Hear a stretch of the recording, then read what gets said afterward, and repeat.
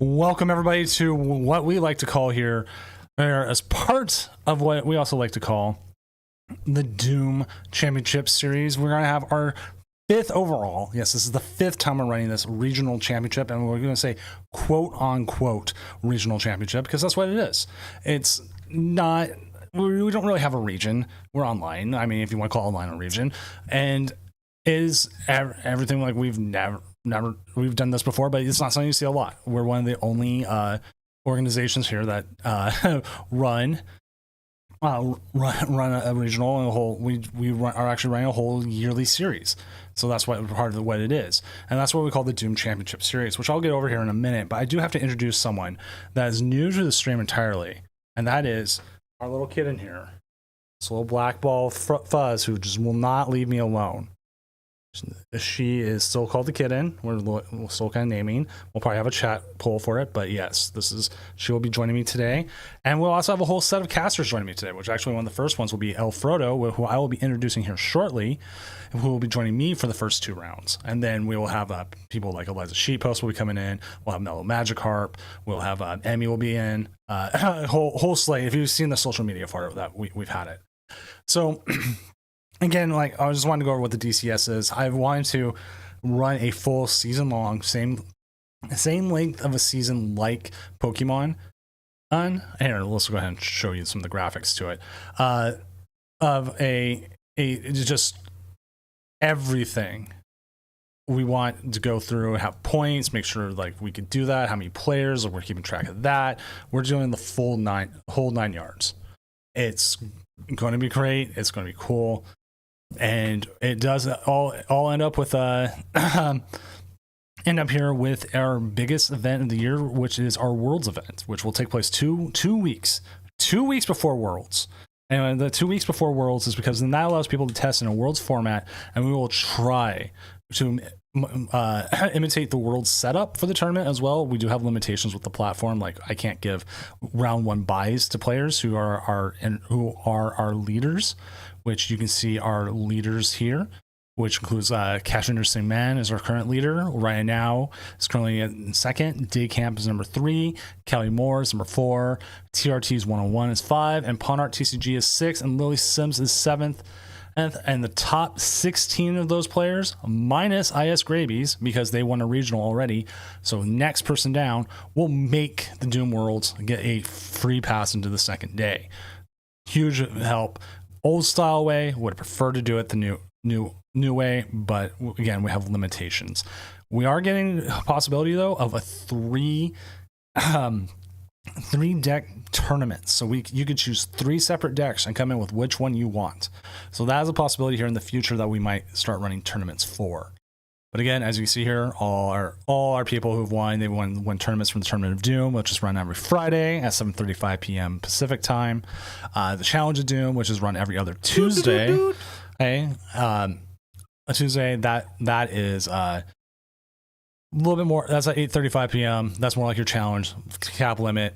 easy, lower points. And then we have this, which we're going to play to today, which is our regional championship, which we are getting ready here in about 3 minutes. So I think it's time for me to introduce my co-caster for the first 2 rounds, El Frodo. Frodo, why don't you go ahead and introduce yourself to our fine viewers? Welcome, everybody, to the Regional of Doom. I am the El Frodo. Yeah, I'm hyped to be here with our great host, Zach. Zach, thank you so much for having me on. I'm really excited to dive into this format with you. It's going to be great. Dude, I mean, in a world of uncertainty, here we are, given the greatest entertainment that we can, which is the game of Pokemon. And I am honored to share this with you and chat today. Let's get into some good games. I'm really excited. I'm excited too. This is sorry.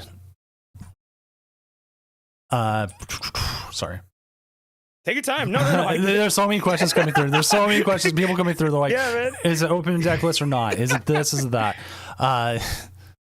It'll be open. The sauce will be exposed. So be careful. Be careful. Your sauce will be exposed. Also, I'm not used to streaming at 8 in.the morning for me. It's like, right? No, definitely. Threw my whole family off. They're like last night we're all ready for it, and we're like, okay, here we go. It's gonna be. I had a 4-hour head start, so like, you know what I mean? Like, yeah. I was like trying to be very careful when I messaged you, because I'm like, he's 2 hours behind me. Like, when is this man waking up? I actually woke up at 4, and then went back to bed. And okay. Because I feel that. Because I was like Saturday. Yeah. Yeah. Well, usually Saturdays I sleep in. I'm usually like out, and then I was like, no, too excited for this. Gotta get up. Ooh, yeah, no, definitely. I was just so, it was like Disneyland for me. I'm so excited for this. Played some games last night, right? It is definitely a crazy format right now. And it's, again, it's a format where I feel like everybody is on a misstep, and I like that for some reason. Like, I feel like everyone's just trying to find the optimal way to get these cards moving. And it feels good. It feels natural to be in an unnatural, uncomfortable state, and I think that's great. Personally. Yes, and we're all just go ahead. I played a few games, and like they had a lot of the players I played against had no idea what to do. They're like, "What do I do? What do I do?" And like, I'm playing Terror Box myself right now, and they're like, they have no idea. And it looks like we already have our first player redeeming. So we do have our game. Our game line will be set. So actually, I'm gonna just go ahead and move us to that. I have a new way of setting the channels. And that is, I'm locking it to 1, and then if we go to your game, I up the user count so we can get in there. I can get into any channel, anyone. Sorry, I moved you for a second. All good. And I'll make sure. So that way we don't have. Some people were concerned recently because we had a lot of people coming in who they had no idea what their the person coming into their table was. Was it my opponent? Was it their friend? You know, was it? So I locked it. Okay, good. We lock it to 1 user, and I'm cool with that. That's great. Great innovation. And you know, when you're the 1-man gig, you know, you got to make corrections on the fly, right? So that's pretty good. So that was our awesome innovation there. That was our biggest one. So there's always still worries about stream sniping, but that happens. And currently we have 262 deck lists in, 405 people registered. You can still register through round 1 and 2 if you're willing to take that loss, because 5-2-1 gets you into day 2, just like any in person. And I still have lists coming in right now. I'm refreshing, so I'm going to just give them a little, like, another second or 2. Sure. I kind of like the emulation of a regional, which is the benefit here at the Tournament of Doom, the regional championship. Quote unquote. Yeah, it's a really regional. good simulator. Yeah, it's a really good simulator. I mean, the only thing that I think is missing is vendor food, but I feel like you can also emulate that with like a hot dog maker. I've already got ice cream. I've got an ice cream bar here already, and a bunch of popcorn. Yeah. So what up, Cash Man? Wow, Cash Vendor. Wow, our guy, our leader, number 1, Doom our leader. Yeah, he is the Doom points leader. We're not worthy. All right. Let's see. New mention. Just make sure. Excited. All right, let's go ahead. I'm going to say round 1 is up. I think we're still got lists coming in, but I gave them a minute. I used to give them 5 minutes, but then I added the 5 minutes into everything, and so now they don't get that. So here we go. Our our tournament is started. Let's go ahead and find out what Xavier is playing. Xavier will be our opening match. So that will be, and while I do that, actually, let's load up the metagame. So what is popular tonight or today? Other is popular. It's probably Zorark. I was gonna say Zorark mainly, because that's what I saw under the other was a lot of Zorark and a lot of because I've been trying to like keep up with what's been going on. Let's see, other then we got Terrabox, obviously, toward Redcliffe, Raul Reddy, made famous by them, and then of course Dragon Ball Dust because very good. Dragon Ball Dust Noir, yeah, it is very good. It's very consistent for sure. And then you got Dragon Ball Dust Noir, people from the last format that just said, you know what, screw it, I'm going with what I know, and Dragon Ball Dust Noir seems to be another one that a lot of people cling to, and Gardevoir, which is like shocking to me. You would think that Gardevoir just sort of falls apart, and here it is in one of the top 5 of the metagame, outside of other, of course. But yeah, it's really unique to see even future hands in this meta. Like, I mean, we are seeing so many cards revived with rotation here, and wow, it's just super exciting because it's all uncertain, and we really don't know what we're gonna see today.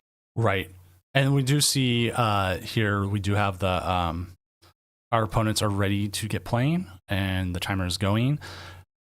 I don't know why my one thing got locked, but it did. But okay, here we go. So we got Sharkbait here going up against Kappador Cards, who is playing. Sharkbait is on. They are on a Torchic Blaziken EX. So okay, we got a Blaziken EX deck going up against Dragapult Duskmoor. They really wanted us to see this. So I'm really excited to see this deck work. Let's go. Going lone Torchic into the active. Wow. So have you seen much Blaziken play? No. Yeah, me neither. I don't know what's going on, but I feel like it moves energy, right? I think that's what it is. Energy from the discard, I believe. Yes, I believe. I'm going to double check. That's the first time. Yeah, once your turn, you may attach a basic energy card from your discard pile to one of your Pokemon. And does 200 for 2, and it takes 2 energy, 1 fire, 1 colorless. I don't know too many people attacking with it. maybe they are. I have no clue. But they're going up against a very meta deck, Dragapult Dust Noir, which I just mentioned.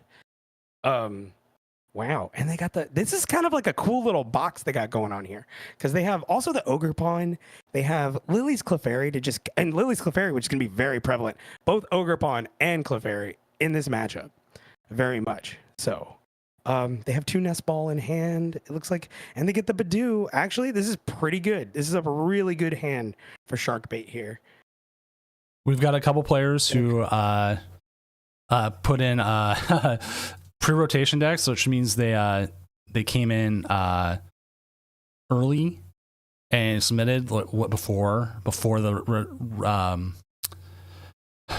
this format was standard, and that was my fault. Usually we don't have this issue, but so the players were warned last night, and there was a couple different warnings because of that. So they will be players who have that will be dropped. There's no way for you to play it normally anyways. Mm-hmm. And so that's definitely going to be a factor. Yeah, I think we have 3 players right now who have it. Oh, wow. Then they'll research Torchic. Wow. And then they're playing the Call Bell as well. I was wondering if this was going to start making some traction. And for them to be able to grab a supporter on turn 1, any supporter. What do you think, Zach? How do you feel about Call Bell into this format? I think we'll see more play. We're in a very small card pool, so people are looking for anything. Do you think it's how do you feel about it versus Pokegear? I think personally, it depends on how many supporters you play. I feel like we're going to be a very supporter heavy meta for sure. More than the standard. Yeah. Not a lot of, but and also Badoo kind of fell off a bit, and now we're seeing Badoo being utilized here for like the 2 weeks it kind of fell off, and here we go into rotation, and then Badoo's already getting started. How will Kappa respond?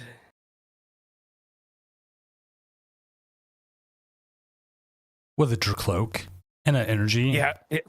Yeah. And it's almost like they did. And Iona, wow. It's like it's almost unpunished. Oh, we did see the. I don't need items. We did see the Clefairy now hit the bottom of the deck. Yep, Clefairy's now at the bottom of the deck, which would have been a good. Well, honestly, I mean, you probably wouldn't need it until you saw the Dragapult anyway. But still, it's very, very, very necessary card in this matchup, especially to return KOs. But having 3 Torchic set up is crazy. Does that card stack? Hold on, I gotta look now. Hold on. Oh my god. I think it does. There's no, it's not a hard once per turn, as the Yu-Gi-Oh players say. We are seeing the Mimikyu come up. Yep. Oh, they're gonna start, and here we go. We're gonna start evolving. Yeah, I'm really glad that the TMs are now making their like stance in the current meta, because it's something that I feel like wasn't as strong because we had such fast ways to evolve up really quick, and now with Devo, I think also coming back, we're able to utilize all these different TMs. Now, if I could just see a Crisis Punch by the end of the day, I think I'll be a very happy person.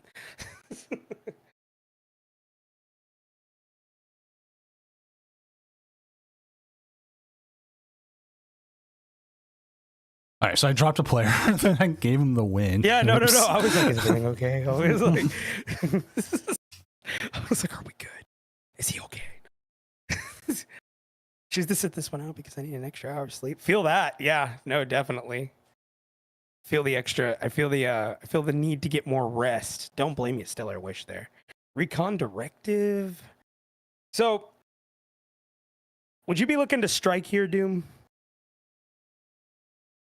You can take get that out of there. Like, you want to get that Mimic out of there, but you have so many other ways of working around it still. You still have the little baby Dracloaks, or not Dracloaks. Well, I mean, they can still attack. Duskmores. Yeah, they could. Mm-hmm. Absolutely.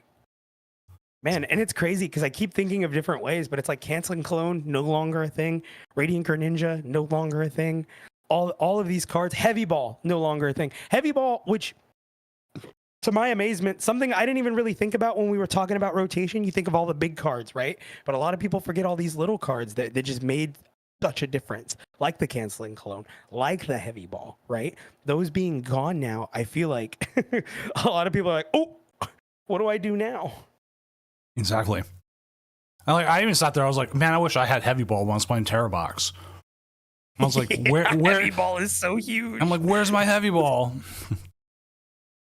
Oh, I need to change that timing on the caster thing. I put a caster thing on so people would know who we were. Yeah, because it's asked all the time, and it's like going off like every like 5 things, and I'm like, let's fix that. Let's do. I think like, you know how we do station identification in the radio world. You know? That'd be good.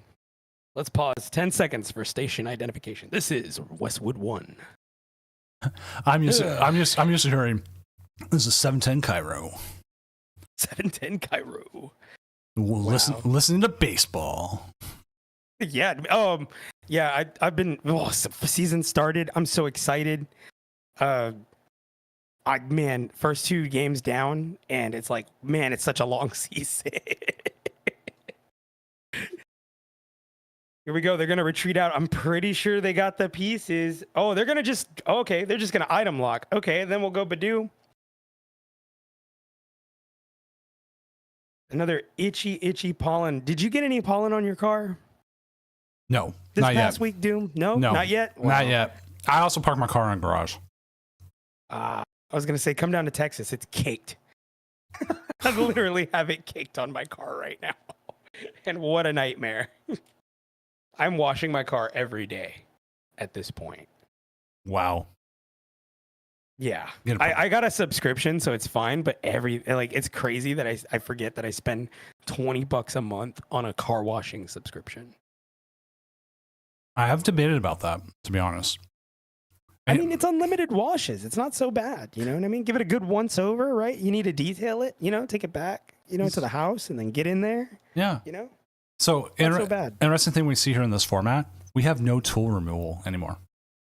Yeah, no tool. Actually, we do. But it's not very good. We have it's called the mower, the Rotom mower, the Rotom mower with the attack, and I think the attack is free. I'd have to look this up, by the way. If the attack costs, it's even worse. But no one's tried to tech that yet, and I think they'd be an absolute mad person to do because it was really good in that pre-release that it came out in. Mainly because of Deluxe Bomb, people pulling Deluxe Bombs in a pre-release, which is absolutely broken. But it is a really big tool removal. It's kind of like a Badoo, right? Because, I mean, think about it. We play Badoo because it's like, it locks you out of items. It's great.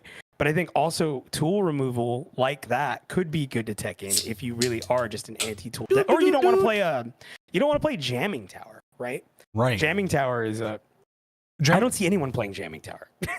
Jamming Tower is good. And stuff like your Archaladon still.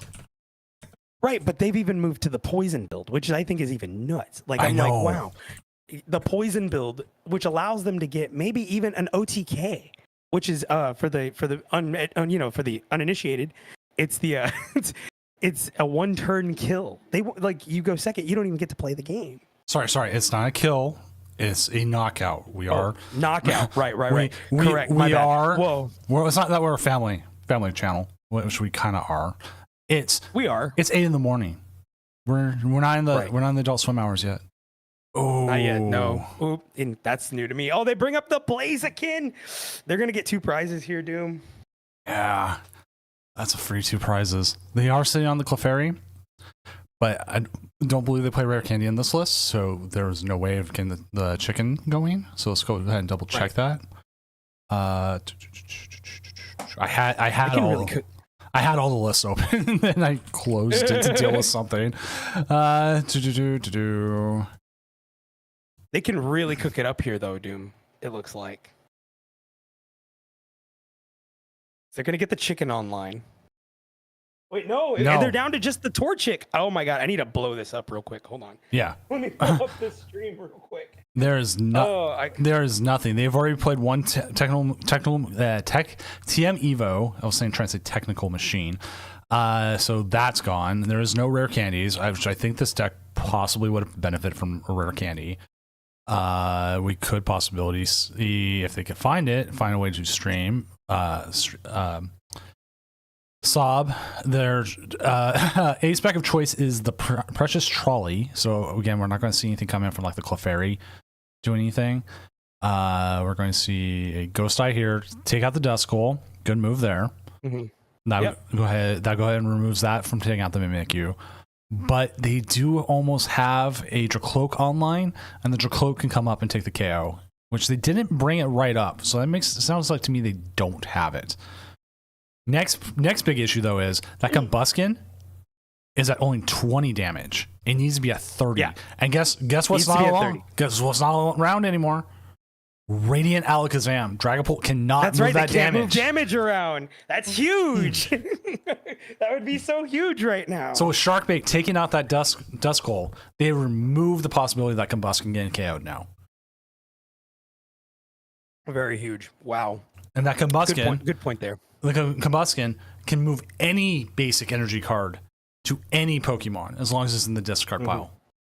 So that's correct. And then get the Lily's Clefairy online to get the return KO here, which would be absolutely huge. Which would put them down to 1 prize, but their opponent does have the experience share, and they would probably easily get a 3 prize turn back. Oh, counter catcher! There goes the Combuskin.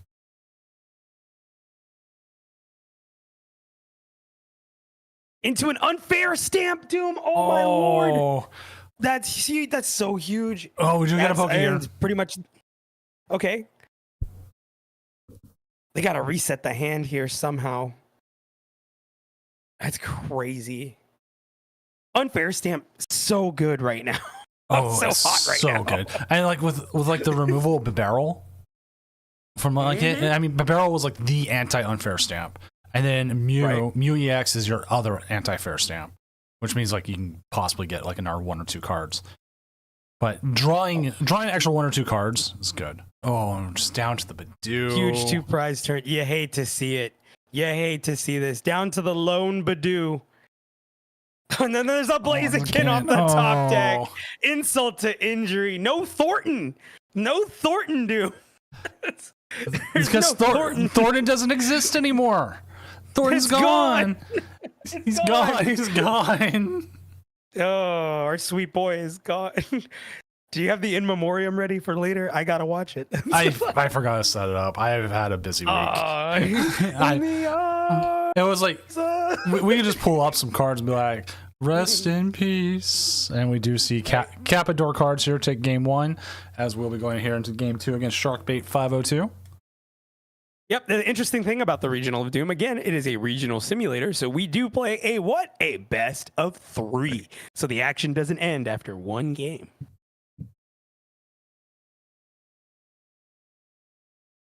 Ooh. Thank you, Kitty Cat. She's a 5-month-old kitten who likes to step on keyboards still. She's so pretty, bro. Like, like I'm jealous. I miss having a cat in the house. Makes me sad. Yeah. Well, okay. Yeah. I'll come a little sad. This is for the longtime streamers. We actually had to put our dog Zeus down earlier this week.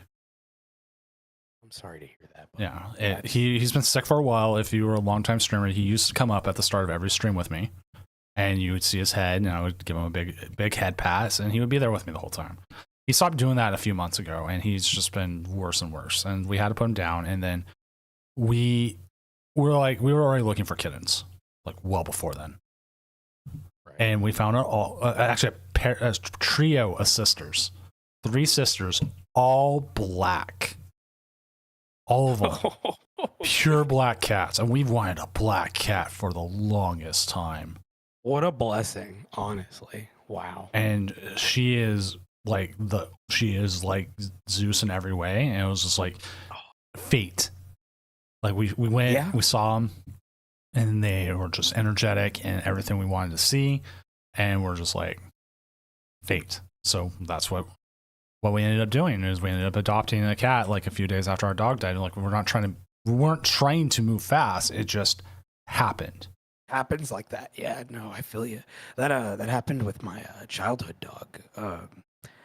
She was 19, man, and not even 3 months later, I get my corgi Biscuit, and I gotta tell you, it felt like fate as well. Like it just sort of happens like that. One door opens, and you know what I mean. Oh yeah. I mean, one door closes, and you know, and it's almost like they're waving back at you, or like there's like a wink. I get you.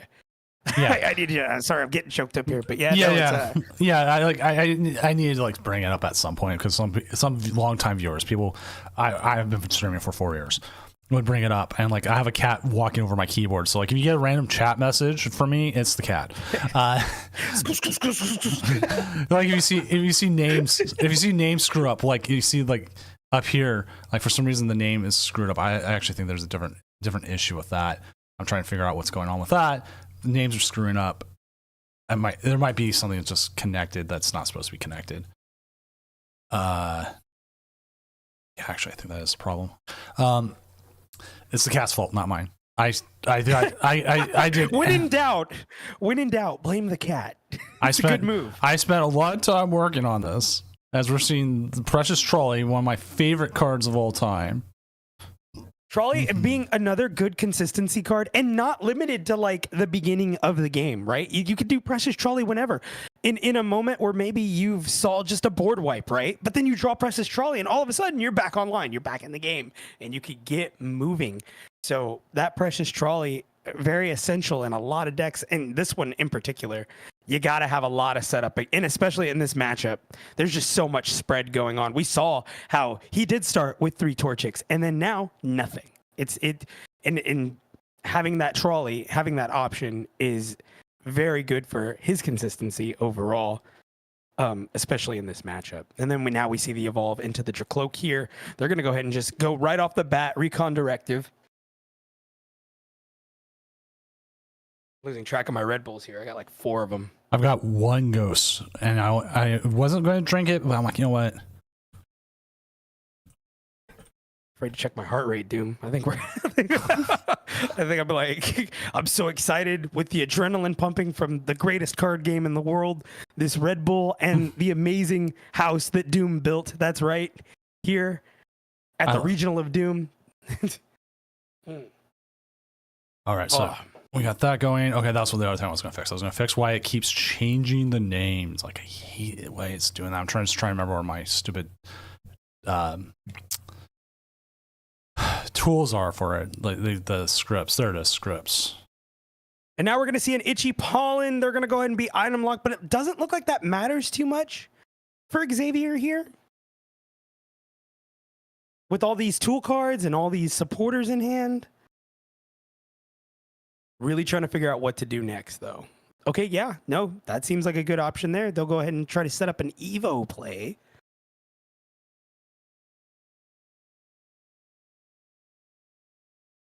And then they'll research away all of that. That's how do you feel about that, Doom? That seems a little risky. Very risky. Do they play Palpad? Hey. And if they do, how many? Yeah, hey, they can. They can. No Palpad in the list. That's crazy. Sharpbake is really pulling out all the stops here, though. They got to do what they got to do at this point. All right, I think I figured out what was going wrong. Like, for some reason, a setting got changed. Cat. Dang cat. So I'm like upping like the rounds, and it would switch out person's name, or like if I changed something. So I was like, oh, well, okay, we'll fix that. But we do have 2 Combustions out now. We do have the Adrenabrain in the active. No access to items. We do see the Jacques. Jacques is going to see a lot more play. Yeah, no, Jacques and Brock scouting to find those Pokemon. Because, you know, losing the, what was it, Lance, right? Lance was really essential, was right? Huge. Yeah, no, definitely. And we're going to see a Curse Blast onto a Combuskin. Oh, my God. Are we going to see a counter? Oh, my God, Doom, are we going to see a counter catcher? Yeah, we're on the same page. We're going to see a counter catcher, and then we're going to see, there's just going to be, here comes the other Duskull back. God, they're just going to loop him next turn, probably. Yeah. Very devastating. Another Night Stretcher. Night Stretcher, just to get that. Oh, my Lord. Counter catcher. Oh, no. No rare candy in the list. The rare candy is hurting so much. This is like just one of the worst matchups they could probably run into. And it'll probably be a very popular matchup. Definitely something for them to start teching for.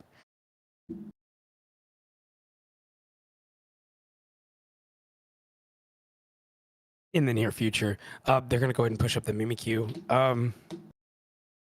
Not a lot of options. Not a lot of options for Sharkbait here. They'll go ahead and Buddy Poffin. All they got left is the Badoo. They got to try to thin some. But I don't think there's any. They're checking their prizes. Trying to see what options they could have. And they'll just go ahead and fail that. I don't know, Doom. I mean, not being a Blaziken player, obviously, and not knowing the deck too well, I'm not really sure what options they could utilize right here for Xavier. Only 2 Nest Ball in hand. All right. What would they search for? Okay, they're going Lily's Clefairy. But would you want to put a 2-prizer?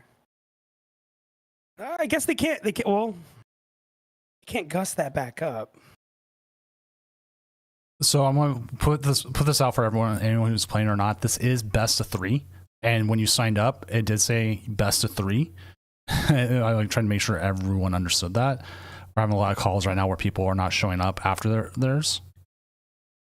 Oh, everyone's autopiloting. That's not good. Yeah. They're like, this is an online tournament. You're supposed to be best of 1. Well, not this one, buddy. Not this one. Not this one. So people aren't showing up, or they're playing the first game, and then they're not showing up for the second. Which, you know what? If you're like salty from the first game, that is your own prerogative. You can just walk away. Absolutely.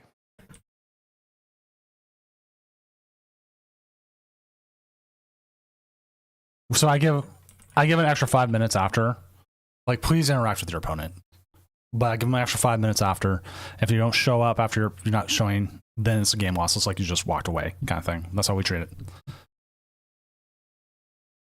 So that is also just that's part of the transparency I try to have with with these tournaments. I try to make sure, like on stream, we talk about what's going on. So if you're playing in it, you have an idea what's going on, or like judge calls. Like, I want to be more transparent with my judge calls than Pokemon is with theirs. Yeah, no, definitely. We should even do like a mock press conference afterwards. You know? I thought about doing like afterwards, like if we could get the top 8 people, do like a press scrum where you can have people come in and just ask them questions. Yeah, no, for sure. I think that'd be really cool. I think even us doing like an interview with the winner of each round in top 8 would be really cool. We could, and a lot of players are for it. You got to give them the monkey here. Well, you know what? You're losing everything. Yeah, no, this is not good. This is not good. This has not been good for Sharkbait. Sharkbait did redeem the stream, and we do have other streams going. So if this game ends and we can move to another game. Absolutely. That's the benefit of doing this online, right? Like, we could the action just keeps coming, right? No long wait times, you know. Oh, Mysterious Player, one of our biggest players, Mysterious Player. All of a sudden just went, oh crap, that was today. And he's like, he thought it was next week. I'm like, no, it's today, dude. No, everyone at my locals were asking. They're like, Josh, when is this Regional of Doom? How do I sign up? How do I get started? And showing people how to do Limitless is definitely a interesting feat for sure. Let me tell you.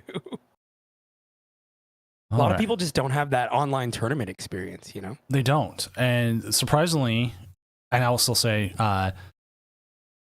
one of the best things we got is Limitless coming in, because we used stuff like Smash GG before. Right. And they're more geared to like FGC stuff, right? Like not so much of a... Right. Yeah. So like we overwhelmed the servers, the first original online tournaments. Yeah. Just absolute overwhelming.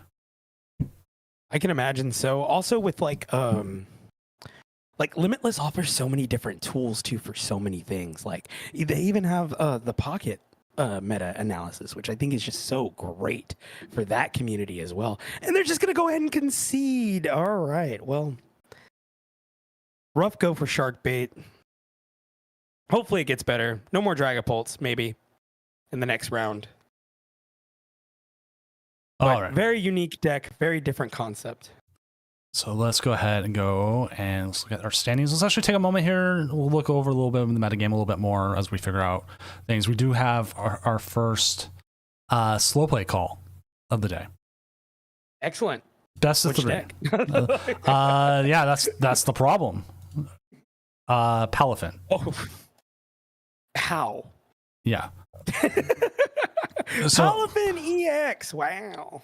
So traditionally, we do ask for here, I'm going to move us real quick. That we ask for you to be able to stream. Will you be able to stream your game so we can at least warn the player? But for today, we are asking if you can at least give us a screenshot of time difference, so we don't have to sit there and watch. We can go ahead and we can put a call down much quicker. So that's what we are doing today, because there's just so many people, and I'm low on judges right now. Some of our judges won't be in until later. So I'm just like, tell me what the time difference is, and I will make a call off that. All right, so lots of little different judge calls. Always starts off hard, and then it just eases up as the day goes on. So let's go ahead. Let's just take a quick look at the metagame while we go ahead, and I'm going to look over some of the matchups on the other side. We talked about Raging Bolt. Raging Bolt, actually, I do want to talk Raging Bolt a little bit. Raging Bolt, I think, is in a good position for this meta, as they figured out what to do with it. And that's having the one prize attackers now. Some people have gone back to Sandy Shocks. Some have gone to the baby Raging Bolt. And then some players have even gone on to Slitherwing again. So we have many different places here for it. So it should be good. What's your thoughts, Frodo? I didn't lose you, did I?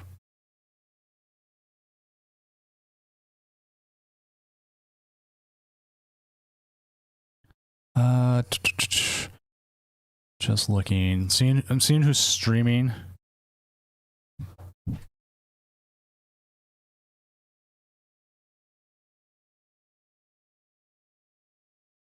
Just one moment, sorry. Seeing who's streaming, whose matchup is still paired. So we have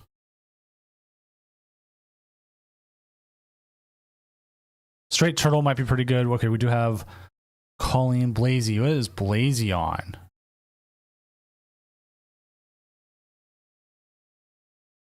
Let's see if Blazy's still playing. That's the other question.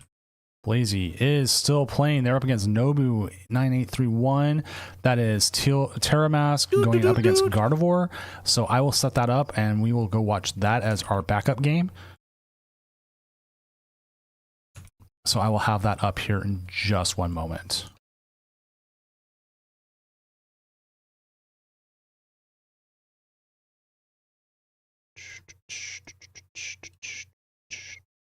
Okay. All right. I thought I lost you. Back? We're going into Blazy versus Nobu in 98. Okay. I am just making sure everything is set up here and we'll jump right over. So this is Terrabox versus Gardevoir. And we're joining currently in, it looks like game 1. I'm going to double check, make sure that they've reported.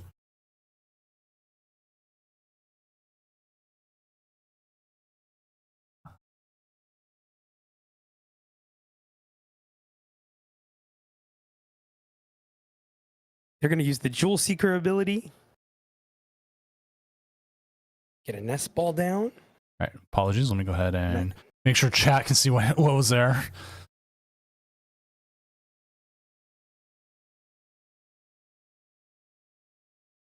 Okay, so we do have a report. Nobu is up 1-0. So we do have Gardevoir up 1-0 over Terrabox right now. All right, how about that? 1-0. Had to refresh there for a second. You can still hear me, is that right, Zach? I'm not going crazy. Yeah, I can hear you now. Okay, cool. We lost you for a minute, and now I'm fine. Ooh. Okay, I was wondering what was going on. I felt like that part on Wayne's World where Garth is just staring at the camera. I was like,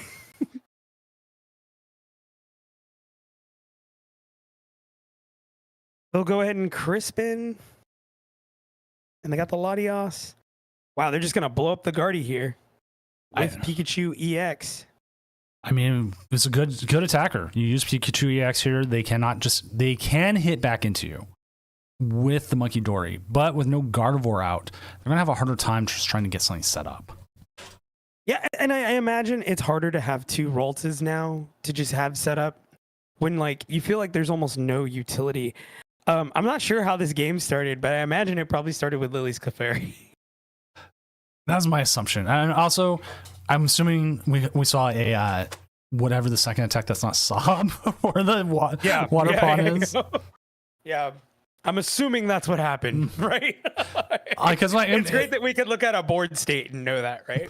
Because I'm assuming probably took out double Ralts, and then that was our last Ralts they just took out. Probably. Yep. I would assume here also we're going to see a confusion.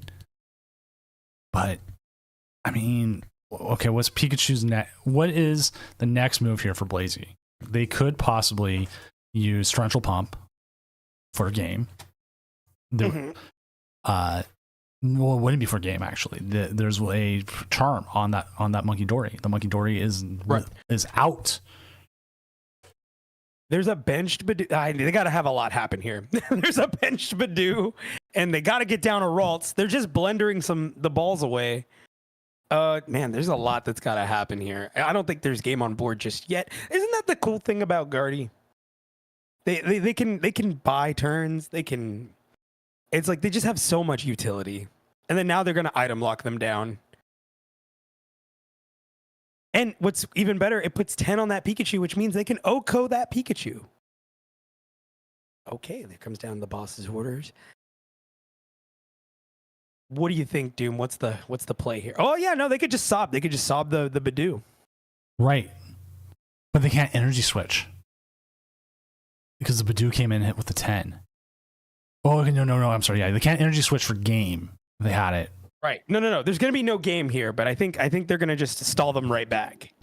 It looks like. Which at this point, I think you just attach. You just attach, you have it ready for a threat. As much as I'd love to go ahead and use the Ogre Paw here and get like the extra energy onto it. If they just sob you right back, it just doesn't matter. Yeah, and then if they have to bench a Ralts, right? I don't know if this Guardy's playing Turo, but Turoing a Badoo feels bad, man. Feels really bad. Oh, it feels horrible. Which I will go ahead. I'm going to also update the standings so everyone can see who has won their games and who hasn't, as we are about a little bit more than halfway through. We had some games finish really quickly. We had people not show up.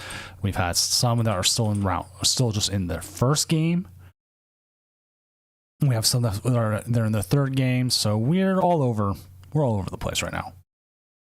So Nobu plays Zero Turo.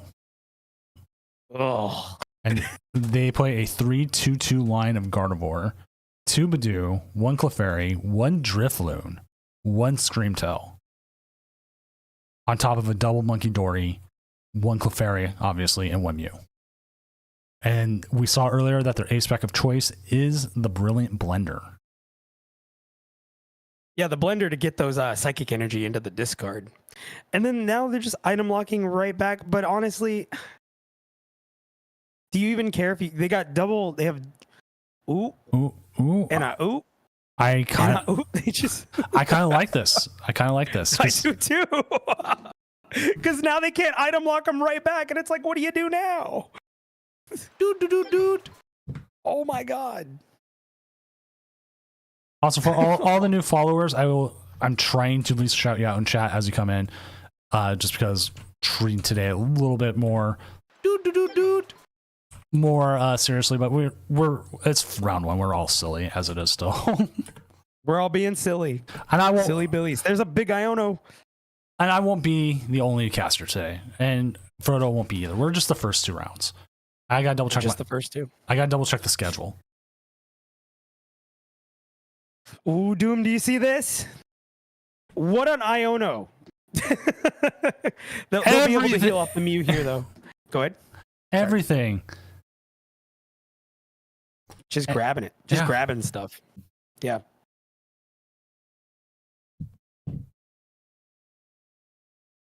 And then with the saw block. Well, they won't. So do you think you just saw block them next turn as well, Doom?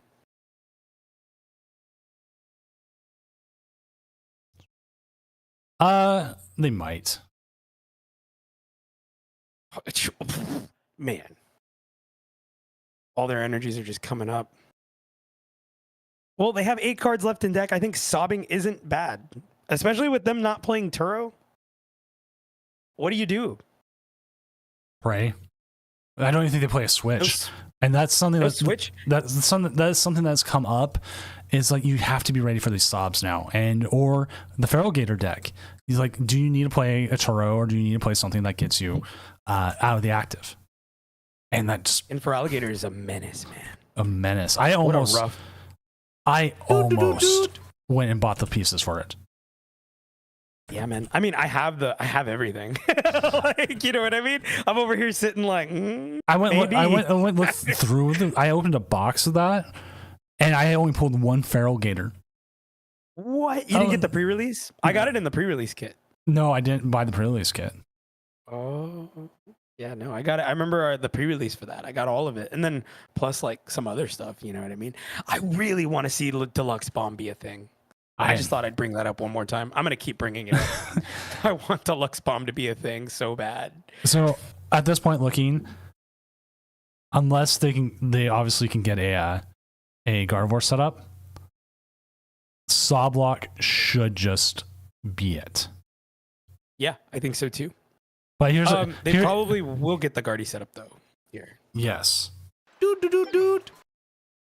So that is the biggest issue. Like they have just not been able to find that energy, and they just haven't had anything else. Like Blazy's just not finding what he needs. And like you saw, he almost put down the Terapagos.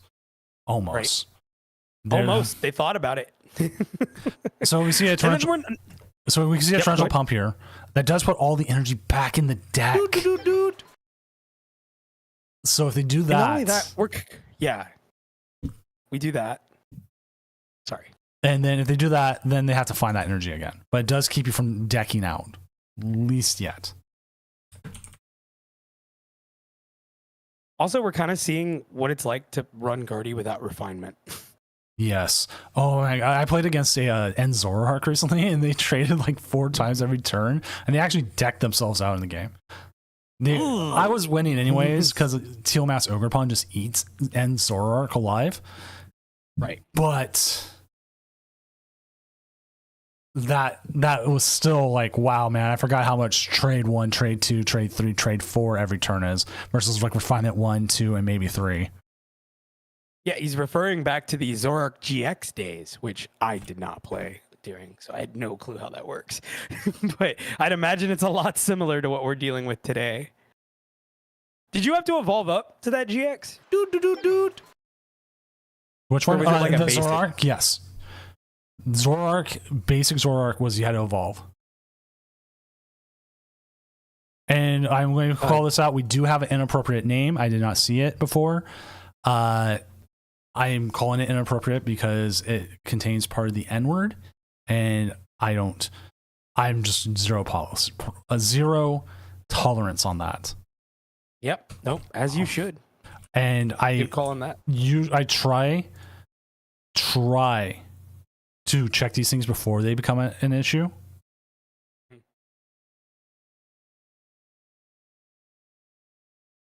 Iono into research.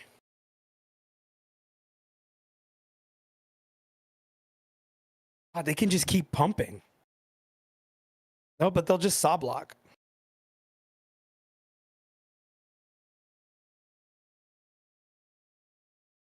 I am actually going to double check because he's saying he's Hispanic and it means something else.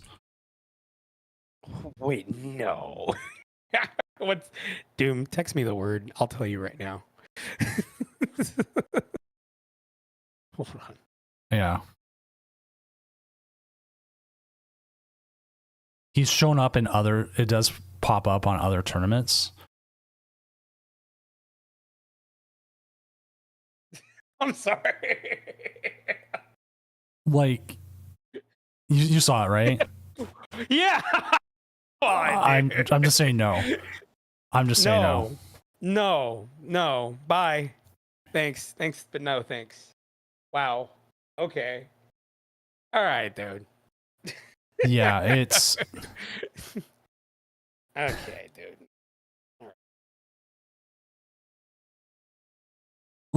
I'm not doing that. I'm not playing. He said, today, the person said, "I'm Jaja. What? I'm Mexican. Jaja. You guys are so softy."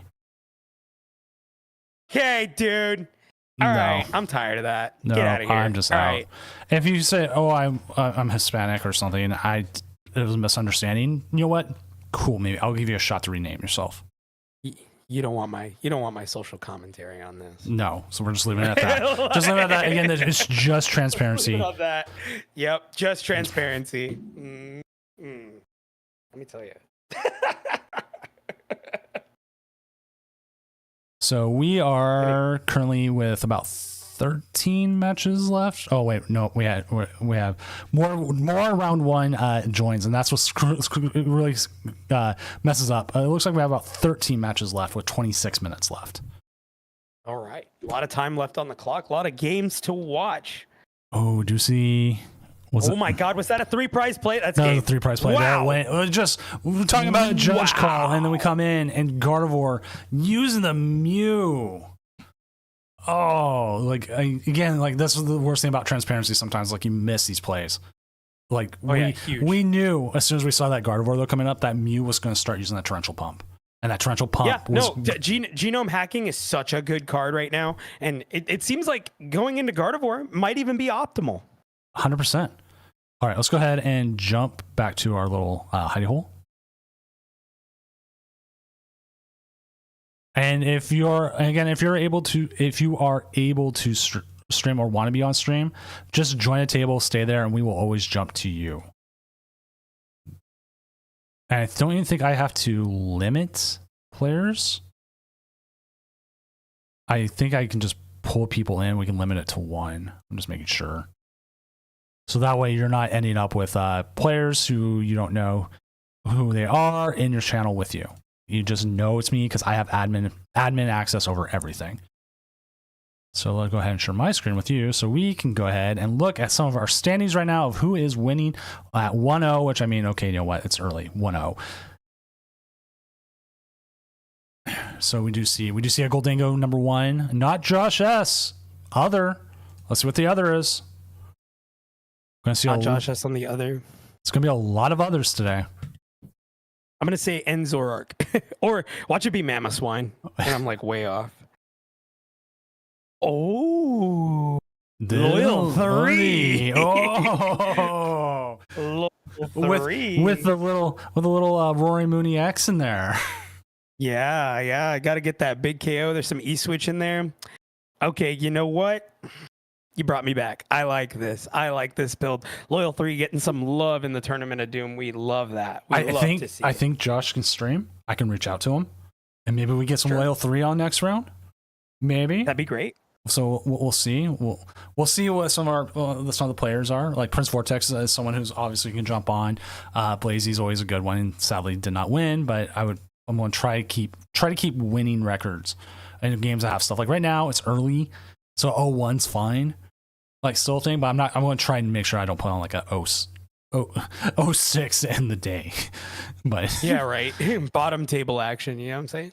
But I mean, nothing to lose. But right? Sometimes those also make some of the funnest games. Like I'd love to have like a 06 up with another one, and just like here it is. Yeah, no, definitely. Here's what low elo looks like, guys. It's rough. It hurts. Let me tell you. Lately, but especially different modes and everything going. Any Flareons? Oh, we do see a Flareon. Yeah, I saw that. Where was it? I saw the Age of Slash. There it is. Flareon. Age of Slash. Ooh. Flareon knocked out. Let's see what this build is. Ooh, playing the Sylveon. Sylveon, yeah. Gotta get that. Rest in peace to the goo, right? Thinking about moving some Goodra around. And the Tapu Koko EX. Tapu Koko. Yep, that's what I was thinking of too. The Raikou replacement. I mean, guys, gotta have it. Raikou. Gotta have it. Raikou not being out there. I think, for Sealstone, like, did we even see Miraidon? Was Miraidon even in the metagame? No, I don't think I saw it. I saw zero Miraidon. We have future hands now. We got Miraidon at home. Which also, funny enough, if a person went and registered for the tournament before rotation happened and submitted a deck list, they were able to get through. Really? Yes. Ooh. That was a bug, and I didn't realize it because this is like our second time doing this. But the last time we didn't have that issue. We had a huge meta shift, and so like this one's like, oh no, people want to play Lost Box or Lugia still, and so I was like, I warned players if you got it through, that was an instant drop because I can't change deck list. Right. I know for sure. I'm not going to spend my whole day going into your match telling your opponent this is their actual deck list. Right, Prince. No ability. Plus, the only thing about Clefairy is that if you're going to, you can't play it in Miraidon, and that kind of, if I can't search for Clefairy, and that was the cool thing about Miraidon. You had the option of taking an early KO with the Raikou, and now. It's kind of like you don't really get to do that. You got to get lucky with some generators. Maybe even go first. I could sit here and theory craft all day. 100%. All right, let's see what R2D2 rack or record. It was like I have a Slow King. Slow King. Let's go.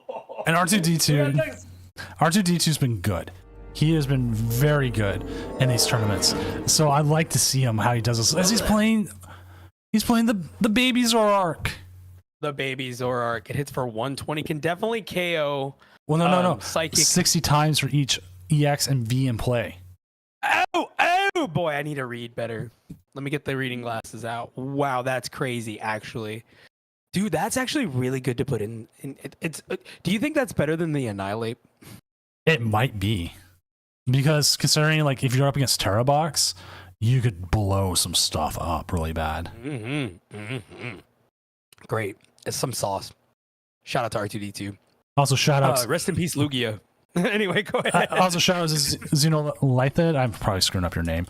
Thank you for the raid. We're currently in between rounds here of the Tournament of Doom, quote unquote, regional championships as we're in post rotation. We're just looking at some decks right now because we are waiting on 13 matches with about 13 matches with 19 minutes left. And I believe most of them are at a point where they are, at least in game 3. Yep, all except one. So most of these should be finishing up pretty quickly. How much wall have we seen? I guess that would be in the other as well, wouldn't it? Not necessarily. It could be under Melodic. But then again, I think it depends on the Melodic build. Right. So let's see what this Melodic build. Yep, this is the wall build right here. They got the Noibat. No, yeah, this straight is. Noibat, no Noivern? Am I crazy? Do I not see a Noivern on that list? I don't see a Noivern either. I don't. What is going on? What is going on? I'm trying. Is it debate? Are they baiting? Is that debate? But it's like I have your list. What do you mean? Unless there's a deck list export error, which can happen. Sure. Which I would have to see. You would have a deck list error of something that is from the same set. That's how it happens. But Spoke is saying wrong list. Yeah, I'm assuming wrong list. Oops, I forgot to add that in. It happens. But there is sometimes you see a deck list error. You'll have a deck list error for the card with a similar number from a similar set. Usually what happens, like we had a Chin Pao put in like double Relor with double Arctibax or whatever.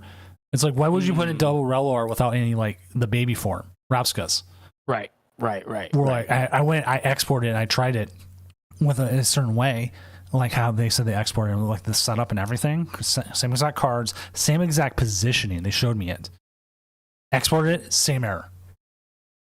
You also get like an error with I think one of the stamped energies. I'm not sure which ones, but they don't come over, and you'll end up having an energy with like no, or a deck list with like no energy, and it looks weird. Yeah. So I'm assuming other's going to have it. So let's keep looking through other. So we got RJG here. Let's go ahead and just move to a new tag. They're on. Oh, I've heard about this one. Oh, Zashi and Iron Valiant. Saucy. Yes. They're doing a lot of switching out here. We got the Hops bag, the Hops Cramorant. I was like excited for Hops. I was like, ooh, kind of Buzzwole. I'm like, now I kind of backed off it a little bit. And it makes Surfer relevant. All right, I'm going to just say it. I bought a bunch of Surfer at rotation. I just couldn't resist. I'm like, I got a feeling we're going to need this. So let me just buy a bunch of them right now. Please tell me you only spent Someone's going to ask. Please tell me you only spent like 10 cents on them. Be real. Like 10 cents combined. All right, can I just be real? In the beginning, everyone was just giving them to me. Hey, you're looking for surfers, right? Yeah, there it is. 8 cents TCG player. $1.26 for the full arts. Yeah, I know that it's one of the cheapest full arts. Hey, listen, if you're one of those guys that like to look at this like a stock market, buy now. I'm telling you, this will come back. You will. Look at the price drop. Oh my lord! Started at $10 and like the next day it dropped to like $3. It will go up to $5. I believe. Let's do money watch right now. I'm telling you. Money watch. Oh, and they dropped. They won the game and dropped. Oh, they knew we were looking. They just wanted to see if it was functional. Possibly. Or something came up. All right. What's Losta looking at? Look at freeware real quick. I just gotta know. Which one? Freeware? Oh, go ahead. Okay. Yeah. Okay. That will be. And Zoroark. So let's actually look at okay. that. Let's look at that. Let's take a look at this real quick. I got also reset. No Darmanitan. Which I also realized It's a poison build. There we go. I totally forgot. I had to do something with my browser and reset all my cookies. I'm like, why is the white background on? And there it is. Oh yeah, no dark mode, huh? Yeah, kind of blinding. But wow, this is interesting. No Darmanitan. They're going with the poison build and Badoo. So wow. I'm trying to figure out how they'd set this up. Because I know you'd go Brute Bonnet. You'd want the Brute Bonnet set up. Also, Binding Mochi. I guess you can really set up some really nasty plays with the Badoo with the Mochi on. Also with Enzorark as well. You should probably put a lot of damage onto an Enzorark with poison. I'm really trying to figure out how this works, but this is kind of saucy. I really dig it, Losta. I'm not sure what it is, but he's one of them players for Peru, man. They're crazy. They always cook something wild up down there. When we had our first bug to end up with a game lost. Oh, Game 3, and they got bugged. You hate to see it, man. I hate to see it.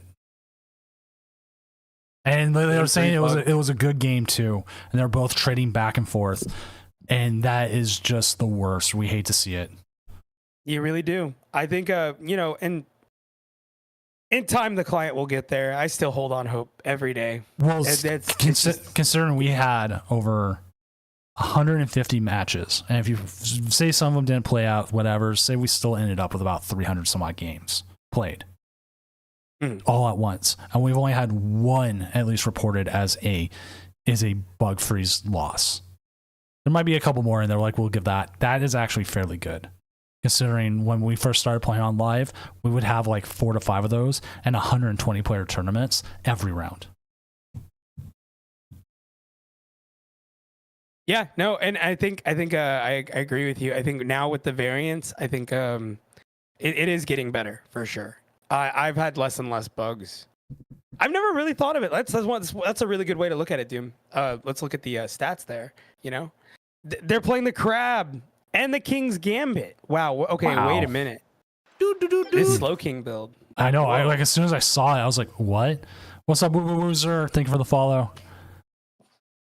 I was like, "Okay." Sorry. Because like there's the Deerling Sawsbuck, which what does the Sawsbuck even do?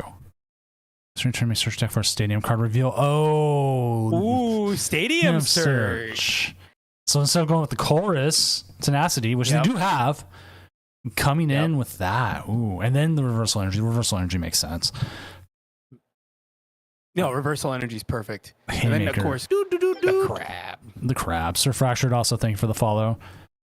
Brock Scouting, Lana Zay. This one might be an interesting one if we can see it at some point. Like I find the the Dusknoir line kind of interesting. Kyurem's a must. Squawkabilly, pretty good. 213. Oh, okay, no, what? That's two slowpokes. That's different. Yeah, it's two slowpokes. Yeah, two entirely different slowpokes. Also, rest in peace to Slow Bro. Goodbye. The one that takes the prize at the end of the game. I think if you had 2 prizes. Oh, right. I hated playing that against that deck. Yeah. Zoroark, man. All right, so the thing with the Mighty Anna, crazy times. Crazy. So that one is Anti, someone else who is a regular playing. Looks like they're just playing the straight hops build here. Got the Snorlax, the Cramorant, the Zacian. It just puts it under other because we don't have hops set up yet as the full thing. Yep. They can't put a picture of Hop in there. So. Not yet. Well, no, Not actually, yet. no, they can't because I know they use like some it's like a free repository kind of thing that has like all the sprites, and that's what they draw from. So there's no sprite of Hop, but we do see. If you had to pick one, I guess it would be Zacian Snorlax. Yeah. Well, okay. Look at this. Look at this issue. It exported all as dark energy. That doesn't make sense. It does not. So that might come up. That might come up as an issue. Yeah. Unless, you know what? You know what? He's not using Brave Slash. It's just all Insta Strike. He's just going. Yeah. So that actually makes sense there. Yeah. So if you think in that way, if he's just using Insta Strike, because he's got the double Snorlax, he's got the Post Wick, he's got the Hop's Choice Band, whole thing makes sense. Okay, I was the first second, I was like, oh wait, it doesn't make sense. And then we did it. Yeah, now chat's 15 seconds behind us going, no, it does. What's wrong with you? Like, no, now, yes, it makes sense. My apologies. It's about trying to make sure the Monkey Dory gets set up. My bad. New format. I'm allowed to make mistakes. Yep, absolutely. I mean, hey, look, listen, everybody's misplaying. It's only natural that we do too. Yeah. Oh, and the moon, buddy. Look, Doom, we both know how much I love Roaring Moon. Yeah. Look at this. Let me tell you, this gives so many options. Let me pop off real quick. Let me talk to you. Listen, they're not, wait, no, Baby Petch? That's crazy. Actually, Baby Petch is so good. I'm actually surprised no baby Moon either. Yeah, no Baby Moon. That feels wrong. I guess there'll be I mean, you could, I did this last night. I did attack with the Brute Bonnet last night. Ooh. Out of like sheer fear. Because like I do like the Petra run, the EX. Yeah, Petra run's great. Like if you can at least kind of prepare it early, it's a great late game thing. Yep, absolutely. Hitting for 240 is massive. So I like the Petra run as one of my underrated cards. There was actually a time where I was playing a little bit of a Dragapult Charizard. About 3 games I did this, and then I took it out. I was more worried about block and stuff. I put a Petra run EX in there so I could always bring Charizard back up. Right, and it's not, and honestly, it was a fair tech. I think the fact that it didn't get more play is kind of crazy because I mean it's free in. It's a free push up. I don't know how you. What is that? What would that be? Promotion. My bad. Yeah. Free promotion for a Charizard EX. Took me a minute there. Which we tried it for 3 games, and I said, you know what, I didn't want to get stuck there in matchups I didn't want. It was like way too heavy of a tech for Stellax, so I switched up. I went, okay, no, we're just gonna do something different. But it was there, and that's where I like still kind of underrated. And like, what other dark cards can you do? Yeah, no, and it just being Charizard is. You're just doing it for one card. It's kind of too much. Yep. And if you open it, you're kind of like, okay. All right, let's see what Prince Vortex is on. Prince Vortex is on. Ooh, this is I would say playing the trumpet, which is I think that's this great. This is more of a turtle attacker because we do have the Ogre Pawn, but we're only seeing 1 Teal Mask. And 1 Cornerstone. This is kind of just Terra all over. A little bit slightly different.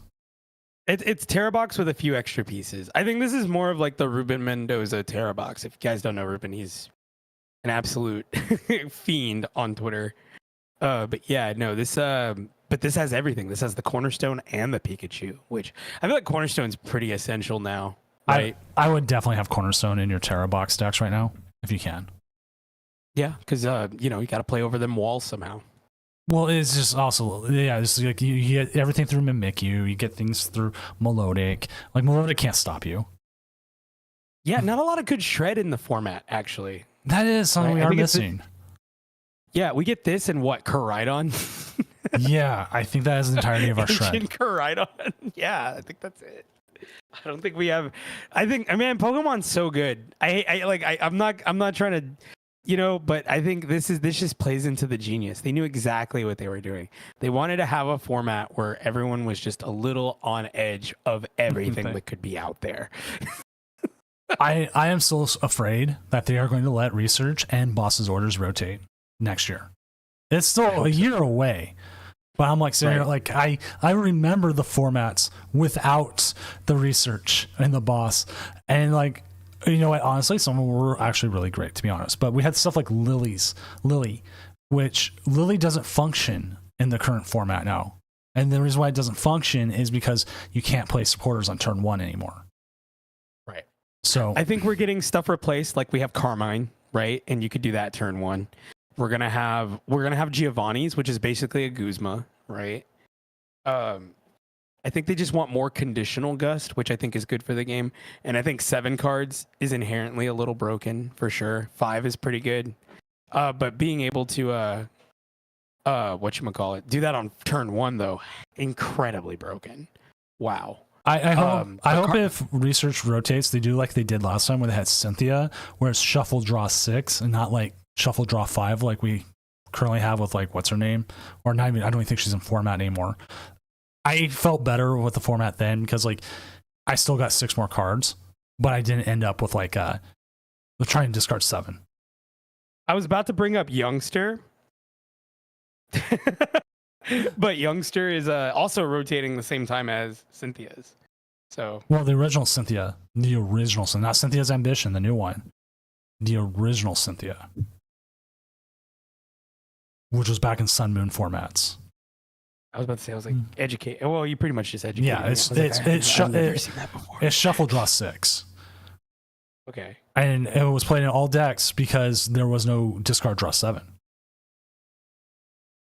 So you at least try and get yourself a new hand. Right, and we also get next we get a Marnie replacement, also something like Marnie. Yeah, I think it's shuffle draw 5. Your opponent draws 3 after a Pokemon's been knocked out. So that's also some more draw support. I think just because there's so much draw, Doom, why I think they're willing to just let research go. We do have, and that's the crazy thing about Pokemon, because coming from Yu-Gi-Oh, I'm not used to all this draw. right. It's so much draw in so much free draw on top of that. You know what I mean? Like it's crazy. Yeah, it is just for Rocket. It is just for so it's except, but like I said, there needs to be some sort of condition, I guess is all I'm trying to say. Yeah. A conditional gust needs versus free gust, I think, it just to balance it more. Right. I think balance is very important. And then earlier we were talking here also about the poison Archaludon. Here it is. Poison Archaludon. Man, let me tell you, again, being able to just end the game before your opponent is even able to set up, all because they just wanted to open us. They could only open a 70 HP basic, even an 80. It even knocks out a Hoot, an 80 HP Hoot. So that's crazy. Does it? I thought we only hit 60 now because we lack the jungle. The jungle. They've replaced. Yep. They've replaced with the jungle. That's right. Correct. Yep. That's right. They're not playing Jamming Tower. They're playing the jungle. My brother's a cloth player, and he's been crying for like the last 4 days. He's like, my cloth is gone. Yeah. You got better options though. Not to be that guy, but you got some better options. I think cloth. As much as cloth and the volcano Pokemon. I think that would be really good. Yeah, Volcanion with something like a Broop on it. There's something there. Look, I don't know if somebody's got some sauce. I'm sure the cloth players are cooking something. There's a way to make cloth better. I think we do have a cloth in the deck here. What? Shout out to the one cloth player. Cloth Terapagos. Let's check their list. We gotta check their list. Make sure it's not pre-rotation. Oh, there's a Lumineon in there. There's an Oranguru too. Oh. No. Rest in peace. They didn't change it in time. I guess they didn't show up. They might not have shown up. That is true. Yeah. Because their opponent didn't call. Right. Oh. Volcanion is sick. Like someone said that, I'm like, what pre-rotation decks in here? Like we are dropping pre-rotation decks. Yeah, you're gone. You're out of here. Get out of here.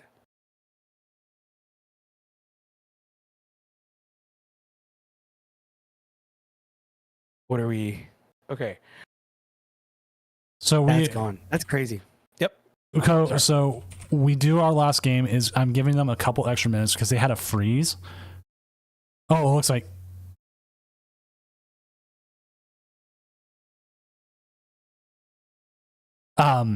they were able to get the game going again, and they said, let's keep going. And I'm like, okay, you know what? I'm just going to I'm just gonna say you can get an extra 5 minutes. No, they just finished. It's like, okay, cool. They just wrapped it up. They just wrapped it up right there. Thank Lord. So as soon as it finalizes here, we will get into our next round. Excellent. And then we will find ourselves a player, a game. Yep, there it is. Final match. So round 2 will be up. We are right on time. Cat, please get off my keyboard. All right, so I'm going to reset my countdown. There we go. Pair next round. Countdown is started. I'm trying to stay on top of the countdown. Let's go ahead and see who we have. We do have Blazy, Sharkbait. We could grab Vortex, Prince Vortex. No. Which one were we looking at? We had so many fun decks.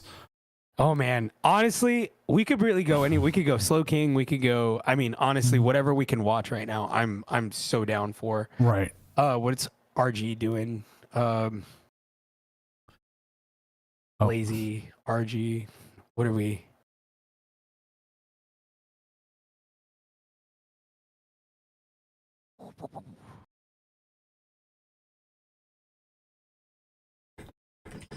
Oh my god, did somebody misreport? Oh, RG guy. What's going on? RG guy says he's streaming. Okay, we'll go to RG guy. So yep, we'll go to RG guy. Yep.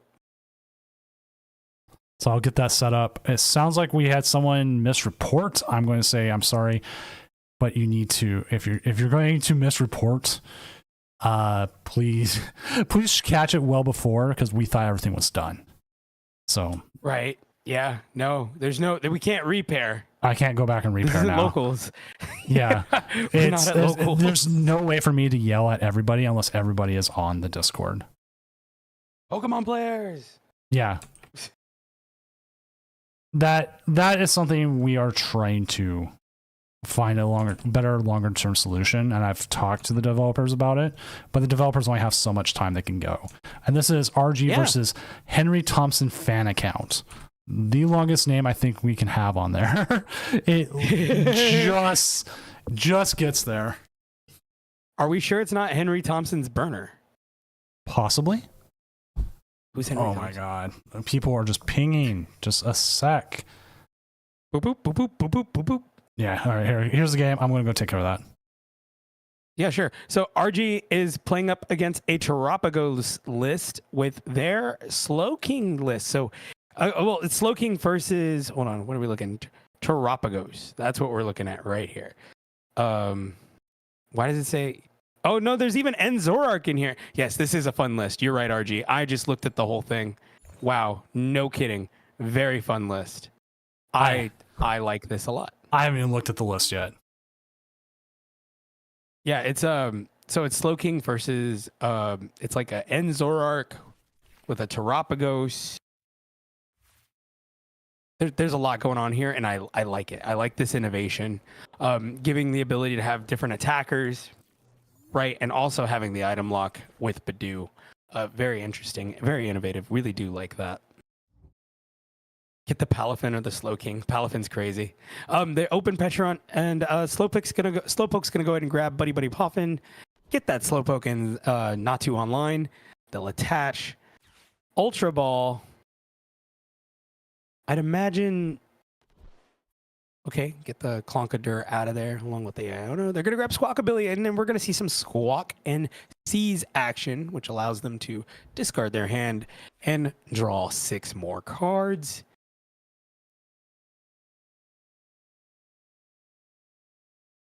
And with that, I think they should probably pass the turn. I wouldn't play an Academy at night right here, considering they could just have their stadium bumped. You don't want to go down to 3 stadiums on the first turn. I think they probably might just end up holding tight here. But there are options. There are options for RG to just set up a turn 1 going second knockout here, maybe.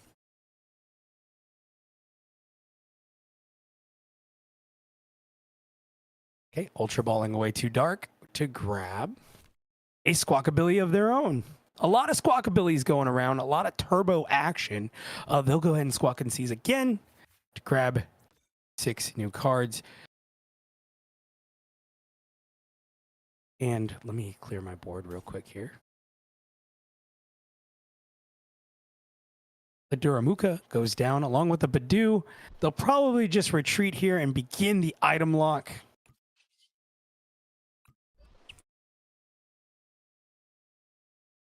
And here we go. Do they? Yeah, and they're going to boss up the squawk into an Itchy Pollen. Looks like Slowking's going to have to try to find that jet energy. They play 4 of them. Thank you for keeping on top of things. Yeah, no problem. Even like going down 1 prize here could even set up reversal energy, so it's not necessarily too bad.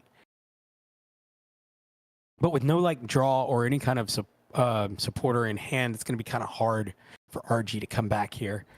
There's an attach to the squawk, and they'll motivate.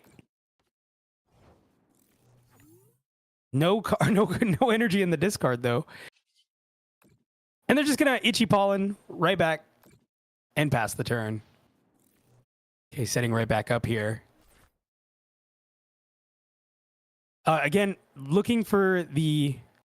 Oh, and there it is. There's the jet. It's jet time. Do they have Slowking at Academy at night? All the pieces are coming together. Here we go. Do they have the Slowking in hand?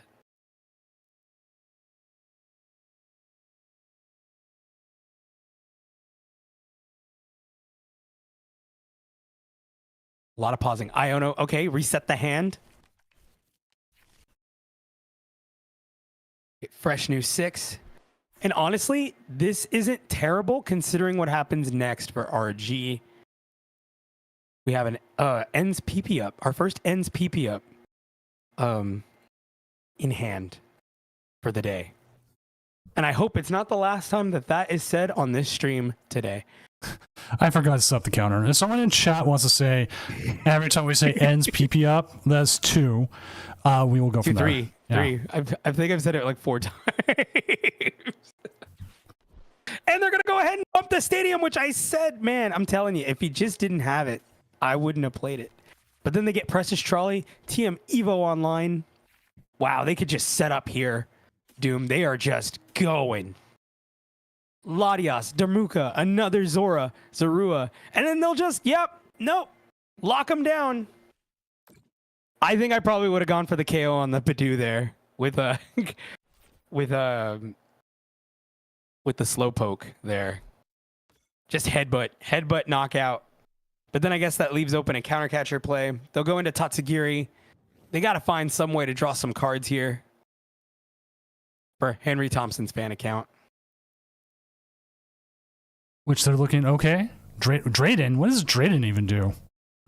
I'm about to look that up right now. I'm glad you mentioned. Look at the top 7 cards. You may reveal a Pokemon or a trainer card. Trainer card, not so great. Pokemon, even better, actually. Maybe grab... Okay, Xatu and another Academy at night. We like that. It says trainer card, so it could be supporter, could be a stadium, tool card. And there comes down the second Academy at night, and now they got to make a decision. Squawk, Terapagos, very solid decisions. Now we just go into trade mode. And they'll go Clairvoyant Sense to get some more draw power. Another good ability. What are we looking at? Oops, let me go back to their... Actually, I had like their whole deck list up. I think it's kind of cool. There's no... I feel like an E-Switch would be kind of cool in this deck. Okay, they got 2 Zoroark, 2 trade Zoroark, a lot of draw power. Let's see what they can find. They'll get rid of the Evo. All right, everything's taken care of. So we got... All good. Oh, wow.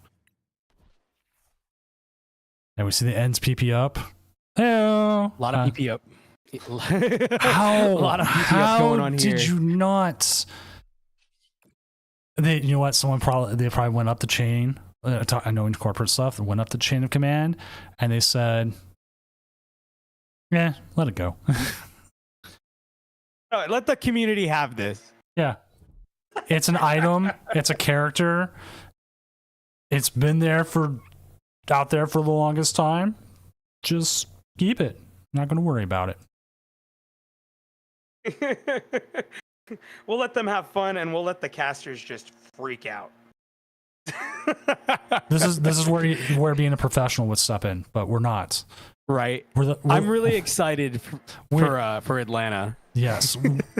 For if a Pokemon tournament is 100% like theirs is professional.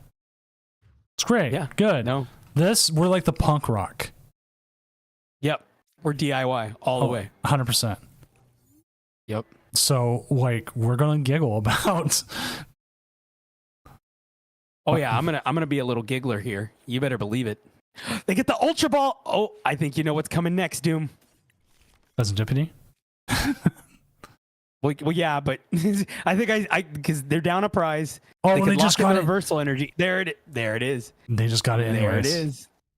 Yep, and then they can PP up, set up more. Oh wow, and then there's another one in hand. Might as well start moving PP everywhere. Hi, I just saw in chat. Hi's my refinement Curlia's under the table. Yes, that's a good one. That is a card I am missing. I wish there was like an illustrator rare of it so bad. But I'm going to try to get a hold of a whatever it's called, a stamped version. Since everyone's keeps going, does the channel have event drop enabled? Is there a drop thing going? Because it was just for influencers. So Little Dark Fury had one, and Azul also had one.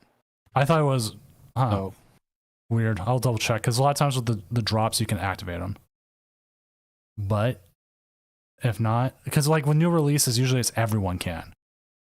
Yeah. I don't know if because I know when I streamed last night I wasn't able to do it. I have drops enabled and nothing came up for me. Huh. I could always reach out to them and see about getting it activated this weekend. Yeah, that'd be cool. And then you're doing challenge on Tuesday, right? Not this Tuesday.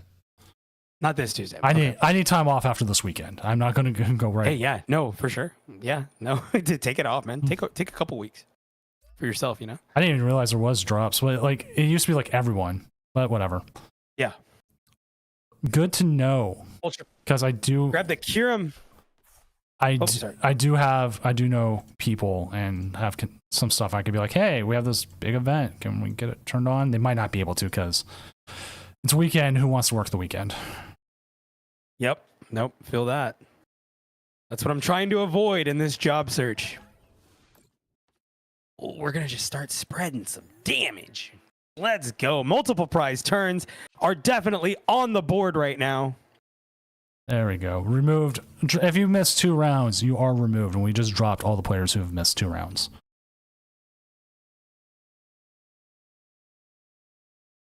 If you're looking for a play here.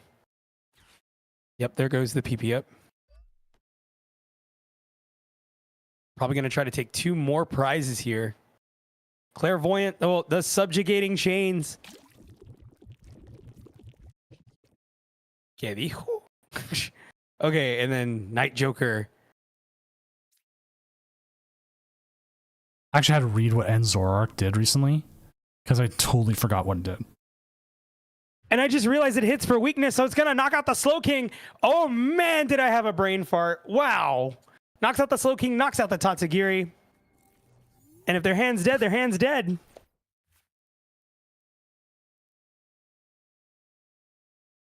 And there's always Xatu in there. There we go. Slow King online. Do they got the Jet Energy in hand? Nope. Night Stretcher. Night Stretcher. Night Stretcher. Night Stretcher. Oh, they'll concede. They're going to concede. It's going to be a 5-prize turn. Oh, man. There we go. Henry Thompson Fennec out up 1-0 over RG here. I'm 1-0 without playing Pokemon. 1-1. Hey, we take those. You got crazy. Yeah, I saw that you missed round 1, Jolly Flame, man. I was looking at the no-shows when it said you were there round 2.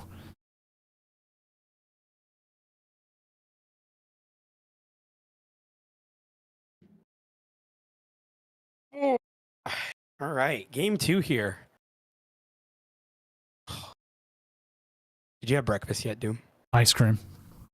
Seriously, it was Lovely, man. What an adult! One day I'm gonna be like you, Doom. One day. Wait, Wow, ice cream. I just bought some Tin Roof. I was getting ready for the shower this morning, and I saw a ice cream wrapper in the trash. And I was like, "Oh, Mrs. Doom bought ice cream yesterday and forgot to tell me." And so I went down and I was like, I'm going to have one shot to grab something. Like I had to grab any food I'm having for the day. So I grabbed some like beef jerky, I grabbed some popcorn, some other things to snack on throughout the day. But when I saw that, I'm like, I have to have the ice cream. I have to eat it now. Ice cream's like, it's going to melt. So I ate it. Personally, solid breakfast food. I mean, think about it. There's calcium, there's carbs, right? Right. There was, I think it's well balanced. The first Tournament of Doom regional, I tweeted out everything I ate that day, and it was a lot of Doritos and a lot of candy. And like Doritos and candy, baby. Let's go. And like three or four different like energy drinks. Like that was the one where we learned a lot of things. Yeah. One is you can't run this in one day. You just can't. And the reason you can't impossible is because everyone gets tired by the time you're done like 10 rounds. Eight's about where people will hit. So we split it to 2. We were trying to do it as one day originally, so then we split it to 2, and people have been more happy with 2. Yeah, 2's great. Hey man, listen, you gotta have Tokyo Dome rules. You know what I mean? Yeah. Wrestle Kingdom's better with 2 nights. We got we got how long into the stream before we mentioned wrestling? 1 hour 40 minutes. That is a new record, chat. 1 hour 40 minutes. No, actually, technically, I brought it up pretty early. I said, "Let me talk to you." I don't think anyone got the reference, but it's fine. Direct reference, like direct thing. Direct reference. Got it. No, well, come on, man. Wrestle Kingdom, WrestleMania, it's better with 2 days. Yes. It's just better with 2 days. I get WrestleMania vibes so much, Doom, when we do these things. I want to put on a tuxedo next time. I think we should wear tuxedos. I'm just saying. It's a special event. For the Doom Worlds, we will have camera shots of the casters in between rounds, and we'll do that full out. I'm working on a little bit more. Like right now, not as much. It's just not everybody looks their best in the more like coming on this, but like sure. Doom Worlds, I want up the production quality. Call it Doomomania or something. I'm pretty sure my sponsor will let me rent the tux. So I will definitely. I will wear a Canadian tux in support of our Canadian brothers. Let's go. That's right. Stand firm. Sorry. Elbows up, baby. That's crazy. Honestly, I would do the tuxedo shirt too. Yeah, but cheaper. I'm down for the tuxedo shirt. Yeah. Oh, so much. But this is my first Doom Worlds. Maybe after I'm a little more antiquated, right? Like my 4th Doom Worlds, I'll be like, all right, I'm just here. Doomomania is running wild. Oh my god. Knockout with the Clonkadur. Okay, sorry. Back to caster mode. Kind of a dead hand start. Little fall behind, but there's a lot of good search here. Then go Latios. Get some Zorua set up. Another Zorua set up.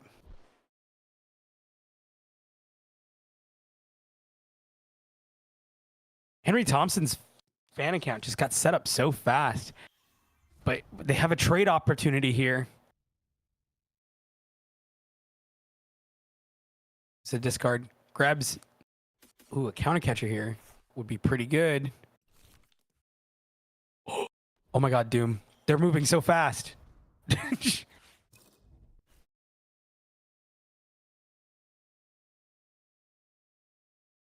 Wow. Kind of a dead draw here. They'll go into the Precious Trolley. Double Zorua set up here. Do they want to bench lock themselves? Is the question. Well,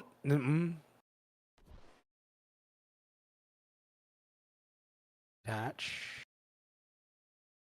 Retreat into Baby Zorua. And just pass the turn. I'll say I made it to TPIC official casting gig. Get an Ultra Ball themed suit, like yellow, black tie, and white shirt. I love that, Brother Beware. I love that. That sounds amazing.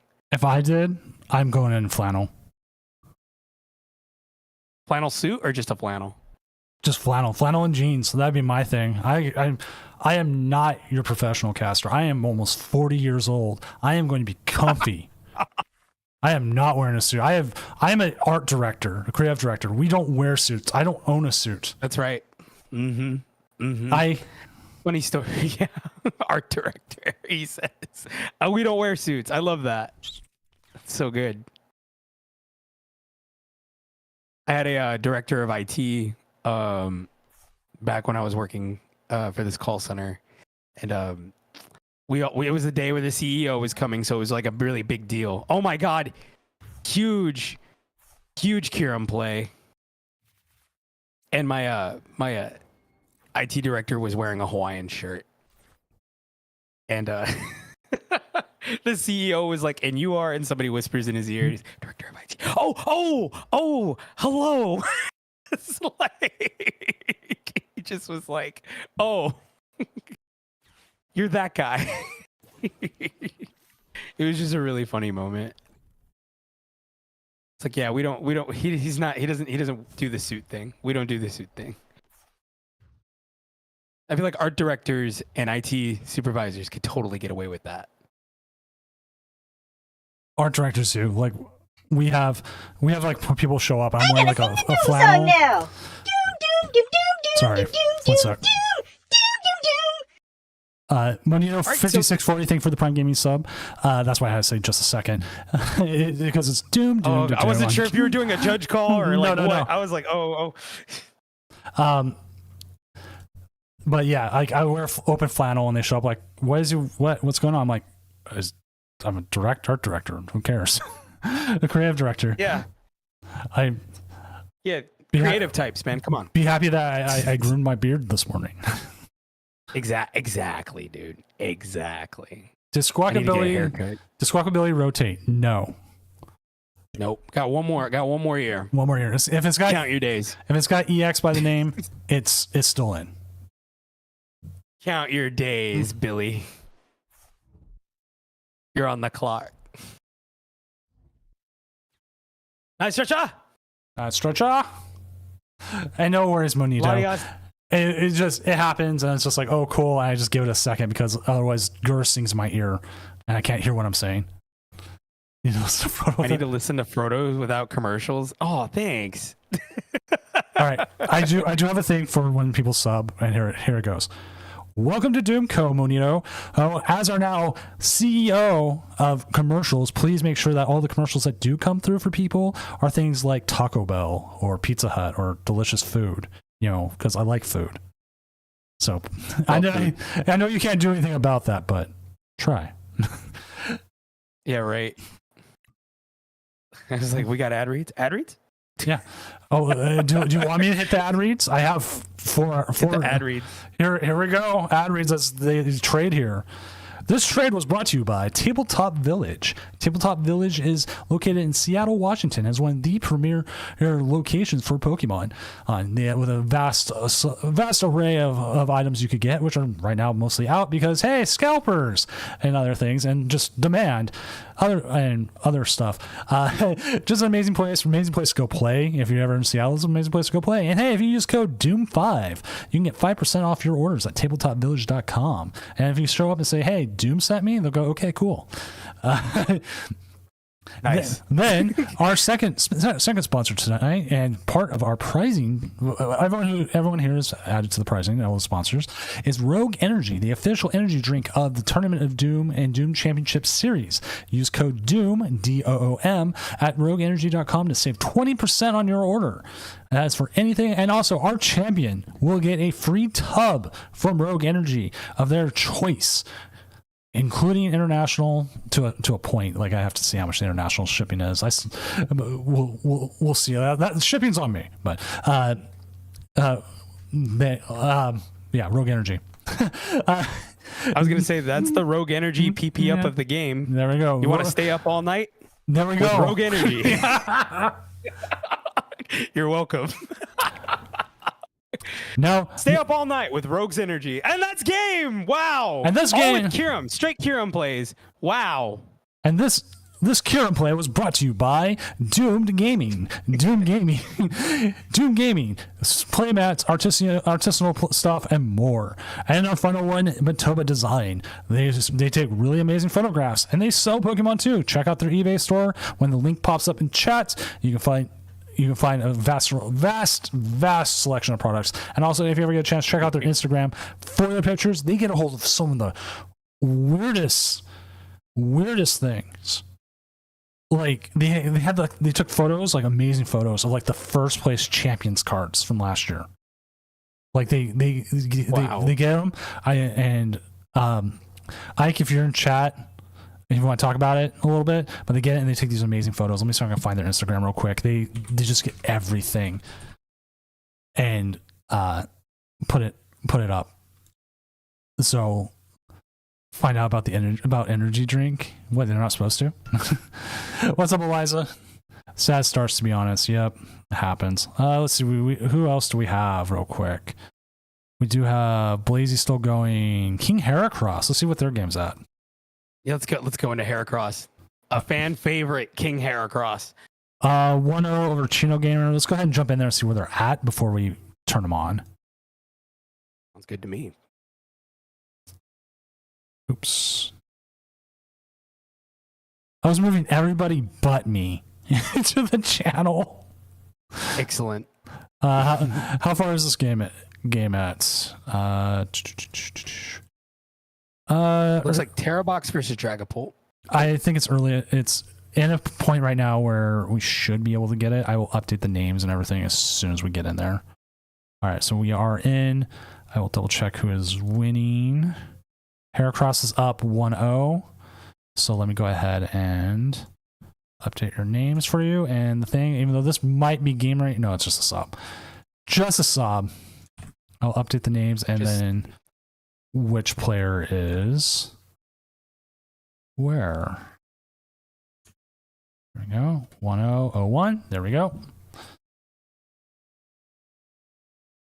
And this kitten is making my lives. I mean, caffeine is kind of a drug, brother beware. Yeah. I'm not sure why. I'm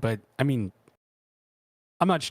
Everybody drinks energy drinks or some form of caffeine. I don't understand it either. Because I mean, like other streams, people have advanced GG and stuff. Yeah.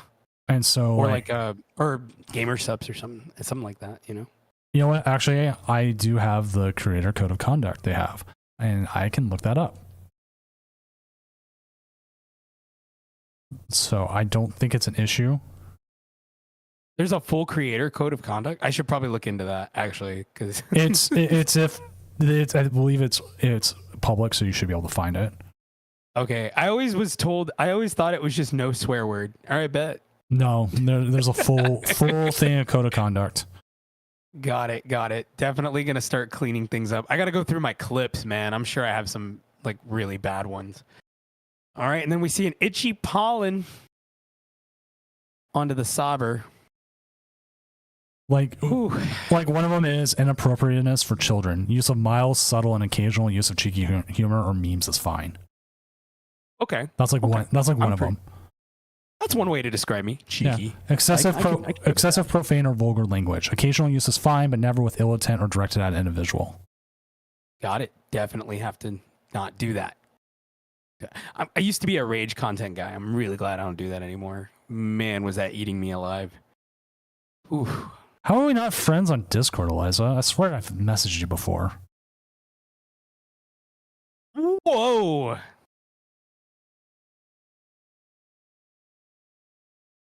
Eliza's been on commentary before, hasn't she? She's on commentary all the time. Yeah. How do you not friends on Discord? That's how we talked the first time. Not to flex. Okay, the one. Not a flex. The one Eliza sent me, and the premier event sponsorship policy says brands or services that are not suitable for all ages, dating services, alcohol, tobacco, drugs, or medical equipment, weapons or explosives, gambling, wagering, or lotteries, political ads or ads otherwise promoting a political agenda, crypto, seller of or marketplaces for virtual items known or likely to be counterfeit or illegal, any other video games. Any other video games? Yeah. So esports tournaments, league event, or collectible card game or publisher thereof. As this game just finished. Wow. So quick. So I can't play Master Duel then, huh? Is that how that works? Yeah, you can't advertise Master Duel. Oh, okay. I would never. No. That's just for their stuff. That's just for their premiere events. So so if we're ever okay, I got it. So you can't ever bring up Master Duel at a premiere event. Okay. Yeah, so like you can't wear Master Duel on your sleeve and then be like on stream kind of thing. Got it. That I'm Pokemon's resident. I'm Yu-Gi-Oh's resident Pokemon plant. Here to talk to you about Yu-Gi-Oh! Master Duel. Crazy, wild. Yeesh. Magic Arena is probably better anyway. Not that I play Magic, but I'd imagine it's better. Yeah, I'm looking through it. Like creators can't promote illegal downloading of copyrighted software. Right. Can't do that. Never gonna do that. Can't purchase followers. Like, you shouldn't be doing that anyways. Disclosure stuff, that kind of stuff. People do that. That's nuts. Yeah. Good morning, Emmy. Wow. You can hear across in chat. Well, yeah, like we were just hoping to catch, like, see where you're at, and then it's like, oh yeah, game's over. Let's see who else we have. We have Vulcan Turtle. Let's see what they're at. Vulcan. Why can't I find Vulcan Turtle? Let's just jump to their game and see where they're at, and then I can figure it out from there.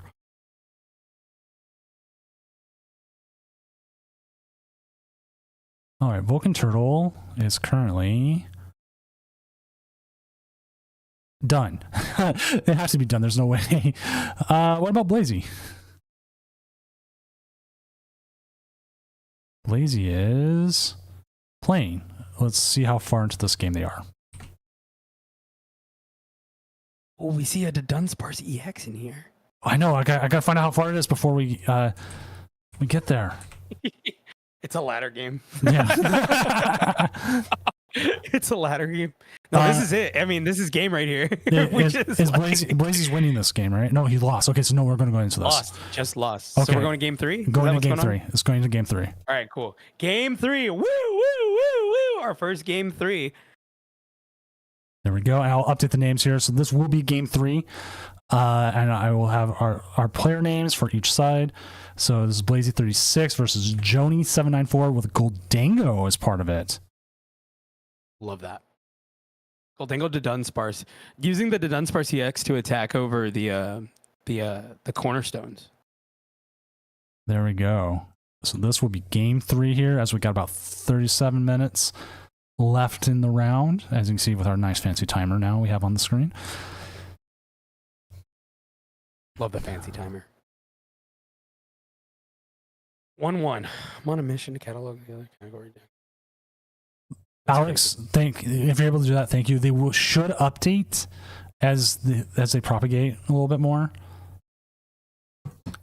So I don't remember if they go back and they will update them in the past. So the past tournaments will do it.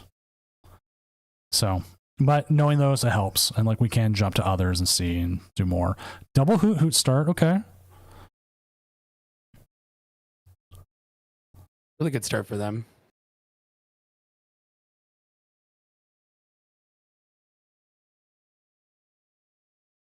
I realize I'm sitting in the dark. I haven't opened my shades yet, so give me a moment. Take your time, man.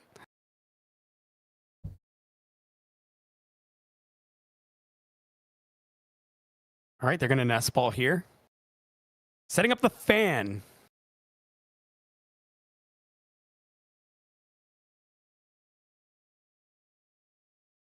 Fan call. Ditto and double Noctowl. Pretty nice. Until just now, I just forgot you could fan call into the Ditto. And that seems pretty good. Oh, I didn't realize you could do that. Yeah. It's a 60 HP less, and it's searchable, it's colorless.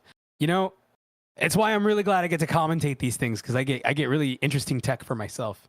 Well, you see, this is what I love about online stuff, though, also, is that we can feature these decks. We can feature as many matches as we want a round. Exactly. As many people are streaming, we can always jump to another match, and we can see what people are playing and what weird stuff is out there. And if you want to say it's weird stuff, just wish this cat we could say obtuse. Obtuse. I like the term obtuse. Yeah. Wish this cat would stop jumping on my keyboard. Messing up the alignment and stuff. I'm like, why is the Swiss so far over now? Oh, the cat's butt's on the thing. There you go. Just lock everything. Attach pass. If it's attached pass, that could be game right there. No, pop okay, it. no, buddy, pop it. All right, I was like, oh no, there's like a sudden pause. Okay, so with this buddy, I'd imagine they're gonna grab. What do you think? Do 2 gimme ghoul, or are you gonna go 1 dun sparse, 1 gimme ghoul? Nope, 2 gimme ghoul. Never mind. Heracross is correct. Blazy could have went into Ditto into Cornerstone, but also this deck, I believe it has the dun sparse EX, which would KO the Cornerstone. And yeah. But I guess forcing them into that, it's not bad. And well, here we go. We get TM Evo. Play from the Dunsparce here. But from the dun. One done. Dun. But let's see if they play. But then there's they do play a Night Stretcher. So if they do KO here, they play 4 Dunsparce. Okay. Yep. Oh, it's gonna be hard. You kind of have to go around the Dunsparce EX. Right. The dun. Imagine the stage 3. Good lord. The stage 2. The dun sparse. Out tempo the damage. That is true too. Anti, we saw your deck earlier. We're like, why is he only playing Dark Energy? And then it took us like a second for it to click. Like, oh yeah, that's why.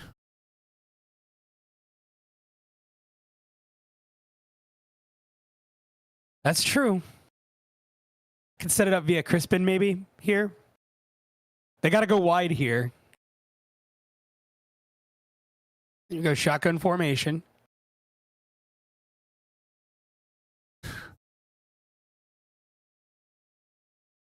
Receiver in motion. 4 receiver set.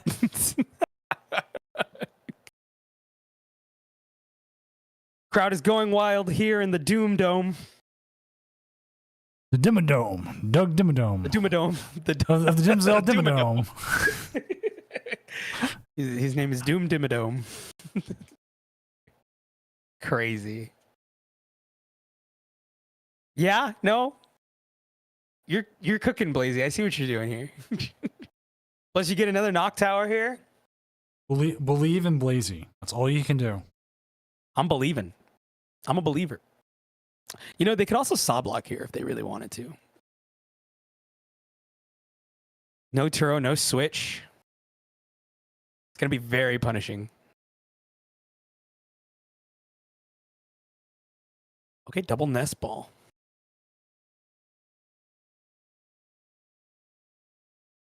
Okay, yeah, get some draw going. Sure. Yep, and here's our teal dance. Doing a little dance here. Okay, another Noctowl down. Yes, grab that. They'll bring down the Pheasantipity. Interesting. Okay, Crispin time.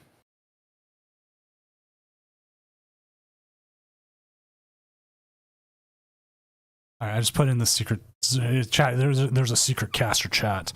I'm putting a picture of what the cat's doing right now, so you can see it here too.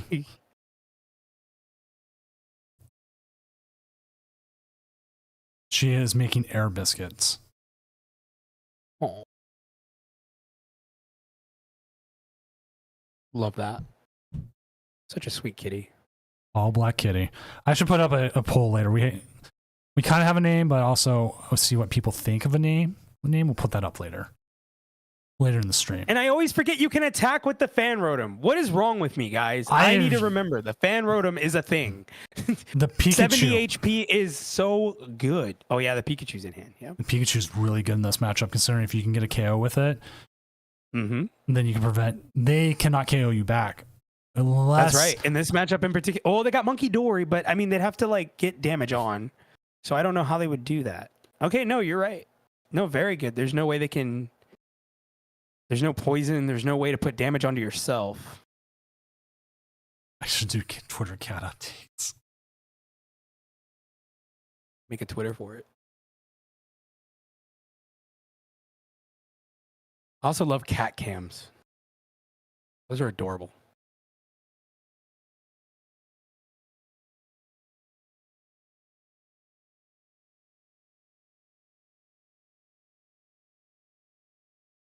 I hit this in the tournament. Wait, hold on.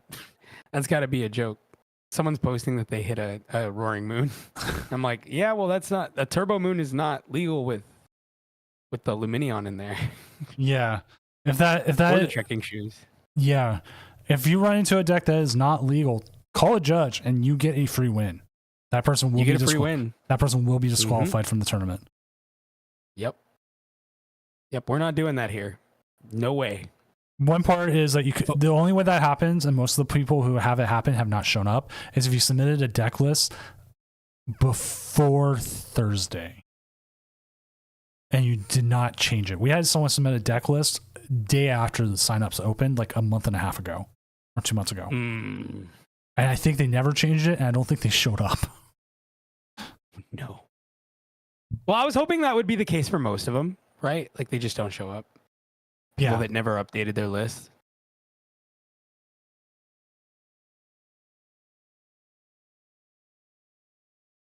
Oh, and here comes the counter catcher. Gonna bring up the Mew EX. Interesting choice there. There you go. I'm updating. Wonder if they were. I'm updating the Twitter. So Kid and Caster updates. Disruptive. Oh, yes. Yeah, I guess they were one energy short of knocking out the Latios, which I think the Latios probably would have been the move there. Yes. But surprisingly, we do get access now to the Pheasantipity, so you're not too much here on trying to get something else to attack. And there's the Crispin. But we're missing either the crystal or an energy switch. Right. Are they just going to set this up now, you think? You could saw block something. No, I think they're just going to take out the... Oh, yep. Take out some of their draw power. Bench another Hoot Hoot. No, yeah, bench a Hoot Hoot. Just take the KO with the 70 fan rotom. Put yourself back to equal pricing here. If you can get them to take a prize here, so you get them to go to 3, then you can hopefully go 2-2 and win the game. And you can always Crispin next turn. They can't Oko the Pikachu anyway. Resolute Heart will keep that from happening. So not a bad option there. Right. I'm so glad. Go for the easy KO. I'm so glad I bought the Pikachu EX so much earlier. Right? Yeah, same. I bought 4 of those immediately. Just give me the vanilla copies, please. Same. I'm surprised there's no Pikachu EX box. I am too. But you know what? Easy sell. Maybe we'll get it soon because, remember, we had Teal Mass Ogerpon boxes come out way later. Right, and then we need a Surging Sparks reprint on top of that. So right, which we're hopefully getting soon. Right, that reproduction would be really great there. Okay, and look, here we go. We get our first runaway draw online here. Which what's funny? So much draw. Funny enough. The last Tournament of Doom regional, or one of them, we said runaway draw so much because people were playing Ancient Box with it. And it was a very popular deck. And then we never said it again. The deck just disappeared afterwards. Just disappeared. They disappeared when we needed them the most. It's nice to see them back. Did Unsparse back on? I have a play set. I'm like, I thought it'd be something. Man, I pulled so many of those. I didn't know. Well, and when it happened, I was like, this seems like good draw power, right? But Badu, I mean, not Bidoof. Bidoof was in the format, right? Bidoof Beedrill. We had the Beedrill engine. There were just other, I wouldn't say better, but honestly, maybe all along to Dunsparce was the better option because even if they bossed it up, right, you can always just run away draw. I feel like Beedrill, you were getting stalled a lot with that. Right.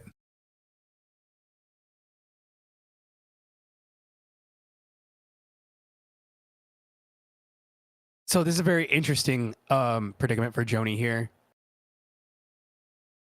I think they're going to fail it. No, they got more in there. Okay, no. I wasn't sure. I wasn't keeping up on the count. What did they... Okay. I guess they are. I guess they're just going to have to take the knockout on this Fan Rotom here.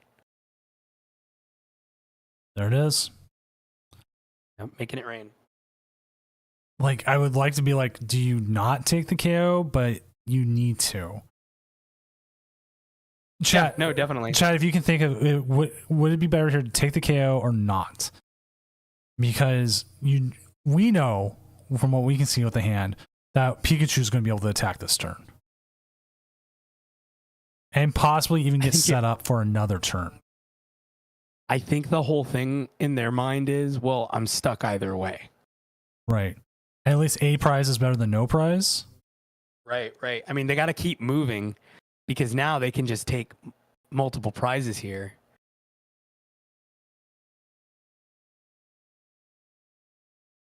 And they'll be down to 2 prizes after this. And who's to say that they can't set up another Pikachu EX after this? They have Night Stretcher in hand.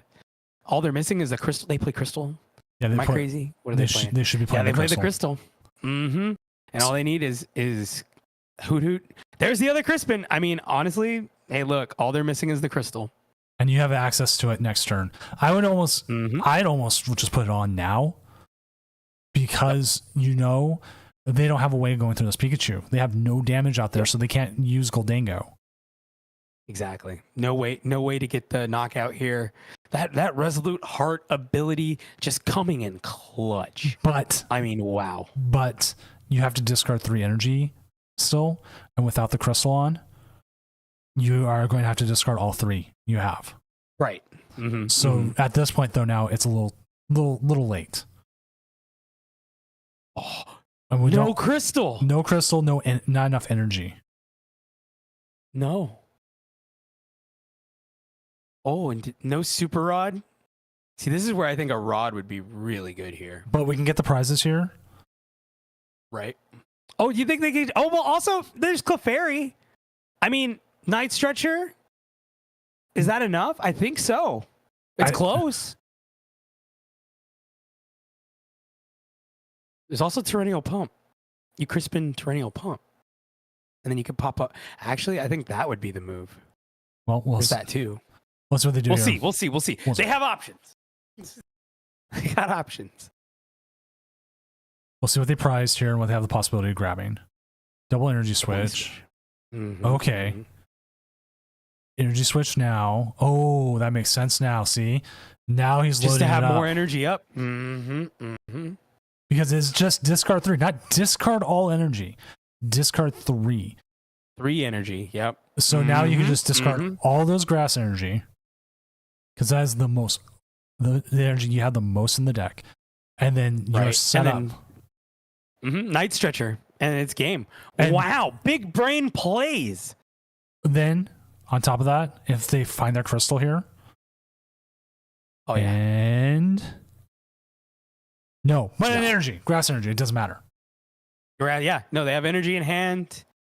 Yeah. And that's the move. Promote the Dunsparce. Gotta try to get yourself another turn.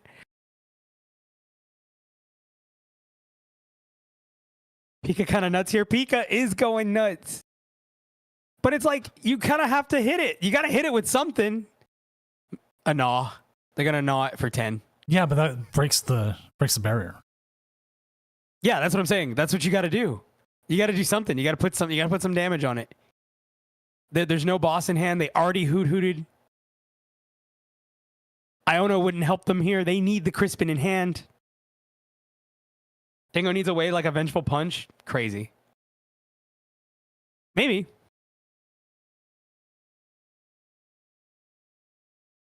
I mean, Definitely try to get some more draw here. They get 2 more drawing opportunity, well, at least 1 more drawing opportunity here. 1 more card.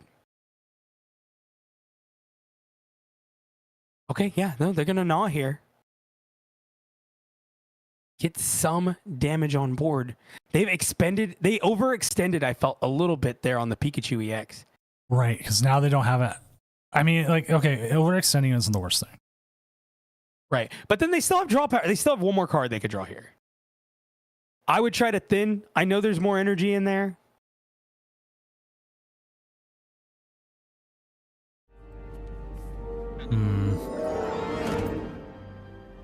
Hello there. What's up, everyone? Coming in from Mike the Entei stream. I'm Senior Doom, tournament organizer, professional illustrator, and part-time lumberjack. Joining me is El Frodo, as we are currently in round 2 of the Tournament of Doom quote-unquote regional championships, which we are currently watching Blazy36 with their Terra box going up against Joni number. I can't read my note for it. With Goldingo Dundun Sparse.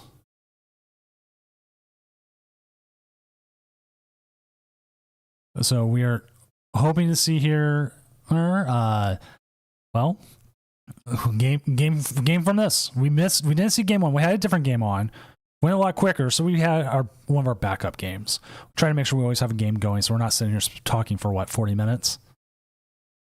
Right. Long form podcast, still not bad. Yeah. There's like some podcasts I listen to, they can literally just talk for 3 hours about whatever. Literally me, dude. I mean, honestly, my mom said I used to talk to walls, and I believe her. All right, so with that, I mean, you're still winning the prize trade here, right? Like, it's like they can't take multiple prizes here. There's no Wonder Kiss to bail them out. Why? Okay, would Goldingo want to bring Wonder Kiss back?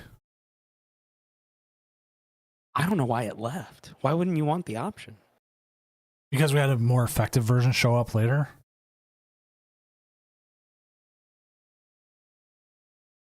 Like what? What was it? It was the one with TM Evo that we saw at oh yeah. I believe it was EUIC is where we saw it.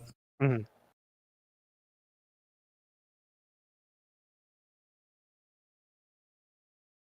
Oh, they need the steel energy. They can just night stretcher it though. No, steel. They need a grass energy. Right. Trying to remember what these Terra setups are. It's kind of like everybody runs so many different energies. Because consistency, yeah, I'm sure. Yeah. Lots of Pokestop now makes it harder to set up since you can't just go and grab any rare candies or superior energy retrievals. That's what you're kind of using the Dundun Sparse now for. The runaway draw is trying to find those stuff that you used to with Pokestop. And they get more draw. I feel like they're almost guaranteed it here. I feel like they're going to get the KO. But yeah, they have to go after the Pika. And like, are they searching for that? Pika's got to come down. The superior energy retrieval. Okay. They play 2 boss, Doom, and they haven't played them yet. Because then it becomes rough here. There's one in the discard. It becomes rough here that's for the them. other side. Yeah.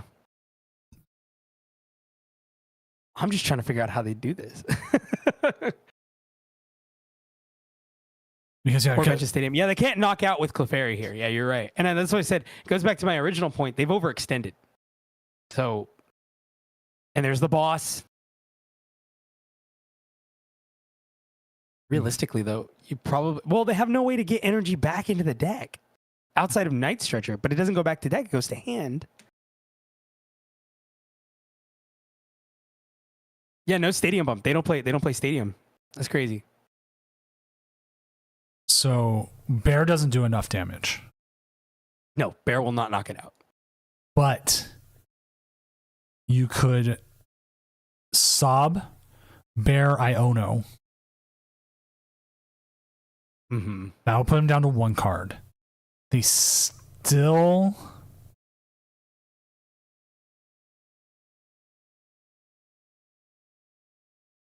It looks like they're going to go Bear Iono. Yeah, they have to go Bear Iono here. Get some damage down. Yeah, they're still going to see one card plus another one card plus draw plus 2 plus 1 plus 1. They're going to see at least 3, yeah. So they're going to see a lot. And to Stellar Wish's point, they also have E-Switch. They don't need necessarily the attachment here. But down to 1, but they get 3 opportunities to draw here. So they maybe have a search card. Yeah, go ahead. Sorry. Yeah, so yeah, we see the first one here, coin bonus for 2, coin bonus for 1, coin bonus for 1.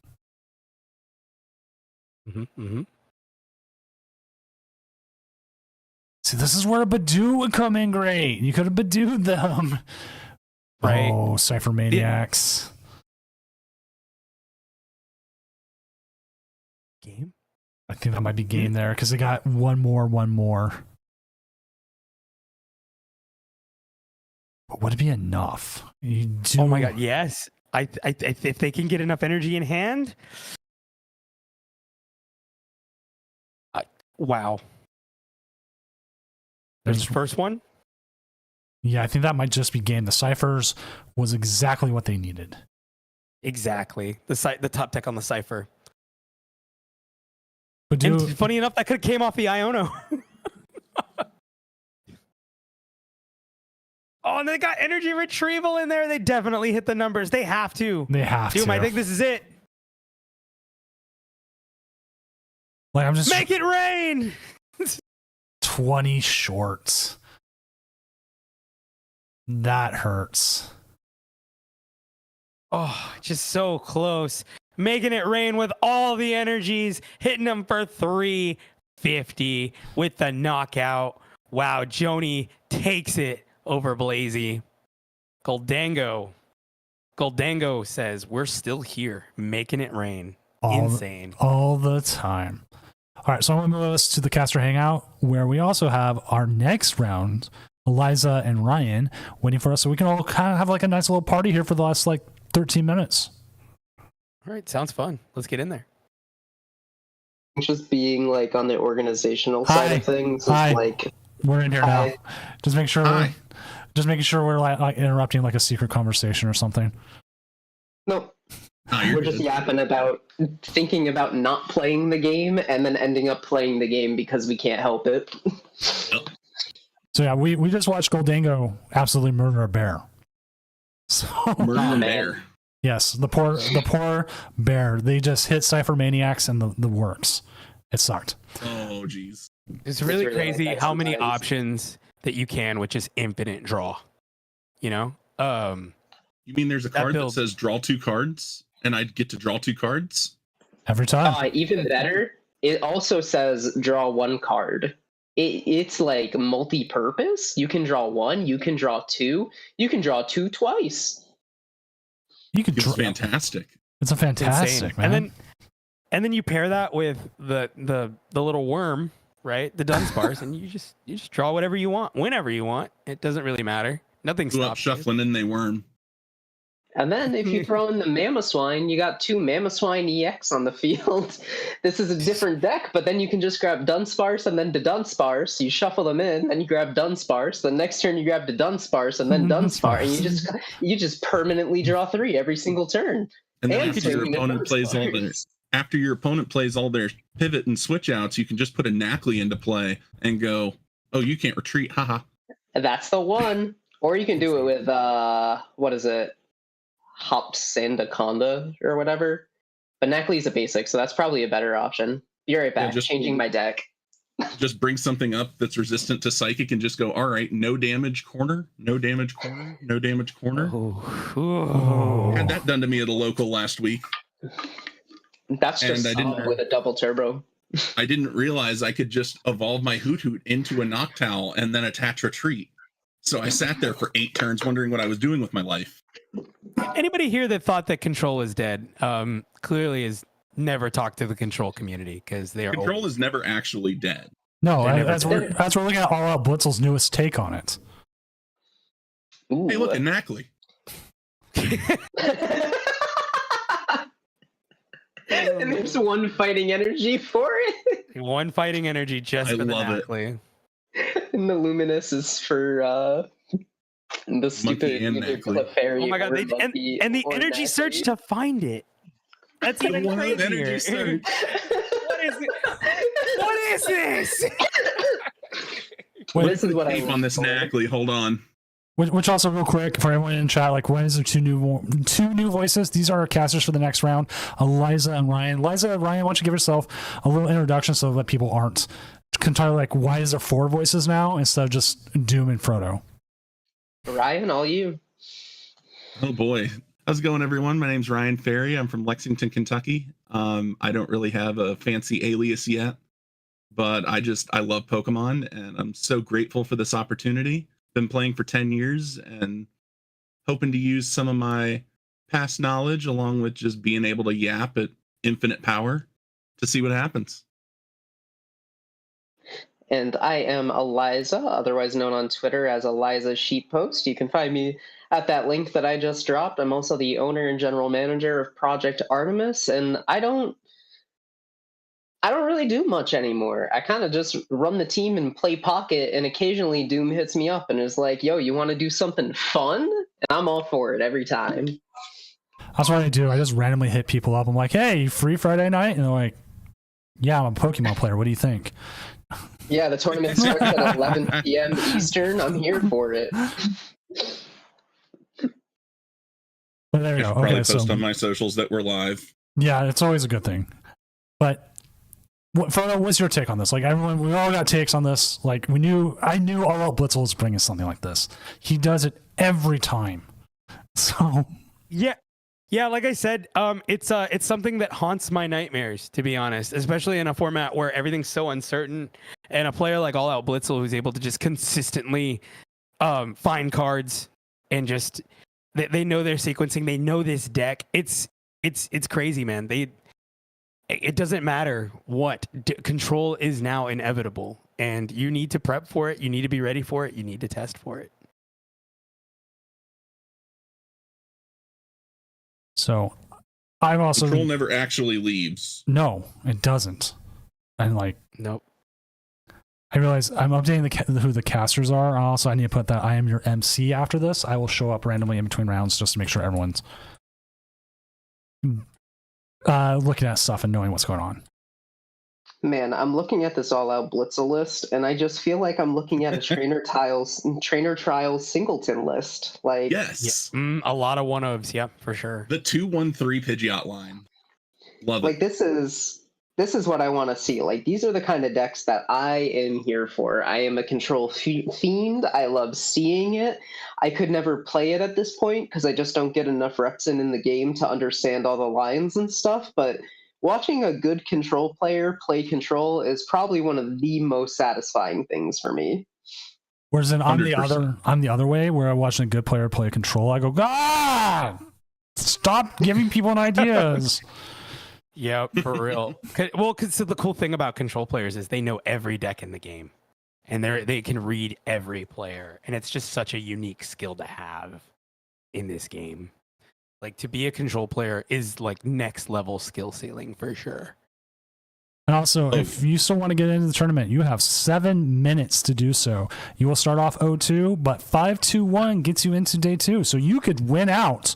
Someone can come in, lose the first 2 rounds, and still win this thing. Just call What's the rules about me signing up? No. Can you cast and play at the same time? I've tried it. Trust me, it doesn't work. I've done it before, and you didn't notice. Well, yeah, it was late at night.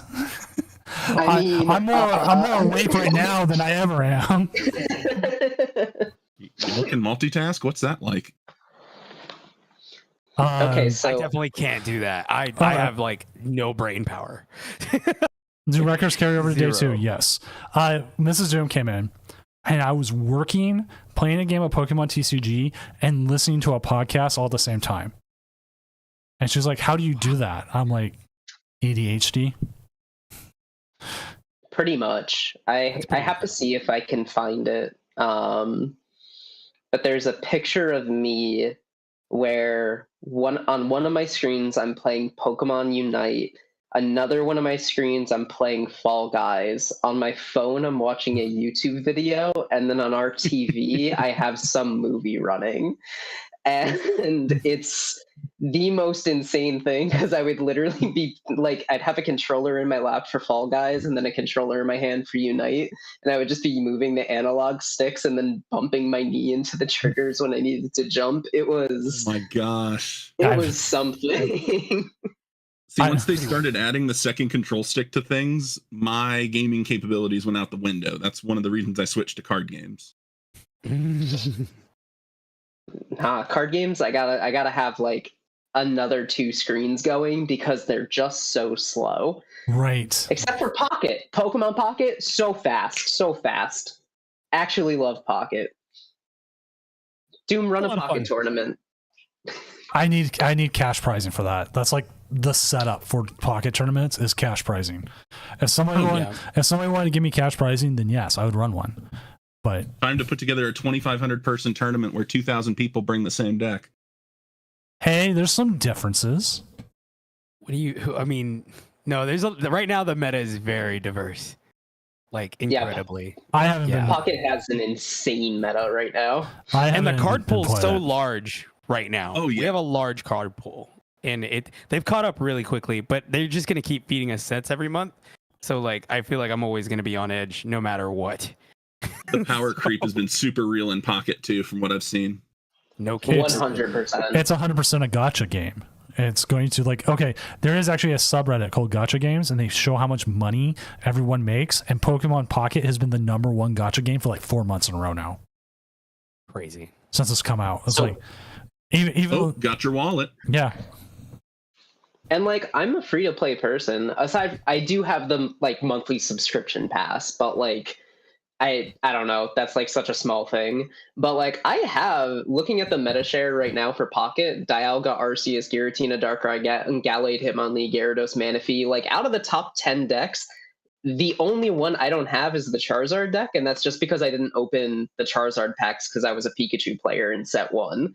So like, you don't even have to spend money to get all of the stuff. If you're starting now, you probably have to just to like catch up to everybody. But that's like the most played deck right now is a 12.5 meta share, which is much more diverse than the TCG has been in years. Okay, what about today? Yeah, no more than 8 Palkia decks.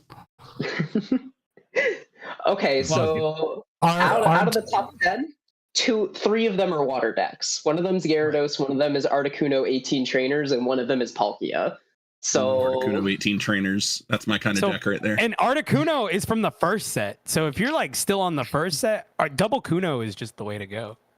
It's an insane stat. Anyway, we're here to play the Pokemon TCG post-rotation. Because of that, I'm putting the Loyal 3 on next one. You get to watch this. Let's go. Loyal 3. He is not Josh S. is currently 2-0 with it. I mean, this deck clearly has that Okie Dokie in him. And they beat Flareon Noctowl and Raging Bolt Ogerpon. That's some decent wins there. Those are some good matchups to win. I will ask not Josh S. They've done it in the past and see if they're up for it. But we do have people like King Heracross, Vulcan Turtle. Like we've got quite a few players we can choose from. Oh yeah. Luca, I've got the name power, but the Loyal 3 definitely has the star power. Yes.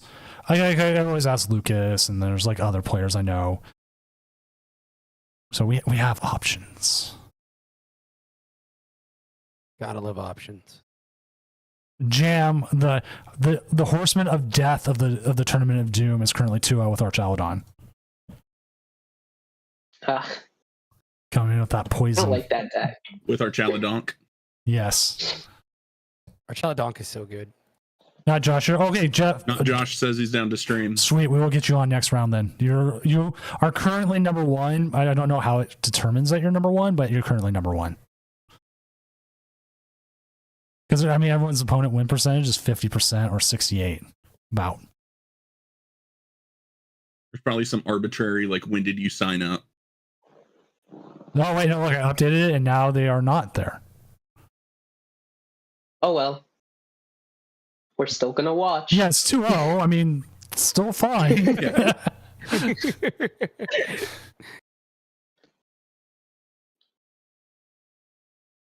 Because we are literally just waiting on. Goldingo Dragapult, I see. We are just waiting on one game, and it's Cinderjace versus Mewming 4. And that's Dragapult Charizard versus Gardevoir. Oh yeah, I see why it went to time. Oh, it just finished. It literally just finished. Oh come on. There we go. So with that, No more Snorlax, best format ever. Yeah, that was why my birthday was last week. What, last weekend was with the tournament doing? Yeah, last weekend. I said my birthday wish was for no Snorlax, and no Snorlax was in the tournament. I was so happy. I was like, happy birthday to me. But with that, that is actually the final there. And Frodo, this is what we're going to have to say bid adieu until tomorrow, right? You are on tomorrow. You are. Oh, you and Ryan are some of my backups for possible asymmetric cut. We don't know what's going to happen. Yeah, let me know. Send me a message. I'll be ready. Yeah, if we need you on for Absolutely. whatever reason, like if I don't know, I catch on fire or something, I need someone to run do things.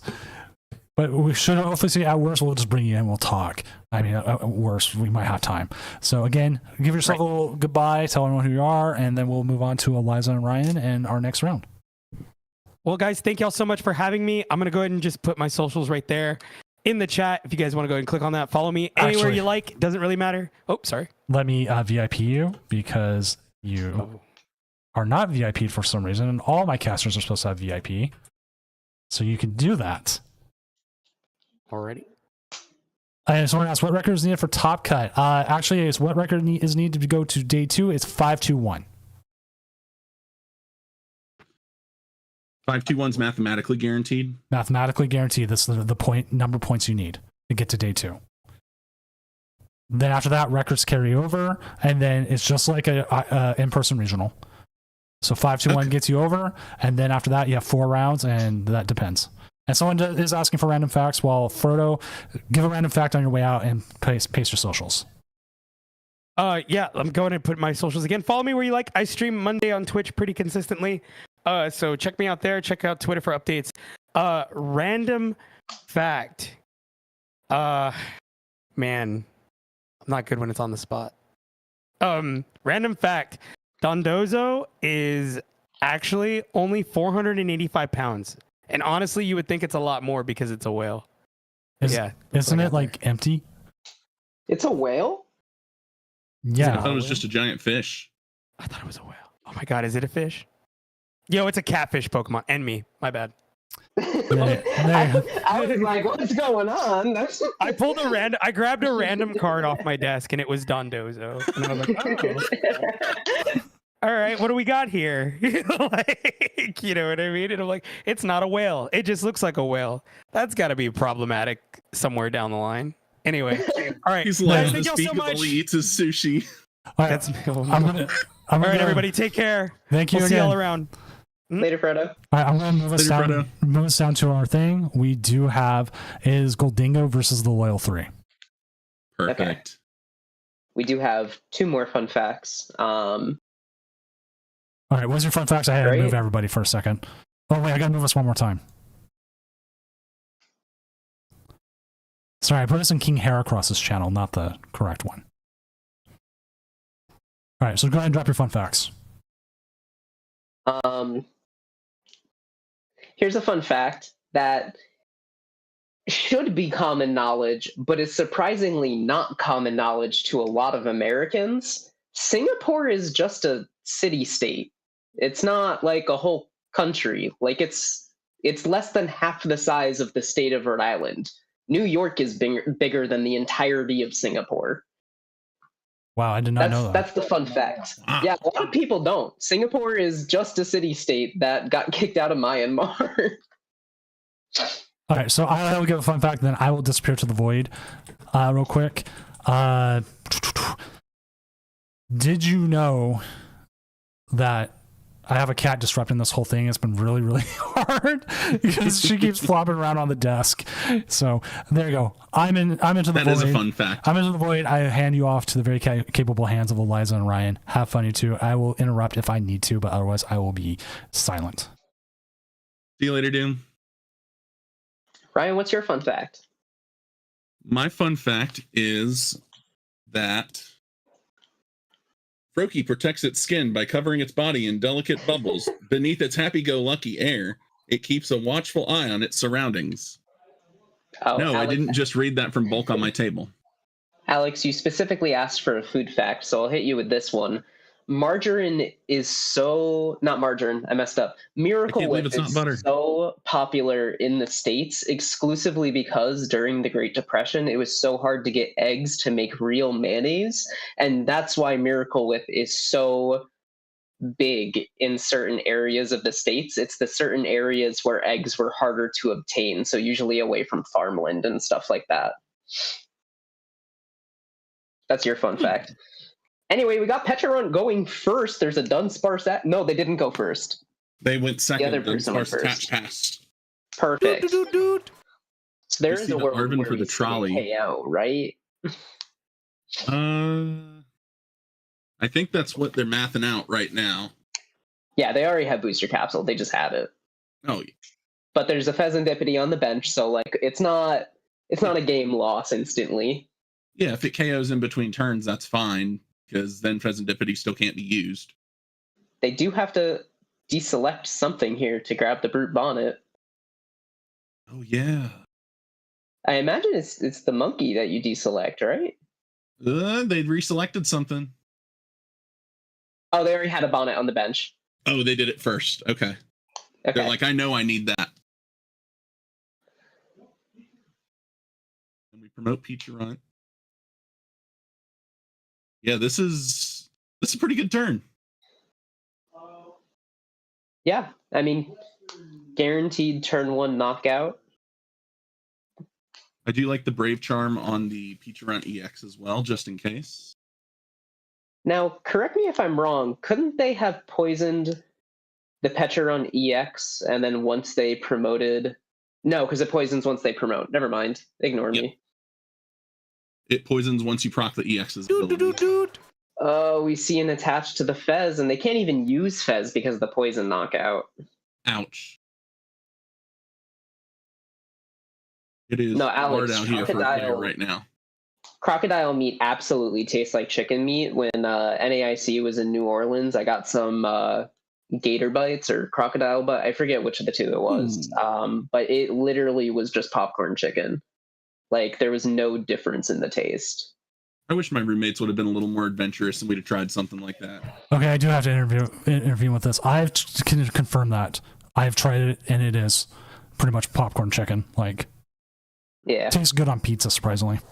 Okay.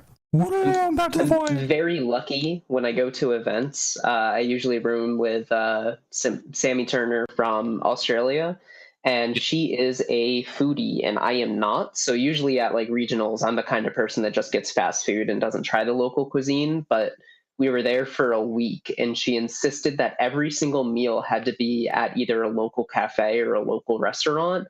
And she was so right for that. Like, I had a better experience trying all of that food than I have any other regional. So, like...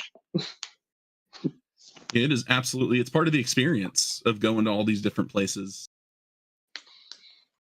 We live pretty fortunate lives being able to play this game we love and see the world. We really do. What's not fortunate is this Pheasantipity stuck in the active. Oh, yeah. We see the Iona, we see the second TM Evo burned here. Fair to get it out of the hand and not put it back in the deck. And we know they have this Goldango on the field, so they could retreat if they get the Metal Energy. It looks like that's what they're going for. It's just going to take one energy to get the knockout here, so going to be able to even out the prizes as long as they have Metal Energy for turn and Metal and energy in hand for discard. But I have to imagine they hit it. Oh, yeah, with the ability to draw multiple cards per turn. You mean they get to draw cards? The question is how quickly can we get this Okie Dokie up and going? That's why I was kind of wondering. I understand why they attached to the other one just in case the first one gets KO'd. But now you're going to have to take a turn to set up your Okie Dokie before even attacking with it. And that could give the Goldango player the extra time they need to get the board set up. So they play Jasmine, they play Fez, they play Mew. So they have ways to find the Jasmine. They also play the 4 of E-Switch. So as long as they're able to play out this hand, they still have the Iono. You know, you don't want to Iono away a hand like this that already has the energy you need and such, but once you attach for turn, you don't need it, right? So might as well. Jasmine's gaze? Hmm? Did you say they Sorry, play Jasmine? Janine's. Oh, Janine, yeah. Janine, yeah. Janine does get the extra attachment that's needed, yeah. So they can't Iono, obviously, and Janine's on the same turn, so we're going to have to see what they're trying to do here. Might just have to be okay with giving up the prizes. We know an energy switch is at the bottom of the deck from where it was Ionoed before. Ooh. Cannot play this hand out enough to make use of the restart. That is Was really looking for that E switch. Promoting the Brute Bonnet to force the most resources possible. Mm-hmm. Used to take a KO just to get the extra poison damage.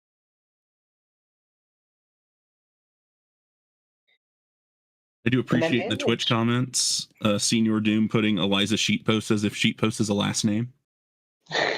Eliza, I can never remember. Well I never remember your last name, so I just keep calling you Sheetpost. It's just it's who you are in my mind now. Like, that's what I want. I was like, so like I was playing the caster's Twitter tweet thing, and I looked up everyone else's names. I made sure I was correct, and then I put yours as Sheetpost, and I went, I'm good enough. I'm just gonna go with that. I was even gonna like message you. What's your last name? I went, she's just gonna say Sheetpost. Let's just leave it. No one will notice a thing. I would have given you my actual last name, but Sheetpost is better. So like, just leave it. Now yeah, I would have given you a picture with Doom. I would have given you a picture with like a better angle on my face had I known my Twitter picture was going to be used in the marketing images. Well, I use my worst picture too, so I made it like. Although the moment behind that picture kind of makes it worth it, because it was when I was on stream in Peoria and I made a misplay. And my friends were just like, perfect timing, snap. My picture is on stream after game 2. I lost game 3, still had a win-in left, and then paired into Quad Thorns playing as Lugia. Won game 1, and then lost games 2 and 3. And so it's a picture of right before my entire day went downhill, and I cried for the first time at a regionals. Right before the impending doom. Oh man. Yeah, that round I was on stream was round 8 and we tied, so I needed to win the next round, and I got 2-0'd by a Guardy player who drove 14 hours to be there. Mm-hmm. I'm like, you know what? I get it. You and me both. Vulcan says Eliza never has had a wrong take. That's true. I'm always correct. That's the secret. That's the secret, Cap. If you say it with enough Always confidence, correct. People will make it happen for you. Yes. It's amazing what we can get away with in the world by just sounding confident enough about it. And that's why we're casting this event. Meanwhile, Goldango seems to have not forgotten its belt today. Not forgotten its belt, the poison damage, that's the band. And band is minus 30 damage on stage 1s? I believe so. That sounds right. Just be correct. Easy. Just be correct. Chat will fix us. Yeah, stage 1s take 30 less. But with the poison damage, that doesn't... I don't think that's going to come into play, right? Because they're going to deal 260 anyway, as long as they're poisoned. Yeah, I think it just kind of evens it out mathematically. Yeah, like now the loyal trio, the disloyal trio has like perfect math on this. Oh, but with the Monkey Dory, okay, now we see the fix here. Now I see the vision. And it's not still poisoned, so it's not going to take the additional 20 between turns. So they should actually be okay just for a little while longer. Does this Disloyal Trio deck play a way to boost damage? They do. They have the Binding Mochi. So there is Plus still a 40. way. What does Dengo resist? Grass. Okay. It resists itchy pollen. Of course it does. You see the superior, grab the energies.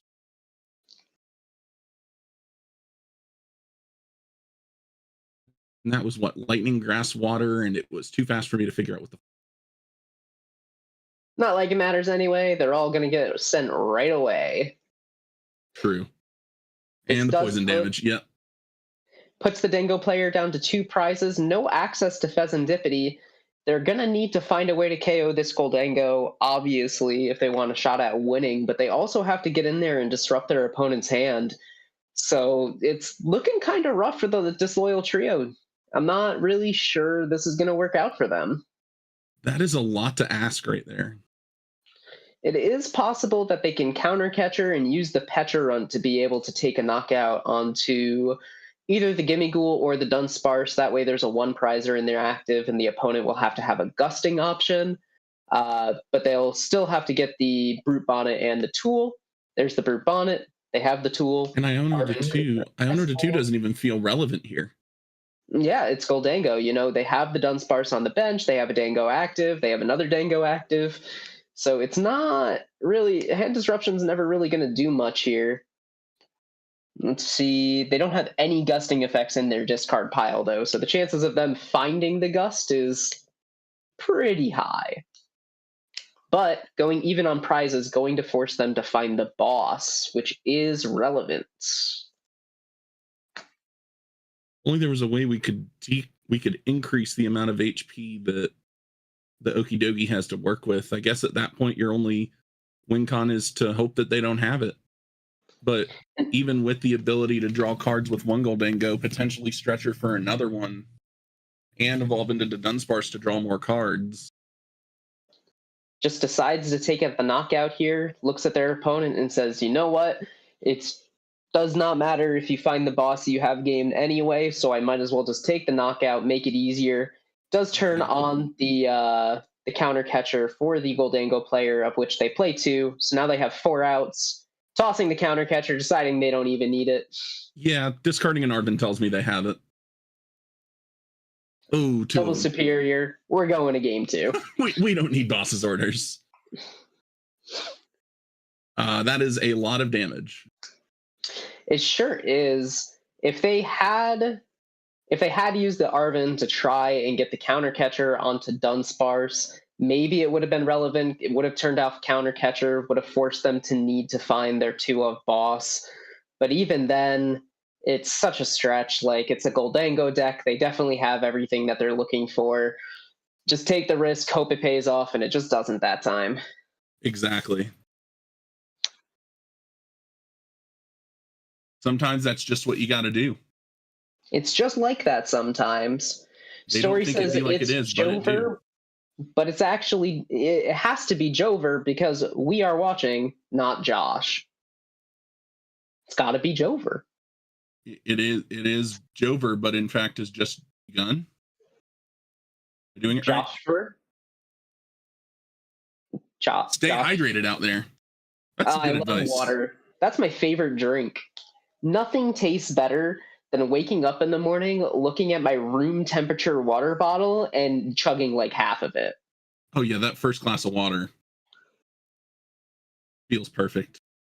Oh, I got a random fact about water.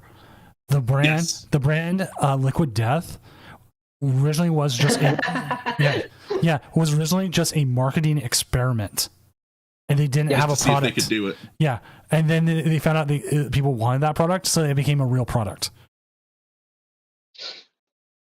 So fun. I gotta sing the doom Gotta say that song orange now. sparkling water is pretty good. I haven't tried the 37 Dr. Pepper months. remake yet, but it's one of those things that's on my list to try.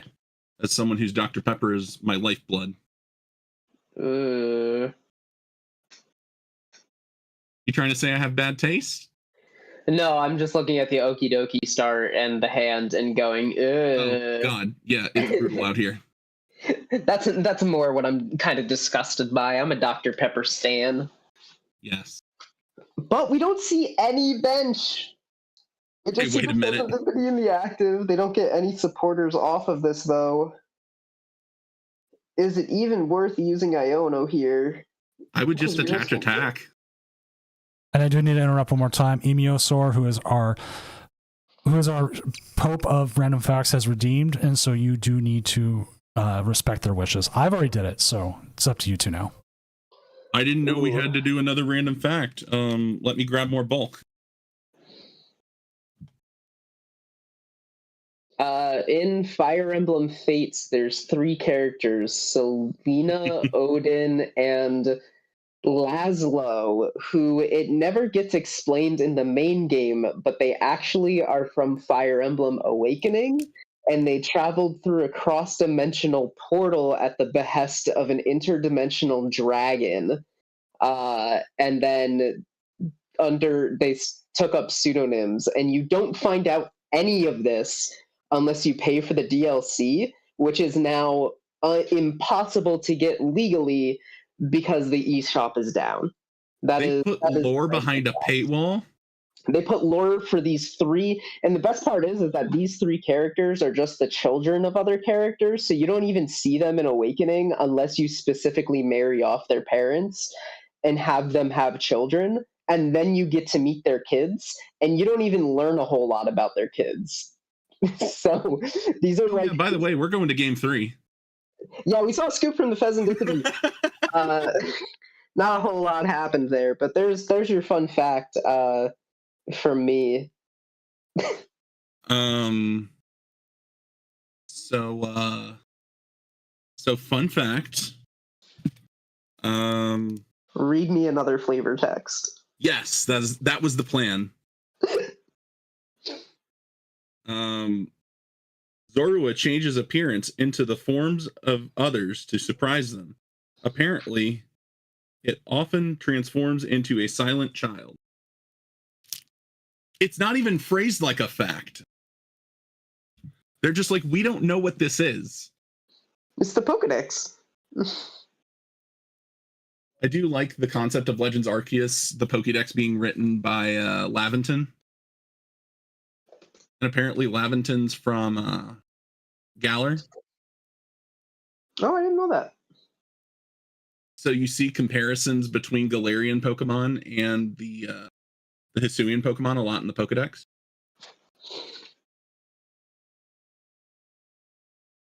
Tinkaton hunting Corviknight for cracks. Here's another fun fact. The first Pokemon in the video games to ever be distributed in a Cherish Ball was a Tropius.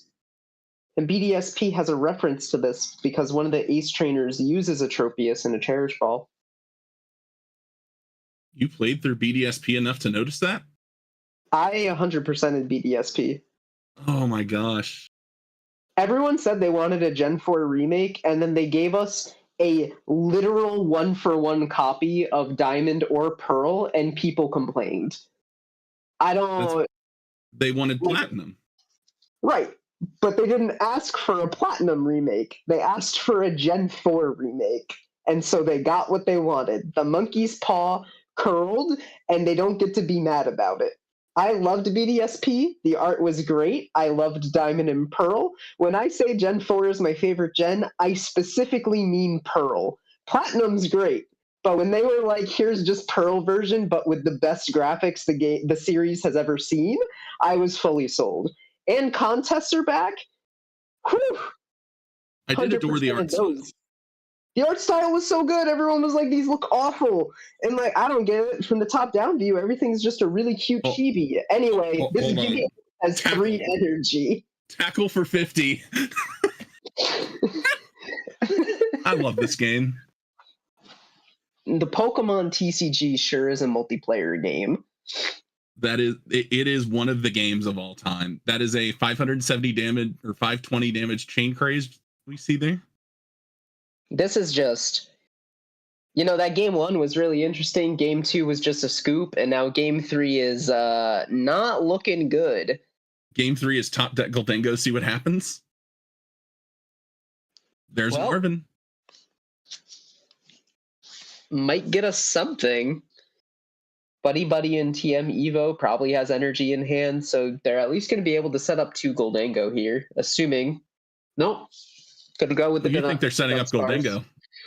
I mean, it makes sense being able to set up a draw 3 instead of a draw 1 on your next turn when you're so desperate for setup is probably just the correct play. Now we're just hoping they have energy in hand for that TM Evo. One of the Dunsparce CX? They do have a one of the Dunsparce, I'm pretty sure. But I believe that is just 180 damage that the Dunsparce could do. Yeah, I don't think it'll ever be relevant here. Tossing that Dunsparce, huh? No, we don't need boss. They have TM Evo in hand. We saw Marvin for it. Night Stretcher. Yep. There we go. Now the this turn is going to be for the Gimmighoul, and now it's TM Evo for double Goldango. Okay. Yeah, now the turn feels slightly better. Things are looking a little scared there for a minute. Better. A lot better for the Goldango player. See double Dango here. Not really many options for the Okie Dokie player here other than just swinging into the active again. Oh, and there we go. Now they suddenly have more options. We see a trolley and then maybe a bravery charm grab. More Mochi to get Mochi grab to make a big number. Band. The question is, what's the trolley for? I'm picturing Okie Dokie Baby Pecha Run, and they're going to do a Baby Pecha Run play this turn. I could see that. I like that idea. Nope. We're sticking with one Okie Dokie. Promote the Peach Runt. That way, when the Peach Runt gets KO'd, they can draw 3 off the Pheasantipity. Yep, I see the vision here.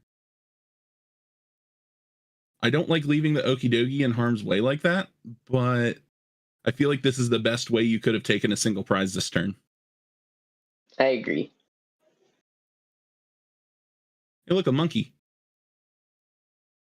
Excited to see really. All you. The monkeys haven't really been super relevant this round, but I do like the inclusion.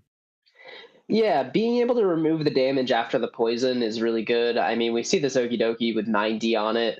That's already making it super easy to KO. Moving the 30 off isn't going to make it any less easy to KO, I'm pretty sure, because of where the math is right now. Because they're at 160, that would put it to 190, and Goldango's 50. Yeah. So it won't be super relevant, but I am excited to see if this Roaring Moon comes into use here, because Roaring Moon is what, 230 if you discard the stadium, and then Monkey Dory math fixes it?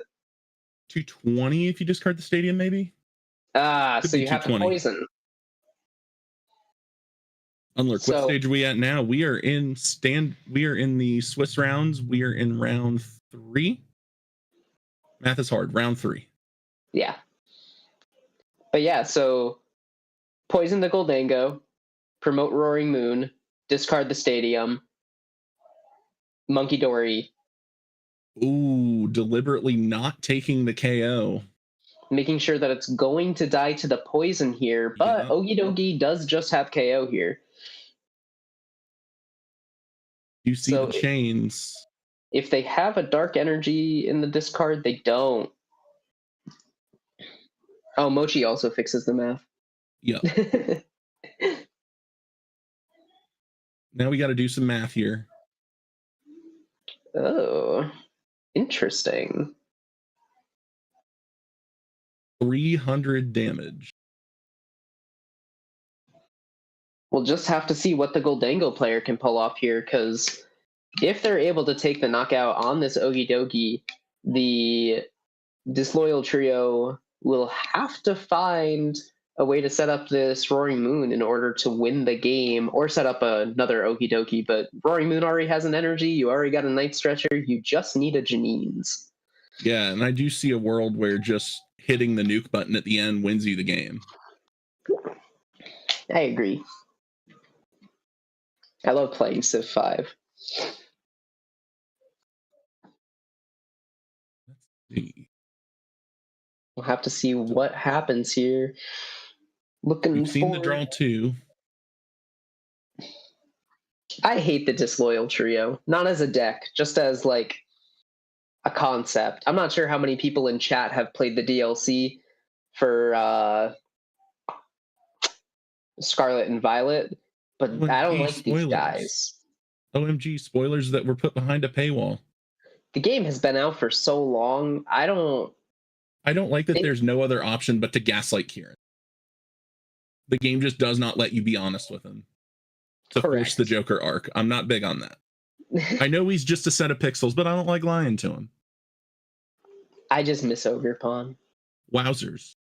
There's the concede. They knew that the Okidogi was going to take the knockout, or the Roaring Moon was set up for it. They didn't have knockout on the Okidogi, I think. I think they were short 1 energy. So, were they? No, it was poisoned. It already had 90 on it. Rotate. They definitely had knockout there.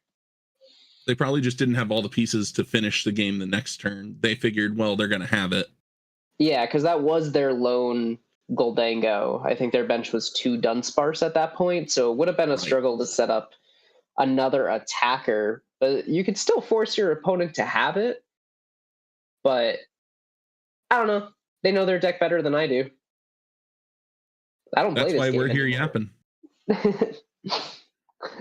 I play Pocket and the new Madoka Magica game that came out, and that's it. That's all I play now. So I play Pokemon cards and MLB The Show, and that's about it. I don't have time or energy for much else.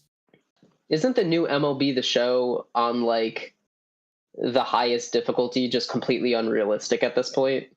Yes. Yes. I know. That's So so funny. I'm going to find us another game real quick, see who we have streaming and who's there, so we can do that. We just had a judge call where we had a deck list error. They had fire energy in their list and not fighting energy. What deck was it? Oof. It was Terra Box. Ooh. That's relevant. That is relevant. It came up and it was very relevant. So it sadly is a game loss, and you have to play with the fire energy. It sucks, You have to replace your basic energy with a basic energy. pretty much. So let's see. How is King Heracross's game going? We can check the pairings on that real quick. I do want to adjust my statement about the Pocket meta earlier, because Ursa Day is hosting her tournament, and Giratina Darkrai just hit 18.5%. So I revoke what I Giratina that ends your turn when previously All right, said. Yeah, that New one. Giratina. I'm just going to move us to there and see where they're at. It's actually an insane deck. All right. All right, let's see. Looks like they're done. They may be done. So let's go to Vulcan. Nice. Let's go to Vulcan Turtle. And Vulcan Turtle is used to be muted. Sorry, dude. Table 10's playing in the Discord. Yeah, is this one done too? So we'll go down to table 10. All right, let's check this one out. Is this one still going? Okay, taking a moment to load. Yeah, mine's also infinite loading. Yep, my computer's freaking out too.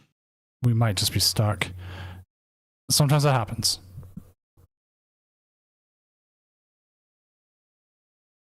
So I hadn't It's seen okay. the new Giratina yet. It's the one, it accelerates a psychic energy to it, and then your turn ends.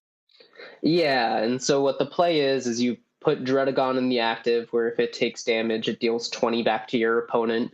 You use the Darkrai EX, where if you attach a dark energy to it, the opponent's active takes 20, and then you use the Giratina. And so an ideal turn 1, if you're going first, is just Dredagon active, Giratina on the bench, accelerate a psychic energy. Ideal turn 1, if you're going second, is Dredagon in the active, Darkrai attach to Darkrai, and then accelerate to Giratina using its ability. You slowly stack up damage like that, and then Giratina is tanky. It has 150 HP, throw a cape on it, that's 170, and then you can run Pokemon Center Lady, which is a heal 30. And so you deal 20 to yourself, that puts you at 150, which is in range of like Arceus and stuff if they're running reds. But if you're able to heal the damage off, you're out of range of just about everything in the game, except for a fully powered Mewtwo that's is buffed with reds, or a Charizard from base set. All right, I'm going to move us real quick. Sounds good. I at least waited until you finished your sentence. So I appreciate it. That is appreciated. So I am going to share my screen so we can see the standings and we can see where some of these decks are going, what we are seeing. So we are, let me update the standings and we'll see what's winning and what's losing. And we can talk about some of that stuff too. Raging Bolt right now is number 1 until I update the standings again. What surprised me, Future Hands is 3-0. I have seen it pick up some momentum here lately. It's been really interesting. Might have to actually pick up my pieces again and start playing it again just to get a feel for it. Yeah, I'm a pretty big fan of Future Box. I've always been trying to make it work some way or another. And so seeing it do well right now is like very nice. I'm probably just going to copy their 60 and bring it to my locals this week because, post-rotation decks are almost entirely legal. And looking at their list is legal. I do No love journey the one together. Psychic Energy. Got to make sure you got the option to swing with Baby Miraidon or the Iron Crown if you need to. Yeah. Iron Crown being able to slice through Manaphy was always hilarious to me. Mm-hmm. Bring it up, put a Future Booster Energy on it, slice through Manaphy, and then 50 snipe something on the bench. Always felt so good. I hate Heavy Baton. But with no tool removal now, actually... Wait. We did talk about this earlier. There is a tool removal. It's just really bad. It's the Cinchino, right? It's Minchino with cleanup. And then there's Mo Rotom has one as well. That's so funny. So you have to This reminds me of there was an XY format where the only tool removal we had was the Rattata. I was going to say the Rattata from Evolutions, where if you put it on your bench, you discarded a tool card from your opponent, and it was played in Wailord EX stall. We're thinking two different things here, man. I think we are thinking two different formats. I think, and chat's also coming in saying there's other Pokemon. So, Klefki does it too. So there's Pokemon that attacks, but there's no just drop and take something off or play another trainer card, take something off. And Joltik removes tools, and Joltik paralyzes if it removes a tool, right? I believe so. That's actually just optimal. Let's find out. We also have Ruffian. My friend just DM'd me. Yeah, but does someone really want to use Ruffian for turn? I mean, I like the fact that we've got the likeness of a Scalper on a full art. I think it's hilarious. Discard a Pokemon tool and special energy from one. It's like that's like a format too late. Like Lugia leaves and like special energy is kind of not like as strong, and like Ruffian shows up. Oh, but yes, the Joltik does it, but it takes 2 energy, 2 colorless, and only does 30. Like Zoroark can copy that. So whereas in Klefki's like 1 energy, but only does 10. And Zoroark for ends Joltik. Yes. So see what it's not like we have Radiant Greninja's attack in the format with Zoroark or anything. Oh my. They're gonna print ends Greninja next. It's just Radiant Greninja but back. I'm genuinely so glad Radiant Greninja is gone.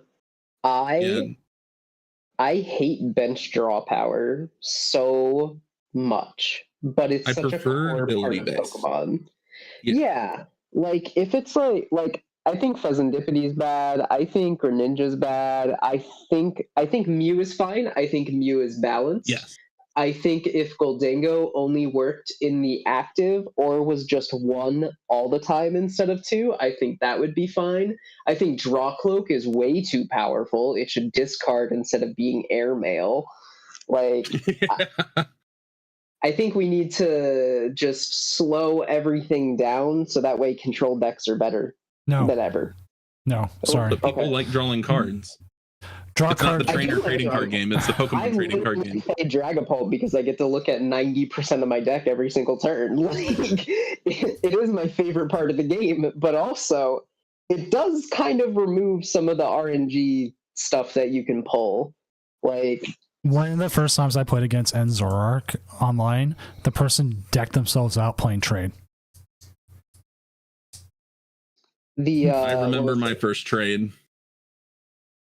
back there was an expanded tournament. It was a Roanoke expanded tournament where old Zoroark GX was legal and Lost March was legal, and I teched in the Xatu from, I think, Legendary Treasures, because you could evolve your Natu, use the what was it? You could use a psychic energy to power it up, and then its attack was you force your opponent to play rocks, paper, scissors with you. Winner draws 3, loser mills 3, and so they would deck themselves. The Zoroark GX player, yeah, they would put themselves down to like 1 or 2 cards a deck, and they'd be like, "Okay, I'm just gonna cycle fossil forever," and your deck doesn't play mill because you're lost box, and then you would just be like, "Actually, play rocks, paper, scissors. Win or lose, you lose," and you either force them to scoop or they have to play rocks, paper, scissors. And I think I pulled it off 3 times the entire regionals, but I had so much fun. I have the biggest grin on my face right now hearing that, because that is the kind of stuff I love. It was so funny. It was so bad. It objectively made Lost March worse, but it was so.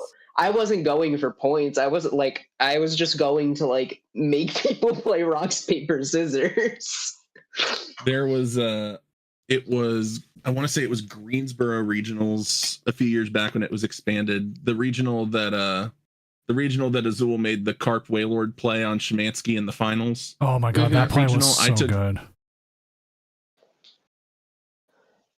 I took Zoroark GX Croat to that regional with a 0-1 Gumshoes GX line. Round 1, I go against a Pikarom. The Pikarom player loads 6 energies on themselves. I evolve my Ditto into Gumshoes, attach, wipe out their only energies on board, and they're just like, huh. Now what? There was a Hartford Regionals, I want to say 2019 expanded, either 2019 or 2018. I played Flareon Vespiquen. I was up against a Night March Zoroark deck, and we had just started game 3. Literally, we put out our prize cards, he drew for turn, and time was called.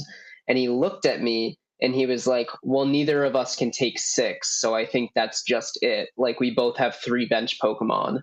And I was like, "Nah, I think I can do it." Because I knew this person from a previous event, and I knew if I said I could do it, they would just go all out playing everything they could, trying to make it impossible.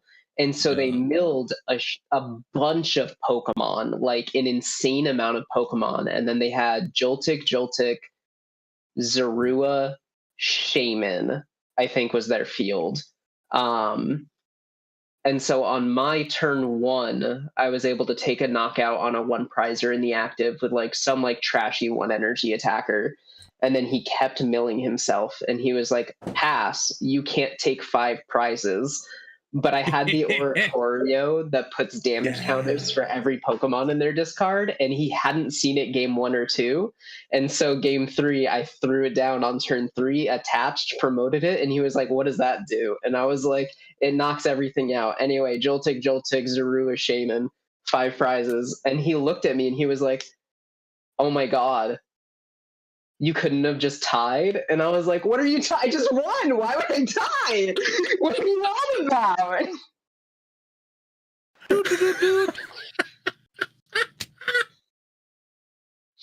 That is wow. Not only did you beat them, you used your previous experience with them, that you knew that they were going to overextend to your advantage.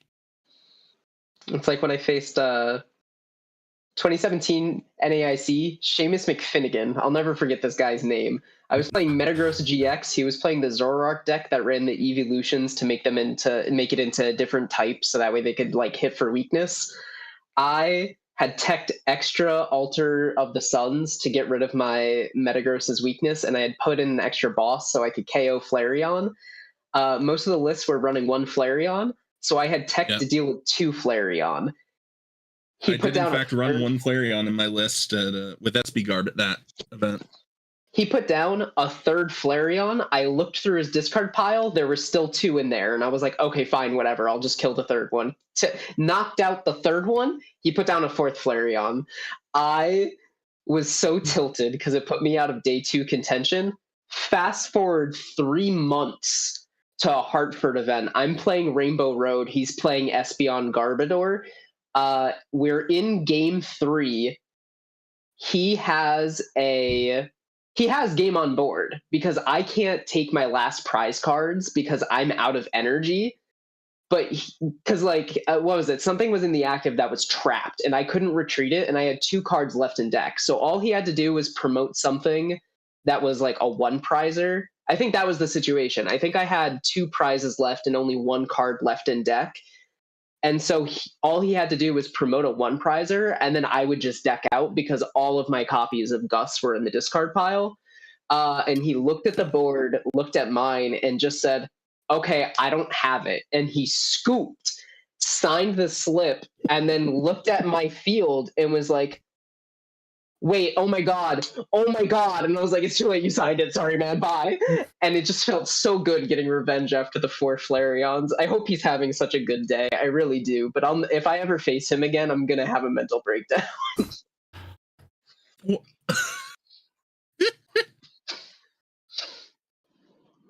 Oh, man. Anyway, let's get back to talking about Tournament of Doom. I kind of just yapped there. The event that's actually going on. Like, I've been trying to see if I knew someone who I could try maybe round into a game 3. Mm-hmm. But almost like everyone. Actually, here we go. Someone's streaming. We are going to hijack their stream. A stream within a stream. Within a stream, and see.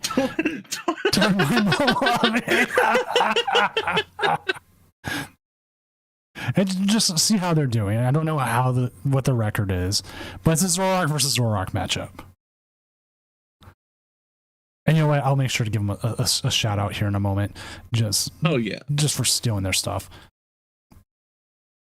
Hey, so we're stealing his stuff? Yeah. See another Zorua come down. I do love the ToD image. I know, it's so good. I also just love that, it's literally just a copy paste. It's not even a PNG. It's not transparent. It's just slapped there. It's just slapped there, yeah. Do we know who this is, what table it is, so I can get the table number? Give me a sec. Oh my God, thank you, Kat. Middle of a message. Drops her ass right on the enter button. People like that are why you hardly go to locals? I don't know. That's fair. Facing off meta stuff is really annoying if you're just looking for practice and stuff, but I mostly just go to locals to hang out with my friends. Oh yeah. Whether it's a cup or a challenge, I'm going to go to it and try to win. If I hit weird stuff, I'm going to complain about it, but at the end of the day, I'm going to go out and get single dollar dollaritas at Applebee's with Phoebe and just have a good time. I don't care. That is what we call good decisions. I play Pokemon to have fun and talk with people, and even though I might get tilted occasionally, I have a really bad mental issue where if I lose and I think it's out of my hands, I just hard tilt.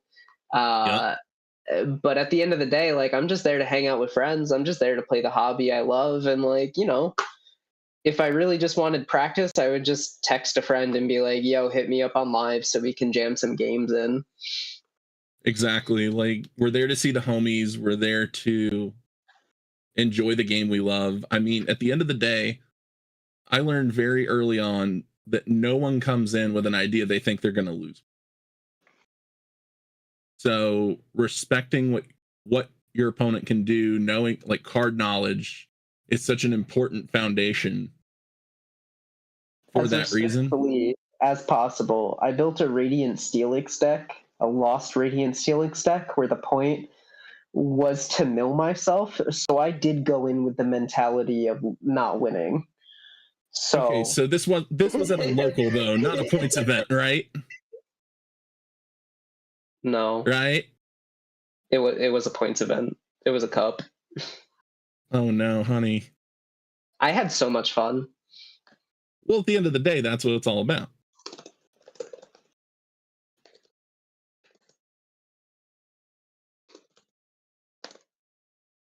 Type. All right, so game at hand here. There's a Zoroark with no energies. Notably, what I love to see here, there's a 190 HP Zoroark on the bench. So, Yeah. like, En's Darmanitan can just pop this thing. 90, It can 90. just pop off right now. Yeah, like, it's kind of big chillin'. Hold on, how many prizes is 5, it looks 5? like. Okay, so they are ahead, which means that the reversal energy doesn't provide the colored energies or the fire energies needed. Yeah. Sorry, my Kentucky showed for a second. So backdraft is our only option here.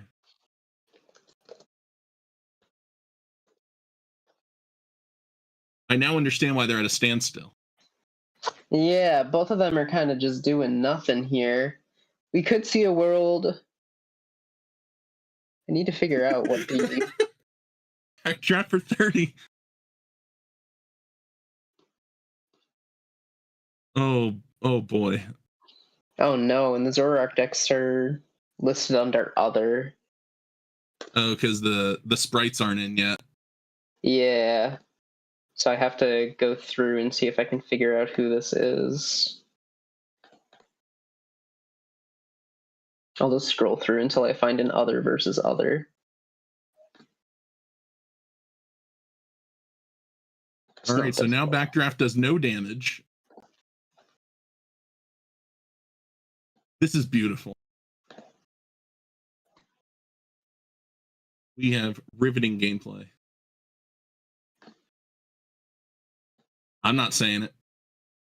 Do they have their record somewhere on screen? Like, do we know what their record is? I know it was 2-0 when I jumped to the game. It was 2-0. Yeah, I don't know what theirs was what 1-1 or what. It has to be 1-1 because the only other game I'm seeing right now is 1-0. Wait, so Bean says Zoroark, Slowking, and Hot Decks are all classified as other right now. Yes, they have not been updated. Slowking is classified as other? Yes, because it has some new stuff. Actually, this one is This is freeware. Freeware, so they're up 1-0 right now. I'm double checking their stuff. Yep, that's what it is. Okay. So if we want to look at their deck list, they are at table 6. Cole, thank you for pointing that out to us. That's all I've been trying to do is see what their 2 deck lists are because I want to compare them because I'm sure they're like they can't be that different, right?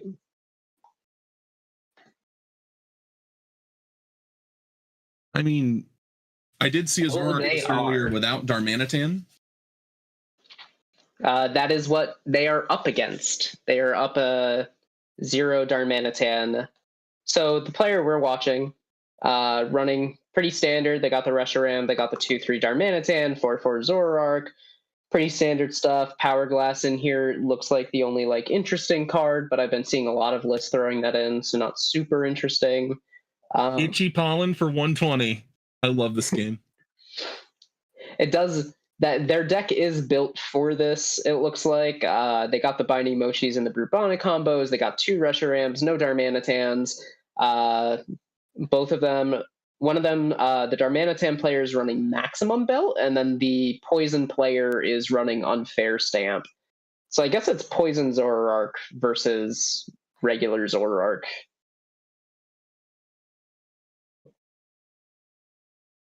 I mean, I see right now that our Poison Zoroark player is in danger of getting 2 of their Zoroarks knocked out.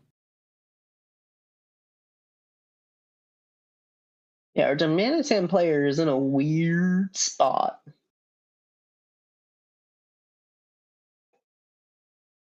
So I did not think of Wait. Ichiban for 120 until I saw it.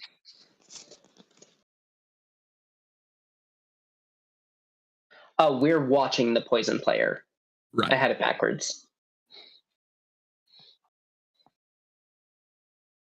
Moving damage around. I suppose even knocking out one Zoroark while keeping the Reshiram in the active is still helpful. Yeah.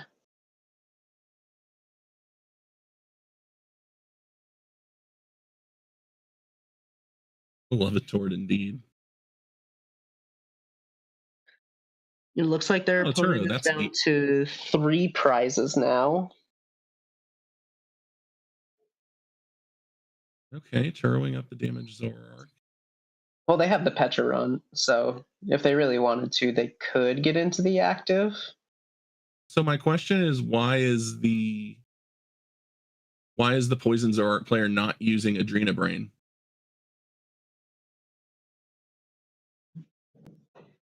To move counters off of the other Zoroark. Because the opponent also has it set up, so it would just result in the opponent being able to put the 30 wherever they want to. Right, it would just ping pong the counters, right? Yeah, and it would allow the two of them to kind of like move the counters onto whatever Pokemon they want. So it really just moves around the counters on his side of the board. Right. I see. I didn't know that was an interaction until you asked why. So much of this is just improv, huh? I mean, the more you know. Just immediately ends turn, not even going to go for the double poison here. Are they going for deck out? One of them's at 5. I can't see what the other is at. Tempting to Iono to 1. That would make sense. Sorry, sometimes my brain just goes, why they know attack? Why they know do thing? You Defiance Band. Ionoing both players. 6 and 3.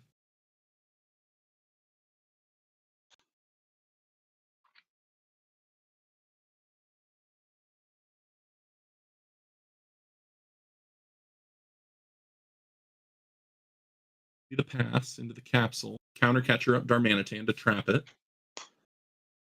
Yep. I understand.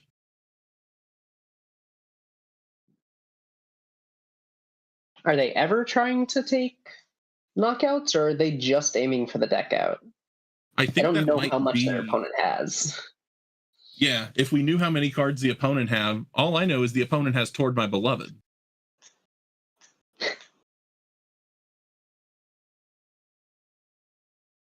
Oh, they have access to deck lists, so they know how many energies they have. Yep. I see where this is going now. 1, 2, 3, 4, 5, and the reversal. Usually most decks run 2 reverse. They're running 6 dark, 2 reversal. There's all 6 dark. Backdraft for 60 to take the knockout.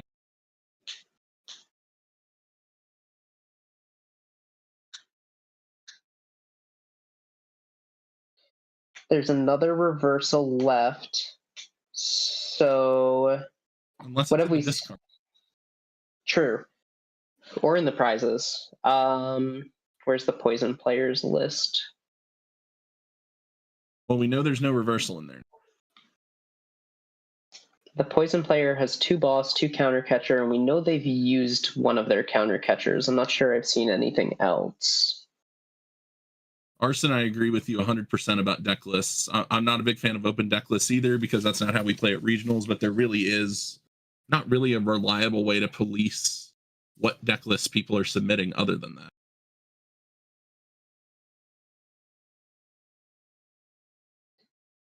Honestly, I like open deck lists. I went to a locals recently where they were like, hey, since this is friendlies, do people want to try open deck list? And it opened up so many cool line of plays. I feel like, because VGC had this discussion a few formats ago where they stopped doing closed team sheets and started doing open team sheets because it enabled better strategic discussion and moves by the players because there was nothing like unexpected, and it removed some of the like wow shock factor that some teams could have, but it did make the game more interesting to watch because the players were just doing better plays. I'm kind of split on it. I've played enough with both of them that like I could see it going either way, but I would be interested in seeing how the top level players play against each other when they have each other 60 in front of each other. Right. That would be super interesting. It does require I feel like it requires a slightly different skill set as well. Yeah. There's slightly different win conditions, if that phrasing makes sense. I think I just said what you said, but different words. Yeah, it opens up a more strategic line of plays rather than having to do guesswork. Like, you don't have to guess, oh, my opponent's down 2 boss and a counter catcher. Do they play the 4th? Or you can make a more informed decision, Right. which is a bit of a bummer because, you know, having to play around that is kind of a skill, like knowing when you can and can't take that chance. And then that opens up the line for more creative deck building because if you do go with the extra counter catcher, you have an edge over people who are expecting you to not have it. But at the same time, then you lose games because your opponent is playing 4 Flareon at NAIC 2017. And so I feel like a lot of people would feel. I feel like if it was open deckless, there would be less chance of you losing to things outside of your control, and people would be more accepting of their losses. That was really well said. Thanks. I have a lot of thoughts about it. Anyway, back to the game. So they just drew past again. They got to be going for the deck out here. I don't know what else their plan could be. They know their opponent's out of energy. Their opponent can only hit for 30 every single time. I think I see 1 at the end of a number there behind Toward My Beloved. Yeah, it's 1 prize card. Yes. You can also see the prize cards on the right side.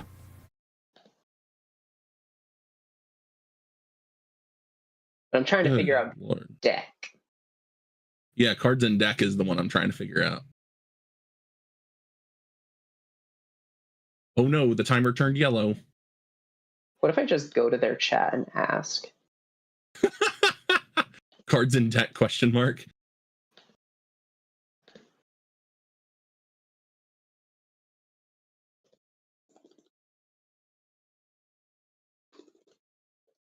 Say, hey, the casters are trying to figure out what your win con is. Also tell them we'll shout them out after the match.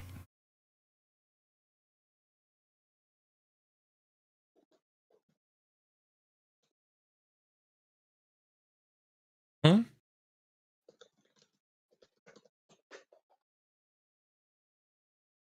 Oh, I forgot I'm on my wife's account. They just ended. Their opponent conceded. Oh, opponent's deck ran out of cards. There it is. There we go. That was the win con. Got it. How many left in opponent's deck? I can't have audio because I'm casting the tournament right now. Opponent ran out. Ah, I see. The timing on that was impeccable. That's why control is so broken online, because you know exactly what to do. Yeah, that's true. But also, you still need to know what to do. You still need to know what to do, and it makes it so that the control player, like, you know all of their lines. You can't be surprised by it. So, like, you know how to play around it. Play it. Anyway, sorry, what's up, dude? We just got 1 match left, and they do have an 8-minute extension because we had an issue with a player who somehow got to 3 rounds and didn't understand how best of 3 worked. Huh? So we had it sit there, and it took a while, and so it took about 8 minutes to set them up. So they do have a 8-minute extension, but there's still 8 minutes in the round anyways. So it is just one match we're waiting for, and thankfully it's not like a controlled deck. pair of aggressive But it looks decks. like in the meantime, you did update the standings, and Raging Bolt is still number 1. Yes. I personally think Raging Bolt could be good in this format. Go big, What's the bang. list look like? Pulling up the list right now. Oh, the Ditto. I am sharing with you. Yep, I am sharing with you. Yeah, being able to fan Rotom for the Ditto, and then being able to just retreat whatever you're active with the Latias to get the Ditto out, so that way you can grab whatever basic you want. Fantastic. Am I the Am I only one echoing? hearing echo? Oh. That's my fault. Echo?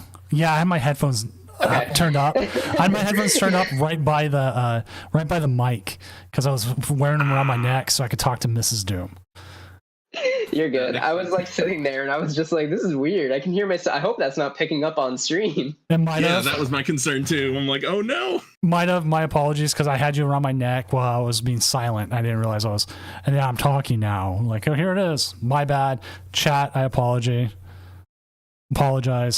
I didn't think about it because I'm used to this mic not picking up all the noise around me. I didn't think about, hey, I put my headphones right by the mic.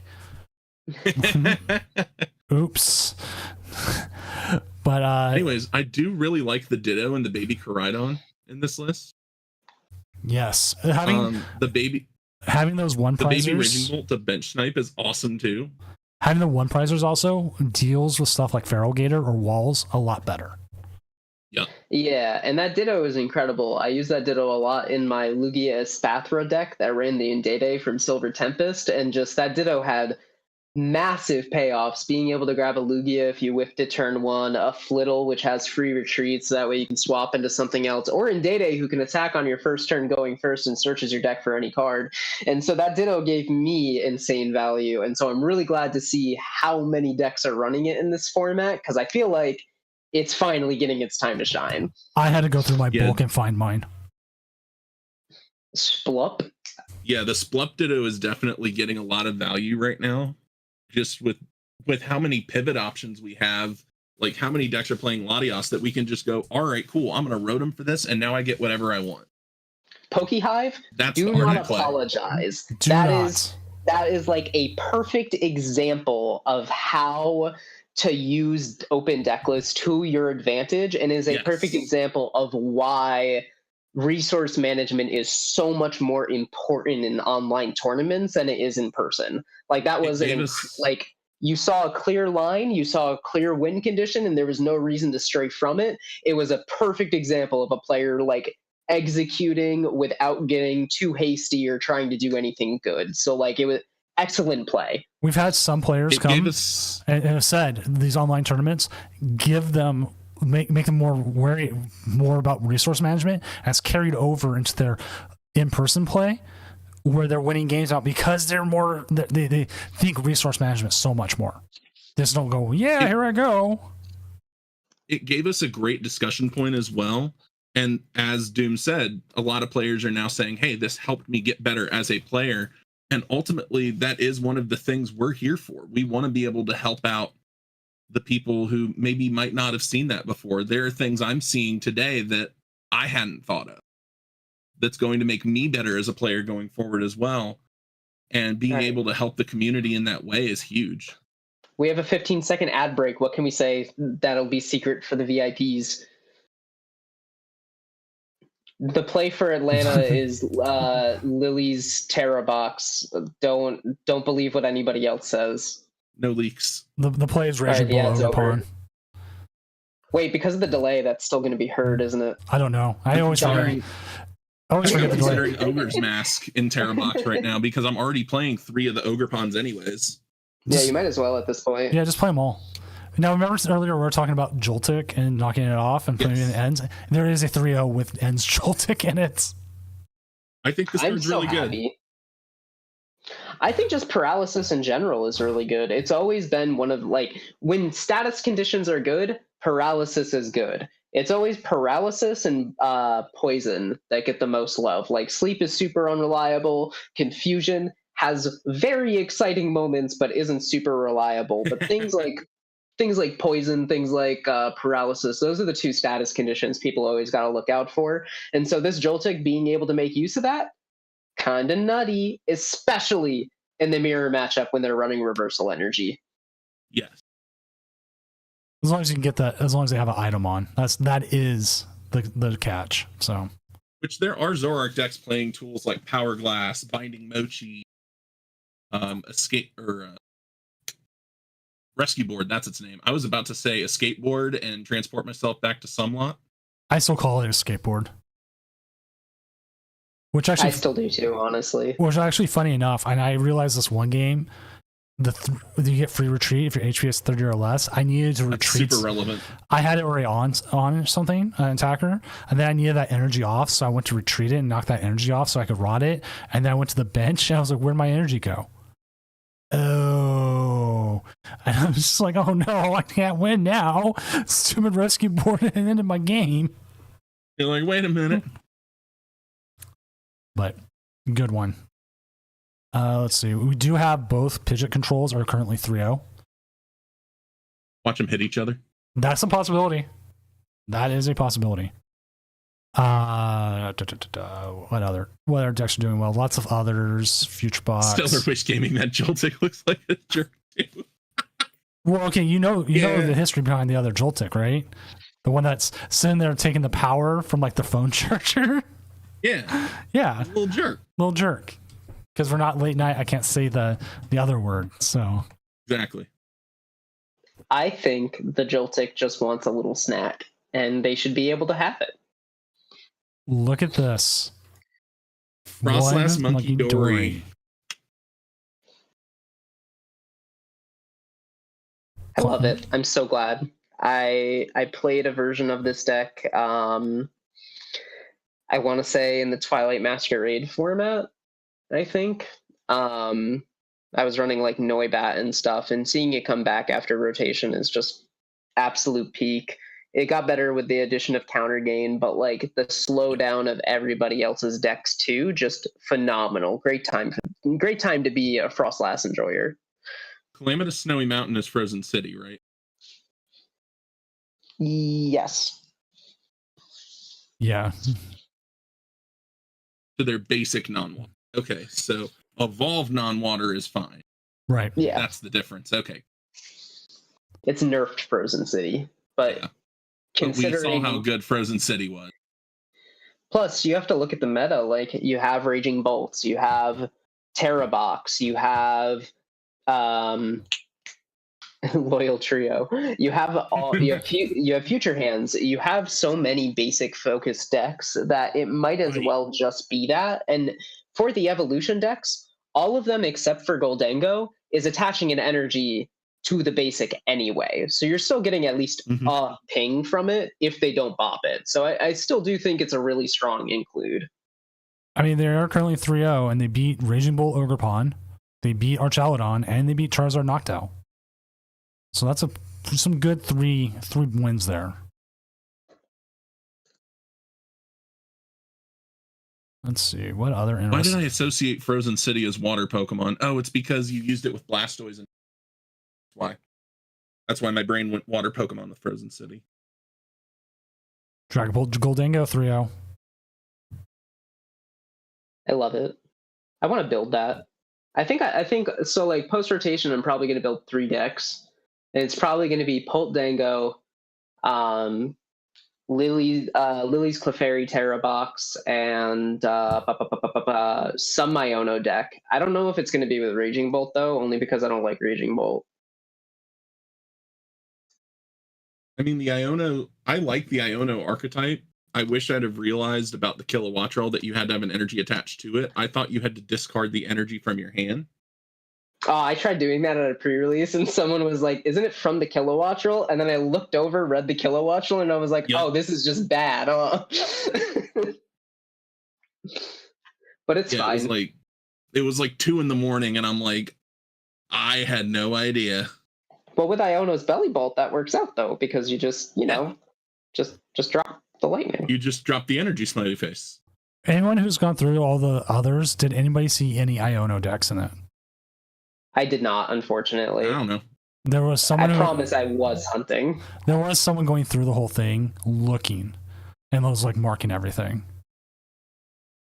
Because like, these are all the ones we'll get stuff later. It's like, oh hey, others doing 3-0, and you look at it and it's just Zoroark.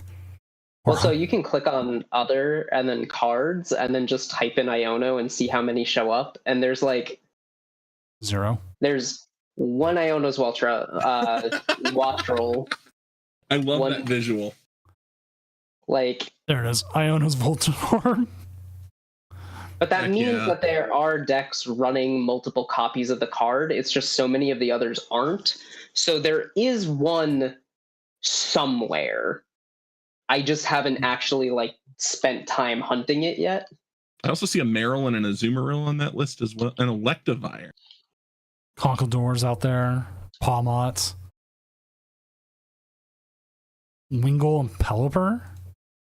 Waiting for new round to start. Are we out of? We are on a extension. They still have 8-minute extension. 6 minutes left in their extension. Let me go ahead. I'll announce in the Discord too.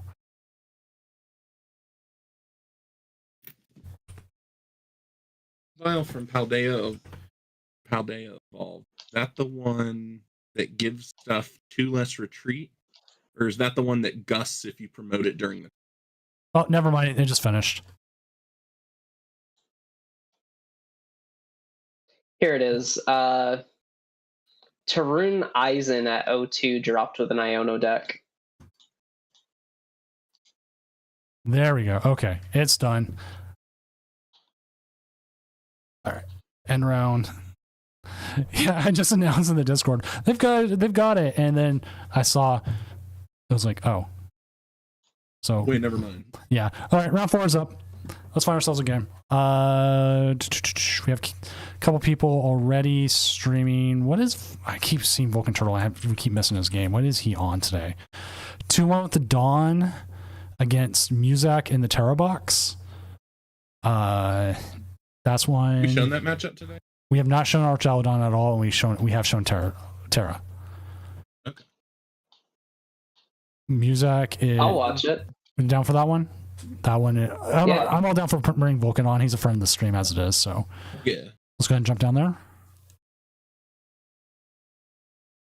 And again, if you're able to, if you want to stream, if you're able, not just if you're able, if you want to be on stream, just join a table, have your game. We will jump to games as they finish and keep having stuff on because we want games on.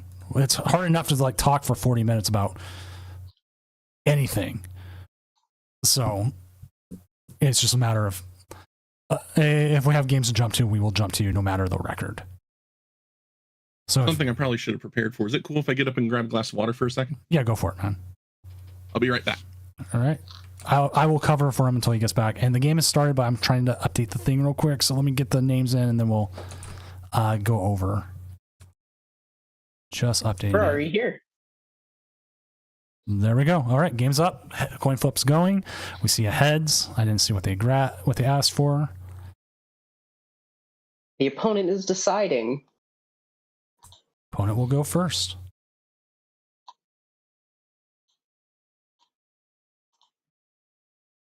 So we are set otherwise. Yeah, I mean, do you start the Relicanth here? I think you have to. I'm still trying to get up their deck lists. Professionalism in my tournament? I love looking at people's deck lists. Like, for instance, why is Vulcan running this Dialga EX? Does he have it in there, seriously? Yeah. Uh-oh. It's the Dialga EX, the promo, where it's triple colorless, metal burst 100 plus 20 for every metal attached to it. And then its first attack is a metal energy, 20 damage, draw 1. Oh, it's the EX. Oh, I think you were saying like V. I'm so used to V. No, but I said EX. No, Okay, no. okay, that's on me. I That's on mean- me. I was like, oh no, how does he get through 4 rounds with a V? Okay, no. Okay, yeah. Why does he have it in there? I think he said there was a reason in the chat. Well, it doesn't have an ability, so it gets through Cornerstone. I would assume that's like the biggest reason. And then, sometimes just 20 damage draw 1 is nice. All right, let me see. He said a reason why. That is a fish start. Yeah, we got Relicanth in the active. Vengeful Punch. Which has Vengeful Punch?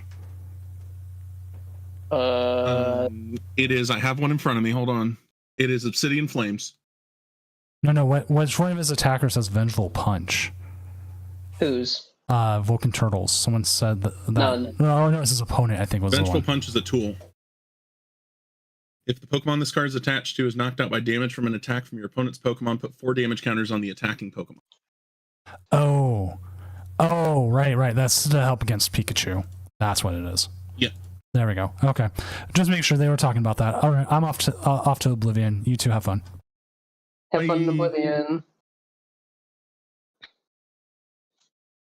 The real question is who gets the Jack in the Box? There we go. Well, I feel like it has to be the Archaludon, right? You gotta just be focused on setting that up right now. Little surprised not grabbing the Dunsparce, but obviously scared of the boss KO onto the Lone Dura, so it does make sense. I just wish it didn't. I'm a greedy player. It's why I have to play control. We did, in fact, surpass the Dialga EX for no reason. It was discarded.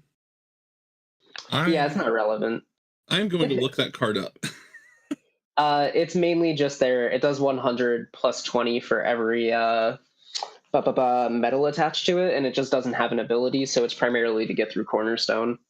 Cornerstone. Gotcha. Which their Terra Box player is not playing Cornerstone, so the Dialga is worthless in this matchup. Yep, that's why it was discarded. Fully understand now. I'm so good at this. I haven't even played a game of this format, and I know this. I'm on top of stuff. We just this is why I have these. that bird is cooked. It happens, you know. You see a bird sitting on top of your roof, and you go, "That bird's not big enough to have any good meat on it," and so you hope it gets zapped by the power line, and it did just now. So. I don't actually ever wish that. I like birds a lot. Birds aren't real. They're government drones confirmed. That's not true. I'm not sure we have time for my pigeon rant today. So there's a bit. One of my best friends, his last name is Seagull. So we call him Bird. And then he responds that birds aren't real. Mm-hmm. So that's how we went to the birds are just a government drone. I have no idea if birds are drones or not. No, that's like a very popular meme. Jolly I really am an old man. The reason it is not used over the reason they're going with Dialga over the Hop Station, A, for the draw power, and then B, the Zacian takes 4 energy to set up, so that's 2 Archaludon, while the Dialga only takes 3, so it's 1 Archaludon attached from hand. That gets it up to 160, and then Maximum Belt does the additional 50, which gets it to KO the Cornerstone, since a lot of Terra boxes aren't playing Bravery Charm. See, I don't got to do much. This is great.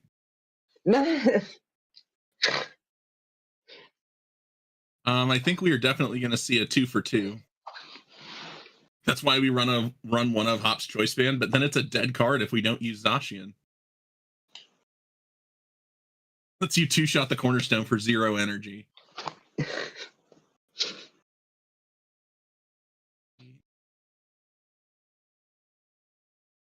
No.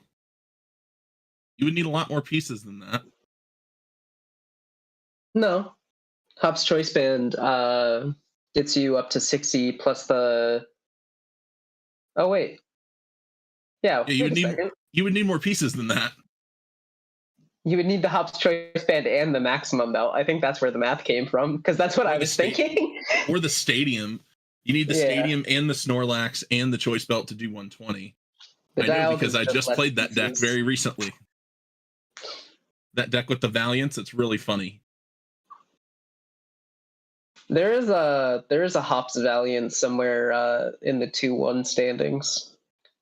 And there's our 2 for 2. So they just need to take 2 prize cards now, which honestly shouldn't be too difficult. They have that Wellspring Ogerpon on the bench, so if they're able to get it set up, which they can't because they're missing the Terrestrial Crystal now, E-Switch can still potentially get there along with Crispin. Yeah. It would require a lot of pieces, but the option's still there. Yeah, you would need to get the grass energy onto Ogre Pawn, Crispin, Teal Mask onto the Ogre Pawn, and then Crispin 2 onto the Wellspring, and then E-Switch. In the And time then it took that us to gets figure that it. out, the Dunsparces have left the board. Yeah, I was gonna say that that's what he should do, and that they'll eventually get to it. But then you mentioned E-Switch, and I got off track. I was like, ooh, let's look at that line. How many pieces does it need? Ooh, that's a lot of pieces. Aw. So what are we bossing here? How much are we The dealing? Fezidipity? I like KOing the Fez just to force them to have it. Bridge does what, 220? Yeah. I believe so, yeah. I always think Bridge only does 200. So I was like, what are you KOing here?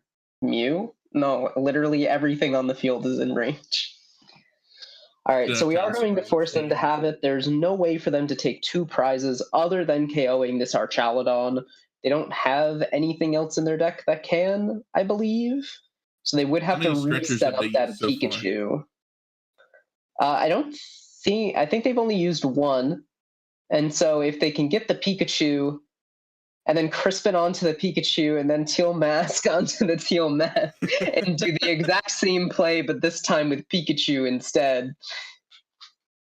Well, there's a Noctowl. There's one piece.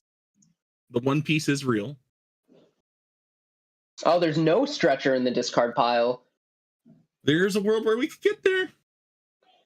We need the Stretcher for the Pikachu and then Crispin. And then a way to get a grass energy back, and we need to have additional types in the deck. So it is possible. Aren't you excited for Energy Recycler coming back? Yeah. I am too. Ooh, has to grab the Iono, so probably no, unless they have the Crispin in hand already. Which, why would they be grabbing the Iono if they didn't already have it? Double Crispin prized, perhaps? Triple Crispin prized with 2 prizes left? Rotom Chip, I guess, is a fair option. Ooh, they have to get the Fez off of the Stretcher, so it looks like we're going to be aiming for 1 prize turn. Or just chip damage. I see the vision here. Iono to 2 and then Fez for 3. How many boss do they have? They play 3. Ultra Ball just gets them. No, it doesn't. Luminion doesn't. 3. Yeah, and they don't have any draw engine if their opponent doesn't take a knockout. There's the 70.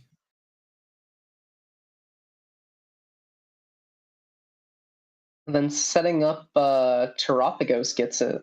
So Yep.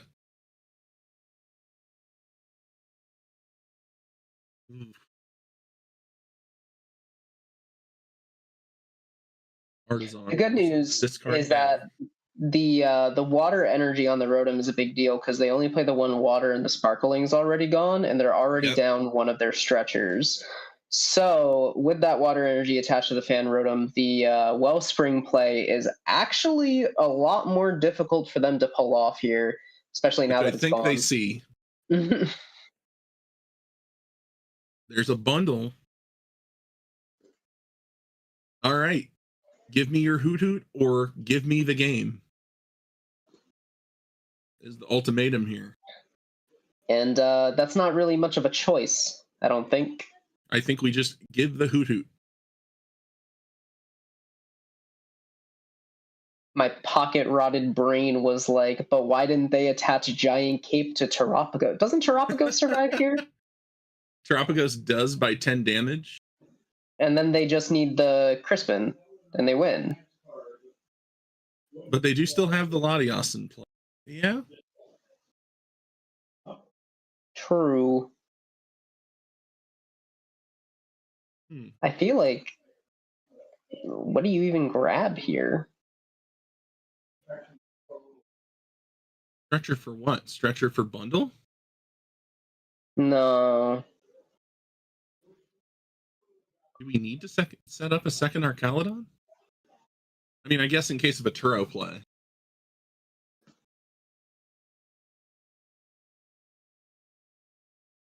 Is there even a reason to take the next? Yeah, because the Terror Box opponent doesn't play Switch or anything, and they only play a one of Turo. Does decide to go for the knockout here, so their opponent just needs Crispin for game. Assuming they have the energy in deck, because they don't play any super rods. We know that there were 2 grass, a water, a lightning, and a metal, which means that they have 2 grass and 2 psychic left at most. I think they still need a full board with Terrapagos in order to Yeah. So they would still need the area 0 and the crystal and ways to get more Pokemon. But their opponent did take a knockout, so Pheasantipity is online here. Please, he fell asleep in my chair and missed the round. No. Were we that unentertaining? Sorry, we'll try to be more engaging. I'll try to scream more to keep the attention span.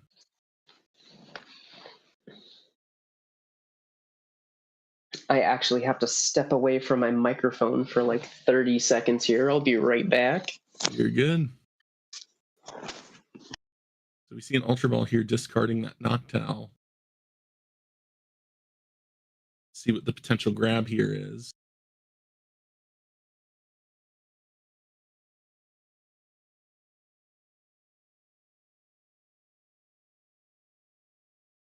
This is a strange spot for the Terror Box player. For the Clefairy, okay.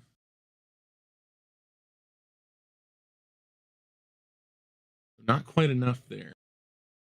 But it is a little bit lower maintenance, maybe? Probably not. No, it's the exact same amount of maintenance as Terrapagos.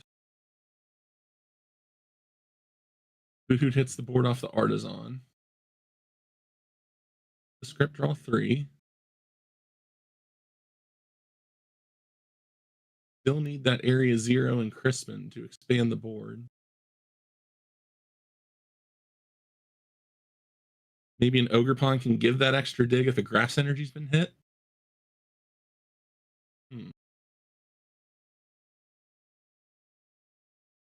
Two grass in the discard, so there's still some left.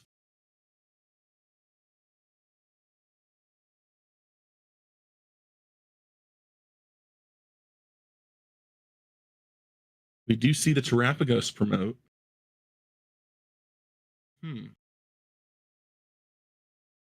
See the Crispin.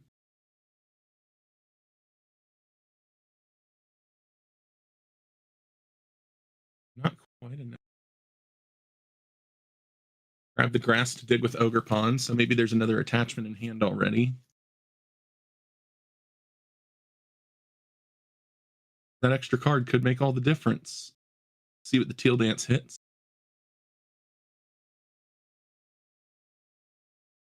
We don't see an immediate slam down. We do see a counter catcher. Trap the Relicanth in the active. But Earthen Vessel attached does get them a retreat. Surprised I came back and this game is still going. Oh yeah, they were digging and digging and digging, and they grabbed the grass energy as the second energy off the Crispin to try to get one more card, and didn't hit all the pieces they needed. So they counter captured up Relicanth and passed. So Earthen Vessel attach into Boss's Order gets in the game, I believe. Yeah, that would wrap it up. Pack it up, pack it in. As long as they don't misclick research. Yep. And that was game 1, right? 1. So we still very got 2 more close. games. Was coming down to the wire there. We saw a lot of digging coming out from the Terror Box player, but just not able to get there at the end. Just a little unfortunate. I can't believe Vulcan Turtle is in Great Ball League. This isn't like a dig at like skill or anything. I I only ever see people either at like 0 points or an Arceus League. I never see people in between. So Yeah. I'm the one that tries to build up and then throws because I get distracted and actually have to do something at my job. Opponent goes first. I just don't play live. I don't play test. That's why I'm not good at the game. I would really like a working, like a more consistent online program sometimes, because I played in a tournament of Doom fairly recently, and I dropped at 0-1 because the boss's orders I needed to win the game would not let me play. Yep. I've been It's liking like, Twin Leaf Town, honestly. It's that is a Tropius.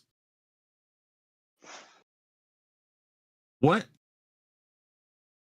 I believe I get it, because you can E-switch and then move the energies on to Tropius and then move them back around wherever you need to. See, I had to look up what the Tropius does. If glass is rotated, what relevant math does that question? Cornerstone. It's their own cornerstone one-shots. answer. Oh. I just need to stop asking questions, because then the moment I do, the answer is immediately cornerstone. It's literally always cornerstone. It's always cornerstone. It always has been. Well, what does this do? Hey guys, I think that Tropius is for cornerstone. Thanks. It is worth noting that their deck list has a different art of the Tropius, and so I think that should be a game loss. Who cares? I'm so glad they updated that in the rules. Yeah, Dude, let common Sorry, I sense was, rule I was the coming day, in real please. quick. Real quick, a Limitless will automatically set to default sometimes. And the other thing is Limitless also doesn't always get the promo cards. So as long as it's functionally the same, that's how we treat it. So. Yeah, it was a complete bit. Even in the official rule box, if it's the wrong art but the same card, it's just a warning now. Yeah, so. just let common sense rule the day. Well, yeah, because Rotom was like the worst. We had same art Rotoms, but two different sets. Terrapagos has that too. So it's like, well, it functions the same. Every card from Prismatic Evolutions has that. Yeah. I'm surprised they put Black Belt in this set as well. I didn't think they'd do it back-to-back sets. I love my mismatching draw cloaks. Got one non-hollow from Twilight, one reverse hollow from Twilight, one non-hollow from Prismatic, and one reverse hollow from Prismatic. I am that person who has to match everything. So, like, I absolutely have to. When I played Lost Teenager Regionals, all different energy. Had to be. Specifically because I would face people like you, and I would point it out, and then I would win the game. Pokemon's a mental game. I would never get so tilted that I would let my opponent win over that, but I would point it out as a bit. I'd just start gagging. Yeah, that's the thing. Like, most people, like, don't actually care, but there's a few people that, like, you mention it to them, and they actually get, like, a little bit upset. Oh, I riffle my deck at locals, and it ticks everyone off. Oh, that's my favorite. I have... I soak it up. I use the energy. I pulled the Lily's Clefairy, the like chase from this set. Yeah. Immediately threw it into my Lily's Terra Box deck and immediately started riffle shuffling it, and people were like, no, what are you doing? And I was like, they were meant to be played, and when I go to sell it as lightly played in like 5 years, it'll still be $400. Like, oh yeah. It doesn't make a difference. I had one of the promo Reshizards that I used in Mewtwo and Mew because that was kind of like my deck when it was a thing. I either played Mewtwo and Mew, or I would play something really stupid, just as like a bit. Yep. And Mewtwo and Mew was like my jam. I played that deck constantly, and I used the same cards for it from like the day I got the card. So I went to sell that Reshizard recently, and the girl at the shop was like, this is like play.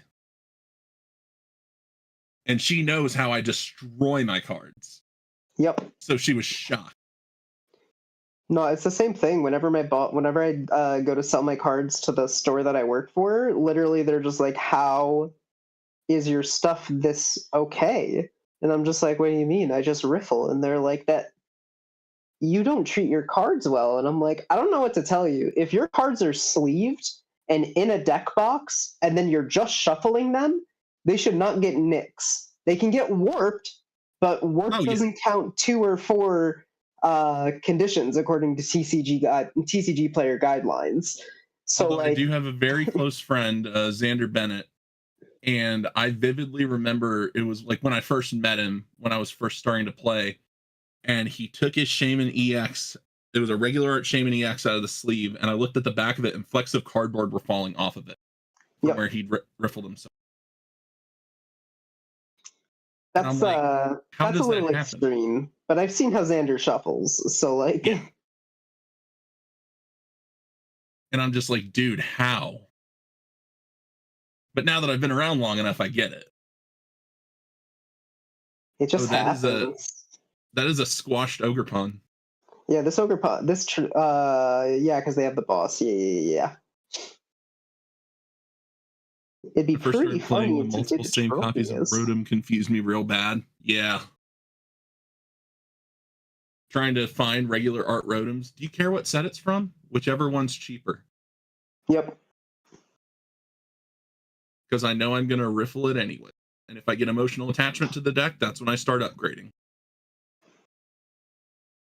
I'm excited to see what this Terror Box player can pull off, because honestly, Because it if ain't they looking can like set much up right now. Well, so here's the thing, right? If they can set up this Pikachu, neither the Archaludon or the Dura has Vengeful Punch. In fact, the Benjadura has a maximum belt. So the answer to this Pikachu isn't present right now. So if they're able to set up this Pikachu is going to knock out this one, and then it's going to be able to knock out another one because there's just nothing they can do about it. That's So because the Squawkabilly has the Vengeful Punch. Just to prevent the boss, I guess, but you don't need to boss it. You can KO the Archaludon twice. Fine.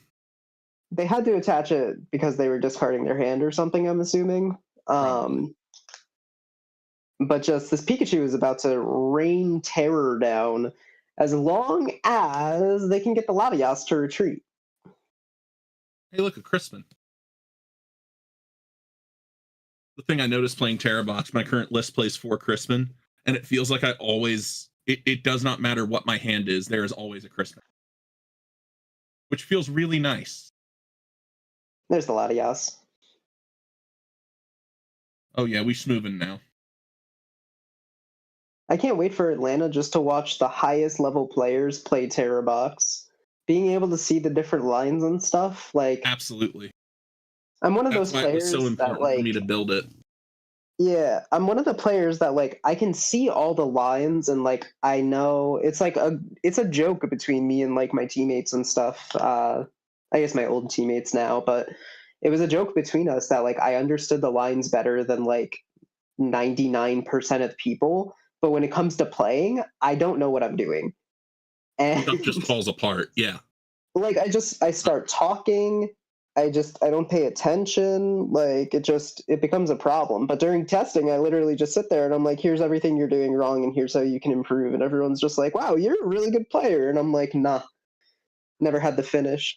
Smart decision here.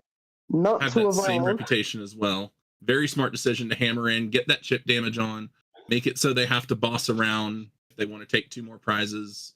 Great line of play here from Turtle. The only thing that's a bummer is that now that boss onto Squawkabilly isn't going to matter because the Pikachu already has the chip damage down. So they could take the 2 here if they wanted to. They could set up a different Ogre Pawn to be able to attach. I do think this is the game where Vulcan started with Ultra Balling away to Archaludon, and then we just saw one get knocked out. So only one more in deck, and they did discard a Stretcher before researching. Stretcher looking extremely valuable right now. Yeah, I don't know how many Stretchers they have left. It's either just this one or maybe a second one floating around. But with just the double Dunsparce on the board, and then your draw supporters, you're gonna have to be hoping you hit something. Yeah, it's like you're still that one piece. All 4 Archaludon are in the discard pile. Oh no! 1 Night Stretcher. So we do still have 2 Night Stretcher, 1 in the hand, 1 either in the deck or the prizes. So the Terror Box player, as long as they have another Crispin and the energy, are feeling pretty nice here. Honestly, I'm surprised they threw away the Terapagos, because they could have just set up the Terapagos and used it to KO the Squawkabilly, but I don't play the deck, so they probably know better than I do. Exactly. There's got to be something here. There's got to be a reason that was what was discarded. Probably saving the bench appreciate the space hammer in for for an 80. alternate. What'd you say, Eliza? I don't remember. I'll be honest, I went to bed at 1 a.m., woke up at 4 a.m., played Pocket for 2 hours, ate a bunch of cookies, and then slept for another hour and a half, and then had to wake up so I could drive an hour and a half to the in-laws. So, like, Dude, I'm that actually sounds like my kind of night. Right, but now I'm just wiped. Like, Yeah, now you're just like, Yeah, you sound like a cat. I'm trying so hard, Doom. I feel that. Like, honestly, as soon as me and Ryan are done, I'm probably just gonna take a nap. I can't wait to don't change blame into you. my pajamas at 3 in the afternoon. Heck yeah. That's what the weekend's all about, though. And there's the Lily's Clefairy coming in for another knockout, but it is just a 1 prize knockout. Notably, still have the Pikachu on the bench, so they will be able to set it up to be able to take another knockout. Going to be able to see the Archaludon here. The Artisan needs to find another Dura here just to try and have some kind of insurance. Absolutely. Triple Noctowl, easy discard. You never want to keep those on the board. There's never a reason to keep them there unless you're planning for like some crazy Turos play. Oh, yeah. But you'd have to have a Hoot on the bench already, which they didn't. So no reason to keep them around. Just get rid of them. Boss here, not going for the Pikachu. draw supporter. Brings a bit of concern in case the Dura... Okay, yeah, it's there. Never mind. See, he price checks. He knows what he has. 80. Yep, Clefairy does not ever knock out Archaludon. Going after the Pikachu was probably the best possible play he could have made. Yeah, taking that off the board, forcing your opponent to have the Night Stretcher. And then the Crispin. Gee, I'm so sorry, y'all. Then the energy switch. It's just so much in order to set up that Pikachu again, and so we'll have to see what they're able to do. Notably, though, Volk is down to 2 prize cards, so there is a world where we see that Fan Rotom chip again that we saw last game. It put Vulcan in a pretty weird position. Unfortunately, being down to 3 prizes means that they are kind of required to start taking knockouts here. Mm-hmm. Oh? Do we potentially see Oblong? We could see Sawblock. Sob up Squawkabilly? Maybe they're eyeing KO Squawkabilly. Well, everything on their field that can KO Squawkabilly Archaludon just return knockouts. Not sure what the vision here. Sob to set up damage and then Tropius to clean up, maybe? I mean, Volk is down to 13 in deck, and so they would be the first to deck out. There is They a do world play where you Turos, had 2 though. Turos back in. Yeah, so Yep. we know that the Sob stall isn't really going to be an option here. And then Artisan to Thin. Yep. Grab the bundle here. Do you bench the then- bundle? Well, you have to with Artisan. Do you use There's the the bundle, Turo. is what I There's meant game. to say. No, you just win the game. Yeah, that's it. Clean 2-0 from Vulcan Turtle. I gotta wonder, with Vengeful Punch, how does Vengeful Punch or the Poison Package, how does Terrabox beat Archaludon if they get set up? Is that the That's the key? thing. Is it prevent them from setup? But your Wellspring isn't even KOing the Duras, so Right. what do you focus? The Dunsparce and just thinking- hope that they brick? Are we thinking Hawlucha benched Duraludon, then 100 to the active on a Dunsparce, 120 on a Duraludon? to knock it out. I don't like the sounds of that. That feels like so many extra steps, and it feels like such a waste of deck space, because then what if you start Holly? I'm gonna move us real quick. Double Turos. Always double Turo. Man. I'm looking for another game. We might actually have to go steal Free Wars game again, because they are still playing. Are we stealing that game again? Yeah, because like everyone else who's streaming is done, or anyone who I could go ask possibly to go stream. Is Heracross done? Heracross is done. They won. Ugh. We also have this Gardevoir who's still playing, I think. Let's just make sure. Yeah, they're playing against Goldingo, or we can watch Enzorark Still People stuff versus, if it's Enzorark again, I'm gonna say no. It's a mirror. It's in our mirror. So we'll go check out the other one. The Guardy Dango? Yeah, the Guardy Dingo. So we'll go check them out. And again, always a shout out anyone we steal from. And they've got a dancing. I love the hand blocker. Oh my god, that's so good. So I'm gonna go back to and they're watching. It looks like they're watching like League of Legends or something at the same time. Very interesting stream setup. Yeah, here you go. You two can commentate on this. Very busy. Hold on, I gotta go full screen on this. This is actually so funny. I love it. The deck list, like, this is the most chaotic stream setup, and I absolutely adore it. It's beautiful. Like, why do you need to? And their hand is so big, it sticks out from the hand blocker. I'm losing it. This is so funny. This is amazing. This is the best stream setup I've ever seen. I would assume it. It's some esport, but it's not League. I don't recognize any of the, unless it's EMA. Maybe it could Valorant? be EMA. It might be Valorant. It might be Games Done Quick. GDQ's on right now. Oh yeah, GDQ is on there. Nah, they're in the middle of a run. What's LEC? So we see an MG and a Monkey Dory. Yeah, no, LEC is. Still can't get over the dancing hand blocker. Is it Rocket League? I just see This a is big all I white care jersey. about. If I recognize the logo, like, that would be super helpful.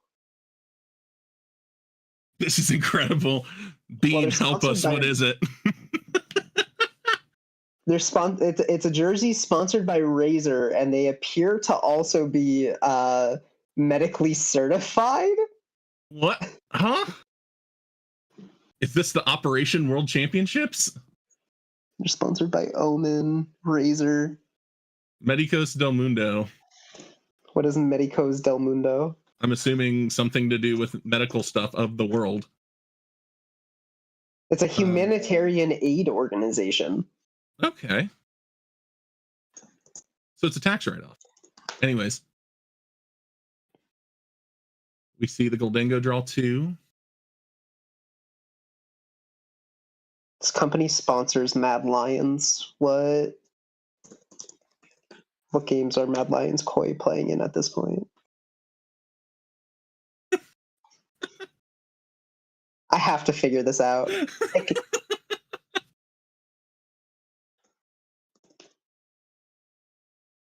It's such a great bit because you can barely read what's going on.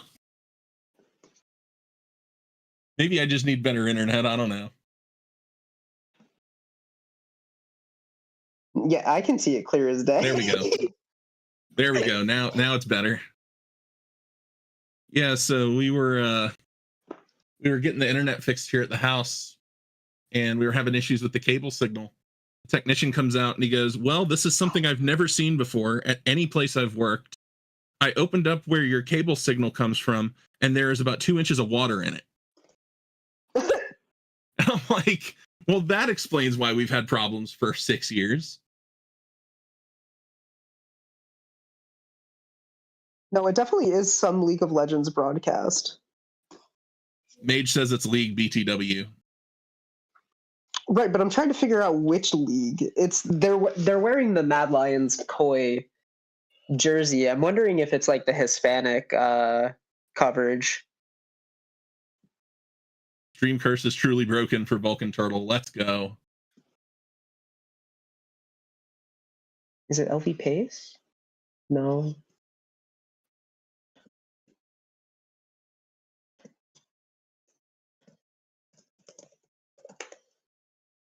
The nest ball, fail the nest ball. You see a Scream Tail potentially hit the board. It's still hovering over the bench. We see it go back to hand. We see the discard pile look. See the discard pile look again. We see the tail potentially hit the board, but then go back to hand. Now it hits the board. And then we see another discard pile look. We see a Pheasantipity, draw 3. I don't remember what Meaningful else draw was there. 3. Getting that bravery charm.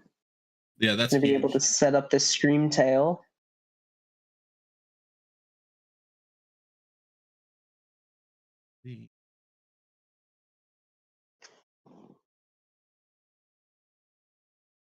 It's the Spanish EMA broadcast. Ah, looks like the cards are all in Spanish too, from what at least on live. I will say I like League's setup for their streams, like everything with colors and everything. And I think it's one of my favorites. I loosely base the Doom Championship Series stuff off of it.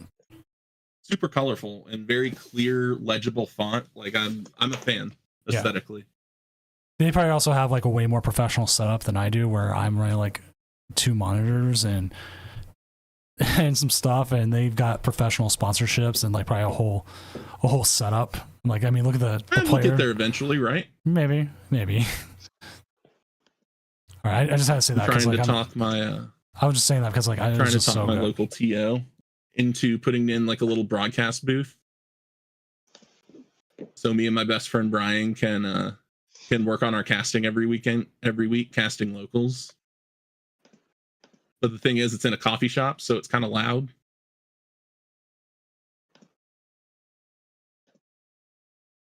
Let's see. So we blender. It's the LVP stream. I found it. Anyway.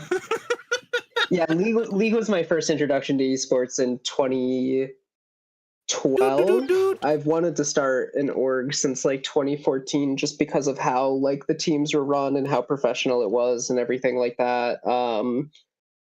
I've watched so many League teams rise and fall just because of like how management was run and stuff like that. So like I paid very close attention to it. So like that I coached for League for a while and like the collegiate scene and stuff, did like drafts and whatnot. And so like League is like super important to me. And then I talk to other people and they're just like, haha, League player. And I'm like, yeah, that's fair.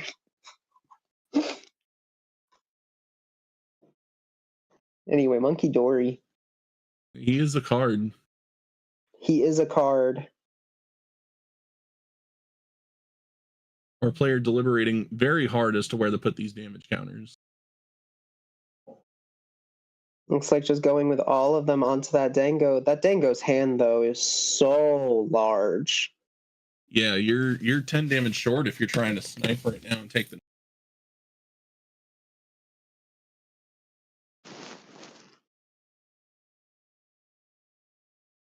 You could always deal the damage to avoid your opponent getting a Pheasantipity KO. I don't think because if you Psychic Embrace here, your opponent's just gonna attach with is just gonna move damage with Dory to get the knockout, and then you have to promote. Is Guardy weak to Dark or Steel? Dark, right? Dark. Wait. Yeah, it is Dark. Yeah, so they can knock out this Goldango, and then the opponent using Monkey Dory can take another prize card. Then they have to promote Gardevoir and just hope that the Dango player doesn't have knockout. Yeah, and then now what?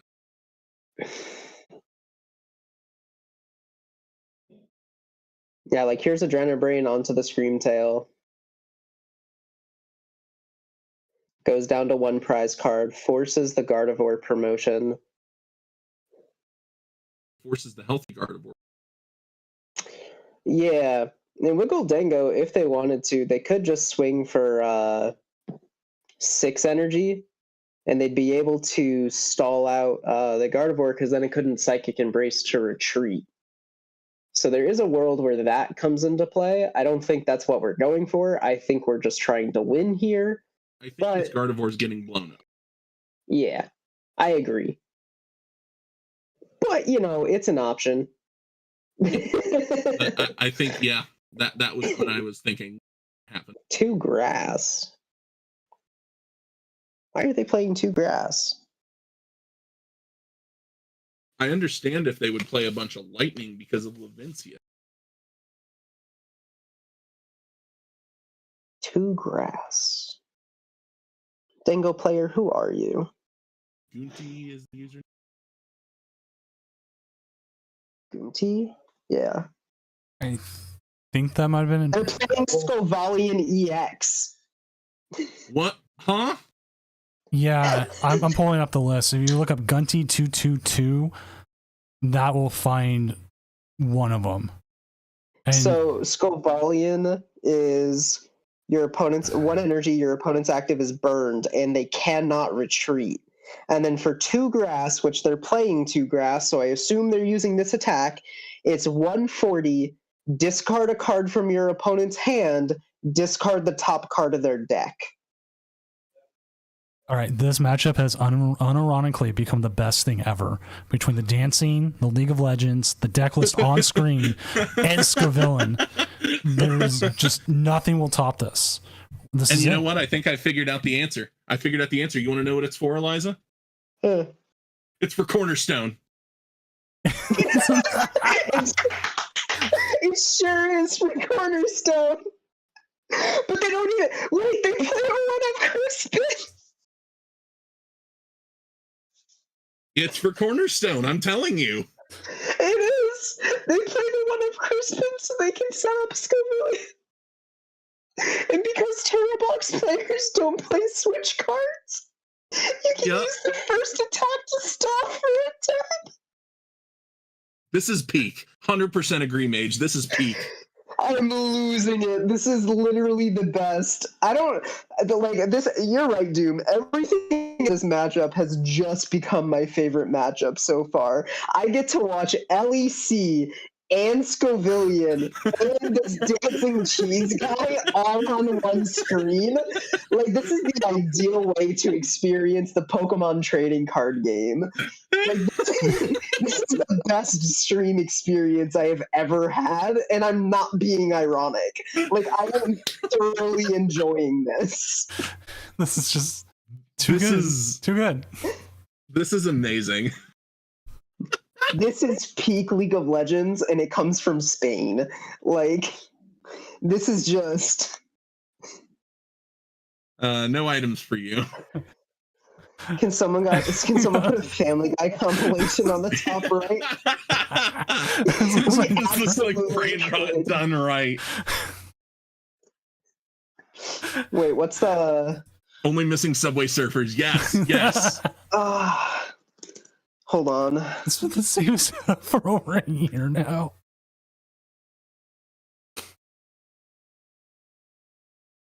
Oh my god. God.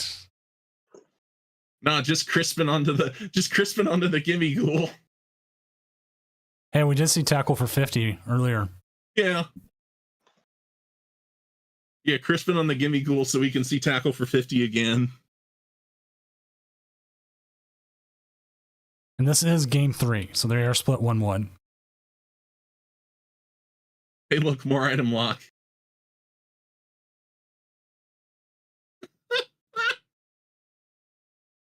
I can't get over this. There we go. I just want to see. I know it's not gonna happen, but I want to see Artisan for Capsakid so bad.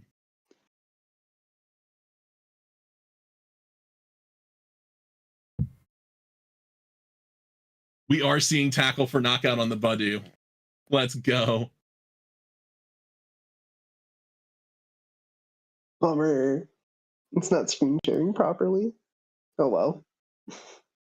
I was gonna see if I could set up Subway Surfers so that way Doom could stream share just Discord, so that way we could have all of it. I mean, I could set up in a way. Let me see if I can do it on here.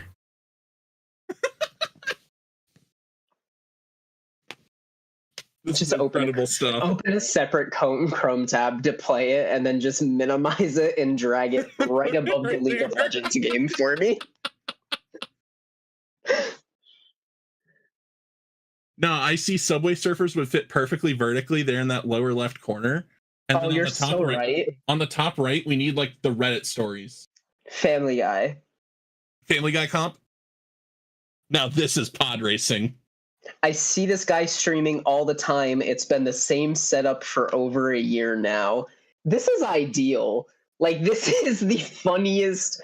Like, I genuinely, like, I might be falling in love. Like, this is just incredible. Like, Here we go. Countercatcher on the other Gimme Ghoul. And we see more itchy pollen. There you go. Check love all out the the dark stream energy. here as it's coming up. Subway Surfers is now on the screen. I'm so happy.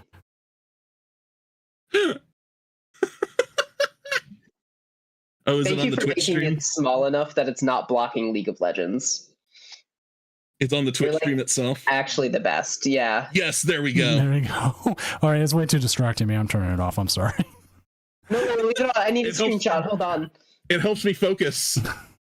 You can go back a little bit on anyone or the YouTube, and you should be able to get it. No, I got it. You're fine. I have a screenshot as well. I got it as you were shrinking it too. So I'm it's feeling like, very simulated. like this is actually the like most optimal. I need this TCG streamer's stream. TikTok. Like, this is the funniest person I've ever met. Like,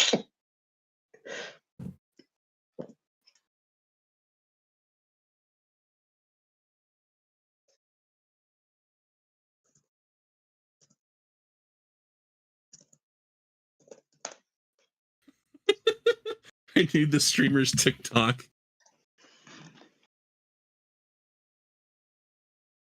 This is peak. I've never been more excited to watch the Pokemon trading card game. I'm not even kidding. Like, this is better than regionals. Like,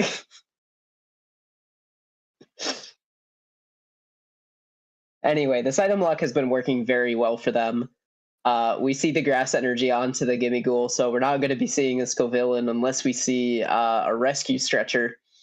But we are going to be getting double Goldango here, most likely, off of that TM Evo. I'm a little worried that the TM Evo doesn't have a picture. Okay, there we go. When it was attached, it was just a white box. Yeah, I was a little concerned about that. I didn't know we had blank tool cards now. Oh man, if they put Subway Surfers in the bottom left, like on their end, and then scooted the cheese over a little bit to the right, they could fix the issue of when their hand is so big we can see it. Right. This is ideal. I don't know who this person is, but like I need them to know that I actually adore this. I may need to give them a follow after this because this is incredible. Like genuinely, this is great.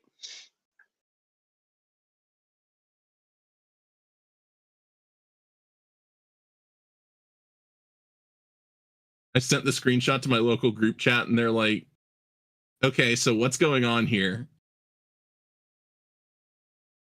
They wanted to know if the Subway Surfers was part of that guy's screen or if we did that as a bet. So we've got the Curlia now. And we see another Itchy Pollen.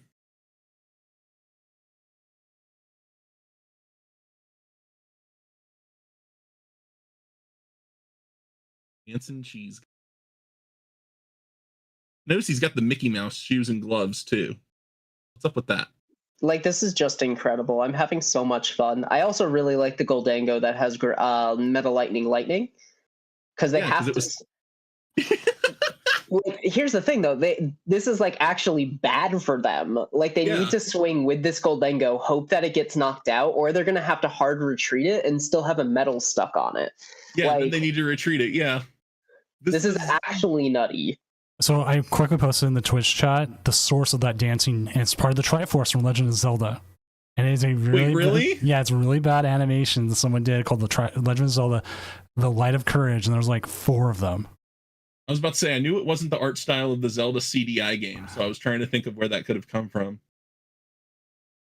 I'm losing it. This is so good. Oh no, now they're emoting. I think they... No, I'm wrong. Never mind.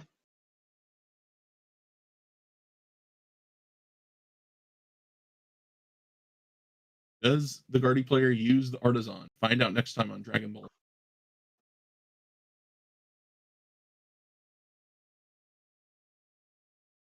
You see the timer come up. 9, 8, 7, 6. If there's enough See the energy in retreat. hand, I'd love to see Mew come up and just drop Goldingo's attack on it back, saying, "How do you like that?" Honestly, would have been peak. Oh no! Oh no, we didn't act. Oh no! Oh no, Fortnite Classic Combat! All right, we're just gonna move off it for a minute. Move off for a minute. We'll go back. We'll get back. I mean, your ad reel plays Fortnite too. Well, yeah, I haven't actually seen an ad in a while,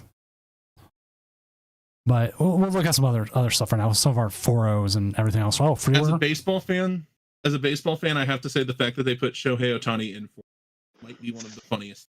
I home run swing killed because it was or sent to the lobby at Shohei Ohtani recently, and I couldn't stop laughing. It was just swing, and I watched him go and drop everything. I was like, that is peak. But I am very close to picking up a guitar to start doing night guitar stuff. Is the ad over? let's go see. Yes, there we go. There we go. And we're back. Yippee! Valencia! They're playing it too! So like this is actually like one of like 6 matches left. They're playing 2 Lavencia, 2 Grass, 2 Lightning. This is beautiful. This Goldango player is like Goated. the best player I've ever met. No, not the Capsaikin. You need that for Cornerstone. What is this music? I don't What know. was that music? Oh, on my end? Was that from their stream? No. Like I was going to Twitch. I was like checking some drops and rewards. Okay. It was kind of weird that you heard it. Oh, because I have screen share on. That's why. You hear because you're hearing from my end. Okay. Also, people asking about drops. I'm trying to work on it. I believe it's creator specific. I have a reach out to Pokemon I've seen, but I cannot guarantee anything. All right. Are we going to see a knockout onto the bench Goldango again? Do they have the energy to set up the stream tail for it? Do you want to see me do it again? See, restart. 2.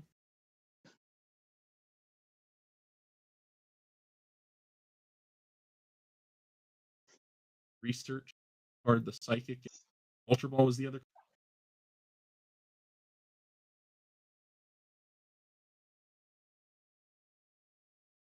Bro, what did I tune into? The greatest stream ever. This is one of the only games going on, and we're sadly stealing this guy's content. And this is what's going on. It's just a bummer that the League of Legends stream froze. Yeah. Like, we have now 5 matches left, and this is one of them. I need to go in their stream and let them know that the League of Legends broadcast stopped. At this point, they're hoping to win. I think that's their only problem. Tournament of Doom, pairings. I tuned into this dude.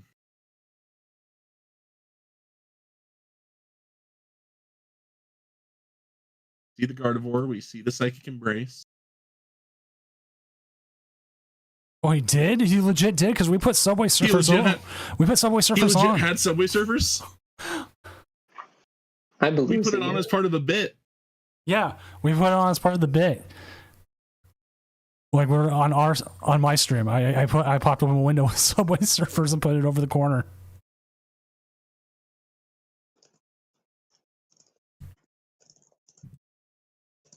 Even though honestly, this game feels like it's done.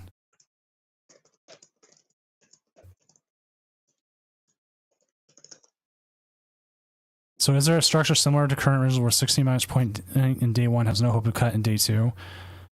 I don't know. Like, we have so many less people, it'll be more interesting. Oh, league I stream's back. restarted the league stream. But we are but we are following the in-person regional setup.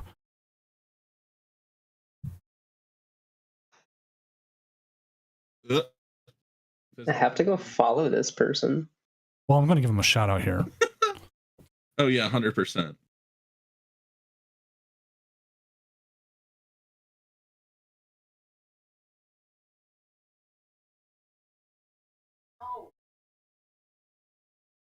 Hachi. Hachi04. There it is. And there it is. There's a follow. I'm coming in with the follow as well, so we can get that guy I'm on going there. in with a follow too. This is just the greatest thing we've ever watched, and nothing will top this. Like, to be honest, like, I want this thing to be serious and everything, like, serious stuff. But then, Oh yeah. but then this is what we had and it came into, and I mean, what can you do? It's just fun. Oh yeah, 100%. Like, we're absolutely here to talk about Pokemon and all that good. Look, part of the fun part about life is sometimes just committing to whatever bit's in front of you. If you don't commit to the bit, what's the fun in that?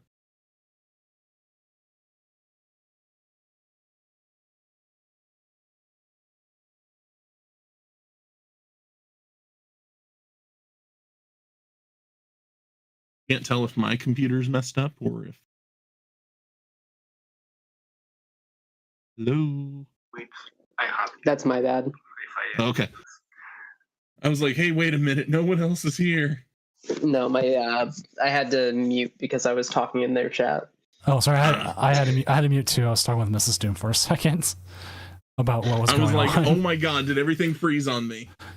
Oh no. Well, I had to explain how horrible that looked. So, looking at the standings, it looks like there are no more Raging Bolts at 4-0. Really?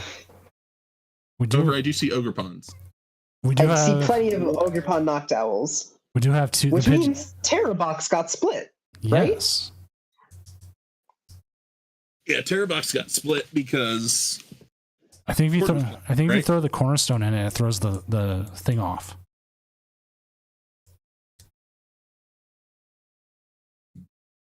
Both Pidgeot control decks. 4-0. I'm so happy to see it. So they beautiful. put Raging Bolt, and then they beat Raging Bolt. Hey, someone did play Blissey. Huh. Which Blissey is it? Is it Blissey Walls or? No. It's just Blissey. Blissey Pawn with some jamming tower. And throw in a cornerstone because you need it. I appreciate this. I wish we could still play the Pokemon Go, Chansey. Yes. Wow. So yeah. What they're at now? 3-1? No, 2-2. They're at 2-2. Oh, that's sad. No trumpet? No trumpet. No Wait. trumpet? No, so they're hand attaching all energy. Or they're using the They're Ogre. just heavy supporters. Or they use Ogre Pawn. Heavy support. Yeah, they're using Ogerpon to double attach each turn and then using Blissey to move the energy around. Huh. Interesting I think if you can find room for trumpet in here, it's just dummy good, right? Yeah, because you already have the Terra Pokemon in play with Ogre. Yeah. Huh. I would have loved to have seen this one earlier. Maybe -2 Iono. Take away a Ultra Ball and take away 1 Jamming Tower to give you 4 Trumpet. Interesting. We do have a Goldingo at 4-0. We do have... What else do we have at 4-0? Dragapult Dusknoir at 4-0. Straight Terapagos at 4-0. Like, is there anything? No, this is just straight Terapagos with a... Terapagos Bouffalont. Yeah, with a Clefairy. I like it. Huh. That's doing well. What did they play against? Other Dragon Ball Dusknoir. As we are just waiting on 2 more matches here. One of them is Luke Morsa versus Caterpie TCG. Ooh, that's probably an insane game to watch. If I had seen that, that was the one I would have grabbed. Yeah, it is what it is. But I was also saving. I won't lie, I was saving if Luke goes 3-1. Mellow Magikarp, who's on next round, is kind of called dibs. So Yeah, That's fair. So I will probably ask him next round. But that is, let's go ahead and see what that matchup is. That is Archaludon versus Terapagos. Okay, I can see why they're still going. yeah. Especially considering he's got the Bouffalant set up.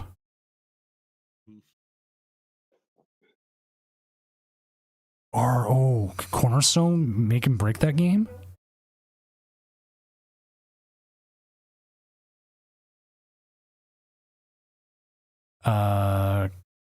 Give me something good. What's up, Mello? Mello, if you want to jump in and join us, you're more than welcome to. But right now, we're at what, 5 minutes before? Can I see the Archaludon players list? Oh, you already have it. Never mind. Oh, I have it up. It's Archaludon. And they don't play away to KO Cornerstone. Except for They need the Dialga. No, it's Badoo. Badoo with Binding Mochi. Oh, that's right, because I would hit Cornerstone for... What is it? That's 10, it's not enough to one shot, right? 100, That's 60. 120 at 2 shots. And item locks. That's disgusting. I love Murder Badoo. Let's see. I love that Okay. Badoo is just like, oh, we're going to item lock, but we're just going to buff it with a bunch of stuff. They are the last match. That is the last match we're waiting on. Is currently Luke Morsa versus Caterpie TCG. And of course, neither of them are here. Right, and I can't. I think either one of them would be able to stream, but I do not, as a policy, go in and ask players while they're playing to do this. So, Golly flying man, Sneasler may not exist, but Volcanion EX does. oh, it's a prayerless jungle does. It's a kind of okay Sneasler. That is the only hard thing about this is like if we don't have another game to go to is like how do we fill the time, because I don't have a bunch of I don't have a bunch of YouTube videos I can pop up like Pokemon does, so we can sit here and watch the dancing cheese man for like hours. Hi, I'm XYZ Pokemon player, and I won Tournament of Doom Regional Championships 4. Who did win the 4th one? My name's Eliza, and I'm a caster at Tournament of Doom. I've been working with Doom for like 2 years now or something like that. Doom designed my team's logo. Yes. That's awesome. Doom thinks he can take on Subway Surfers again. Doom thinks he could do more freelance work, and then he starts trying to take it, and then work goes, ha, I'm going to take over your life anyways. Yeah. Did I ever send you the first version of the jerseys that the artist sent us before we sent them the concept work? No, you only ever sent me the 3 you were selecting from. As respectfully as possible to their artists, you know, back in school when we used to have to buy like those stretchy book covers for our like textbooks and stuff, like back in like middle school. It looks like one of those. Like it looks absolutely over designed and unpleasant to look at. Oh, that always sucks. But then we hit them with the concept art and we were like, hey, we're actually just looking for something like normal. And they hit us with something we actually liked. So they hit us like, as soon as we were like, we want something more normal, here's the concept art. They were like, oh, you just want this, but not made by you. Understood. And then they remade it and it looks infinitely better. I just sent you. Now we know what you want. Yeah. Sometimes I just sent you the first one they sent us and then followed by the second one. And it just. Oh, wow. It's something. Like that's Yeah. not a jersey. That's like one of those T-shirts your mom buys you, and it's like a picture of like 5 wolves and a moon. Like, I mean, if you're going to go the 5 wolves and a moon, you might as well just full out go 5 wolves and a moon. Yeah, right. Chosen. Like it would look sick as a playmat or a poster, but not as a jersey. All right, so we Right, I'll are. send it to you I would too. absolutely rock the 5 wolves howling at the moon as a jersey. That would be a great team name. 5 moons howling at the moon. 5 moons. 5 moons, 5 moons howling at the moon. 5 moons howling at a wolf. Howling at the wolf. Just make it 5 moons and then 1 wolf in the middle. And I'm hungry like the wolf. They got 2 minutes to finish this game. Come on, guys. You can do it. After you. Speed run to get DMCA'd. Oh, man. Heracross found the gif of the Triforce dancing, and so now it's saved on my phone. Yes. Are we just going to go up to each other in Atlanta and just show each other the Triforce dancing? I won't be at Atlanta. No. Are you going to be in Portland? Anyone? Portland? Nope. Dang. Couldn't swing Portland. Milwaukee? No. My next event's NAIC. NAIC. NAIC it is. All right. New Orleans is going to be sick. Looks like Emmy's coming in soon, and then we should have Mello to come and relieve you from dancing Triforce of cheese. I don't need to be relieved from that, thank you. Let's see. Oh, I have you both back tomorrow morning. You're the openers tomorrow. Yes. Yes, you are the reason I can't go to church with my in-laws. Is that a bad thing or a good thing?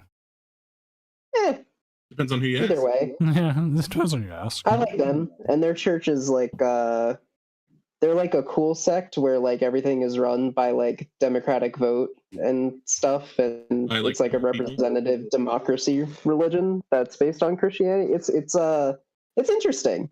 They're cool. They voted that they were cool with gay and trans people before the federal courts did. So like that's like cool. And I like my in-laws. That is cool.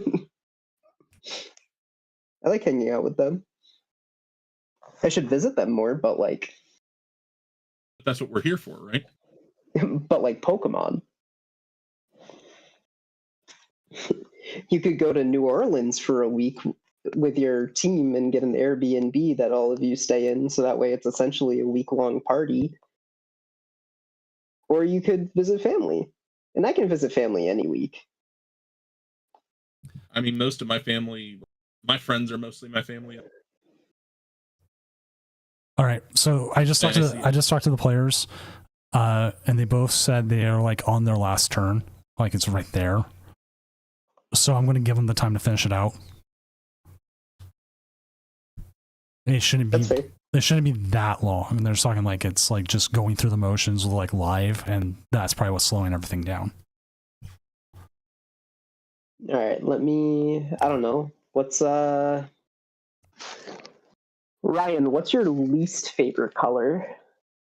Least favorite color? Yeah. Ooh. You should say it's Magikarp orange for the person who just joined us. Honestly, I agree. I'm not a big red guy, but that's just because I grew up in Lexington, University of Kentucky basketball. That's fair. How you doing, Mello? My least favorite color was green, but now it's orange. Why orange? What's the problem with orange? You mix blue and yellow, and you get a whole new color. You mix blue and red, and you get a whole new color. You mix red and yellow, yeah, you sure got red yellow. Like, that's not a new color. That's the same color.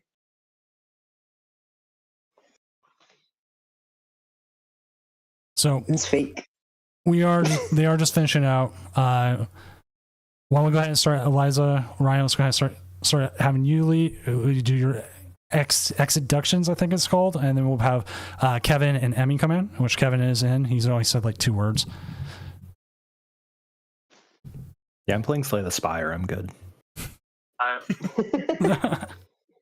All right. Well, most of y'all already know me. I'm Eliza. You can find me over on Twitter using the exact same thing as my my Twitch username, or you can use the link that's here. Make sure to follow Project Artemis on Twitter. It's the project that I started with 3 of my friends, and we're focused on signing players of minority genders and giving them the ability to create content and attend regionals that they otherwise might struggle to get to. I love doing this, and I'm excited to be back tomorrow. And Ryan? All right, I don't have as much cool stuff going on as Eliza does, but you all can follow me on Twitter at E5Tweets, and I yap a lot about a lot of things. So if y'all are into that, y'all know where to go. Other than that, I really don't do a lot of social media other than Facebook, which my real name uses. I can't wait for tomorrow. This has been an amazing experience, and hopefully we get to do more of it tomorrow. Yeah, we should Thank y'all for having us. We should have some interesting people making it. Like we do have a bunch of 4-0s right now, and they said they are like 1-1 on prizes. Oh, there it is. And Caterpie TCG takes it over Luke Morsa, so they are done there, and we'll go ahead and get into the next round. Again, thank you for you two. We'll see you tomorrow morning. Kevin, and once Emmy comes in, we'll be taking over. All right, see y'all later. So how's your Slay the Spire going, Kevin? Or Mellow, whatever you want to be called today. Either one's fine. It's going pretty well. I'm on a really good silent run, so it's kind of fun, right? Because, all right, chat, we're gonna ignore Pokemon for a second. If you've not played Slay the Spire, I cannot recommend it enough for any of the viewers. If you like the Pokemon trading card game, I promise you will become so addicted to this game. It's like, it's not even funny. I was at a 1K, and Mia Violet, who works for TPCI now, she was there, and we were playing a game, and she's absolutely curb stomped me. If you don't know, she is a tremendous player. Anyway, amazing. And we were talking, and she's like, exactly, right? Like, you play against her, and you're like, I'm going to play something anti-meta, and you're going to play it flawlessly, and I'm terrified. But anyway, she's like, no, you need to play this. And I'm like, that can't possibly be true. And she's like, trust me, if you don't like it, I will send you the money that you on it and more. And I'm like, okay. Like, I have to do this, right? And so I download it for like $5 because Slay the Spire is a super cheap game. And oh my goodness, I am over 1,000 hours into it in the past 2 years. And that's with having a kid, right? Like, I have a 2-year-old. I don't have 1,000 hours to play games, and yet I managed to do it. All right, so I cannot recommend it enough. It is a roguelike deck builder. I assume I know Doom. I see you on Fortnite all the time. I don't know if that's your actual number one, but that's what Discord says is. Fortnite's been pretty much the number one. It's my Fortnite, Classic. and yeah, and then Pokemon TCG, and then whatever I'm playing on my Switch. We need to find a game. We want to try to get a 4-0 on or a 3-1. I'm trying to see who I know. We know Prince Vortex is streaming already. King Heracross with the Terra Box is up against Jolly Flame Man, who is playing Future Hands. I don't know if that's a good matchup or not, but both decks intrigue me at least. Yeah, they are intriguing. We can go with that one. And I see Emmy's in. Emmy, how you doing? Emmy's also here. Hello. Is my mic way too sensitive? Nah, sounds fine here. We also can jump to Celio since we did make that a meme and see what he is playing. I DM Celio's to ask if he could stream, and he's like, I don't know, I'm 2-2. Do you really want me? Charizard Pidgeot. I mean, we can. I mean, we can. It's just a good fun. We have a creator on, good player versus up against Charizard Pidgeot, which is we have not had Charizard Pidgeot on yet, and this one is playing Chi-Yu. Have we had King Heracross on yet? We had King Heracross on earlier, and I think they double talked. It was a very quick game. Oh, rip. I mean, that is how that deck works, though. Terra Box is very quick, very turbo. I mean, it can play the long game, but you know, it can get the turn 2. What's it called? Torrential Pump pretty easily. I'm all for bringing Luke on. He's a previous regional winner, and I think he deserves at least 2 of our best. Okay, I want to say best casters, and everyone's like, "Hey, I'm your best caster." 2 of our more professional casters. No, it's me. Well, actually, it's Emmy and then me. True. So let's go ahead and we'll do Celio, and then we can jump to other games if we need to, depending on how fast it goes. Sounds good to me. Let me pull up this. There you go. Let me go ahead and set this up. And I then need to pull up Celio's list. Luke Morsa. there we go. I need to pull up the pairings so I can get the names. Open its image. And also, there is the possibility his opponent just doesn't show up at 2-2. 2-2 is definitely still in it. 5-2. 5-2-1 gets you in. Yeah. So, like, I guess I've been salty and been like, I don't care anymore on an online tournament, but like, you're definitely still in it. Correct. And we have a couple other people. And again, if you're able to stream, if you're in chat, just jump a table and we will always jump to you if we need a game. I think Emmy's working on her mic a little bit. More like the chaos of being in a card shop while I'm casting. So there's a little bit of background noise, but hopefully it'll be okay. That's fine. So, yeah, we're just waiting here. If you two want to go ahead and give yourself introductions, even though Kevin's or most people know him more. Well, everyone knows you both, but still, just give some introductions. I don't know. There's like a lot of people here. I would not be shocked if people don't know who I am. Emmy, obviously is here all the time, so everyone might know who Emmy is. Anyway, Emmy, why don't you start us off? Who are you? Who am I? That's a little bit of a philosophical question for a random Saturday. But anyways, hi everyone. My name is Pokey Emmy. Amateur caster, competitive Pokemon player, former founder of Girl Power TCG, if you know that team or familiar with that. And someone who is impulsively now attending Atlanta Regionals by flying overnight. So that'll be fun. But your turn. Wait, when you say overnight, do you mean Friday night, landing Saturday morning, and then going to play? Or do you mean like a red-eye Thursday into Friday? No, I am literally going to be landing at 6 a.m. Saturday morning and roll up to the venue. And I'm very curious to see how it works, but I didn't expect to get registered. They opened a few spots last minute, and I'm really, really enjoying post-rotation, but I don't have enough PTO for both NAIC and any other regionals, so this is what we're going to do. I like it. Emmy, are you on Blue Sky? I am not, unfortunately. Okay. I know I need to make one. It's on my to-do list. I'm trying to be way more active on both YouTube and Instagram instead of as much on X, but X is unfortunately where I have the most following. So you can find me at PokeEmmy _ on X and just at PokeEmmy on both YouTube and Instagram. And I would say maybe follow me there more than other places. But so making sure I'm tweeting out that we're live on Blue Sky, and I'm like, oh, I can't find Emmy on here. So making sure I didn't miss it. I know. So I'm a part of a wonderful accountability. Oh, sorry, you go. I need to make a call here because they haven't shown up yet. I'd like to get a game on, so I'm going to see what Perfect Penguin's game is, and then we'll use King Heracross as number 3. I do have a feeling that our opponent's not going to show up. That's good. All right, let's see. Perfect Penguin. I'm just trying to find out what their in-game name is. They're up against Magnechu. I think I can find them pretty quick.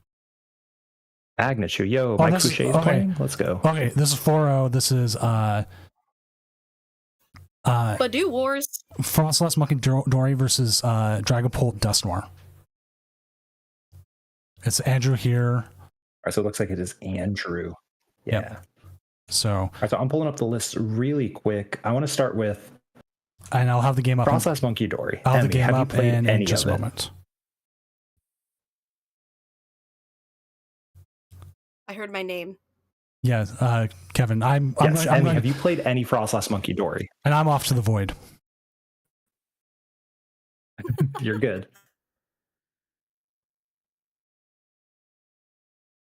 Because I have hit this deck randomly on ladder, right? And it is one of the slowest things I've ever seen. Every time. Yeah, it's definitely a slow deck, one that tries to take advantage of Pokemon that have abilities in play. Like we can see the Squawkabilly is the only thing right now, all the little babies in Dragapult not having abilities. But once they are Dracloaks, that changes a little bit. I would assume that this wouldn't be a great matchup for Monkey Dory Frostlass, but being under item lock is a little tough. It is. So there are 3 rare candies. So like in theory, right? You're like, okay, you can just skip the Dracloak so you don't get those damage counters on you. But you obviously can't play them under item lock. So it suddenly becomes, oh, you have to get the Dracloaks out. And then, the game is slow. And we also just saw research of 2 Dragapults and a Scoop. I was just going to say. Yeah, that's rough. That was really rough. Okay. I mean, But that said, the matchup is not that. The Badoo Wars. They punch into each other, and then you know what? They just say, "Can you set up?"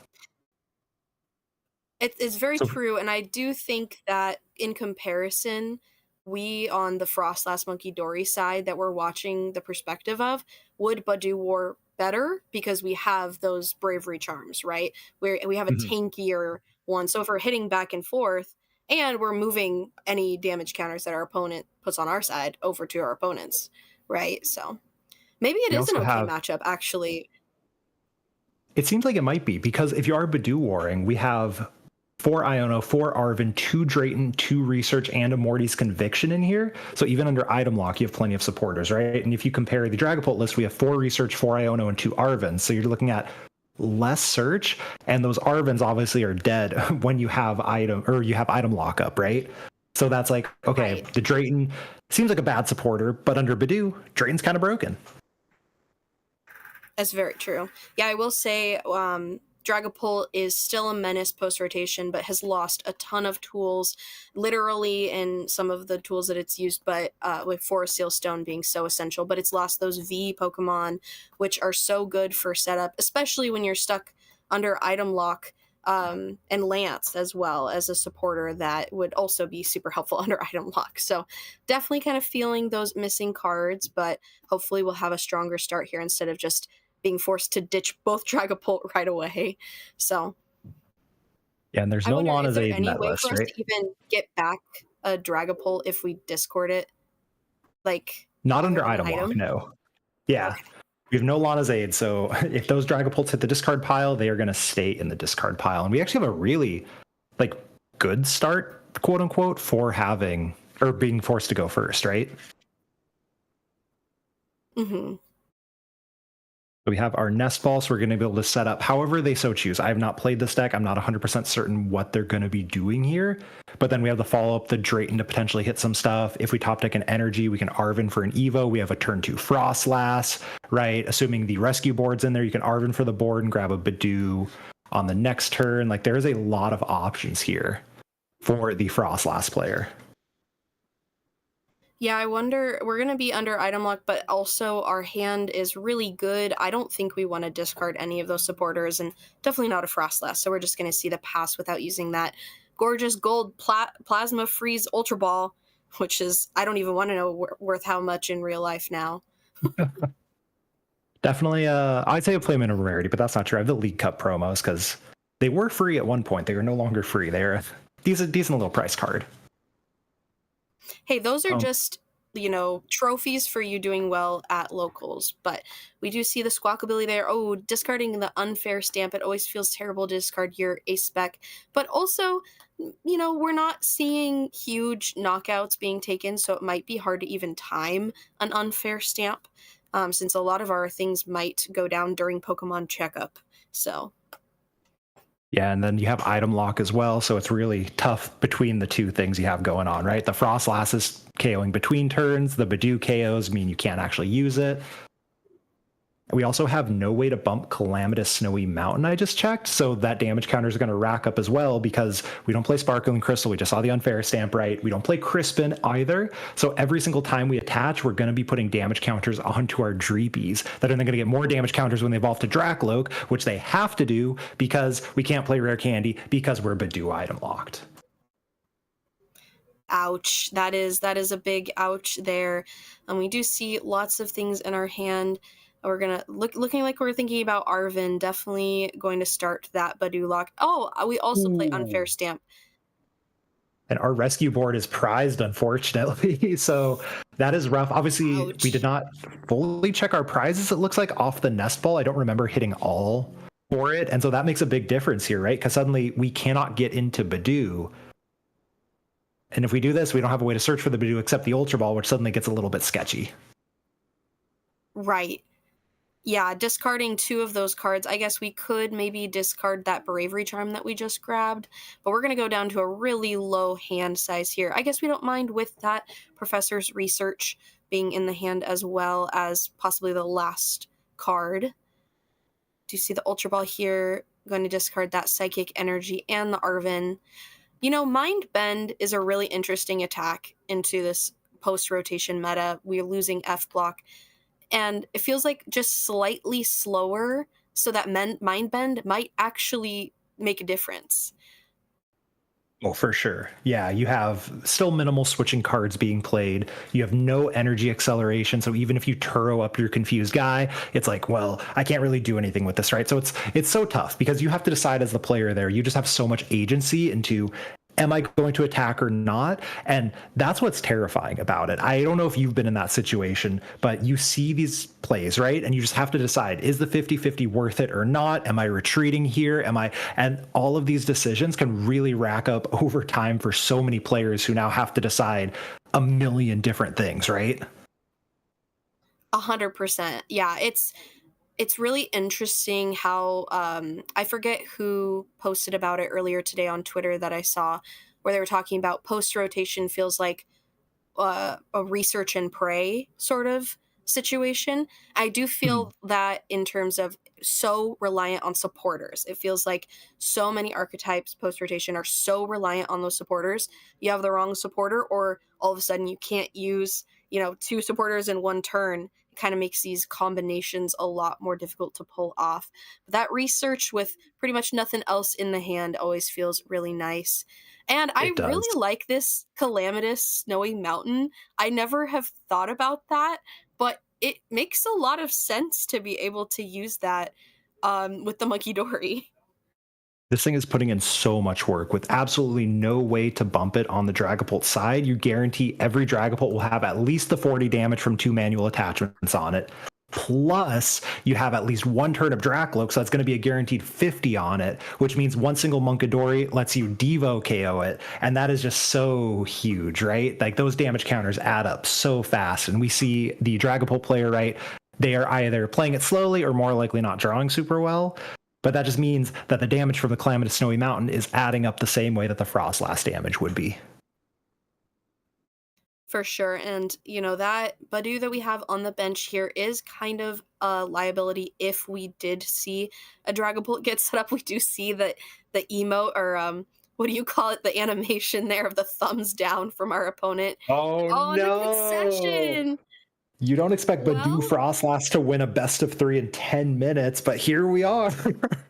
So I do Yeah, that Oh, was no. probably the quickest that we would have seen an archetype like that. You go, Doom. Luke's opponent did show up like last second, so we can go jump to their game now. So let me get that set up. Let's do that. Because that's someone else. We do also have who else we have? We do have King Heracross as in our backup.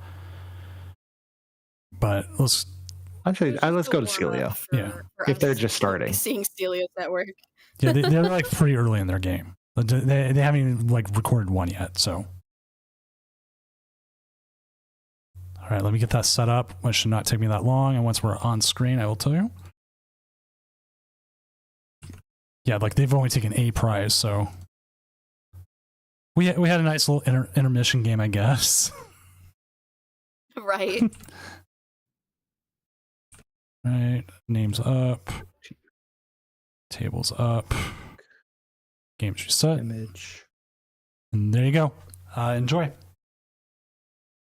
right, so it looks like we now are switching into in the 2-2 bracket, right? So this is a win and continue, lose, and you're kind of done, right? Yeah, Right. and it It's is an out, is what rapid- I've heard people call it. That's a good one. So we have Terrapagos with Bouffalon. We have the 3 Bouffalons up against Pidgeot, Charizard, Dusknoir, right? The classic 3 stage 2s in a single deck. Yeah, You that's see, a lot Luke to has a do. Cornerstone. Also, yeah, that Cornerstone is really good against decks like Charizard that don't really, have things that don't have abilities as often that are attackers. But yeah, it's really interesting too to see how do you say it? Buafalant? Bofalant? Bouffalant. Bouffalant. Yeah, the boof. Bouffalant Yeah, there you go. prior to rotation was definitely something that some people were trying but didn't seem as strong into a meta that hit harder. But slowing down a little bit and also having to play 3 because Hisuian Heavy Ball is no longer an option, but a very, very strong way to give our colorless Pokemon just a little bit more here. We don't have a second one down, so that Curly Wall ability is not yet active, but this fan rotom with that stadium assault landing does 70, which is exactly enough for a knockout on this Charmander.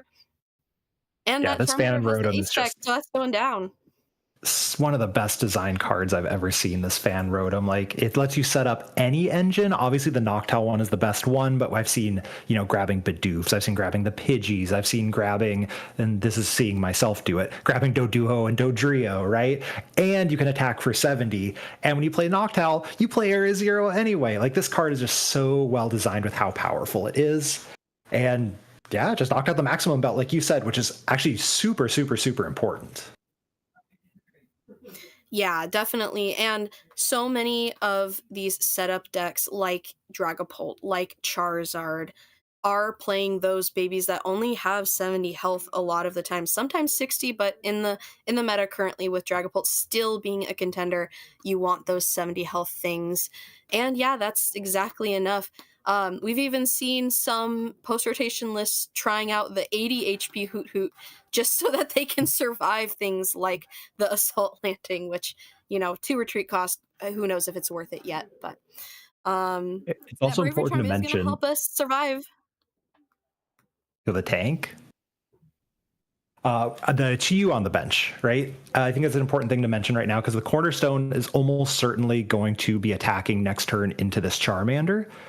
The Chi-Yu on the bench does 50 plus 90 if a Pokemon is knocked out, so we can do 140 into that Cornerstone. That maximum belt would have made it 190, which means you're just a simple either Munkidori move, because there's, of course, a Munkidori in this list, like everything else, or a Dusclops to KO that Cornerstone. Unfortunately, we just saw 2 energies on that Charmander hit the discard pile, which means we have up to 3 left in the deck, and that's rough. That is rough having that many energies in the discard pile this early to have done next to nothing for the Charizard player.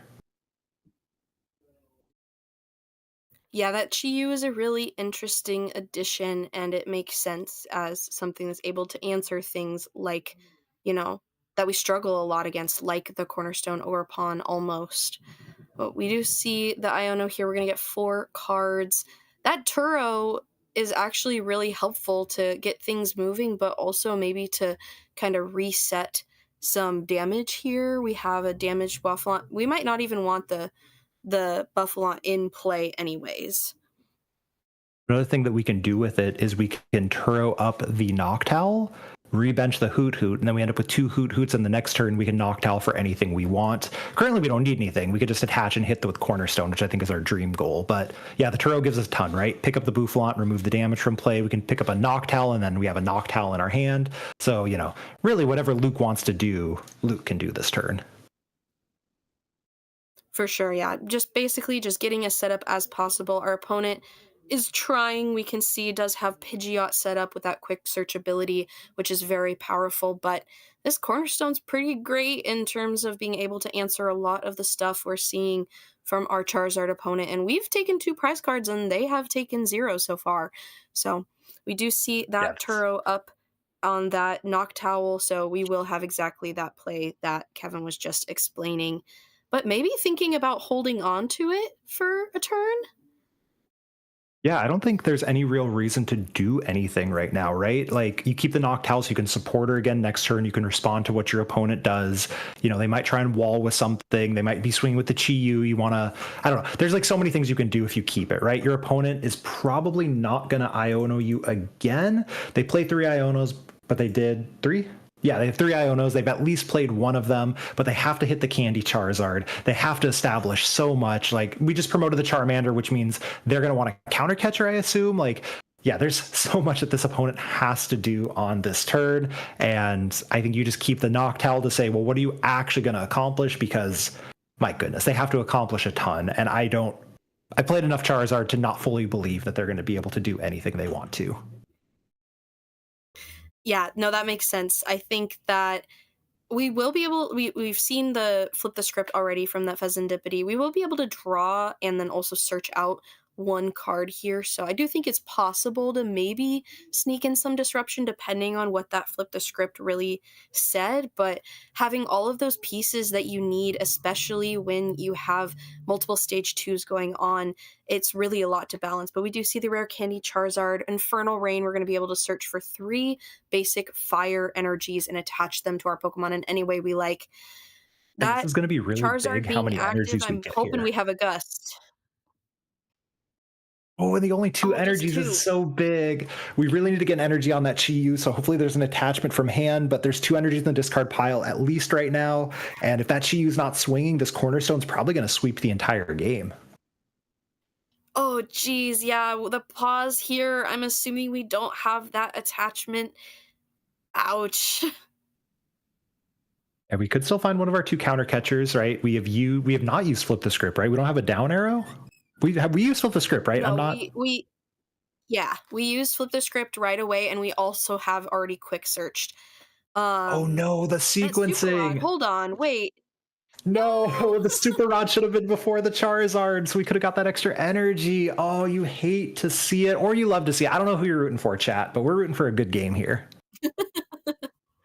100%. All right, we do see the Nest Ball. We saw it Super Rod put back Charmander, Fire Energy. So we do have some Charmanders here hanging out on the bench, but this Ogre Pawn is looking a little fierce. I know she's a tiny little girl, but she is looking fierce there. We do see that Buddy Poffin grabbing Duskull. What, I guess, could you potentially... Oh no, just the attack into the court. Oh no. Yeah, we did not find one of our 2 counter catchers. That is huge. We have the Noctowl to do anything we want to, which could be bossing the Chi-Yu. It could be bossing the Duskull. We have the Munkidori, which is going to help move that extra damage. So even if they do chip away at this, like, you have stuff to do. Oh my goodness. Yeah, the Luke can do anything they want to, and apparently we're going to attack the active. Yeah, I mean, might as well. Like, our opponent attacked into us and effectively did nothing, no damage. So we're just going to capitalize and just swing right back at it. I was going to say before I got distracted by us just swinging into this Cornerstone Ogre Pawn that can't get attacked by our Charizard. We used Buddy Poffin. We only grabbed 1 Duskull, so I'm assuming maybe the other one's hiding in the prize cards. But if we were able to grab the other one, I guess technically we could have pulled off 2 Dust Noir plays to knock out the Cornerstone, and then there's a little bit of a struggle there to get that energy, get that Pokemon back, get that energy back onto it maybe. But yeah, just that 1 Duskull, so that's not really an option either. This is rough. Yeah, you're not threatening anything on this Ogre Pawn, so you have to gust around it, but the Ogre Pawn is threatening you, which is a big deal. This is going to let you put Noctowls in the discard pile, which is also pretty big, because then you're going to be able to stretch her for the Hoot Hoot. So Luke doesn't hate this, right? You're going to be able to put that Noctowl in the discard pile, get rid of the Bouffalant, which isn't doing anything anymore anyway. Charizard's OHKOing everything on the field. And so Luke's kind of like, okay, that's fine. Get rid of the thing. I'm going to, they're going to get rid of whatever they get rid of. So yeah, it was not the worst stadium bump in the world there for Luke. Yeah, Artisan seems to be popping up in a lot of lists, especially in these stage 2 decks. So powerful. And honestly, I think both sides kind of don't mind bumping that Area 0, because kind of resetting a lot of these support Pokemon, getting rid of that extra Pidgey and Pidgeotto that's not helping us at all. Yeah, it's nice to have free retreat, but otherwise, you don't really need a second Pidgeot, right? Yeah, definitely. With that quick search ability only being able to be used once per turn, even if you have 4 Pidgeot EX in play, it wouldn't help you there. We do see the Ultra Ball discarding another Charizard EX and a TM Evo. Another thing we're seeing in a ton of archetypes, just so powerful to be able to evolve 2 Pokemon right away. I'll bet we were kind of hoping for one of those earlier in the game when we were kind of finding a little bit of a hard time setting up, but oh, for sure. A lot of things could have been gotten a lot earlier. Like, oh my gosh. Even with the quick search, we did not grab a Gust. I don't know what the Charizard players' what they think their win condition is, but I'm afraid I don't think this is it. Yeah, I'm wondering here kind of what the maybe there's like a thought process that is going on in the background, but I don't know. I'm really unsure in terms of kind of how we're gonna go from here. After the first attack, I definitely didn't think we would see the second attack, but then we did. So And it looks like Luke is eyeing up a boss's orders here. Probably go around this Charizard and hit one of those threats, which is only the Dusclops, really. The board is just so weak from the Charizard player's side. But then, you're going to attack with this Charizard again, and a Terapagos is able to KO it, and you're grabbing the Crispin right now. Like, there's just so much that Luke can do to win this game. It looks like we actually chose to grab an Ultra Ball instead of that Crispin. I like this. And we're not even going to use the Ultra Ball. I was assuming we were going to utilize it to thin in case of another of those Ionos being popped up. Like, we don't really need the Buddy Buddy Poffin. We don't really need the Fan Rotom this late in the game. So could have seen that, but also just getting rid of that Dusclops there. And we do see our Charizard just being promoted right to the active again. Yeah, so I like that hold by Luke there. What Luke's doing is saying, I have game in hand, and if you Iono me, I'm not pulling my Noctowl or my Crispin out of the deck, both of which will win the game by KOing this Charizard. And potentially the Glass Trumpet we got off the prizes plus an energy. So wonderful play there by Luke of saying, I have game in hand, but also I'm keeping those key pieces, the Crispin, the Noctowl, the not Rescue Stretcher, the Night Stretcher, in deck so that you can't do anything, and that was a boss. So it is game. We're going to Ultra Ball for a Noctowl and KO this active Charizard on the next turn, unless Luke somehow doesn't see it. Which I'm sure we do with that pause there. Nice catch on my end. Thank you, Kevin. So we will see that promotion of that Ogre Pawn, and we will see the drop. Yep, Nest Ball here. Let's go get some Pokemon from the deck here. All right, just gonna Glass Trumpet first. That's totally fine. All right, Ultra Ball here. We can go grab that Noctowl. It doesn't really matter what we discard here. And he is a homie. That Jewel Seeker ability is so strong. We're playing so many Terra Pokemon post-rotation. So as long as you have a Terra Pokemon in play, you can use it. You can search for 2 trainer cards, that being a Stadium, a Supporter, and Energy. It looks like we're just going to fill our bench. Not an energy. Close enough. What's the difference, right? Yeah. And so, yeah, we're going to go ahead and fill our bench. I don't know if Luke knows the math. I don't know the math. I assume if I was Luke, at least, I would just be filling my bench and saying, I'm sure this is enough, right? Instead of actually sitting there counting. 210 plus 170. 210 there. It's a little overkill, but you know what? It's better than sitting there doing the math. Have you hit those opponents in real life? And this is a loaded question because I know you have. We all have. Who sit there for like 60 to 90 seconds saying all the math out loud and continually looking at you to like try and confirm if they're right or not? I have, but I think the most notorious thing I've ran into is it was actually Peoria Regionals a few years ago, where to my right was ToD versus someone, and I forget who was playing Gudra, but the opponent was just saying a million numbers out loud, trying to do the math, trying to get ToD to admit if it was knockout or not.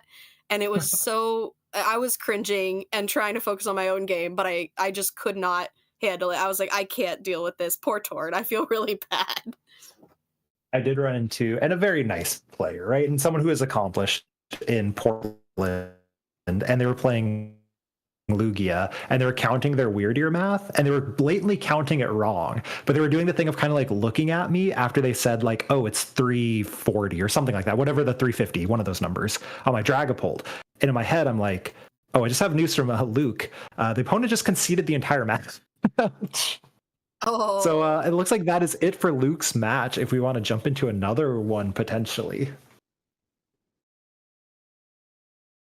Yeah, I just heard. I was on autopilot. I was like, do. We'll have another match.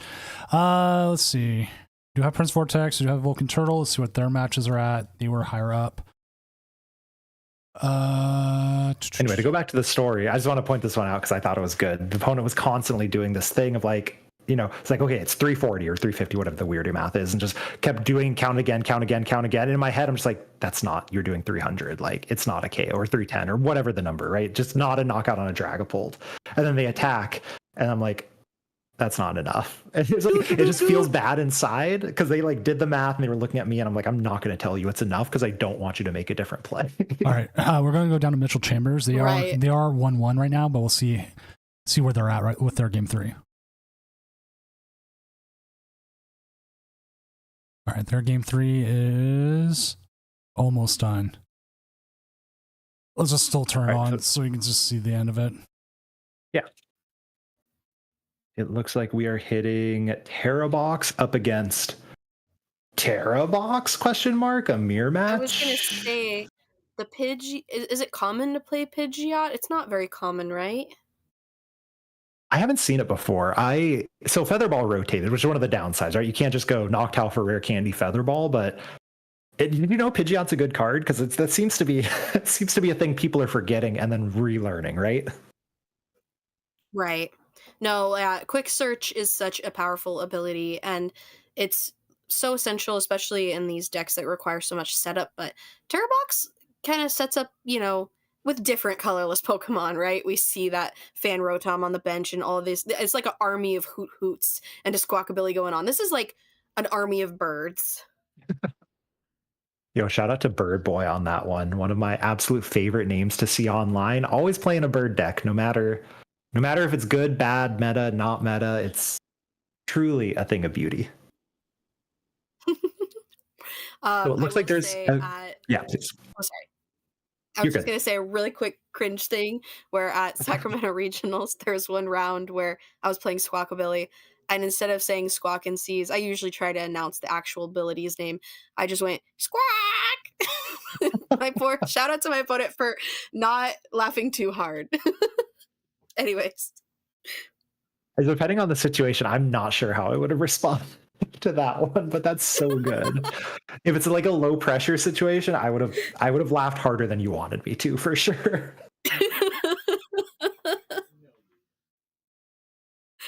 So the cornerstone in the current active player's position, the cornerstone is walling off the entire deck with the exception of that Terapagos. So that Terapagos has to get powered up to get this KO this turn. Of course, cornerstone doesn't hit weakness, so it does have to two-shot the Terapagos.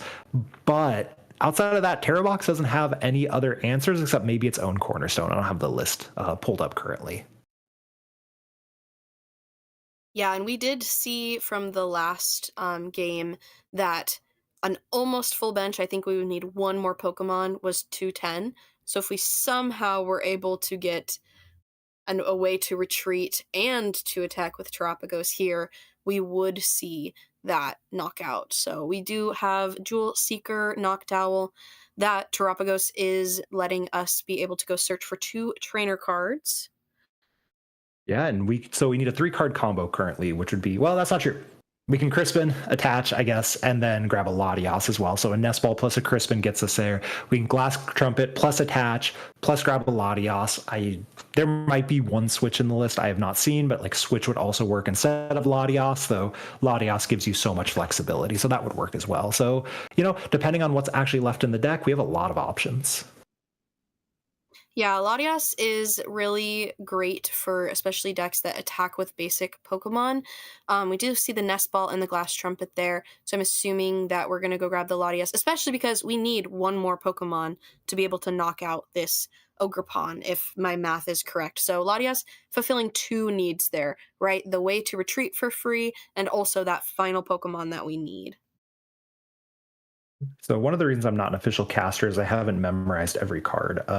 No, does not count itself. So yes, we do not have enough yet until, like you said, the Latias, which it looks like that's not a Latias. Oh, that's not a Latias. That is a Blood Moon. That is a bear. Oh, we're going to hard retreat with the Crispin? No, we can't do that because we already attached. Oh. No, that was a Glass Trumpet. Okay. That was only one energy. Okay. Wait. Hold up. We don't have the attack. Do we have energy switch in hand?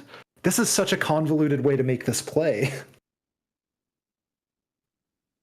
Oh my goodness. I'm feeling for the opponent right now. Because they prized Latias. They did not realize they didn't have 2 energies in their deck, and so they played the Crispin, and there's the scoop! Oh, no! That is really tough. With Crispin only working to attach that energy if you grab 2 different basic energy, right? That is a Slitherwing. Wait, hold on. Why is there a Slitherwing?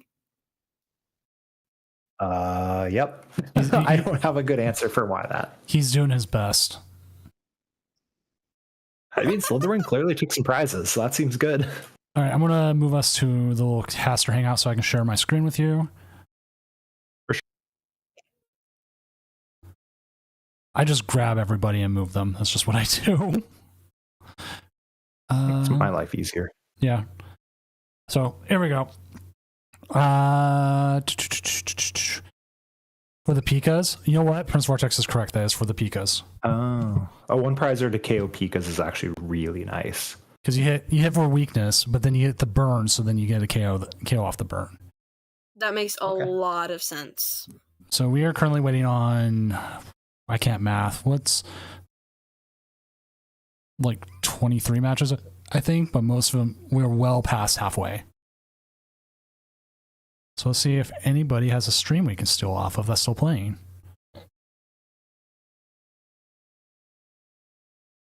What's Blitzel playing? The Pidgeot still playing? Oh, no wonder. Yeah, is he in his game right now? Because I can go grab his YouTube and he pull is it still over. in his game.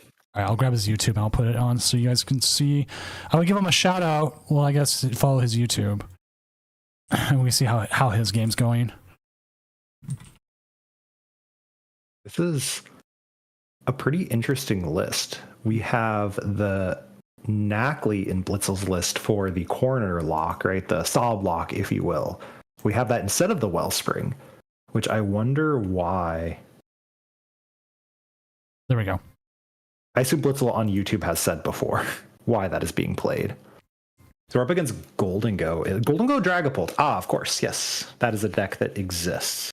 All right. And oh no. Oh, we are rewatching, it looks like. Let me go double check out because I thought he was still playing. He may be looking at his thing. It says he's still playing. He may be looking at lists or not. Yeah, it says he's still playing at 1-1 right now. Oh, they just finished game 3. Oh, okay, that makes sense. Oh, okay. And it was just loading that like buffer period. Yeah, his opponent won. So shout out to it looked like that Golden Go was gonna knock out that Chi-Yu. So that is updating the standings. So that means Pidgeot Control both took their first losses of the day this round. Or Pidgeot Control. And they are both. Did you say poor Pidgeot Control? I like Pidgeot Control. I am small brain, so I can't play it anymore. But if I were still active in the game, I would definitely be a Pidgeot enjoyer. I think this deck is so cool. And one of the reasons why, all right, here's my chat. Don't tune out just because I said I like Control. This deck can win by prizes. And I'm a big fan of the fact that you can just switch up what you're doing and win by prizes. Or if your opponent tries to be cute and just be like, here's my big threat, can you deal with it? You can, right? You can Clefairy alone Dragapult, or you can Blood Moon alone insert big basic here. And I think that is one of my favorite things about this deck. It's not Snorlax. It's not just sitting there and like, oh, I hit 3 Pokemon off a turn 2 flute. Guess I win, right? You're doing a lot of different things, and that includes winning off of prizes. No, that makes a lot of sense. Yeah, I was mostly just saying it as like a deck that I don't think most people would say, oh, poor Pidgeot, it finally lost.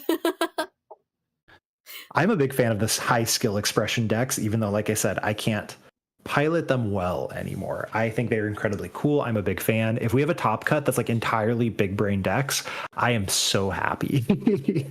I'm not, because I have to cast it. Oh, that sounds perfect.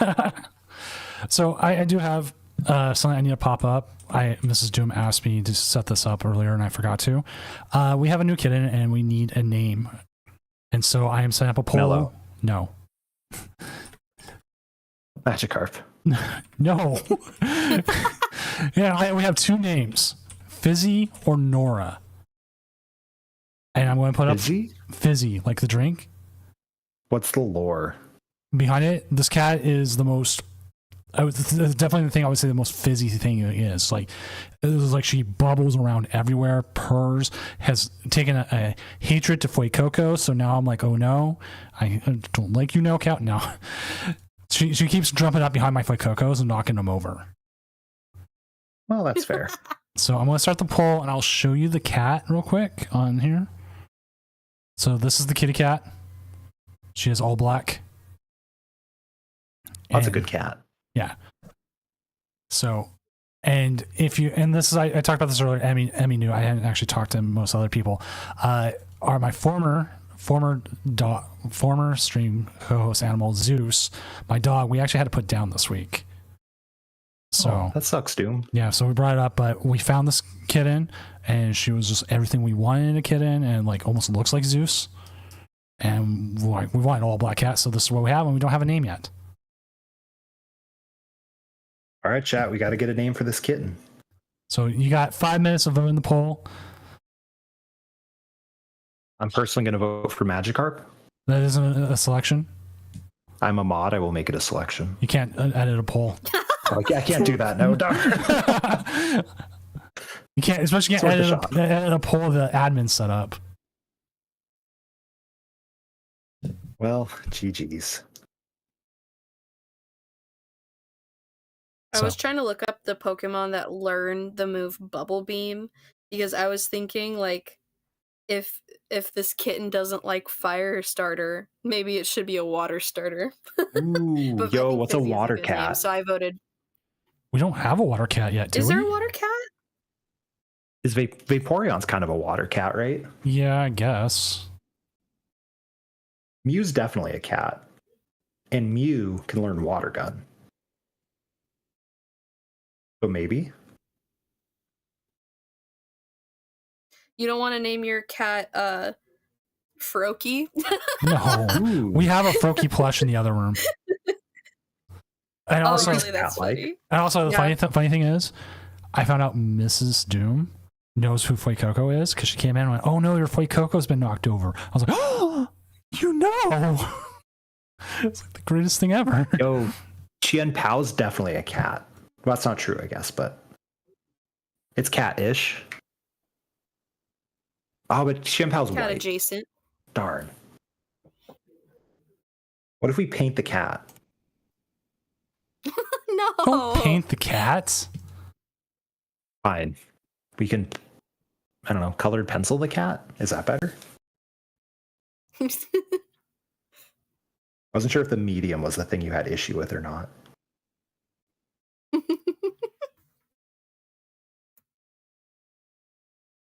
So I am trying to. So I'm starting to mess around with models with Pokemon and trying to make them shiny, and that's why I asked everyone what color Fuecoco was, because I'm trying to color match it. And the guy at the hobby shop's like, I can't tell what kind of pink or red that is, or is it orange? And we're like, what is it? What is it? And like I had to ask everyone, it was like pink. I'm like, but what kind of pink? I'm trying to just make a shiny. Asking the real Really? questions. It's pink? It has to be pink. I disagree. I mean, there's no way that thing's not pink. All right, you know what? I know you have an art degree, and I'm a straight man, but still, it's pink. I'm going to pull up Photopea, which is the quickest online thing I can do. I'm going to pull up shiny Fuecoco, and let's see what color it says. I'm looking It's for gonna say pink. It's going to say some sort of image. Maybe it is pink. There we go. There we go. So here it is. For some reason, I remember it being darker than it is. I think that's pink. Never mind, that's pink. Yeah, that's like Melo's right. Yo, So let's go. So I'm trying to find a way to color match this with like paints. And I might have to go to the Warhammer guys with this because they might actually be my best chance and find out what color that is, what kind of paints I would need.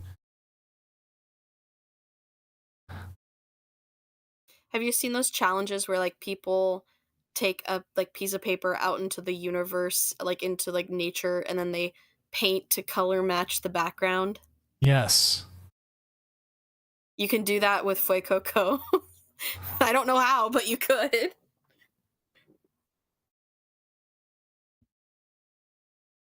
So let's see. What will you get the cat poll? Oh wait, I have to vote in the cat poll. No, which one do I want?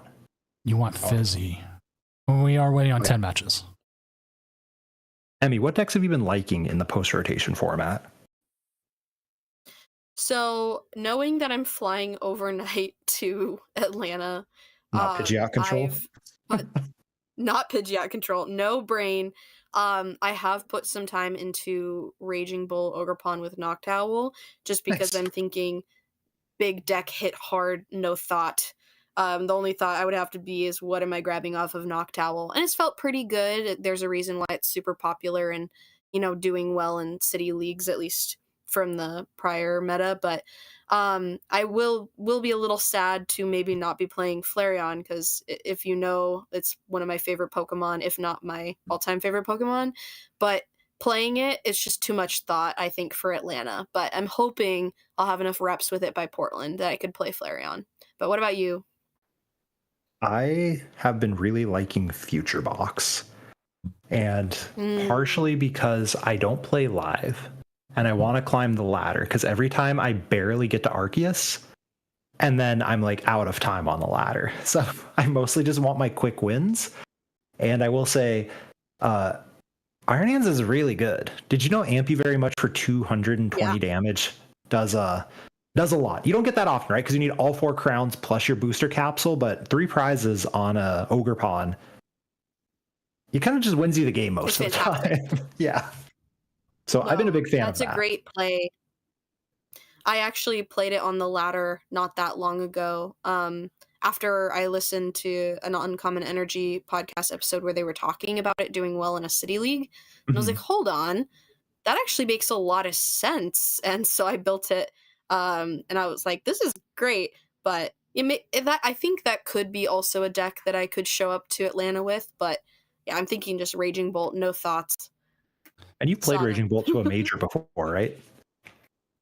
Yeah, I played it at Baltimore. I've played it at some like locals. I think, I'm trying to think of how many cups I've been to this year, like 3 maybe at the most. I've definitely been focused on other things going on in my life, but yeah, I definitely have some reps in with it, so it should be fine. How dare you do things that aren't Pokemon? How dare you? I wish I could do more Pokemon.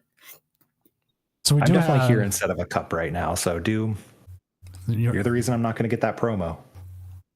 We have another cup like in 2 weeks. That's true. And then all the good players will be in Atlanta, so it should be even easier for us. Hey, I'm no longer the good players. Who am I kidding? Yeah, I know. We're the old men now. Right? We do well enough that then it upsets everyone else that we did well. Why are these 2 grandpas coming here? Taking all our points.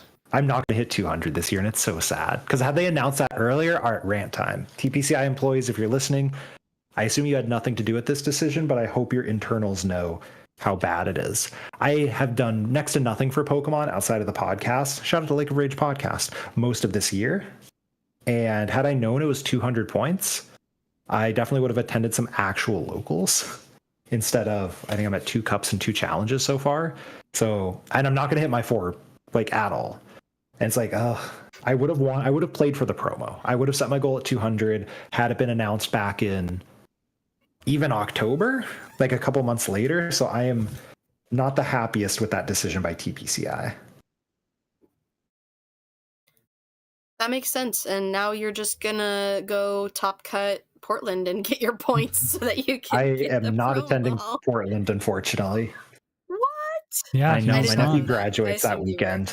Yeah, so I've won regional this year, which was Vancouver, where shout out to my Snorlax opponent for hitting 3 Pokemon off a turn 2 flute. And so I ended up not getting points there. I mean, to be fair, I definitely misplayed in. All right, did you both know, and I know you do, Pokemon days are long. I started 302 and was feeling good, and then, man, round 6, woof, just throw after throw after throw, and I was like, this is a young kid's game. I don't know if I can keep up with these long days anymore. That's why we need a Legends League for old guys. Like they're at the point. The dream. They're at the point. 25 years. You've got old pokey dads now who've been playing forever. Give them a league. Let them play. Don't have to put them on stream either. Just be like the juniors and seniors, and you just get to have them play, and they get to play each other, and then they can be done around the time the juniors are, so they can go take their kids home. I also think we need to start at 7 a.m. Give me the advantage over the kids. I was going to say, I think Vancouver went a little slow too. I don't know if either of you felt that way, but like, I feel like compared to other regionals I've gone to this season, like we got out and it was dark outside, you know?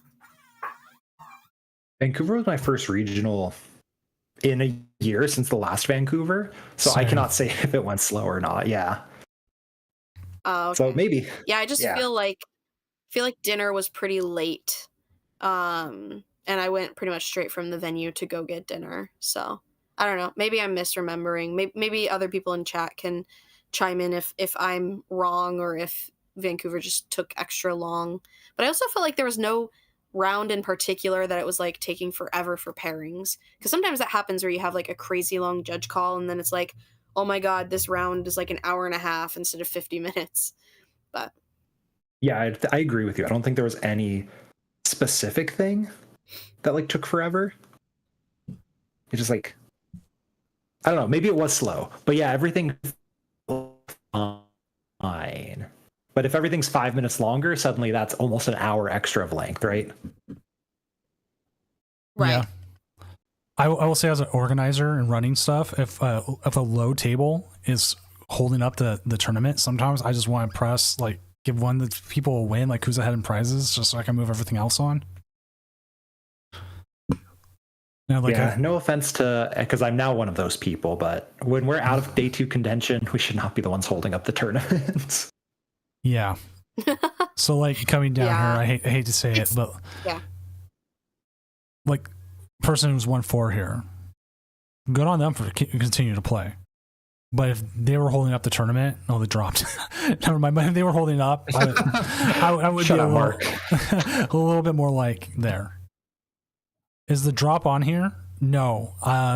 I've reached out to who I know to see if I can get on that, but it's mostly selected content creators, and we were not one. Oh, the RIP Twitch drop. drops. Yeah. I remember seeing who it was. It was like Azul, LDF, and like 2 Unite streamers. All right, so Jake Gearhart in the chat. You know I don't like agreeing with Jake Gearhart, But I have to agree with this. This time I do. I'm a big fan of best of 1, and I'm a big fan of the asynchronous round that China did, and now it sounds like Japan is adopting for this upcoming Champions League. And for those who don't know, Jake, tell me when I'm slightly wrong, because I'm sure I will be slightly wrong. But essentially, you play your round, right? You get paired round 1 with someone, and then I think actually that's not even true. You probably get paired up round 1 whenever you want to, but you essentially get into a queue, and it pairs you with someone of a similar match point record, right? So I think there can still be a little bit of a down pair, up pair, like a 9-pointer can get paired with a 10-pointer or something like that.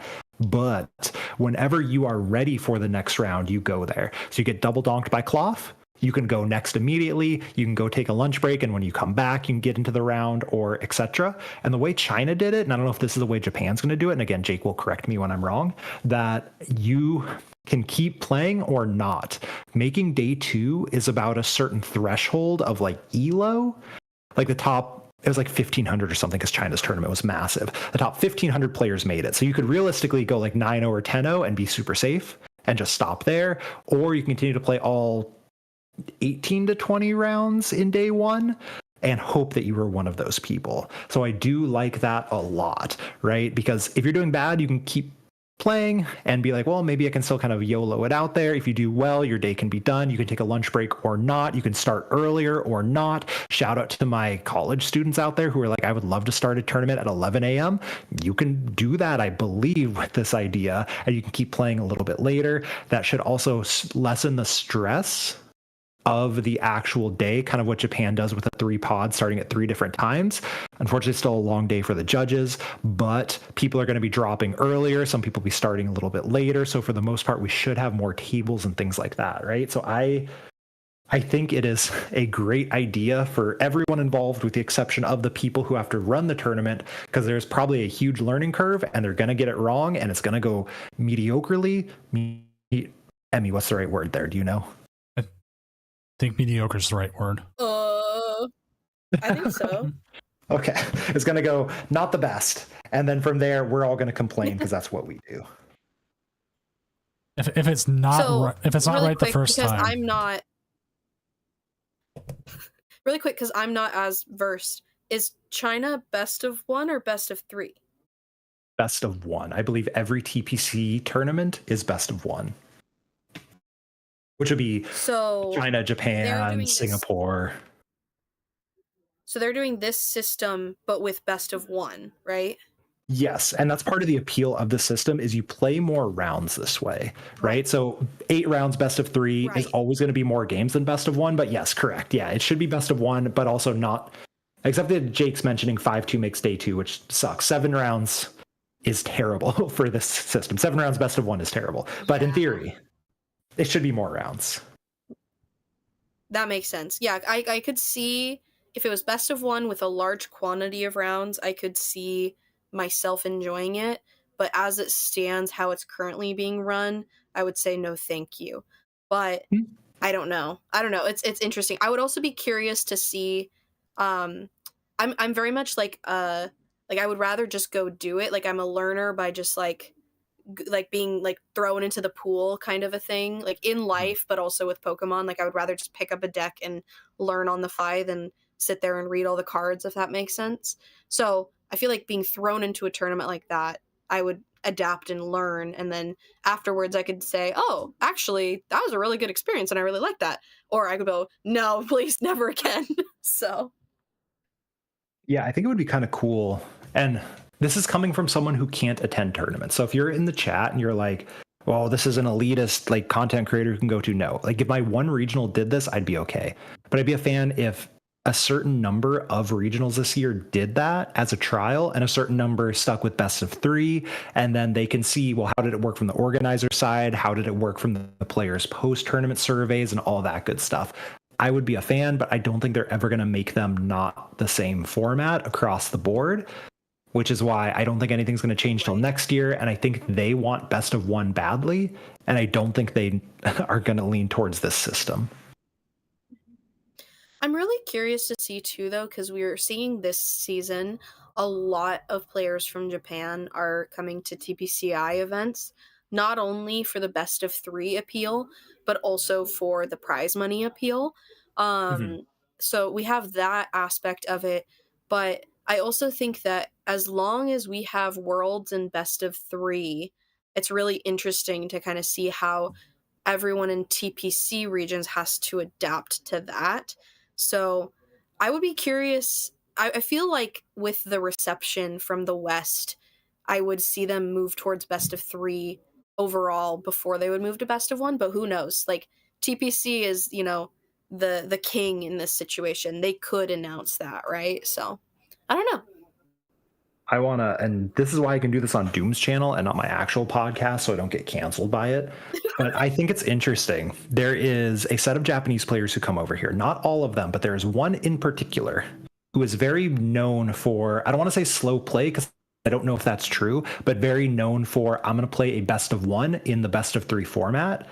Even though so many of the Japanese players are like, oh yeah, I love best of 3, but we have at least one very successful player who comes over here and plays best of 1 in our 50-minute format. So it's also, I don't like that. And they point that out of like, this is one of the issues with the current best of 3 format is Shout out to Gardevoir.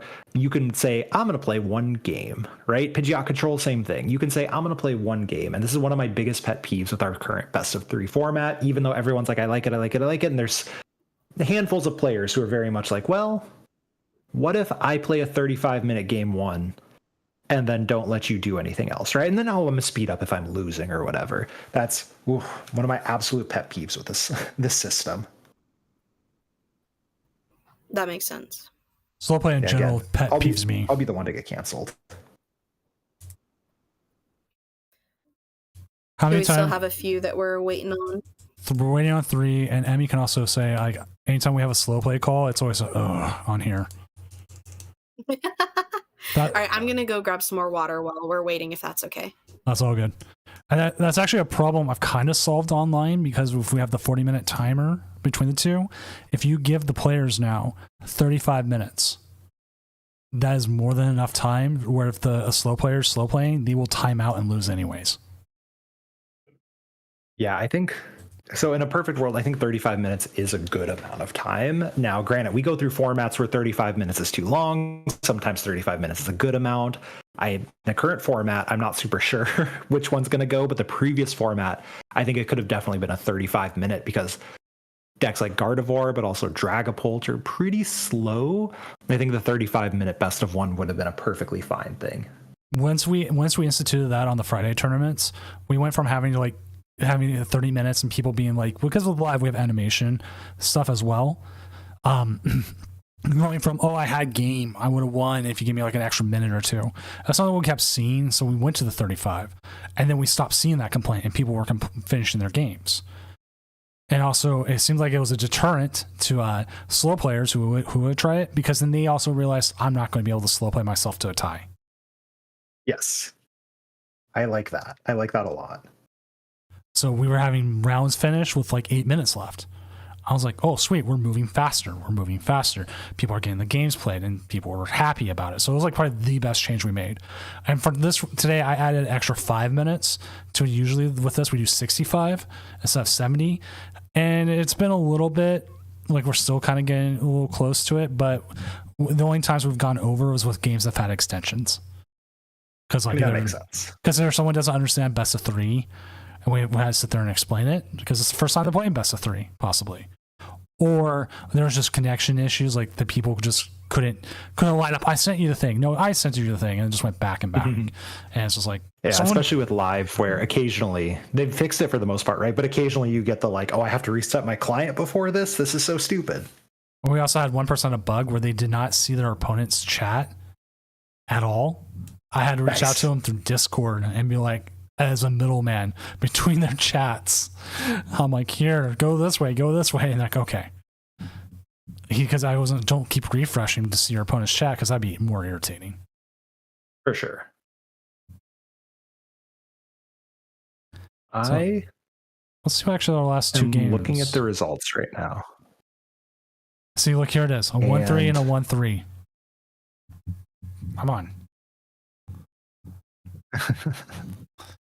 I mean, yeah, it's annoying. I'm just going to say it's annoying, and I get it. Yeah. What I'm surprised right now is... of our 5-0s, the Frostlass Monkey Dory is still a 5-0. Yes.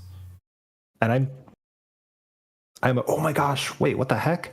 Why is there also an Okidogi Petulant Dark Box, Poison Box 5-0? Yeah, not Josh S. We had him on earlier.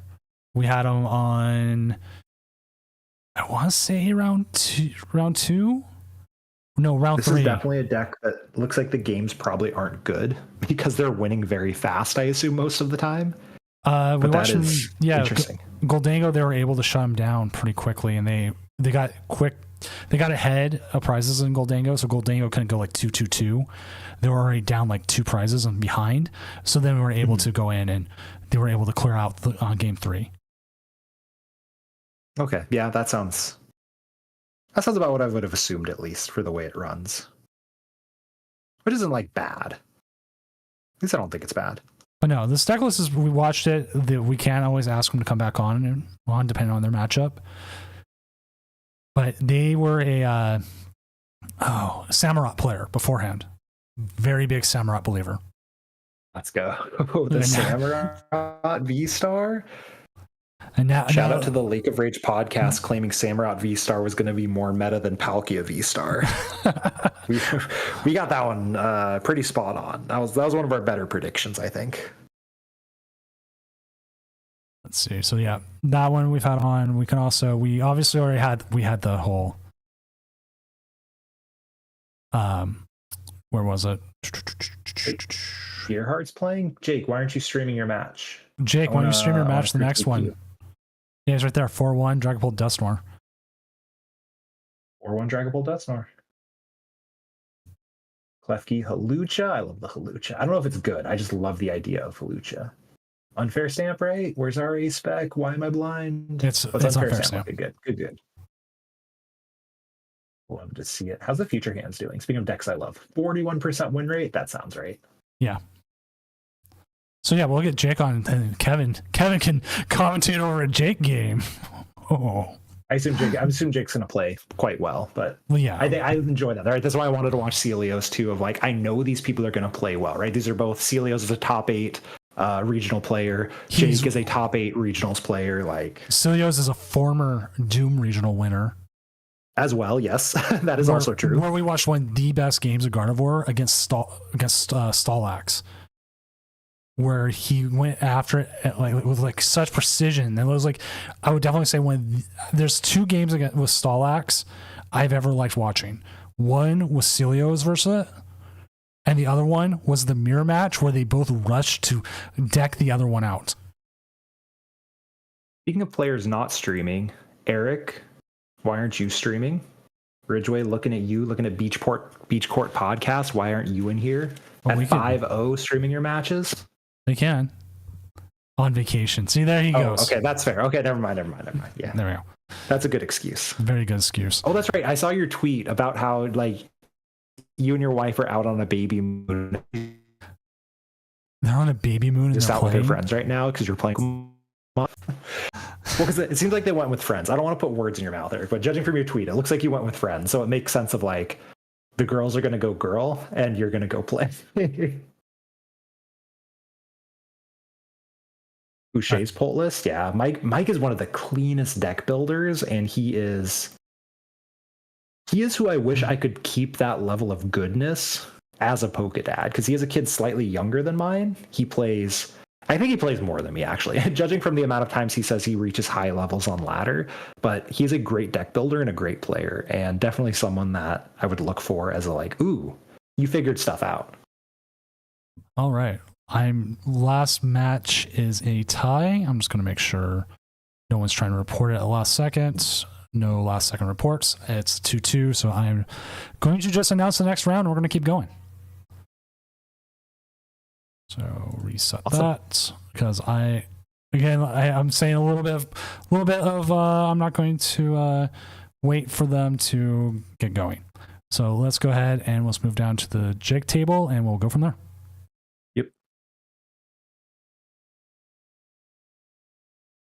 Then we'll pop open the screen and see. I wish I had enough time. One of my biggest things is I can either take all of the time I practice art and put it into Pokemon, probably be better, or I can keep doing art and keep making lots more money than I would ever do in Pokemon. See, that's better than me. I'm just I'd rather keep going to the gym and I guess technically living longer or something. But it's if I use that time to play Pokemon, I would be so goated at this game. And I do not use that time to play Pokemon. That's not true. I play usually a game on the treadmill. So there we go. We got it up. We're just waiting for our opponent to come in. Who is? Right, are we live? We are not on the game yet, but we are live. I mean, we're just waiting for Emmy to come back as well. It's Dragapult Dusknoir versus Terapagos with the Bouffalons. That's why I was just going to start getting into the matchups while we wait for Emmy. Yeah. So it looks like the Terapagos has the 3 Bouffalons, also a 202 Pidgeot line, and otherwise the Dragapult is relevant because they have a Clefairy. So they have the Terapagos, but it seems like we're going to be the Clefairy show if they can. Just kind of looking at everything else. There's nothing super exciting about this. They have all the regular energies. There's the Monkey Dory and the Clefairy. We have 2 ways to recover our Clefairy with Night Stretcher. We have no energy switch. Oh, wait a minute. Okay, this is huge. So I think this is definitely a match where Jake should be fine. We only have 2 Crispin to power up our Clefairy with. Otherwise, we have like Trumpet, but no energy switch means we need 2 manual attachments to take that KO. Now, in theory, Terapagos should be quicker because they don't have to, evolve their Pokemon. But we'll see how that goes. The no energy switch is super interesting to me. I definitely would have thought we would play one of them because you can just Noctowl for it. And using that Clefairy is huge. And obviously, like energy switch plus Trumpet lets you Terapagos in a single turn. So we'll see how that one goes, right? And on the other side, we have Gearhart's list where we have 1 of Klefki. If Gearhart gets that Klefki into the active, it shuts off the Fan Rotom, which is just disgusting, right? Yeah. If you can't Fan Rotom as a Terapagos deck, you're in such a good spot. And everything else about Gearhart's list looks pretty much what I would have expected, except there's, a 3rd counter catcher. It's an unfair stamp A-spec. We have the Hawlucha, which is huge. If those Hoot Hoots are on the bench, then obviously we can go with the Hawlucha, plus KO the Hoot Hoot off the bench, plus the unfair stamp. Then you have no Noctowl stuff. And the deck really struggles off of that. Anyone who's played a Noctowl engine into unfair stamp should know that it feels incredibly bad to get unfair stamped. And especially in a deck like Jake's that can KO a Hoot Hoot off the bench as well.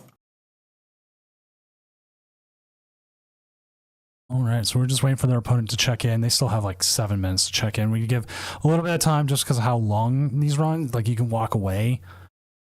And you have like 30, 40 minutes in between, so we give a little bit of leeway.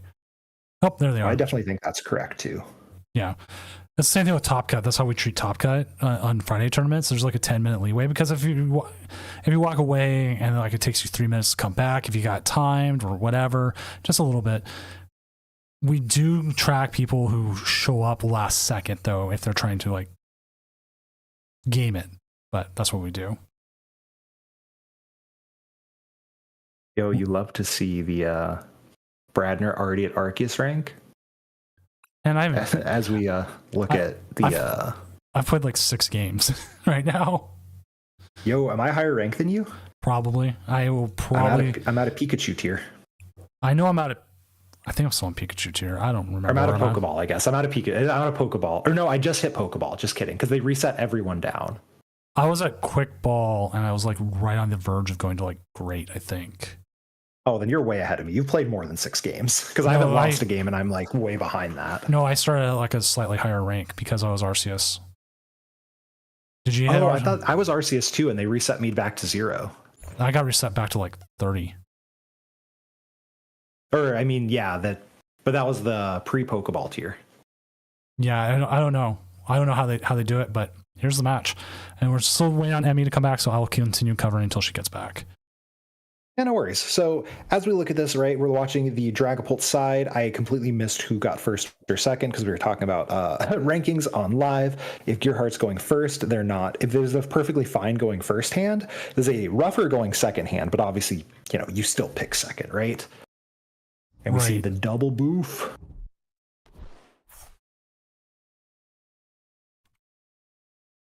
All right. We do not see a Fan Rotom come down, and that is huge. We also see a pretty dead hand. We don't even get a Hoot Hoot down. Pre-rotation, that Ultra Ball means you're going to Lumineon for Arven for Poffin plus Sealstone. Post-rotation feels a little bit worse. You're about to item lock and probably get knocked out here. We're not going to see the Hawlucha come into play. We are seeing energy come down. Yeah, and Jake, of course, does have a Rod plus a Stretcher, so the Hawlucha can come back later. But, you don't need it yet. It's definitely it's not doing nothing in this early game. It's part of a bigger combo piece later in the game. All right, and doing some prize checking. You love to see that. I do miss. I don't prize check on live as much as I should, but every time I play IRL, I think of how nice you have it on live, where the cards are pre-sorted for you instead of having to potentially sort them yourself. Yeah, I will definitely say I don't prize check as much on live as I should.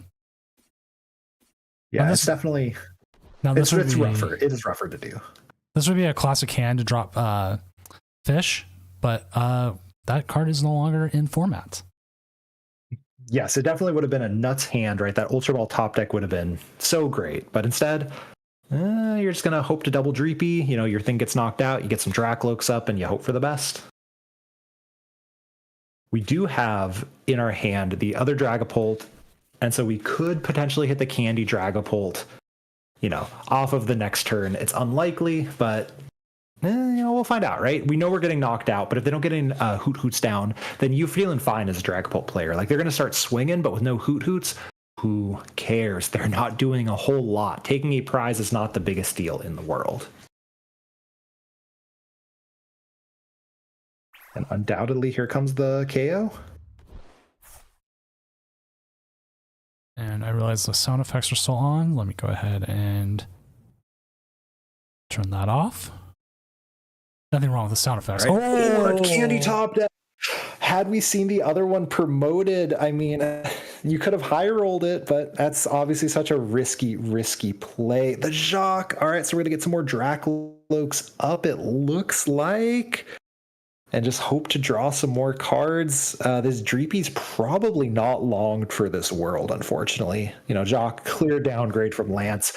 If that was a Lance, you go Dreepy, Dracloak, or maybe Dreepy, Dracloak. You evolve the active, and you're looking good. And oh my goodness gracious.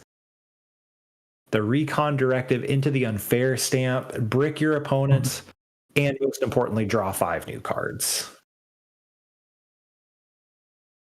All right, we get into and brick yourself too. We do have the retreat, and unfortunately, we did prize our other Badoo, I believe. Jake does run 2. This could also so we can run away. This could also be a turn where you bring out Pheasantipity and draw 3 more. That is true, and that's where Jake's looking like, hoping to draw again another basic to just retreat into here. All right, those are some basics, aren't they? So you're probably going to see a sacrificial. I assume the Klefki's going to come down because, oh, wait, we do have the Badoo in the deck. Oh. No, Jake's looking pretty. Jake has a lot of choices to retreat into here. Or we could say, you don't have another Pokemon and take a 60 on the chin for this Dracloak. We've got lots of options for Jake. And there's Badoo. And Jake is, despite being down 2 prizes, in a perfectly fine spot here. We're going to see the Itchy Pollen, which does literally 0 damage, but we're going to get 3 off the Fez, see the top 4 cards of the deck off of 2 Recon Directives, so that's 8 cards off the top with the top deck, plus the Recons, plus the Fez. That is a lot to hit a Dragapult plus an Energy, and you really don't have to disrupt your opponent's hand, because, yeah, they don't have a whole lot going on.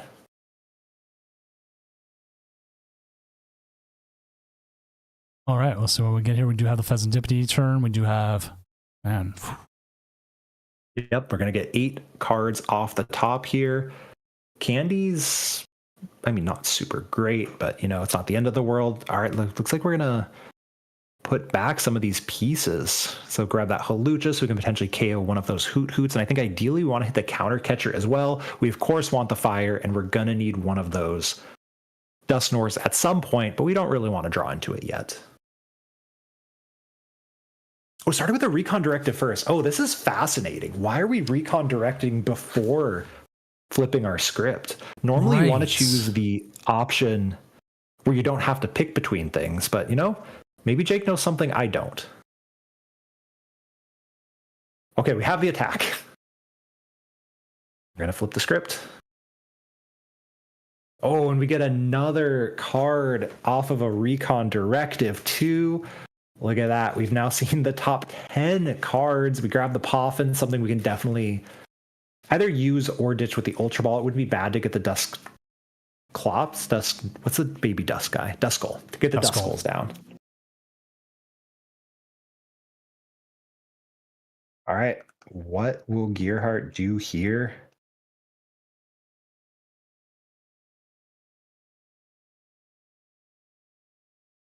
So we need to Ultra Ball, right? We have the energy in hand. We don't really need anything else this turn. We can grab stuff to Ultra Ball away here. We can grab the counter catcher to potentially just get rid of one of those Hoot Hoots and then put some damage counters onto the active. Nope, we're just going to go ahead and Ultra Ball away. This makes sense. You're going to see a lot of cards on the next turn. And we're going to smack into it. Now, of course, the Curly Wall ability is active. So it's going to be a -60. So we're only doing 140 to the active. So we can't finish it off with a counter catcher play. And with very precise damage counter placement. And with Radiant Alakazam out of format, you cannot move that damage at all. We've seen that happen a few times today already with Dragapult wanting to move that damage and unable to. No, it is definitely, once you pick it, it is staying there. So the one on the one Hoot Hoot means that you can put 6 on it, but you have a bunch of other damage you don't really need. Oh my gosh, the 120 doing absolutely nothing. Gearheart, due to the unfair stamp, is in full control, and the top deck of the counter catcher means that we can take out both Hoot Hoots if we would like to as well. We could just take out the active and then take out one of the Hoot Hoots and say, now you need a Noctowl plus a Terra Pokemon, just whatever Jake wants to do. That board is dominant on Jake's side, and the Terrapagos player, while 2 prizes ahead, is not actually ahead in this game. So Jake is definitely, oh, there it is. He is going to go after the Hoot Hoots. Yep, say I'm not even going to give you a chance to use a Noctowl on this next turn. So we're going to go and put 3 there, and the rest presumably on that Terrapagos, bring it up to 170 so we can counter catcher again next turn to KO it. That's not true. We can't counter catcher because they're not going to take a prize because they're so far behind. Just kidding, but we can use our one of boss's orders if we can find it. We're seeing the power of that unfair stamp. It is such a good A spec. Ooh, the Pheasantipity. All right. That is now a boss target potentially to then also get the 6 on here and say that Fez is not long for this world. I'm going to smack it for 200. We see the Ursaluna come down. Oh my gosh, and nothing else.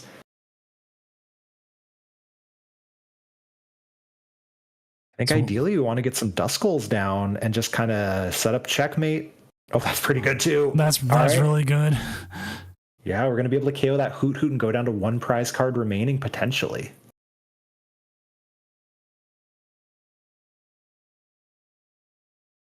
All right, there. Oop.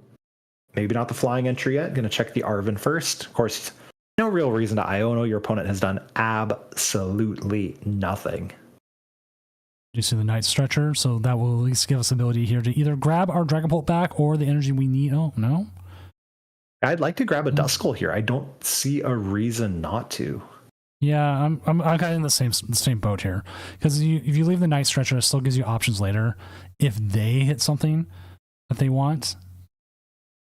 You also, by setting up the Duskull, right, if they attack with the Ursaluna, you can go Candy Dusknoir and KO the Ursaluna with your own Dragapult, right? Otherwise, you have to find your last and only boss's orders to get that extra KO. And here we go. 140 KO the active. We're going to see the Hoot Hoot Gonzo, and you are turning on that Ursaluna, but otherwise, doesn't really seem to matter. Your opponent can't sweep the game with an Ursaluna because it can't attack twice in a row. I definitely feel is like one of the biggest. This is easily the biggest flaw of Ursaluna. Oh yeah, that card would be so much stronger if you could attack twice in a row. But I've definitely had situations where, a Miraidon or whatever drops it, they attack with it, and it's like, well, I'm usually playing Dragapult, right? You're like, well, I can't KO you, but it doesn't matter because I'm going to hand disrupt you. You can't get out of the active because your Latias is gone for whatever reason. Or if you can get out of the active, you can't get it back into the active after that. And you don't have any other attackers set up. So it definitely does make a difference. We see the energy to the Ursaluna, which I'm at a loss here why that energy is there. This Pheasantipity cannot get out of the active. The Ursaluna doesn't need it to attack. Sure. Sure, that's my thought too. That's a play. Yeah. And we're going to see the smack, and it does not matter. Jake has game in That's not true. Jake does not have game in hand. We have to find a Dragapult still. Oh, counter catcher? What? Jake just has so more now game we in have hand game. now. All right, welcome back. Also, sorry about that. that. Oh, no worries. No, Mom was that's being a nightmare, so we are hopefully all solved now. Okay, I will go back to my void. You two enjoy the rest of Jake's game. No, here. you can stick around. We can. No, it's easier just to have two people, and then I can do whatever That's I valid. want. I see in chat saying to retreat the Ursaluna, but we can't retreat the Ursaluna and power up another Pokemon on the next turn because it has 3 retreat. It's like we would be pretty hard into the Prime Right. Catcher play to get out of the active. Yeah. So it's definitely a choice, right? Could it be good? Yes. I am not saying I know all of the plays, but I am at a bit of a loss could for why also- that play was chosen. It could also just be thinking the same as Radiant Charizard and being like, oh, I do need 1 energy, even if my opponent needs, only to take 1 last prize card. So That's fair. All right, Jake is up 1-0 in an utterly dominant fashion. We saw Terapagos have a pretty slow start, not finding a Hoot Hoot early, choosing to take KOs on Badoo, activating the Unfair Stamp. The Unfair Stamp unbricking Jake, who had had a slow start as well, bricking the Terapagos even harder than it was. And MEO's a rough watch, I'm going to be honest with you. ooh, this isn't great either. All right, let's see. I again missed who went first and who went second. I assume Terapagos picks second, so they can have a turn of items and find the Fan Rotom and hopefully brick the Dragapult player, but I'm not 100% certain on that. No, they picked first.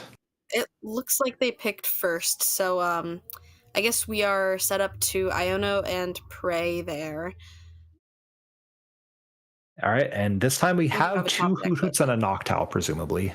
I mean, Iono and Prey could be worse, right? Yeah, that's true. Yeah, that's true. Especially we are gonna, put at least one of the Noctowls at the bottom of the deck, right? Ooh, and we do see the energy on the Rotom, so they only need a Stadium now. Oh, and the Nest Ball, you'll love to Ooh, see it. Nest So that Ball, energy. Let's go. Get the energy on the Dreepy, have the chance to potentially get a turn 2 attack if this Badoo gets KO'd. I don't see the second Badoo in deck, or am I blind? I didn't see it either. I think we wanted to grab the Dreepy here anyways, but yeah, I don't think I saw it. Okay, we're just pausing. I was like, are we frozen for a second? But no, we're genuinely just pausing and prize checking here. That's just the one rare candy. Do we only play the one? Jake has No 2 way. rare candies in the list, so we did prize one of our rare candies. Oh, we have 1 in hand. So I was thinking Just kidding. other builds are playing like 3. So we're okay. Never mind. Yeah, the False list we saw alarm. earlier was playing 3. You're right. Ooh, Jake currently pausing, thinking about the boss on the Bouffalant. So in the list, there's only 2 ways to move a Pokemon, and that is Prime Catcher and Turo. There is no Latios. There is no switch. So that Boof would get stuck. We have the Dracloak in hand as well for the next turn. I think I like Jake's play here. Your Badoo's probably going to survive. Yeah, and our opponent doesn't have any Terra Pokemon in play yet, and if their only way of grabbing one was with an item, obviously they can't use that now. Yeah, this is huge because the Noctowl, the Noctowl's not doing nothing, so we're going to get our Dracloak. Oh, and the Arven, so we can keep setting up without giving our opponent a fresh 6. Nice. All right, we will be able to see 2 cards with Recon Directive first. Oh, grabbing that rare candy. Interesting. Yeah, I guess wonder if having we're gonna both of try- them would be nice. We might be going for a Dreepy plus a Duskull here and try and go with a massive board wipe play. Okay, we're not. So I wonder why we grabbed the second rare candy there. I'm not sure. I think it would have made sense if we were thinking about grabbing that Duskull, but instead we'll just see Itchy Pollen with that experience share being put on one of the 2 Dreepies, which that is a card that I don't think we would have seen, at least definitely not recently, in play, and we just see the pass. All right, this is huge. Yeah, you don't want to Iono your opponent. You're going to keep seeing cards with Recon Directive. They are not going to be seeing any cards at all. Yeah, that counter catcher is not going to be active anytime soon. And yeah, we grip the energy because if they somehow get the KO on our guy, we can move it with the XP share, move the fire energy, and attach the psychic and hit one of those rare candy plus Dragapult plays, potentially. So I do like holding that energy there. Your opponent's probably not going to hand disrupt you. Yeah, your opponent's probably not going to do anything, right? Oh, Yeah. gosh. Oh, that jock is fantastic here. Man, I'm really wishing that we had grabbed that Dusk Noir, but that's okay. Oh, wait. Oh, no. Okay, that was the Recon Directive. For some reason, I was like, whoa, why do we only get to pick the Dracloak or Dragapult? We prized all the other guys. But no, that was just pure coincidence. Never mind. Ignore me. Ooh, and the Halucha, so we can get these Hoots out of play as well whenever we choose to attack. My goodness. Jake is proving why Badoo is, in his own words, the savior of the format. It is letting this Dragapult deck do nothing while forcing your opponent's deck to do nothing. All right, we do have that Psychic Energy ready to go, so we could see a Halucha here come down and have the Dragapult be able to take 2 prize cards, but kind of a hesitation here. I mean, our opponent isn't doing much, but I think if we take out one of the Hoots, they're still not doing much. Yeah, this is one of those like hard to decide situations that Jake is currently on. Dragapult is not meant to be the aggressor. In fact, Jake's build runs 1 boss and 3 counter catchers plus the unfair stamp. So Jake wants to lose or be losing.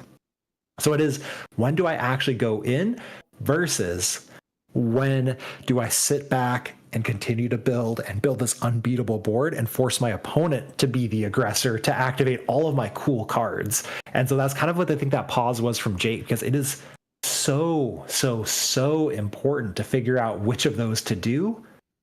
And I played a lot of Dragapult. I'm still not sure. Right, we do see a Recon Directive. We did get the Artisan off of that, so we do have a Stadium bump if we want to take away our opponent's ability to have that Area 0, especially after a big turn. If they're able to, set up their board and get an attacker, just making them discard a bunch of their Pokemon could be beneficial. We do see the Dusknoir there off that other Recon Directive, and finally getting a Duskull down. We have that rare candy, so next turn we could be looking to make a huge kind of wipe of a lot of Pokemon. We could see... No, not without a second Duskull. I was like, we could see maybe a whole total board wipe eventually. I definitely but we think... bench the other Dreepy. What Jake is doing here, and now that we hit that Duskull, is that exact play you mentioned of the board wipe. We're going to go wide with Area 0. We're going to KO both of those Hoots plus the active, and that is going to put the Terapagos player back so far from where they currently were. And we can also Iono that hand down as well, because we're going to give them a prize with the Dusknoir down to 5. So yeah, he automatically wants to do it. Yeah, this is so gross. Jake biding his time and doing exactly what he wanted to do here. Oh my goodness. Here's that Curse Blast. Curse Blast on that Dusknoir. Going to be able to put 13 damage counters and take out that poor little Hoot, and now Counter Catcher. Oh, not quite yet, because we're each going to take a prize card. Counter Catcher's not quite yet active. Not quite, but don't worry, we got that Halucha in hand, which will be able to ping that Hoot on the bench, and then we'll be able to take it out with a Phantom Dive and say, all right, you have a singular Fan Rotom and a 5-card hand off of this, I assume, Iono that we're going to be playing. What are you going to do, opponent? And cry, as I assume the answer here. Curse Badoo. I think that is a valid choice by the opponent if they are going to do that. All right, there's the Pult. All right, we see that Dragapult. We can go ahead and hit that Iono now. All right, and I love holding on to the Artisan as well. Well, we got another one anyways. So by holding on to that Artisan by Jake, what you do is you prevent your opponent a chance to get another Hoot. And I really like this because a lot of players, I think, would automatically look at an Area 0 and say, I want to limit the damage output of the opponent's Terapagos. But the opponent's Terapagos is going to do nothing because they have no Pokemon regardless. So I really love Jake just saying, I'm going to keep this area 0 in play. I'm going to use it to go wide. You can go wide if you want to. I don't care. I'm not going to give you a chance to get another Hoot onto the field. This also gives Jake the ability to, whenever he would like to, bump the area 0, get the Hawlucha in the discard pile, stretcher the Hawlucha, and use it again potentially in a future turn. So I really like that grip there by Jake.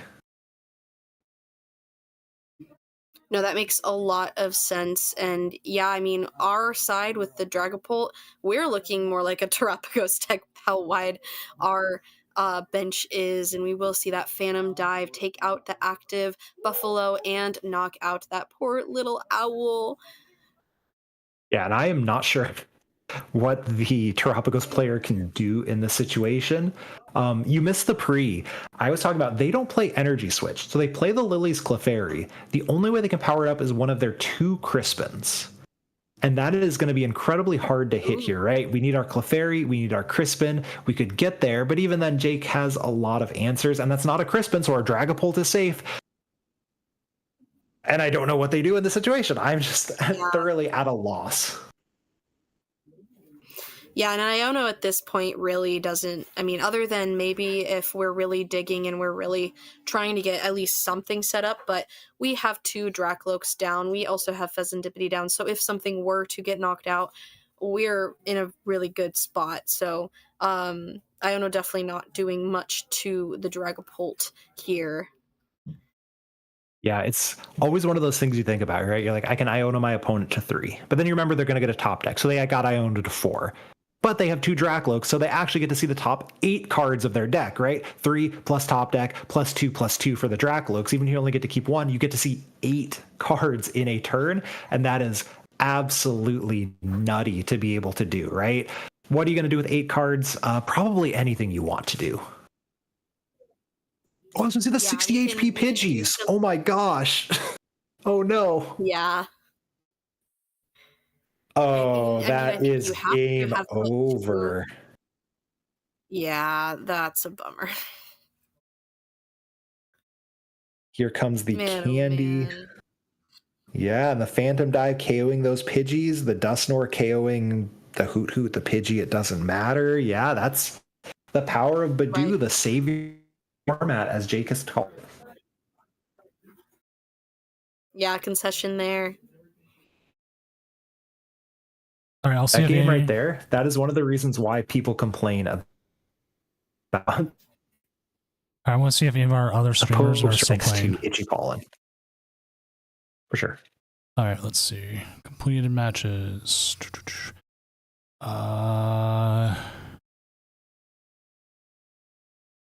Prince Vortex is still playing, so we'll jump to that real quick. Okay. See how far they are currently in game 3. And they are at almost full prizes, so I'll set that up and we will watch that game. Works for me. Okay, and they are Prince Vortex is playing, he's playing a form of Terrabox, a little bit, I think, is heavier on the Terapagos, and they're up against Terrabox. So get used to this matchup.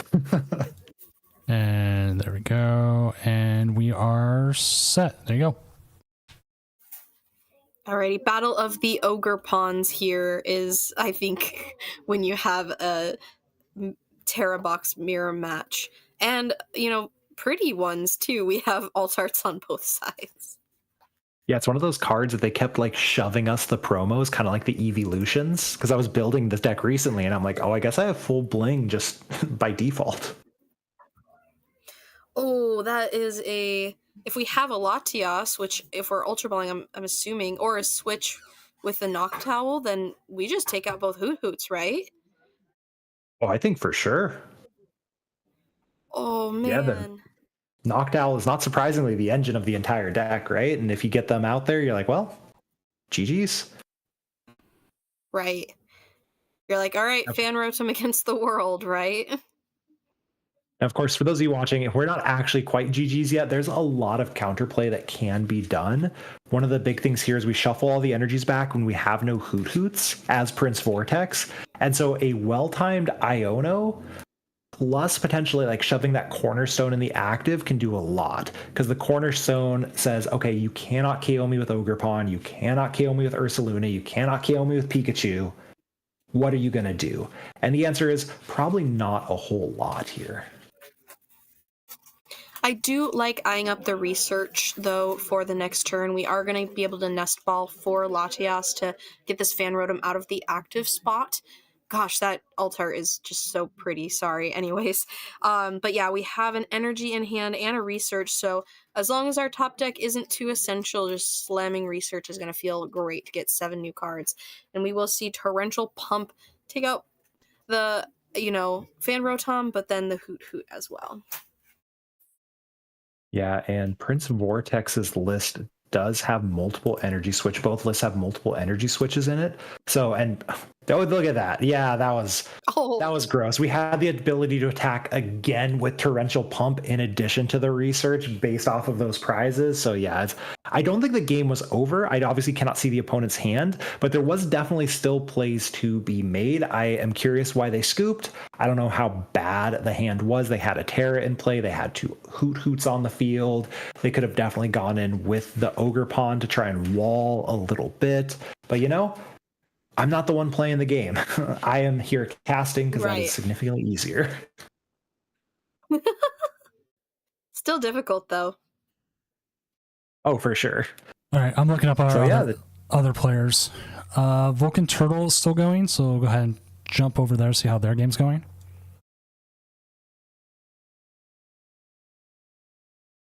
They are up against Caterpie TCG, so... And this looks early-ish. The Archaludon mirror. Yeah, let me go ahead. Man, all the mirror matches. I'm just going to get this up for everyone, and I'll worry about fixing the names here in a second. There we go. It's up. 1-1, game 3. All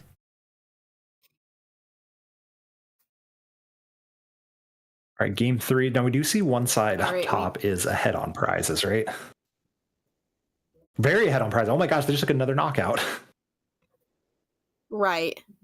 Oh no. Yeah, and with poison. So even if we did have Pheasantipity in play, it would not be very helpful here. Oof. We do have KO if we had an energy. We have the Black Belts training, so we can hit for 260. So we can evolve the bench Duraludon to power it up. That has to be the play, right? Too. Okay, just kidding. No, it's we're not just going to research. Well, we definitely have the energy now. We're going to see the 220 Smackaroo. But that's not enough. The opponent's got a big old hand over there. Damage counter is short. I guess we're hoping they smack into us. I don't know if the below player has a Turo in deck. That would obviously help. I mean, if they have Gust on Squawk, that's just dunzo, right? But yep. With the... Oh, no, Adrena Brain. Oh, we should not be tuning into anyone's games, it seems like. Oh my goodness. I am so sorry. Yeah, we're cursing everyone now. We have, let's see who else is still... Now we're cursed. Let's see, we've got Carl SoCal. Are they still going? I'm trying to look up. We have a lot of games still going, that's why. I think Luke's done with their round. Prince Vortex already did. What about Mitchell? We're gonna go look at Mitchell real quick, but if it looks like it's close, I'm not even gonna put it on.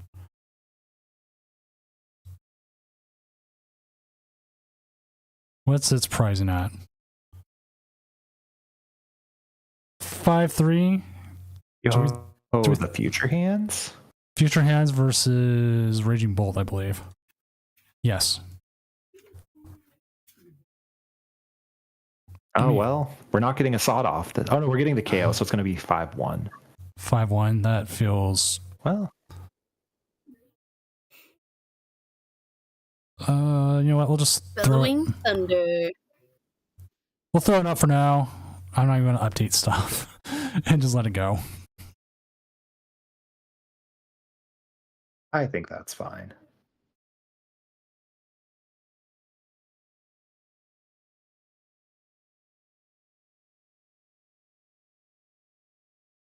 Yeah, Raging Bolt doing what Raging Bolt does, which is take massive KOs on folks. Dude. And as Future Box, you don't have a lot of comeback potential. We can technically KO this thing, but we're going to need 2 more Iron guys. Sorry, 2 more, Iron, what's it called? Crown and a Capsule, and we're going to need an Iono. So it's doable here, because we're currently doing 140, 180. And Iron Thorns is interesting in Future Box. I haven't really thought of that before. Okay, we're playing the game. Oh, well, that's worse. So this does shut off the Ogre Pawn, right? So that's a big deal, because we can only get 2 more energies with Asada. But we have game in hand, actually. Just kidding. That's less fun. Never mind. We have Sada, we have another Bolt, and we have an attachment from hand. Yeah, that's unfortunate, but let's see it play out. Yeah, there's a world we don't have exactly what we need. Maybe I missed something. All right, Sada here.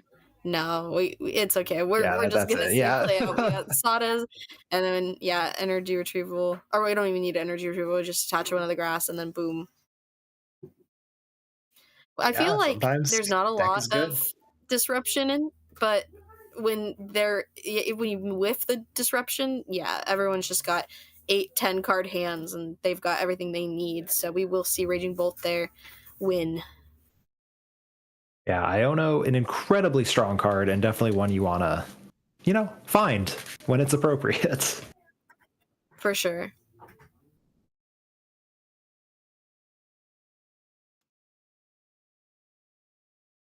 Back to our hidey hole here. I realized I was on mute. Let's go ahead and update our standings and see where everyone is. For sure. So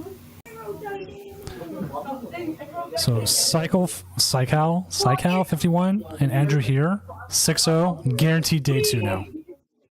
How did you let Dragapult Golden go? And Frostless Monkey Dory. Yeah, what world are these? Are 2 6-0 decks? This one.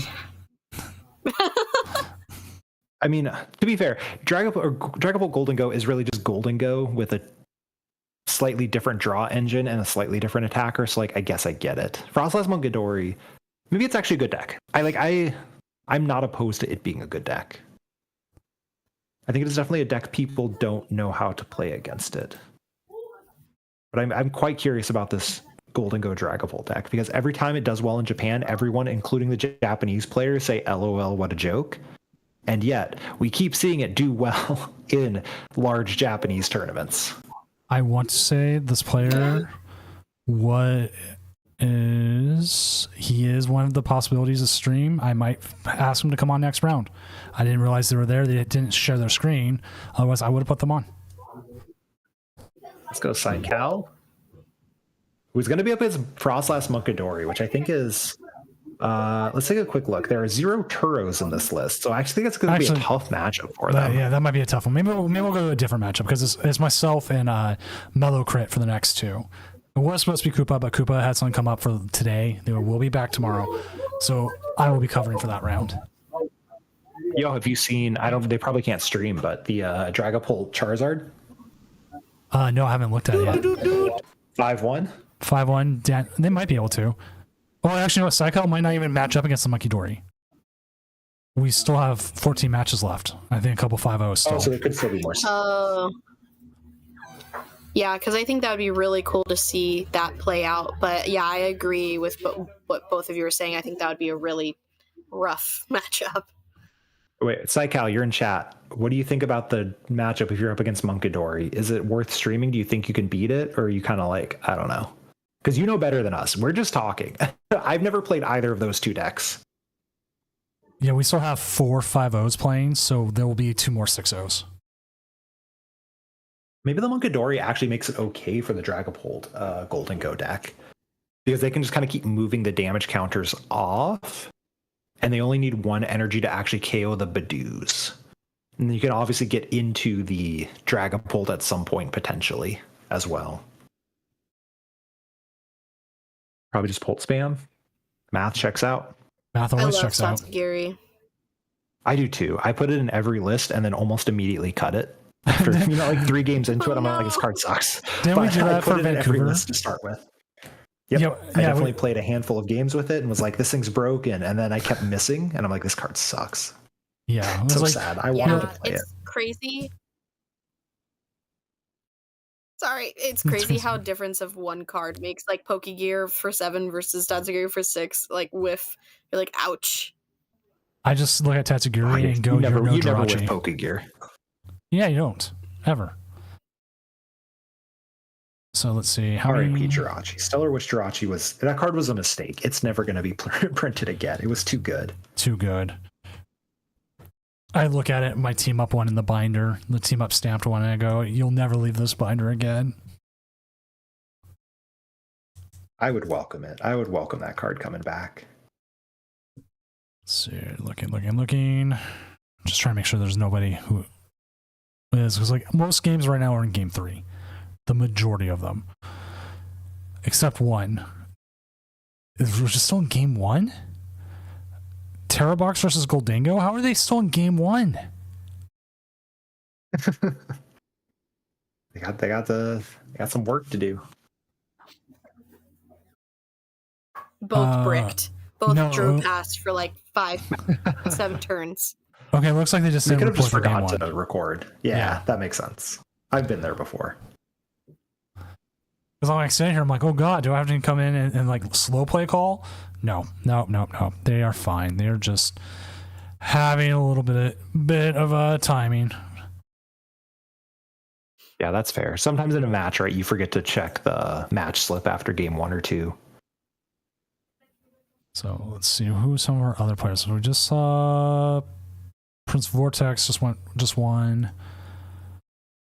Again, 5-2-1 gets you in to day 2. So everyone who's still 4-2, keep playing it out. You can win ID, get into day 2. Maybe you could win out and get there. There is 4 rounds tomorrow and go into a top 8 cut, or I say it's points cut, so like there's a possibility of an asymmetric or not. Last time we had it, all the top 8 people like colluded and figured it out to keep it as a top 8 clean cut and prevented an asymmetric. You know, I would do the same if I could. Playing top 8's way better than top 16. Yeah, they all figured it out, who needed to win, who needed to lose. They did it, and I was like, okay, I can't really stop you. Like, I do want to press the double game loss button someday, but I haven't hit it yet. One day. One day. It sits there and it calls to me. Press me, Doom. Press me. I'm like, I will someday.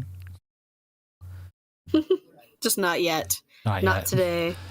I have to find a reasoning for it. I guess if both players are yelling at each other. Yeah, I'm a big probably. fan. The post-rotation meta right now seems like incredibly good to me. Like looking at these top lists, right? We have multiple Dragapult decks, including 2 Dragapult Golden Goes. Shout out. We have the Charizard in there. We have the Terrabox, right? So it's the Noctowl engine. We see multiple Pidgeot decks with a Pidgeot Control and a Pidgeot Charizard. We see a handful of Archaludons, which is still good, right? It's still an evolution deck that requires some stuff going on. The Terapagos is, still a Noctowl deck. So I really like this kind of... We have some aggro decks, but for the most part, they are evolution-based decks. For the most part, they are decision-based decks. So I think this looks like it's going to be really healthy, and it looks like the type of thing that's going to reward players who put the time in with these decision-based decks, right? Right. Because we have Charizard Pidgeot here with Gouging Fire. It does get I guess that's your cornerstone answer, right? Cornerstone. Yeah, Blitzel's 5-1. What is the other Pidgeot control? Only is playable. 5-1-4-2. That's Pidgeot control right now. Lost to And that Jam. doesn't really make sense, right? The 4-2 drop, yeah. Yeah. It is a deck that preys a lot on people who don't know what they're doing against it. Now, it is a good deck, period, but it is definitely the type of deck where you are going to feast pretty early in the tournament on average. And Jam is a good enough it's harder player. after that. Jam's a good enough player. We haven't had on yet. I've let him in the shadows. Multi-time Doom winner, Horseman of Death, of the 4 Horsemen of Doom. Just kind of playing out right now, 5-1. Playing the Terror Box. Go Jam? Yeah. Only loss to Dragonbolt Dusknoir earlier.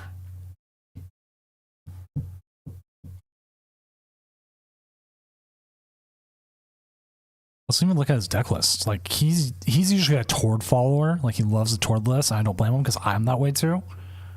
And this looks with the cornerstone. Yep. They took ToD's list, put the cornerstone plus fighting energy in there, and that makes perfect sense. Looks like they cut a grass, which is one of the things that Noah said on the podcast this week. And then they cut something else that I'm not 100% certain of at the moment. I think a counter catcher. I think ToD ran 2 counter catchers plus 2 boss, and we have 1 counter catcher plus 2 boss in this list. I agree with these changes. And this week's episode was really good. Like it got me believing in the Terror Box. Like Terror Box, good deck. I went through and I bought a lot of cards for Terror Box. I bought almost everything for Raging Bolt. I cannot find Raging Bolts right now, at least locally. Oh, if you need, I've got 4 you can borrow. All right. It's just like I just made a list today. I went through my cards and was like, oh, I don't have a lot of post-rotation staples that were bad pre-rotation. Right. I was like, why do I only have 1 water pond? I swear I had 2, so I had to go buy a water pond, which thankfully is like $1.10. And I was like, oh wait, I never got the owls.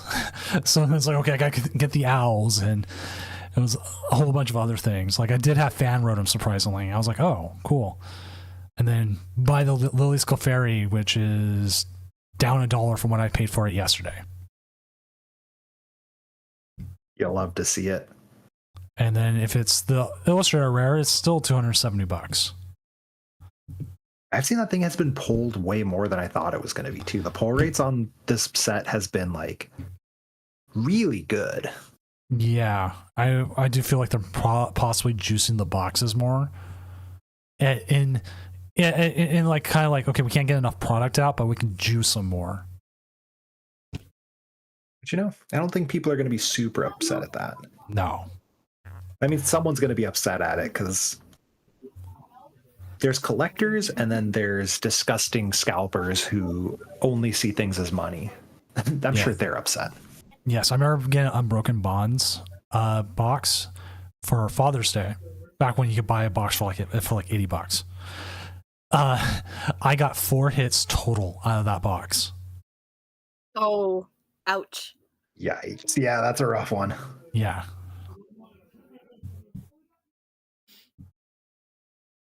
So I was like, man, this sucks. But at the time, that was what it was. Like you were guaranteed like 4 hits, and that was it. So look at that update standings. We're waiting on 6 matches now. A couple of them still here. I like this all-out investment banker.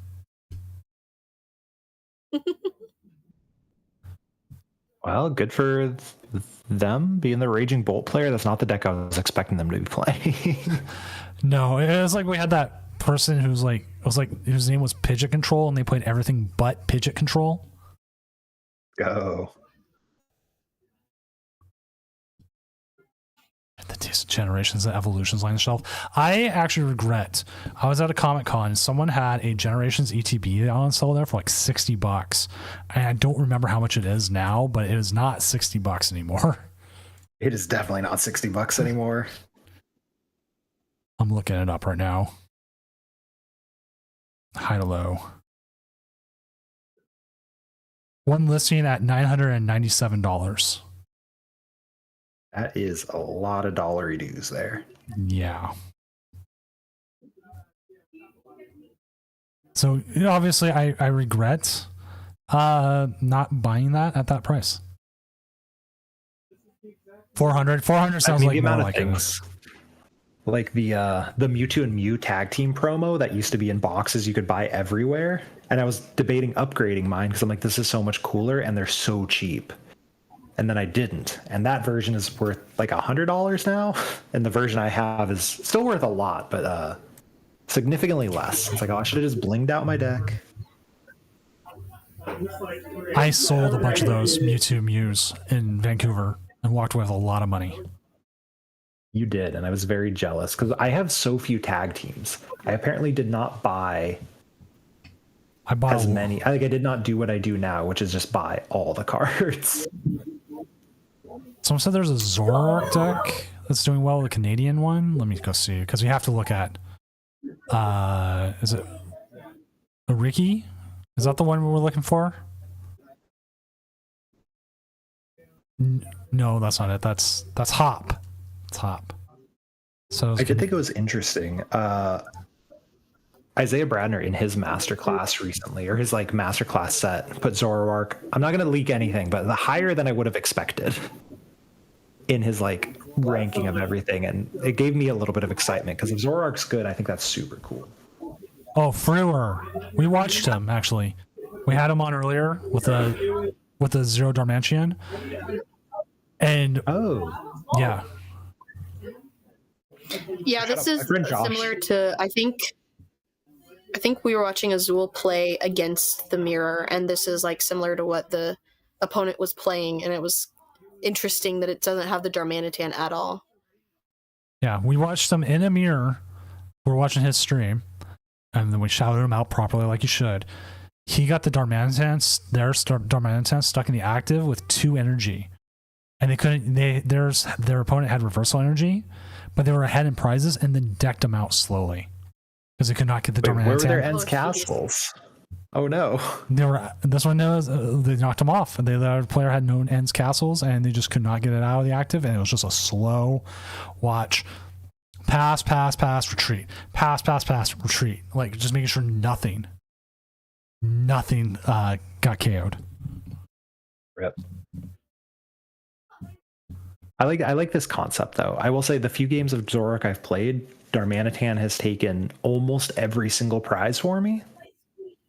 But I like the concept of like, I'm going to swing for 170, with Binding Mochi, I'm going to swing for 210, plus I could potentially poison you to hit the 220 number. It's like, that seems pretty good to me. Like just going, I'm going to hit you really hard and you're not going to KO me back because I'm a thick stage 1. Definitely interesting.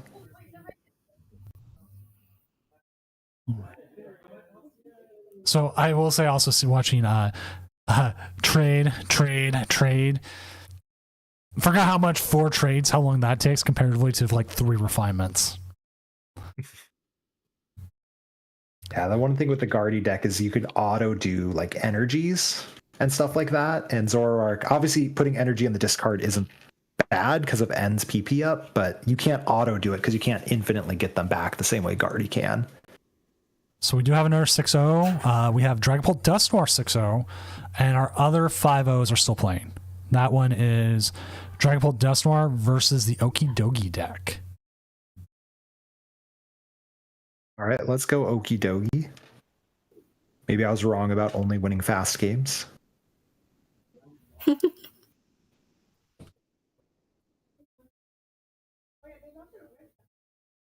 do have to say, I'm very jealous both of you get to go to Portland. Because it seems... Well, I live here, so it's easy for me. Okay, that is true. That is true. That's very true. And yeah.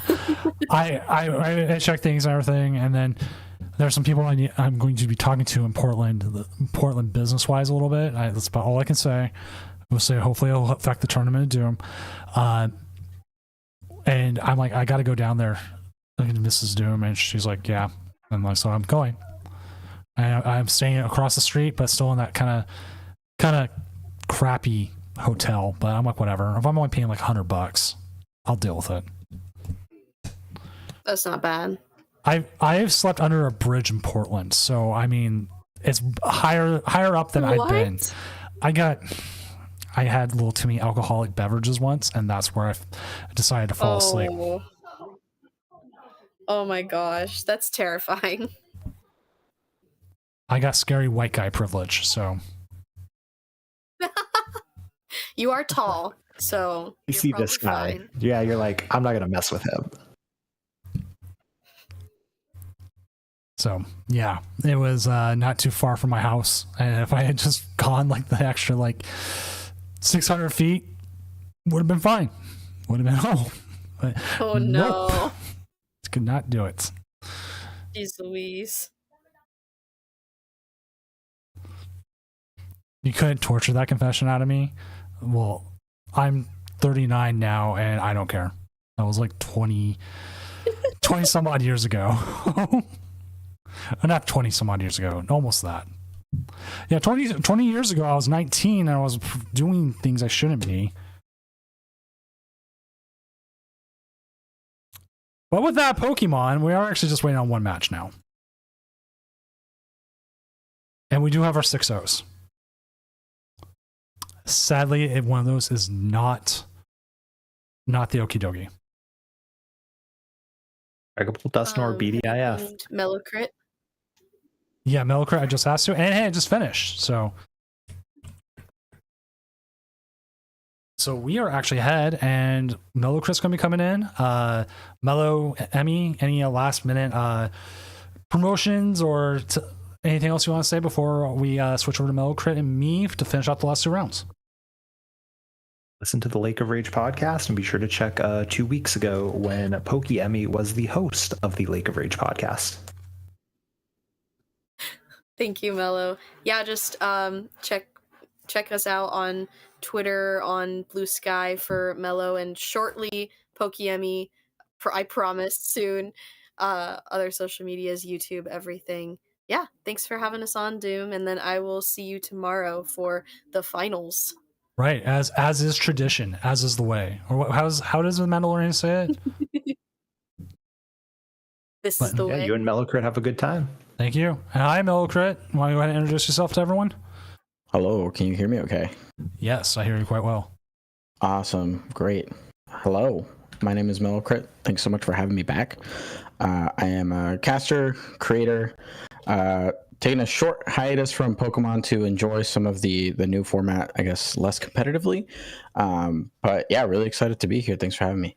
Sorry. Thank you for coming on. It cannot be a regional Doom without you and Koopa. Like, you two are my cornerstones. Like, I set it up, and the first people I reach out to, I'm like, appreciate it. We were there. I'm like, those are my boys. You're my boy, Blue. Sadly, Koopa wasn't able to do today, but he will be back tomorrow. So I got. Darn. Yeah, he was going to, and then last moment he got called into work. So let's go ahead and see. We were talking about Cycle. Okay, let's get them. I want to make sure they are playing Goldingo Dragapult, and they're playing against Dragapult Dusknoir. Ooh, okay. So Cycle, if you're still in chat, if you can share your screen, we'll set up and we'll see an interesting deck. Let me pull up this matchup real quick. Yeah, it's been really cool. I'm not gonna lie, I kind of stopped prepping for this format since I knew it was gonna be taking a little bit of time away from competing, but it's been really cool to see what's sort of developed. I've been watching some of the matches from earlier today. It's cool to see Jake Gearhart in the mix as well, showing people what's up. So yeah, it's been a really interesting start to the format, I'd say. All right, so let's go ahead and jump down there. We also have a Zard versus Arch matchup too. So we have a couple. If this game goes fast, we have other matches to jump to.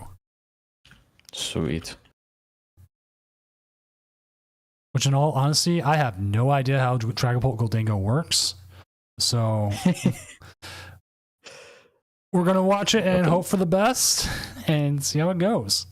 Also, yeah, sometimes we did get a random fact redeemed. So if you have a random fact while we wait, I will think of one of myself. A random fact. I feel like I got asked this last time, and I know I'm unprepared for a random fact. I do this every week, and I keep forgetting to get a set.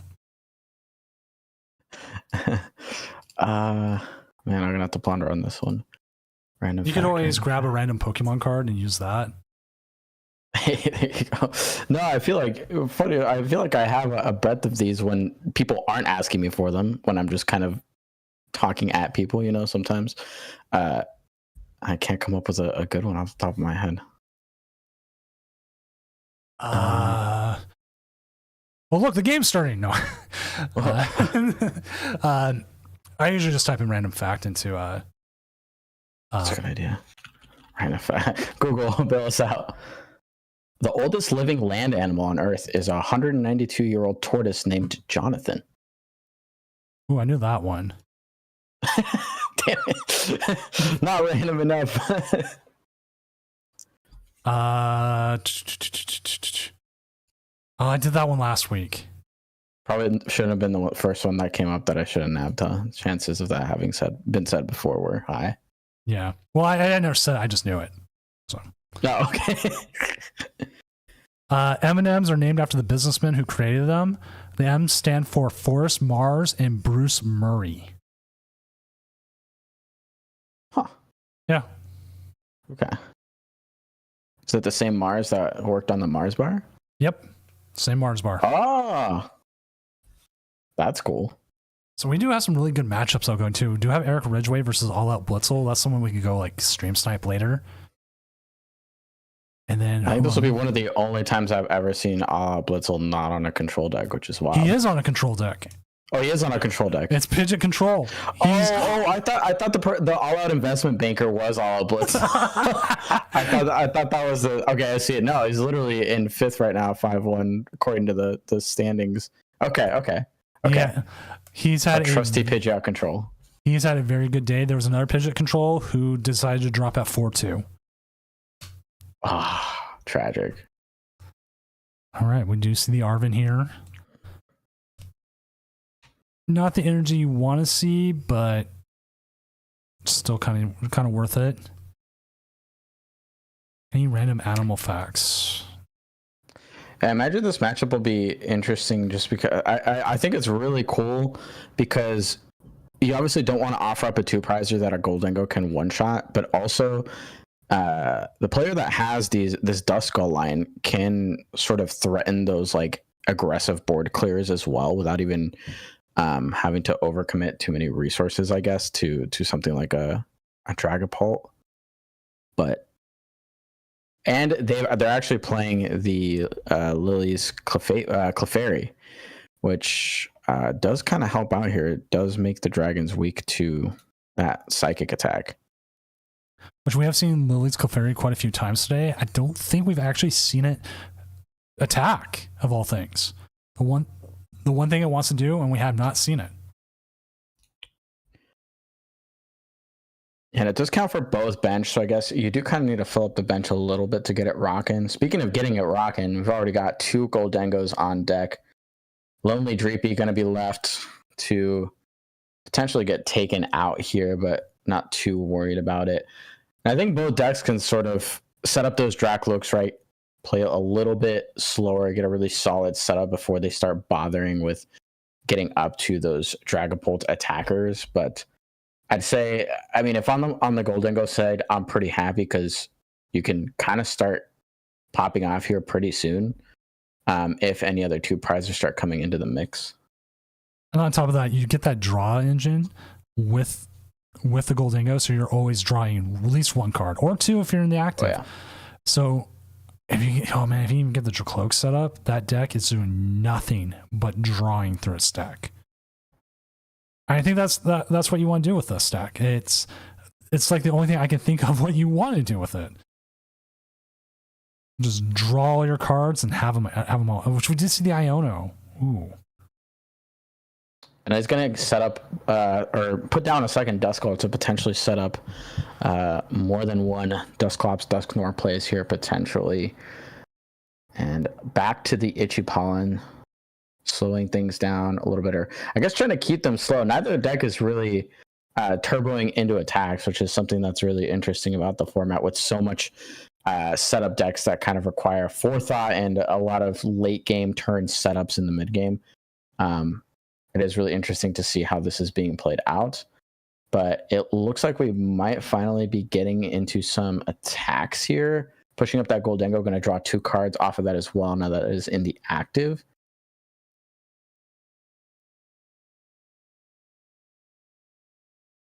Items can't be used. We're still under that Itchy Pollen trap right now. It's going to be a few more card draws. Recon Directive.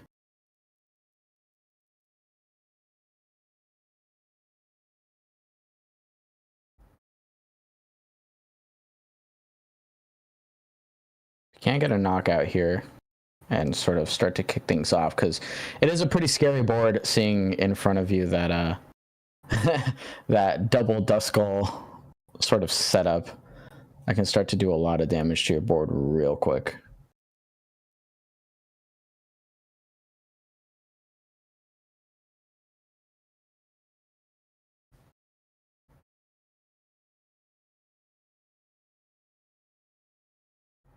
We're going to see that knockout, and we are going to see the first prize card taken for this game from our Goldengo Dragapult player. Unfair Stamp, though, is going to be active now.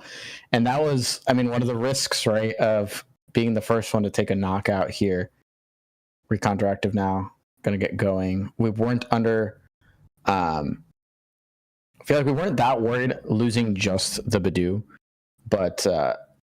yeah, now there's a very serious possibility of some popping off here from Gemtistic. If they can get an attacker set up, 8 cards in hand after that Unfair Stamp. We do find the Dragapult EX, which means we are attacking this turn.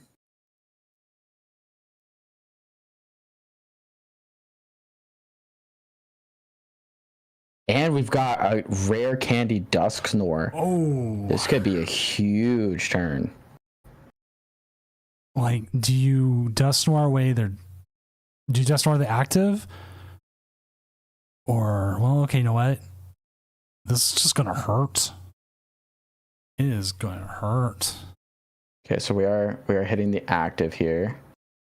Still not quite enough to get that KO, and we are going to give up a prize. But we do actually have that. That's great. That's fantastic. I didn't see that. The Defiance Band is going to come down, so we do have exactly enough, and we could even continue to do more damage here. Yeah, Dusknoir gonna actually just take care of that Dracloak on the bench, eliminating that card draw. Is going to give up 2 prizes this turn. We'll be taking 3 of their own, and I think possibly more importantly, eliminating a ton of card draw from this board. Which I think is the most important part. They will get 2 card draw here. Off that, they put the 6 on it, which is the right move. But they also don't know their opponent's sitting on an Energy Search Pro and a Dracloak.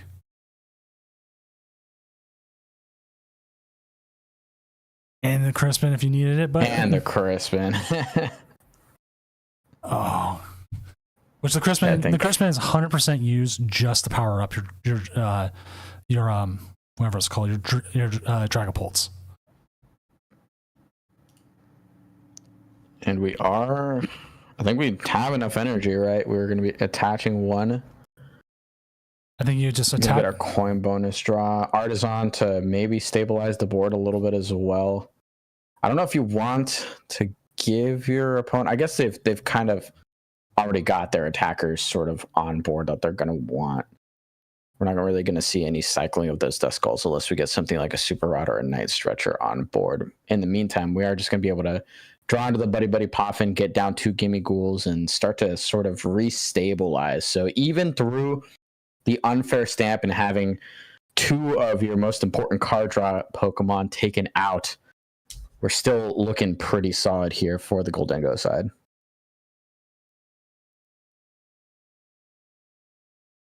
Doing a little bit of math here to make sure, like absolute certain we're going to get the KO with this Goldengo. You do have to discard all your energy, but you play so many items and you have draw here. And even then, possibly you might not even need that much energy to win the game. Right. This does get a little bit awkward because the Energy Search Pro got so much energy out of the deck. And I think that's what he was considering there. I think he was considering playing, they were considering playing the Crispin to get this Dracloak set up, but I don't know if they're absolutely certain that they even have energy to Crispin onto that Dracloak right now. That is one of the deadliest parts of playing Crispin, especially if you play like low energy counts. I've played a low energy count Crispin, and it's like, oh wow, all I have is one color of the ones I need. And it's like, well, that Crispin's not going to work. It's now just a overblown energy search. That's right. Meantime, Jamtastic going to get up to 11 cards in hand right now. Does end up coming into a Dragapult. Make that 2 Dragapult EXs and the Crispin to top things off. So it looks like we will be following up with back-to-back Dragapult attacks here. We already have the numbers to knock out this Goldengo. Something like an Iono here would have been fierce, but we needed a way to load up this attacker. So Crispin going to be the selection. We've already used our unfair stamp. So we are going to go ahead and take this KO. How much HP do the Gimme Ghouls have? 70 apiece. They are 70 HP. Okay. It was a little bit blocked there for a second. So there was a world where we were maybe winning this game and maybe setting up another Duskull a little bit earlier, but no way to do that. I don't think so. It is going to be just the KO. And now it's going to be up to top deck. To our Goldengo player to respond. Iono. I don't think that. I think we need a lot more than that, right? Because I don't think our Crispin can set up our attacker, and I don't know if we have enough energy in the deck here. No, we have to find enough of everything for the Goldengo here to take the KO. Yeah, we need what, two superior energy, enough cards in hand to be able to utilize it. Gonna Artisan probably just to thin at this point. Probably don't want to Iono yourself either down to 1 card. That's not gonna help a whole lot. 2 more cards to draw here. Coin bonus. That gets us Pheasantipity. There's our energy. So we're sitting kind of pretty. Here. I would probably not quite there. We have to get something on that. You have to get the other Goldengo though still too. Because otherwise that Gimme Ghoul just loses you the game. Just gonna flip the script before the Iono. That gets him a Goldengo. And a Night Stretcher.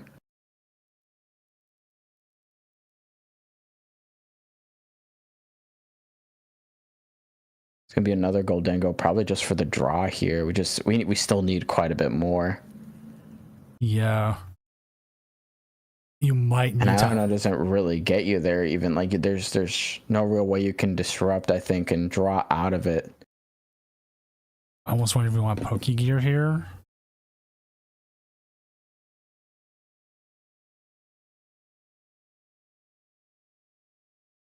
Yeah, I don't think I see the line. Only line I see. No energy in hand, no superior out of that whole draw. So it's just going to be Iono and Prey. But I mean, at this point, Iono, you're going down to 1 just like your opponent. So what could you even find off the top? I don't think anything could help you here with 1 card. No, but you do live another turn unless they have boss's orders in hand. They have no way of drawing.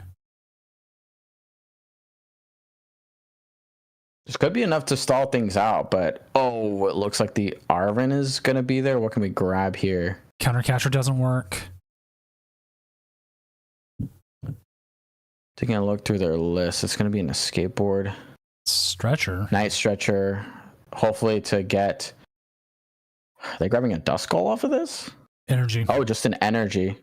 Yeah, to make sure that they can potentially attack again if they need to. And this is pretty big because this is going to allow our Goldengo player next turn to see, what is that, 6 cards. No, 2, 3, 4 cards, and 4 cards. sending one to the bottom. Plus top deck.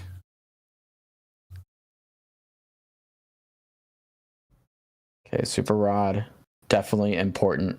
We're gonna need to get those energies back somehow for this KO, and I think the only route is superior energy retrieval. Right? I don't know if there's any way we're actually just finding energies off the draw. We need so much energy here. There's one. That's almost 2 with the Arvin. Oh, there's another one off the top. Recon getting Arvin to lock in. I don't think you need anything else. You just now superior. Yeah, it's going to be 4 energies from the first.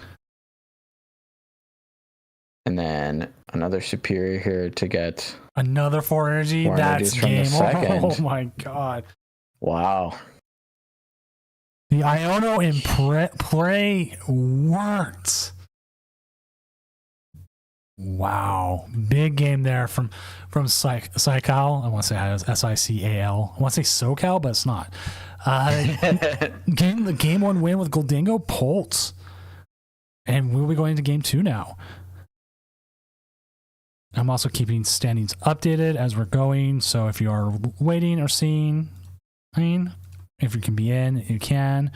Nobody took the ID. We had a couple IDs offered and nobody took it. People are here to win.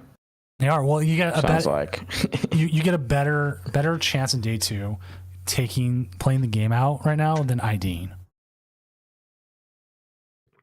I see. Oh, because I think you guys were talking earlier about the potential of an ASIM. Right. Oh, that was a cool game. Iono actually working as intended this format, imagine.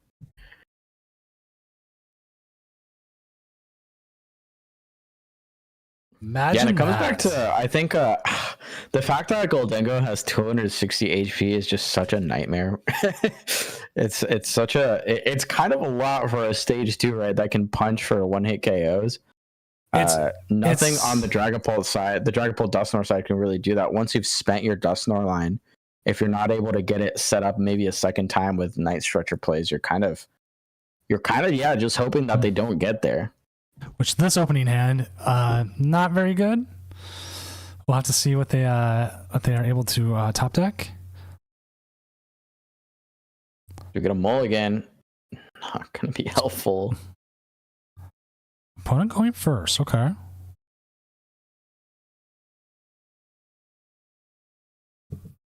Love to see that Buddy Poffin in the starting hand going first. Do you remember when it was VIP pass? Oh god, do I? Tina players rejoiced. Lost box. All right, the top deck is an Artisan, so we're gonna be able to get at least one more Mon down. And it's gonna be the Gimme Ghoul, because if the Gimme Ghoul lives, there's a chance we get to draw off of Goldengo. Even if this Dreepy gets knocked out. Petty Grudge for 10. Which, I mean, hitting into a Badoo never hurts. Yeah, that's right. Oh, I hadn't seen that hollow before, actually. What? Which hollow was it? Those are the new Master Ball, or like the Pokeball hollows. Which those things, no matter which one it is, resell for a lot. So if you want those for your bling for your deck, get ready to pay. I know, because I know into a fresh hand here, but dang, we really needed that.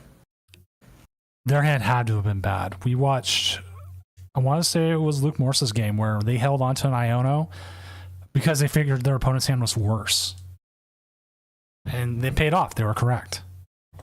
I was watching that Jake Gearhart match where I think Jake Gearhart Ichi-Polland like 5 or 6 times in a row till they had like the double Dracloak play or Dusknoir play. Or was it Dusknoir play that wiped out pretty much all of the owls on the other side? That was pretty great. That was a very good game. That is a game I would say to go watch if you want to play Dragapult Dusknoir and see some of the lines.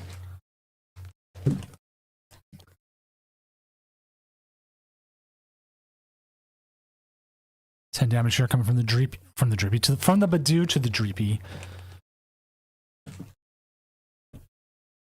And honestly, that shuffle was almost worse for the Gimme Ghoul or the Goldango player here. Sorry, Artisan's still there, so we're gonna be able to continue to set up a little bit, and we do have an Arvin in hand, so there's options, but the board state right now is super brittle, and there is a Duskull on the opponent's side, so we definitely are a little bit worried here about stabilizing. We can get a KO here on the Badoo, though, and that wouldn't be too bad. But do we want to commit 2 energies that are almost certainly going to go down if a Dragapult comes up the next turn? Which I'm more than certain is coming down next turn. We do have the Buddy Poffin too, so it's not like we're out of resources to get set up here. And that is, I like this play. We're gonna actually go for the TMD, but we're gonna say Dreepy is going down. Sacrificial Lamb is actually just gonna grab the Energy Search Pro and not utilize it. So no a bit of a reason to risk there, getting Ionode maybe next turn, but it would be worse if you go for Energy it. Search Pro and then watched all that energy hit the bottom. That's absolutely true.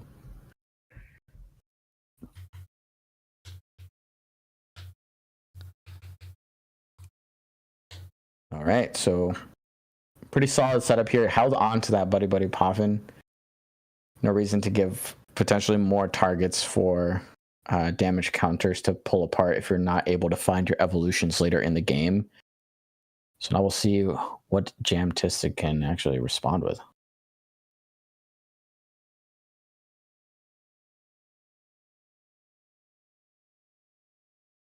Oh, another little skull going down, always a little bit intimidating.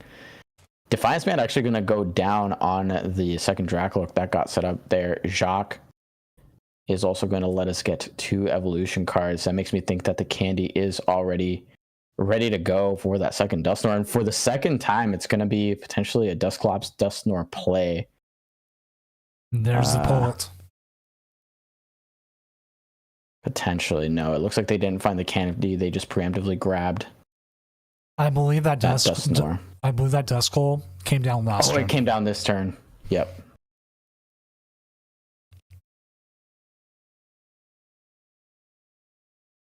So again, right, there's a response. I'll keep the standings updated. We do not have a 7-0 yet, but we have a ton of 6-1s, including Jam 0828, one of our longtime Tournament of Doom players.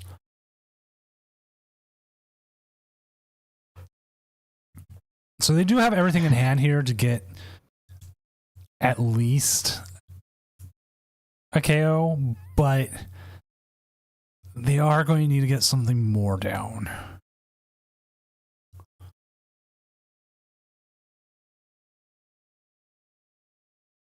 And it looks like they see it there. Buddy Poffin. Gonna grab potentially another backup Gimme Ghoul. I think they're debating at this point whether they're ever really gonna bother to set up a Dragapult, or if they just want to play this straight Goldango, go the Goldango route, and just make sure you're attacking, or you're punching through and KOing every 2 prices that gets put in your face. I think the worst problem they have right now is they need to find the Crispin.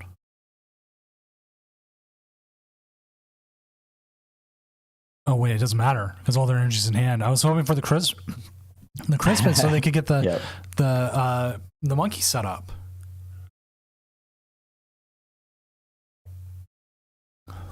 Yeah, now we're completely loaded up on energy. We're gonna pull potentially all of the energy, out of the deck. Nothing left in there. Only 2 superior energy retrieval in the deck, though. Very good chance we draw at least one of those out the prize cards. One in hand as well. Okay, so we're not doing too bad in that department. Coin bonus, we're still drawing cards. No Crispin. One more card. As you said, I hadn't thought about that, Lancey. It's a really, really interesting thought as well to start to peel off some of that damage from your damage Goldango, but looks like it's not going to be the case. Because so we're going to see this 1-hit KO. I'm trying to think there is a way Dragapult can board wipe this next turn. Yep. Yeah, I was just thinking that we have 130 damage counters would put our Goldengo at 160. Or 190. I don't think we get there. No, I think Goldengo might just be a little too thick here, but you could still do a lot of damage.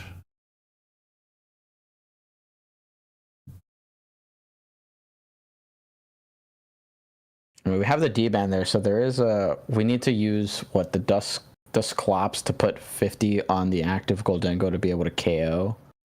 But then you still have the benched one you need to deal with. Yep. And the benched Gimme Ghoul.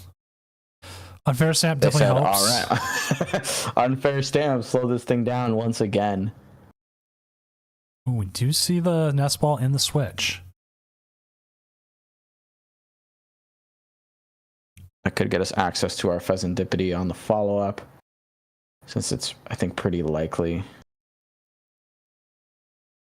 we're going to see the KO this turn. The other issue, at least for the Dragapult player, is if they do set off those Dusknoirs or Dusclops, they do run the risk of just losing the next turn. Yep. So it would be down to the 2 prizes. That's a great point.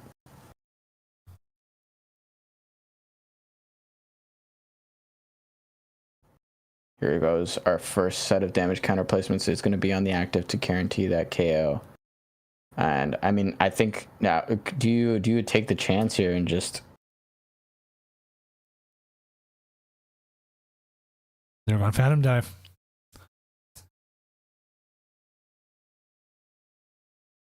So it's a lot to get there, but there is a world where Goldengo wins this next turn. And it's 100% reliant on getting that Crispin and getting that Monkey Dory. Yeah, we could actually just KO this Badoo on the bench and then take our KO. A lot of things need to go right. But it can happen. I mean, we are drawing a lot of cards. Once again, we're going to have our Goldengo on the bench. We already drew into another Goldengo to evolve this Gimme Ghoul here, so it's going to get us a total of 3 cards. Oh no, could we get 4 cards here with the switch, right? Right. So depending on how you want to go about it, you could. No, debating if they want to go for that play. It'd be a pretty huge play, but I think most likely we might see the Pheasantipity come down. I would still like to see him draw it out with the Artisan before they flip the script. There's the Crispin.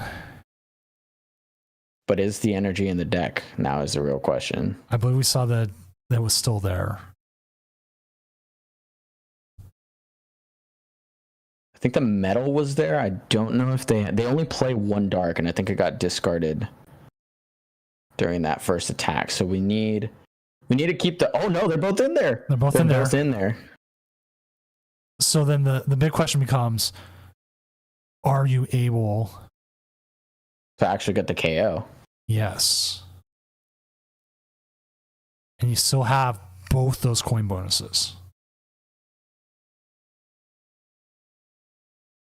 Doesn't matter which one you do. You're putting one in the hand, attaching. Oh, he's going to attach to the benched one. Okay, so they're going all in on it. Double coin bonus. Yeah, they're anticipating going double coin bonus for 4 with that switch. Get a prize here. Oh, that even 1 extra card to work with, right? Fantastic. And we're going to see yet another prize, and we know there were superiors in the prizes. Doesn't give me goal, okay. I don't know if we drew any of them off of our first set of KOs. Crispin, Evo. No help there. Are they just going to send it? See, now we're a little bit worried, right? Because we need a lot. Now, well, no, we actually just need the 2 superior. We just need 2 superiors, you know. Just ask. Here's the issue.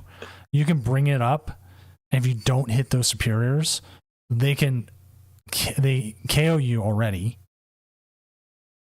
Or alternatively, they can ping 5 onto the Monkey Dory or the active.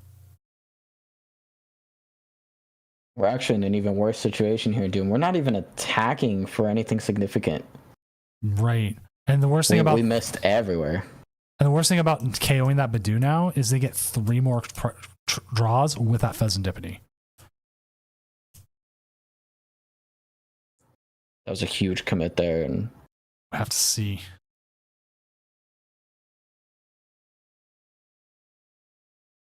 yeah, there's certainly an argument then to actually hold on to that Monkey Dory move until after we drawn with your golden goes.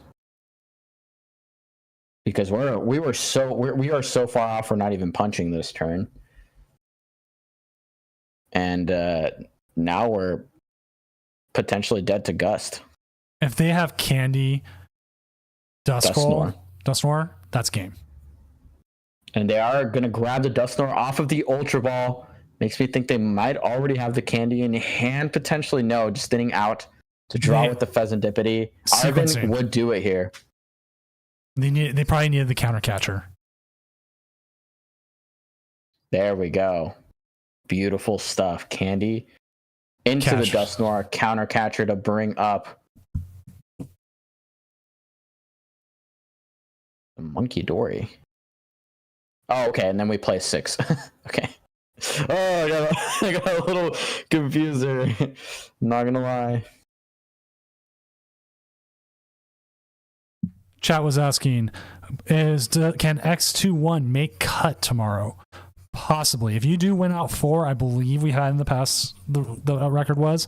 I will actually double check here as we do see go into a game 3. So I need to go back and look at the last tournament of Doom Regional and see what record made cut. Because it's going to be a similar amount.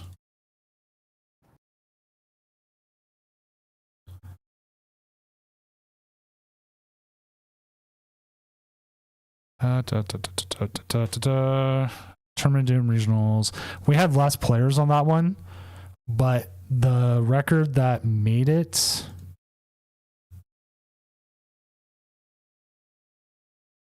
was, I want to say, so All Out Blitzel was 3-1, 8-1. I always hate trying to figure this out. It looked like 9-3 made it. So 9-2-1 looks like it should be able to make it. That was with less players, so.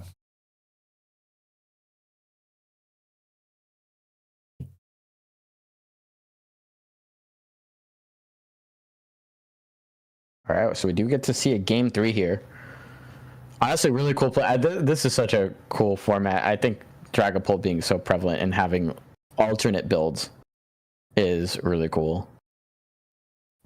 We have so many alternate builds of just everything right now. It's so good. Like even Terra boxes aren't even the same Terra box to Terra box.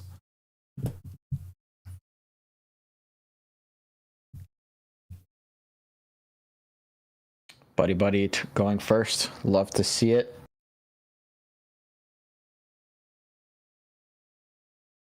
It looks like they are going to go ahead and opt for getting at least one Dreepy set up here. Going to hold onto that Ultra Ball and pass. Yeah, it's a little dangerous, but there's nothing you really want to get rid of. That's a one of boss's orders that you don't want to Ultra Ball away. Arvin's probably what you're going to want for the follow-up. You need to find some sort of energy for the next turn so you can at least maybe do the TM Evo.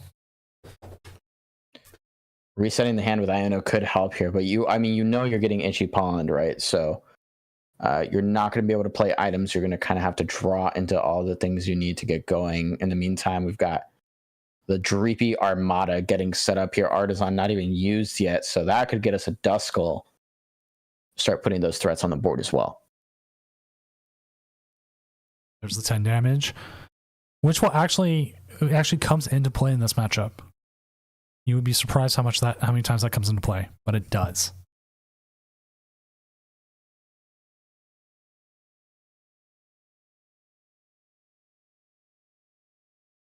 Gonna reply with the Artisan here in turn to get another Gimme Ghoul. stacked up. We are locked out of item cards. No attachments we want to make right here. So it is just going to be the response Iono. We are going to get into a basic metal as well. So if we can find our way into some energies, if we wanted to get aggressive, we could do it here. 2 from the first coin bonus, another one from the second. And they are going to opt to make it rain here, taking that first KO off of just raw drawing everything they needed for that attack. That feels the best when you can just get everything and just like, yeah, I'm good. Sadly, we do not have the Energy Search Pro in a hand right now, but we do have the Arvin.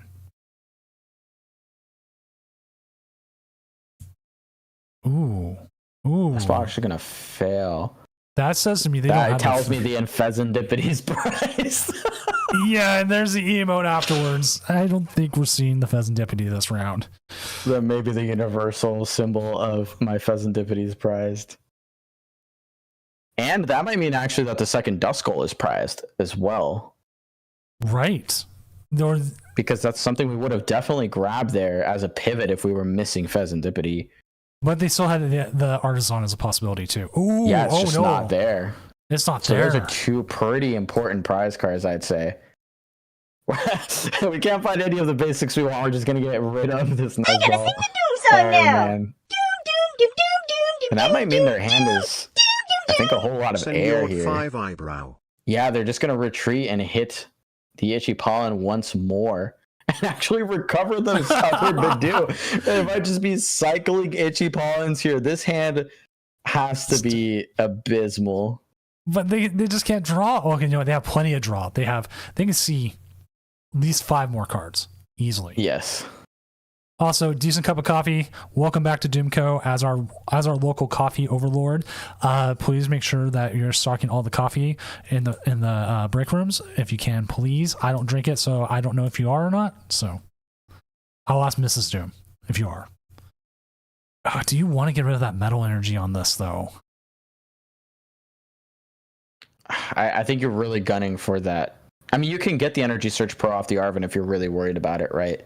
But you're already holding on to 2 superiors, but I mean, you are a little bit afraid, I'm sure, of that unfair stamp. And I think with how bad you know their hand is, I think kind of soaking up the time to get extremely set up might be favorable here. But it looks like they're just going to make it rain, getting rid of that 1 metal, and they're just saying, hey, you've got nothing in this hand. They are not scared of the Iono. They're not scared of the unfair stamp. And unfortunately, Jamtastic actually has a lot of ground to make up here. At least we got the 1 attach on the Dreepy there with the D-band.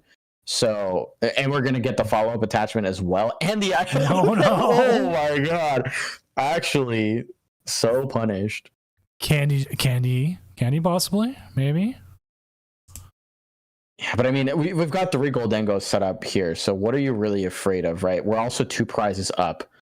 So these Duskull plays, these Dustnor plays are going to start to become really dangerous, right? Because every prize card that we give our opponent is going to be formidable. But hey, I know an unfair stamp. It's like I spoke all the cards we didn't want to see into existence. Dracloak though is going to go straight down, which means we won't see a Dragapult attack. We'll see the Dusclops. Okay, we could see the Dusclops damage the active since there is that 10 damage. But you're not adding any more 10 damages with that sticky pollen though, which hurts. It hurts. That unfair stamp was kind of fair to them. Yeah, I'd say of the unfair stamps that I've seen, that definitely leans fair. Itchy Pollen. And they top deck Fighting Energy, I believe. Yes, as you saw, as soon as the animation takes place, the log will tell you what you get off their top deck. So we can already get the follow-up knockout, and we actually draw into a Dracloak, which is going to let us draw more cards. Artisan going down. Oh, they can find this Monkey Dory. I think find Darkness Energy. Coin bonus. They're making it rain without attacking right now. That is a lot of draw off of those coin bonuses. Dracula going to see even more cards. Spirit Energy Retrieval as well. To be honest, I was kind of hoping the boss's orders. that would have been the nail in the coffin for sure. All right, make it rain. And now we are up to 3 prizes, and no Dust Nor plays have been made. Like, you can Dust Noir here, but then you're putting your opponent in a place where they can just win the next turn. And there's just too much draw in hand for them to not be able to hit it. Yeah, they play through Iono, unfair stamp no longer available. So I think just once you have enough Goldengos chained, there's no amount of disruption that really can put your opponent completely out of the game. I mean, especially as we continue to set up Dracloaks, everything about this deck screams draw. And so every unfair stamp just feels like it doesn't quite have the impact that you need it to have, especially with a slower start. Which that slower start, I think, is and the Pheasant Deputy being prized has benefited our Goldango Dragapult so much. Yeah, that was brutal. That was brutal to see. What's the follow-up? Countercatcher. Interesting here. I wonder if they did end up finding the Dragapult. Ultra Ball is going to be able to grab that Dragapult. With 10 damage here, we can put 130 plus. Yeah, we're just not really doing the numbers.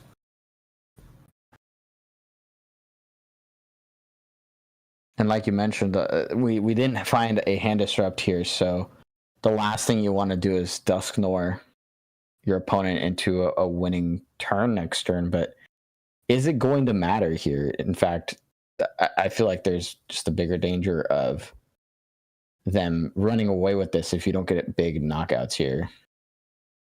And yeah, it's just going to be an attack. 230, 6 on there.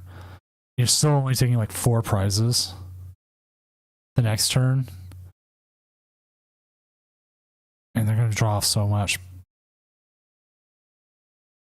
I mean, how do you miss here, right? You've got Right. Draclo, Goldango. You even got a Pokegear to dig for an Arven. Dig for whatever you want, really, actually. We've probably churned through the deck well enough that we're going to be able to find whatever we need here. Arven is going to be the grab. Arven can get us that Energy Search Pro, guaranteeing that knockout here.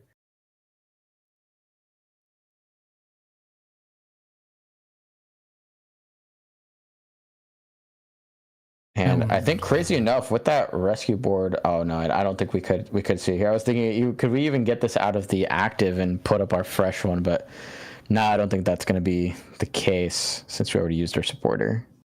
Well, okay, you could rescue board here. You get a free retreat. The Goldango has 2. Oh no, but it only has 30 HP. It only has 30 HP. That's right. That board has done so much for me. Dude, I'm telling you, Goldango's HP is so infuriating. It's also perfect for playing this rescue board and retreating for free. That is disgusting. I think all the medals are dumped. Yeah, you're gonna have to use a superior energy retrieval. I'm so sad. I'm giving up 2 of my 20 cards. Oh.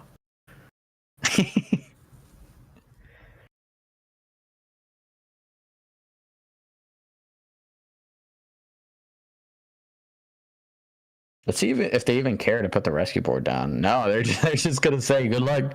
What are you gonna do about this? Yeah, at this point, you can't. Okay, at this point, you cannot use the Dusknoir. That's it. It's out. You could boss KO, get 4 prizes, but then you're not hand disrupting them. You could countercatcher Iono and get 4 prizes. So there's a couple plays. We'll see what they do here.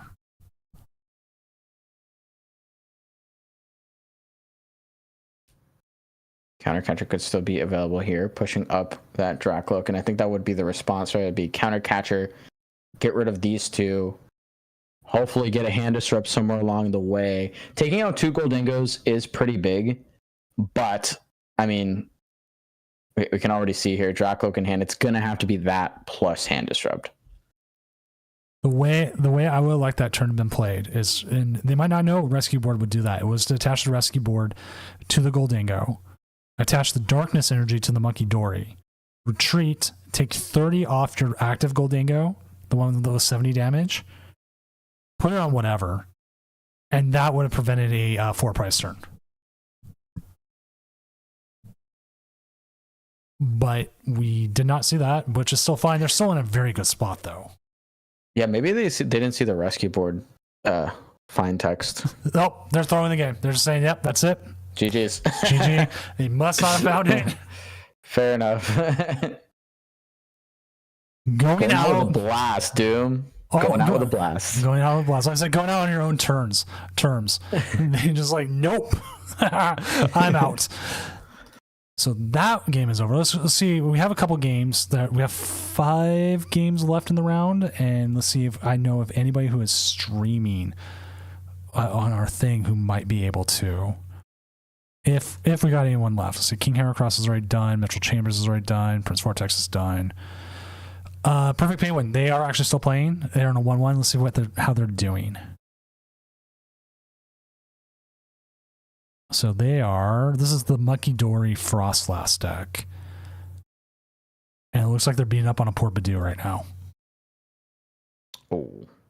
Let's tune in. So we're going to tune in. I will update the names here in a second. I just want to get the game going.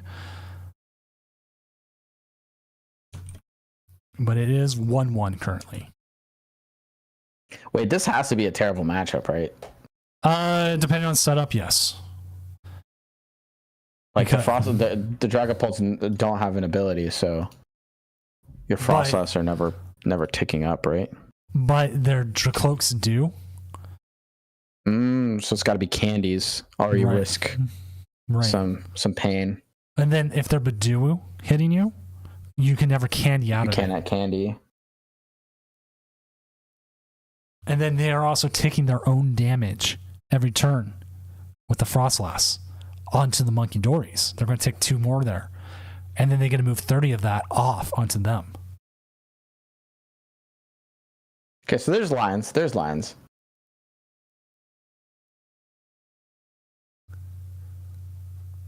So like they don't have access to their items right now. But they're also moving all that damage off. I wonder how many candies Capador's cards plays. They are 6-0, so definitely a formidable opponent here.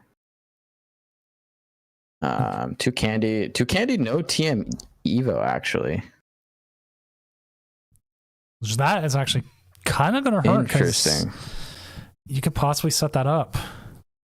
Are we going to see an actual attack here with the Mind Bend? Mind Bend? I feel like, what do you want to take out here? Okay, we're going to see the movement to the 2-2. Okay.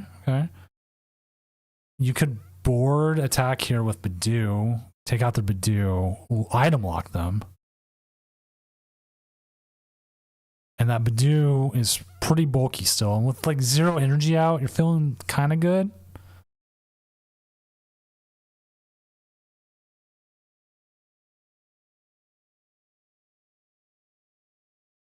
Yeah, I might have to eat my words here because this is the fact that we missed the ability to candy. We don't have a TM Devo, and the Dracloaks actually, you're totally right, do take damage from this Frostlass.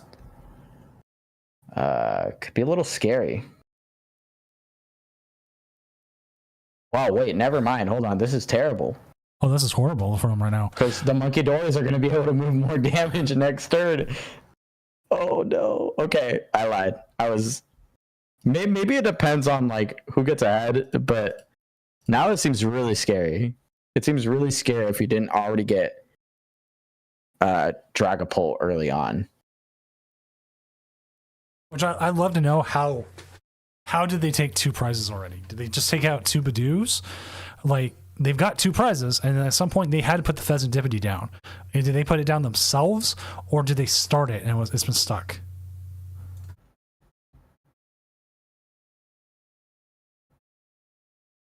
Like, I would love to come back into this game and see how it went. Oh, look, they are showing us some stuff.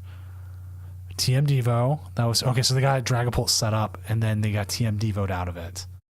Ah, is this the play for Atlanta? I don't know. It was looking like pretty good.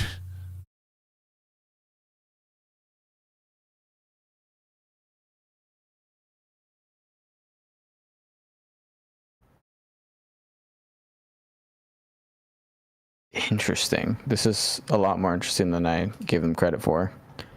The fact that they're Not going to lie. The fact that they're coming into this right now, 6-0. 6-0. With the possibility of hitting 7-0 here. They're a couple turns away.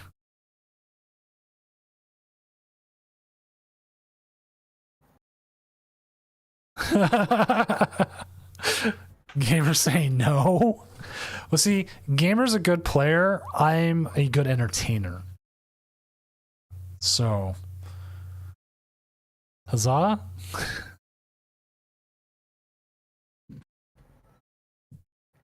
Okay, what are they going to bring up? I feel like part of me wants to say, I mean, do you ever bring up the... No, you don't ever want to bring up the Pheasantipity, right? Because you never want to be in a situation where you need to attach to retreat, and we've already committed our escape board. Or rescue board, excuse me. Another Badoo coming down. So if it comes to it, we can loop.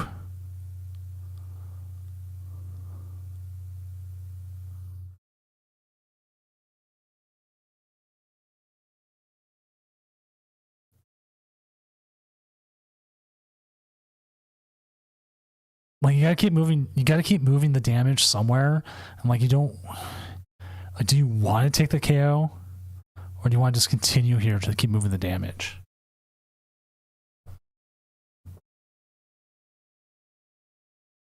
I mean, I think eventually you just get there, right?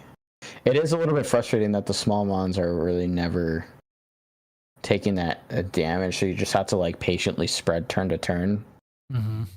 So I feel like this is more 80 HP Badoo, the literal harbinger of death and decay. Yeah, because I think next turn some really potent stuff starts to happen, right? We get a knockout on this front Dreepy. If we wait out one more turn, we actually get to board wipe all the Dreepies. So not this next turn, but the turn after. I think we just get there.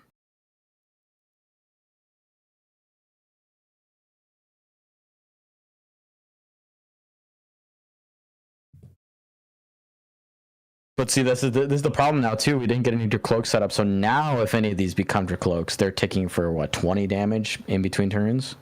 10 damage and then 10 damage after. So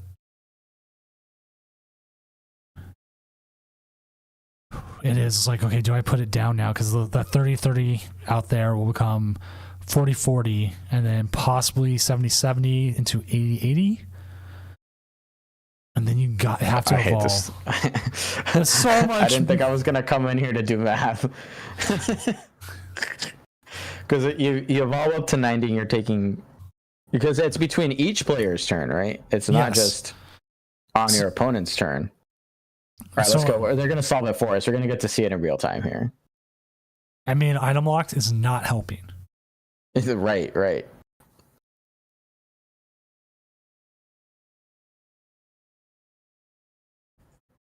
So we're going to see 20, right? 20 on each one of those? 10 for this turn. Then after this turn. Then after their opponent's turn, it'll take another 10. Got it. Okay. So but that's from each Frostlass, right? Right. Well, so actually, right, that's 20. So that is 20. Yeah, so it is 20. Okay. So 10. 10. And then they can move 30-30, and that will be 2 KOs.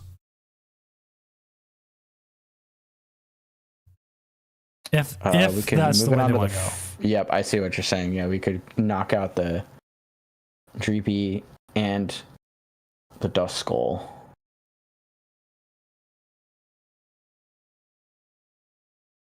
And it doesn't hurt to have the Ursaluna either. Like if they KO something, you do have the Ursaluna to come in and clean up the game. And surprisingly, this is one of the last 2 matches we have going. So pretty much this round may be done by the time this match is done. See, they're gonna wait out another turn. Well, what They're they gonna don't say you don't have it. Well, they want to do this because if the pings do not activate Pheasantipity.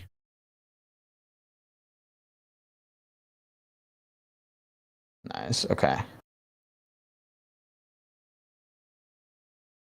So ping gone, ping gone. We're under Itchy Pollen, so we can't candy.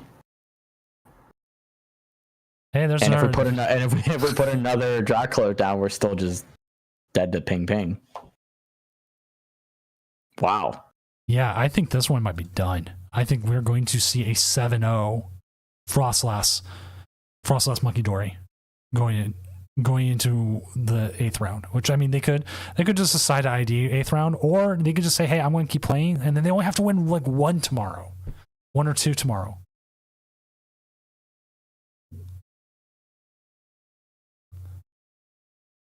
Iono into nothing.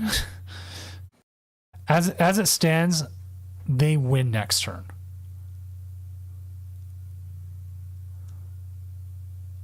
Is this the new you only play 1 game per regional? I mean, they're actually into their 3rd game, so maybe not. Maybe it also doesn't play that slow. No, it's like Sablezard back in that, where you kind of have to know what you're doing, and you need to be able to know your matchups pretty well.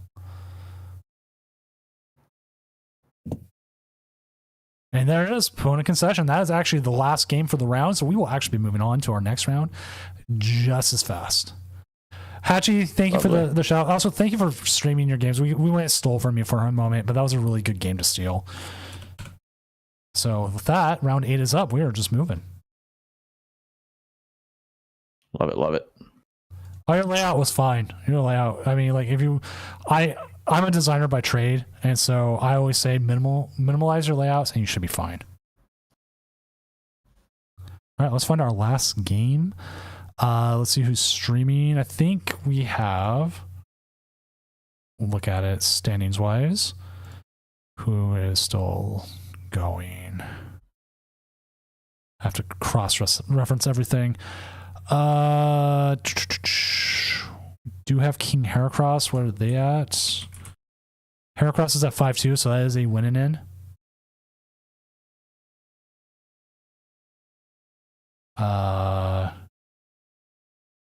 We got an ID. Okay. Done.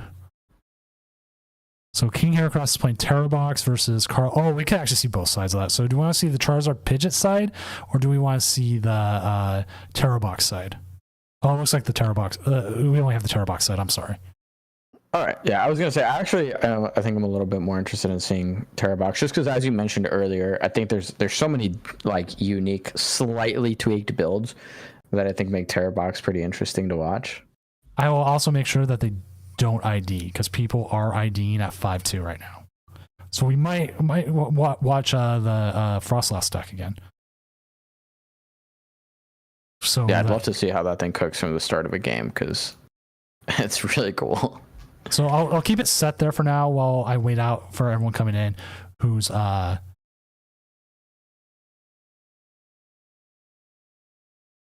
IDing, because we have a lot of 5-2-1s taking the ID so they can get into day 2. So I will go make sure of that here. Oh, why do I have a match issue still open? Oh, yep. The ID. So we're going to stay. King Heracross is IDing, so that match is gone. Like, I'd hate to say we might not have a match, but a lot of players are IDing this round. Andrew and Psycal have not said yet if they're ID. If no one has offered the ID yet. So this might be our match, is to watch this one go again. Sure, I'm all for it.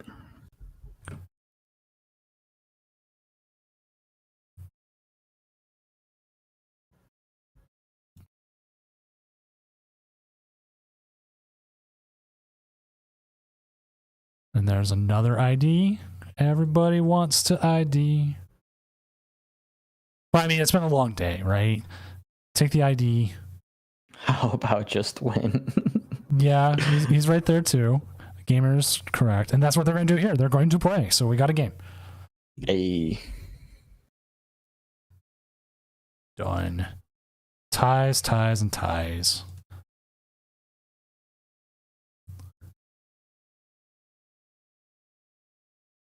There's another one. my judge thing just keeps going off. Hey!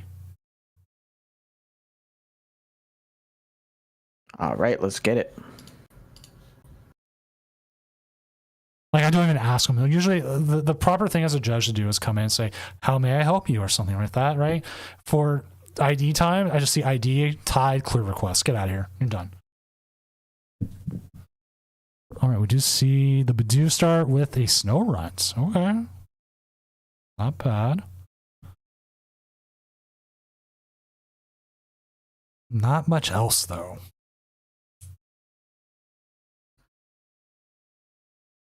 Do we need more than that for next turn? So that's what I was wondering. What more do we actually want?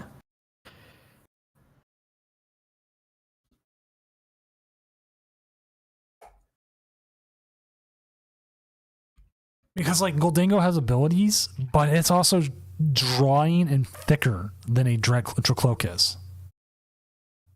Another huge difference between this Goldengo list and the list that we saw earlier is we are running 2 TM Evos. So there's certainly, even if we're scared of that devolution, right? There's a higher likelihood I feel like we can set up those follow-up Dragapults if it takes a little bit too long for the damage to start pinging on the Dracloaks, right? Because getting a TM Devo off here would give you an extra turn to work with where you're not actually just eating a ton of damage quite yet. The 2 Night Stretchers in hand feels absolutely horrible. Oh, wait, no, we get bailed out.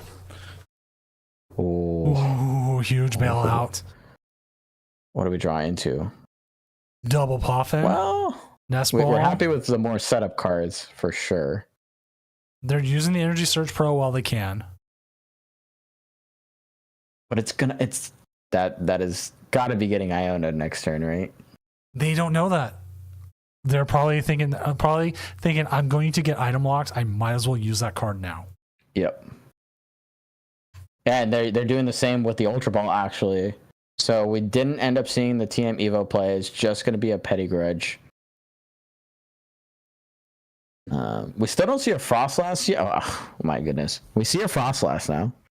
If we really want it, we can actually set up this TM Devo. So that's going to be both of those Snorunts actually getting Evo'd here if we so choose. And the other thing is the Frostlass Monkey Dory does play TM Devo. And that could be the way we see a game completely turn on its side. We're actually not going to Evo here. I think that's fair. Because the Iono made sense, and then item lock after, and it makes even more sense.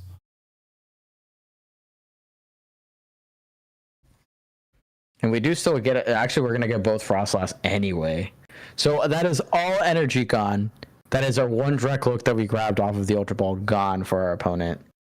And on top of that, we're going to be able to set up both Frostlass and our Monkey Dory with energy to kick things off.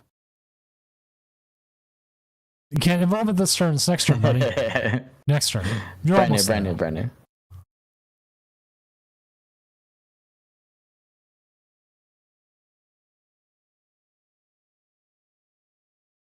Yeah, I also because I was still in the TM Evo mindset here, but it does make sense that we'd want to lock our opponent out of that item, out of those items as quickly as possible, even if we do have to wait an extra turn for our setup, right? We know a lot of that energy now is on the bottom of the deck.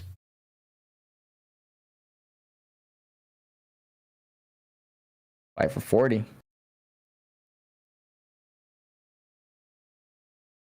And this is what I imagined this matchup would look like. It's just like tiny schmuck, like fist swinging fest.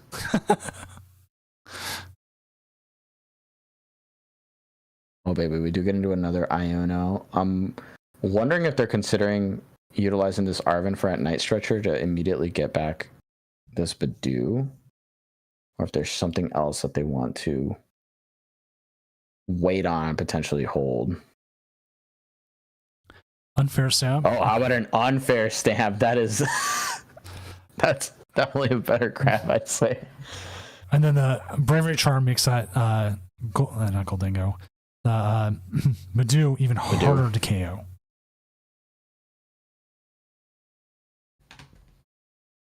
Yeah, that's 80 HP, which means we're not even dying to Dragon Headbutt. The Dracloak attack does not even get the KO.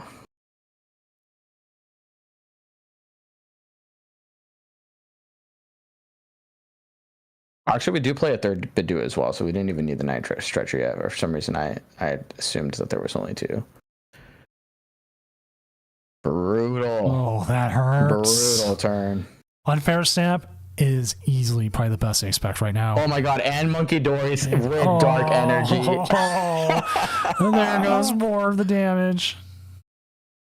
We're not going to be able to take advantage of this quite yet because you don't have very much damage on the board, but this has got to be the exact setup you want, right? Other than maybe your backup Badoo ready to roll. Wow.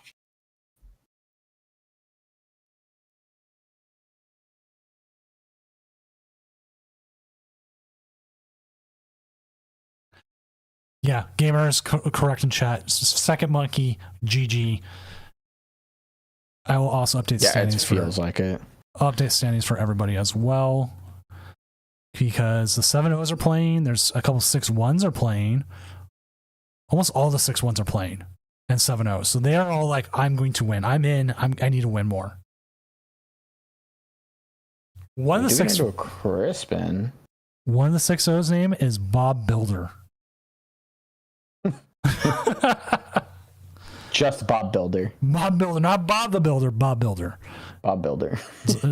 Bob the Builder's his cousin. It's his name after he leaves. I'm no longer Bob the Builder. I'm Bob T Builder. Bob T Builder. Professional. Oh, here we go. This is where they make it rain. Oh, we're gonna see the ID. There's a Evo. That's cool. We can still get Devoed here, but I think this is gonna make a big difference. The fact that we have Goldengos to play with, right? Because we kind of keep getting our draw on board one way or another. So right now we could actually secure our Dracloak or our Dragapult if we so choose. And this might force the response here from our Frostlass player. Could it immediately go for that Arven Devo player, right? Still a 2-card hand, still not a lot to work with, but now there's 2 Goldengos in the Wow, okay, never mind. Don't even need an Arven for it. Speak it into existence. It might still not be the correct play, right? We could still see them take another avenue, but a fully loaded Dragapult seems like easily the biggest threat on the board. Hard drawing into that TM Devo as well. You are giving them items back for a turn, but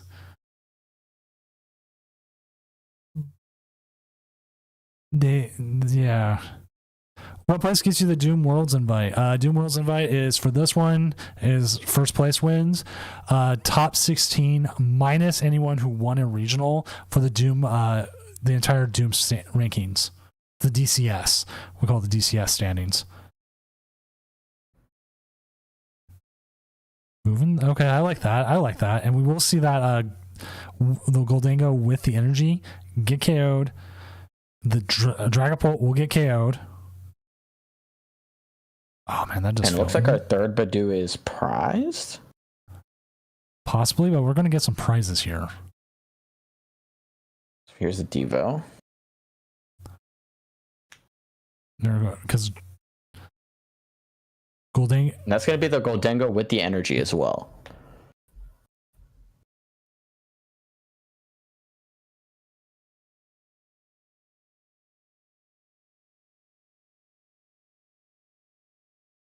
There goes. So, boom. There goes the cloak.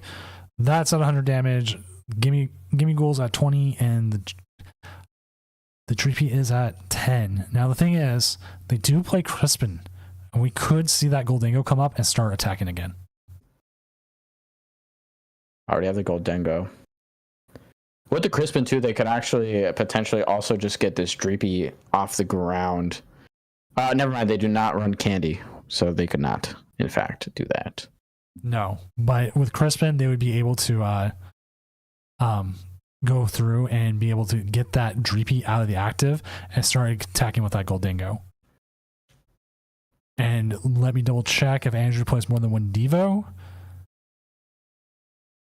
They do not. So TN Devo is out. That is at least one of the things you know coming in here as a player is that TM Devo is out.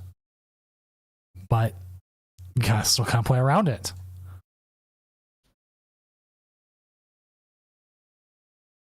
There is actually going to be a counter catcher with the rescue board. So they might be going for this Badoo here, or you could be taking out the Monkey Dory. Frostless, I think, would be your priority. Because you actually have to evolve that, so that would be a much bigger slowdown. You're totally right. They can move damage still, but they're doing less damage in between turns.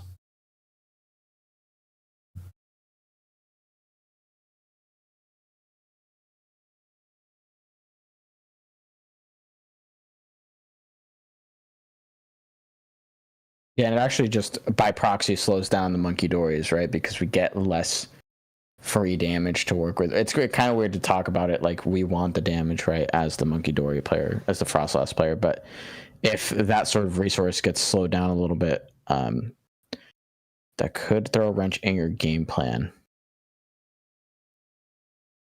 Do they have the resources to get the KO on this Dracloak here? Because if they don't, this could also be another potentially dangerous situation we could find ourselves in as a Frostless player. But Iono, going to see 4 new cards reset their opponent's hand as well. See how they end up playing out of this one.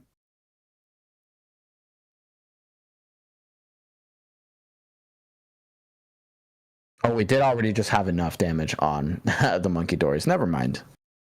The threat of the Dragapult was never there to begin with.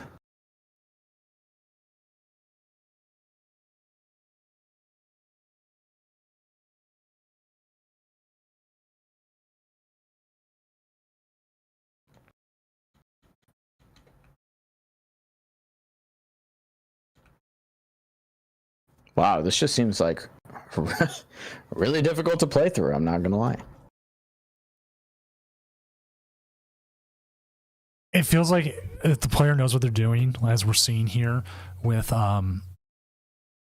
Andrew, that they should be able to win. Like, this is a kind of a Dragapult heavy meta, but then again, like Terror Box, the Devo doesn't come in as handy, but item locking him kind of does. It's like we see the Crispin here. Okay. Oh, we're going to see our own Monkey Dory. Oh, yeah, we're actually going to see the Monkey Dory pop off for the opponent. Oh, or not. Or not. Okay. Oh, wait, he had it anyway. Oh, they just had it. Here we go. We're going to say bye-bye to that baby Badoo, and then we're going to see another KO on the active. Oh, so good.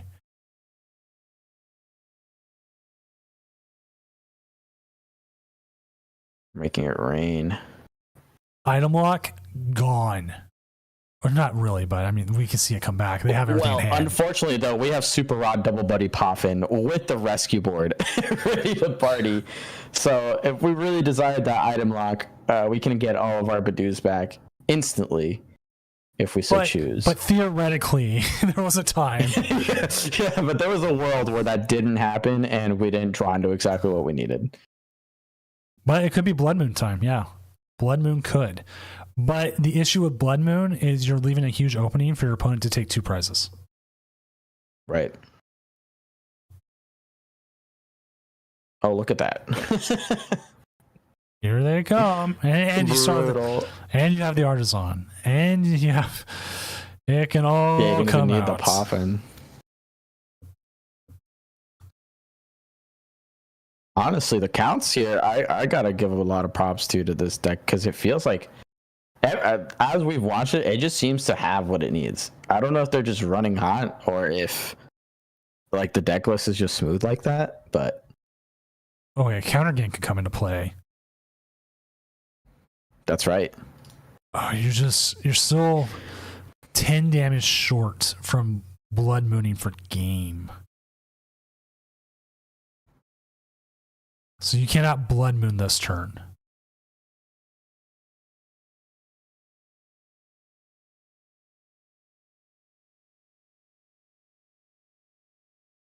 Seem to be debating what route they want to take. They're just gonna fail it. It almost looked like they were considering another Monkey Dory. Is that a play? 3 Monkey Dories? Could be. You don't even bother with the item lock at this point? You did already see the A spec used there. The energy search prayer, I think, was used right at the beginning of the game, right? So Right. I think there's less things that you're actually scared of item lock opening up. But we also have to consider the fact that we are down to 2 prize cards on the opposing side, right? Like they've made some progress on this board, so the math gets a little tight here. A confusion turn may be beneficial. It looks like what they're kind of looking at is a possible confusion turn.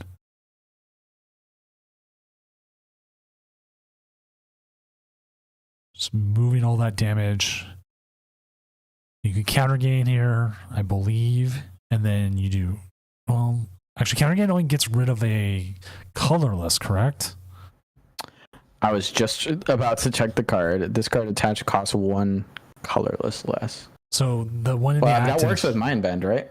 No, Mind Bend is psychic colorless. psychic colorless, but no, you need a psychic card on, and they currently have all dark. Oh, So the dark one. This Monkey Dory does have both, though. So might just be a Mind Bend turn and hope you slow it down for what one. We just need 1 turn here. maybe I was actually a little. I don't know if they wanted to put all the damage on the Monkey Dory. Like I thought maybe it would go to the Gimme Goal, but it does pressure them to get the damage off the Monkey Dory, and it does. And if they do evolve that Gimme Goal on the bench, then you're not getting the KO. So you know what? Actually, they were correct in putting it all into the Monkey Dory.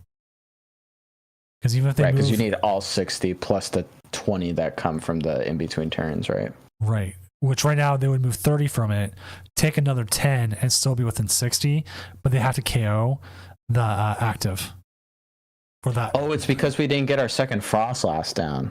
Yeah. So we're ticking for 10 energy less each one of these turns, or for one damage less. Huge hand here on the opposing side, though. So maybe just having a big think here about what the best reply could be. Confusion is really brutal here. It's like you don't have enough to rescue board yourself out. You can't attach retreat because then you're still not attacking. Well, okay, you know what? You can attach retreat and you can still be attacking, but you might not have enough energy in hand to continue doing so. We could also switch here. There is a 1 of switch. I don't know if it's been used yet. So we could switch out as well. Wait, are we able to... We're not able to retreat when confused. You know, you can. You can retreat when confused. Okay. You can't retreat when paralyzed or asleep. There we go. Okay, it's going to be switch and TM Evo.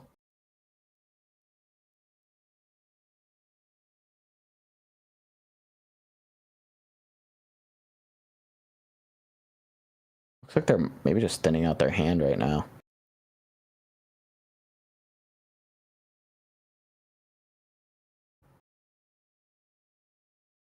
Okay, I'm grabbing some energy here. Are they just going to go for this attack?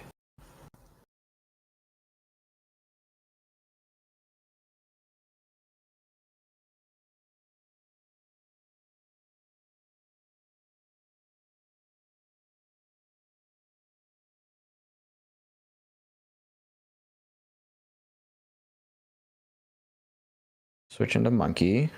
And they are going to go for a mind bend of their own, dude. It looks like. But they could just be using it to retreat. But what would benefit with that serve? See the Evo come on. Okay, we do see the mind bend. Yeah, it is a mind bend. Oh, we do see the 10 damage tick onto the Monkey Dory. Okay. So there's the KO there. I forgot that the active Monkey Dory would also take damage there, so we're not just getting a free 60 damage here to spread. This is being very well played by both players. So we can grab the Ursaluna if we want to, but we need a way to. That still doesn't get us there, right? Because now we don't have access to that extra damage. So even if we were able to knock out this Goldengo, I don't think it would help us much yet.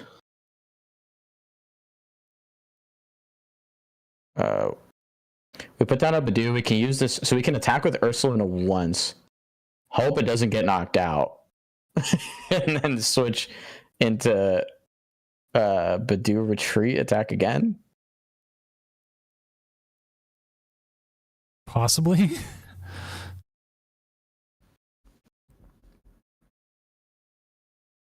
You don't even need to burn the switch. You can hold on to the switch for another turn. Okay, there's another Monkey Dory energy.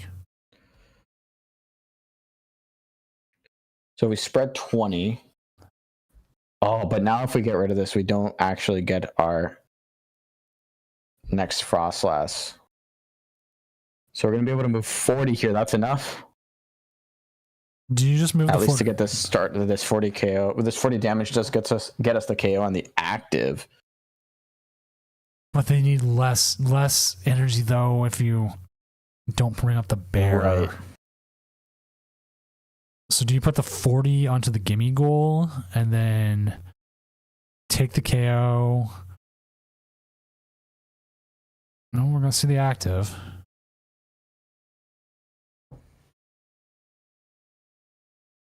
So they're just gonna bring up the bear, not even attack with the bear. There we go. I was trying to figure out how we were routing this, but that's brutal. This seems right because now they can't just like find Pheasantipity, draw out Pheasantipity.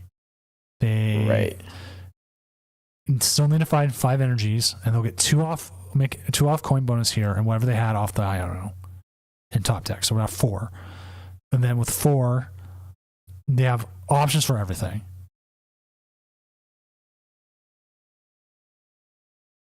I do like when the 15-second delay we were on, like when we figure something out and then chat comes in and says something like 10 seconds later before we say it. Always makes you feel like, yeah, I was really smart there for a second before chat. Oh, we do see the retreat.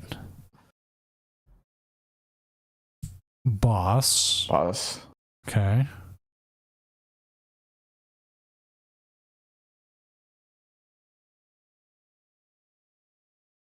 So we could see the damage go all into the gimme goal, but then again, they're also just looking for a single. They have an energy, but they need like multiple energies. Man, this is they can slowly get the energy they need to knock out the bear, or pretty much any. I mean, no, I guess at this point you're kind of forced to. Are you forced to get rid of this gimme ghoul? Yeah. Research. Because what can happen is next turn you actually just do that again, and then you have all the energy you need. Oh, wait, no, you just win here. I think. I may be wrong. Dude. No, I don't think I'm right. I don't think I'm right. I think I see what you're saying, but I think we're short energy or damage, right? Right, because we got 2020. This is arrows messing me up. So you can only move 40, and it's not going to take any damage.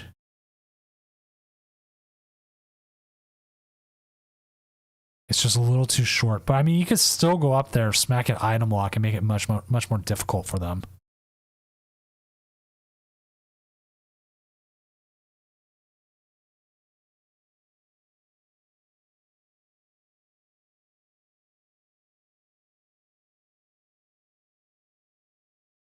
Are we going to see a bear smack? Or again, force them to have it? Yeah, they're just gonna wait it out.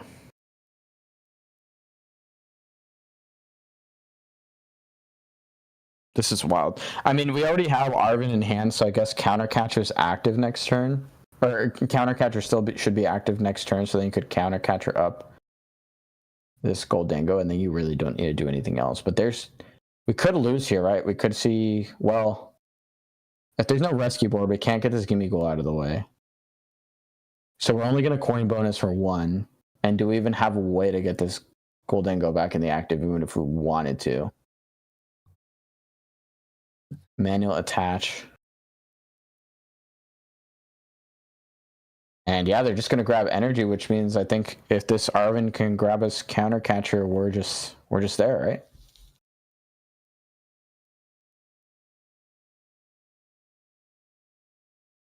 Right.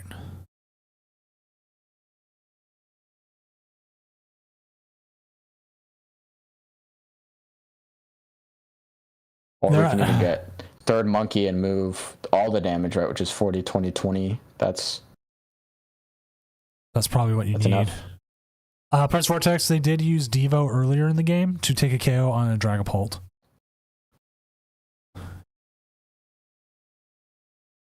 Okay, I didn't see it there.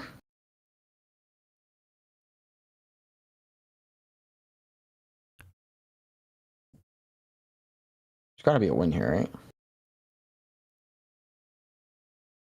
Okay, no Countercatcher. No other monkey. Oh, there we go. Okay. Yeah, rescue structure.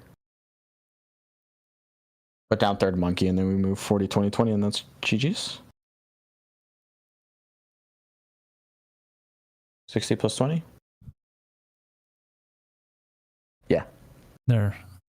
That's the one. Oh, and we get another 20.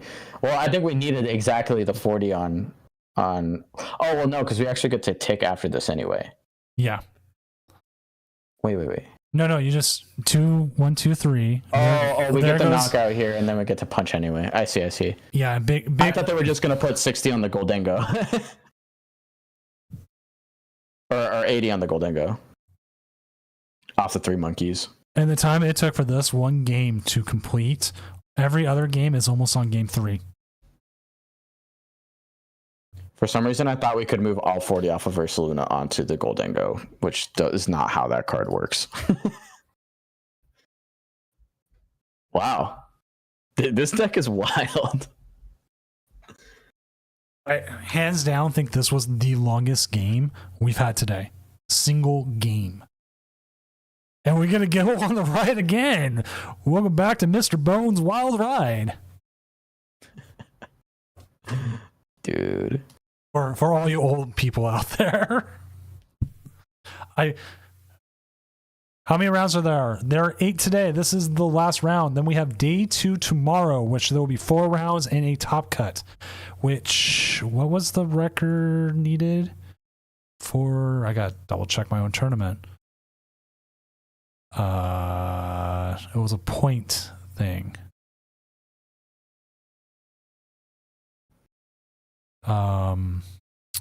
Players are 27 or more, or top 8, whichever is higher, advance to the next phase.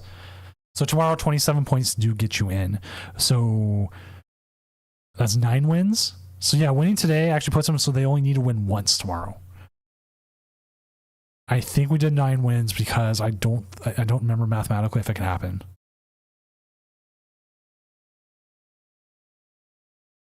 I might have to change the numbers. I have to double check. If someone smarter with numbers can tell me, that'll be fine. Oh my gosh, this is a horrible start. Hey, we're going second though, so Nespa, Iona, and we get given an Artisan. But yes, all 5-2-1 have to win 4. I think that's correct because that's the only way 5-2-1s have an opportunity. I think we set it up that way intentionally. So we can have a Cinderella story.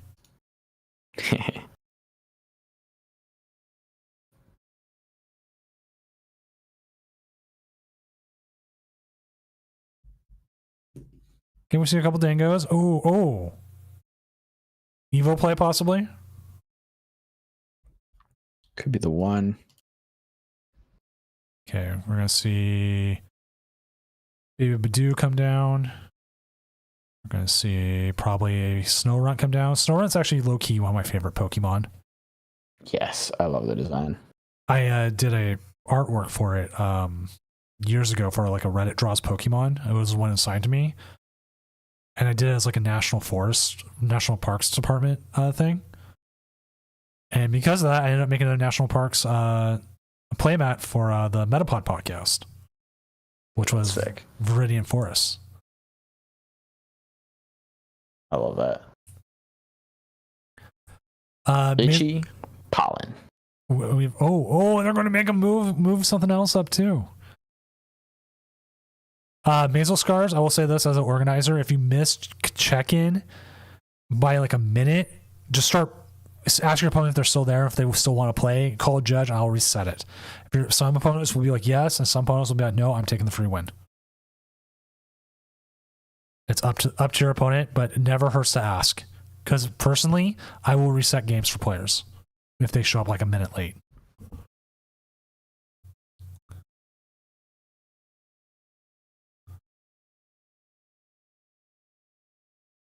I think we're just manually grabbing energy here.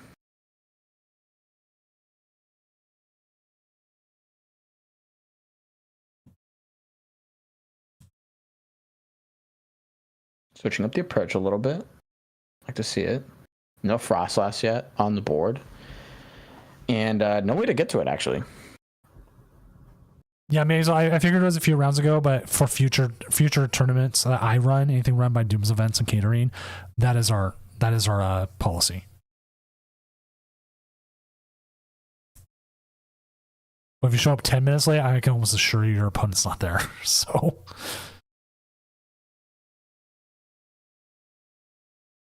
Ooh, our own Iono. Oh, Iono. Honestly, huge bailout here because there was nothing we could do with this hand. It's actually not that much better either. We're actually probably going to have to just attach Iono and pray. Meanwhile, TM Devo getting drawn off of the Iono means we could start to set up our Dracoloaks here. No Frostlass in sight yet. So we could get away from some of the damage right now. Maybe try to be a little bit more aggressive, and we do have to get that. Oh my God. Dude, it's so bad. I've never cast a curse this much in my life, I swear.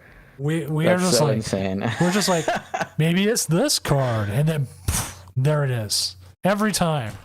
All right, Frostlass has arrived. This is what I'm telling you about the counts. Maybe this deck is just like the perfectly built deck. Maybe this individual has just figured it out. All the counts are perfect. You always draw the one of Diva when you need it. You always top deck the Frostlass. But to be fair, we did have the Iono there, so we were going to see 6 new cards. But still, that's pretty crazy.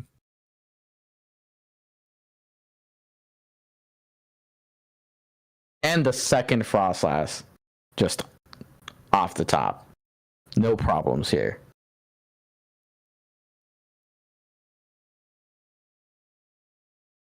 Considering the Stormy Mountain also to deny more setup here from SoCal. I think it's Psycal.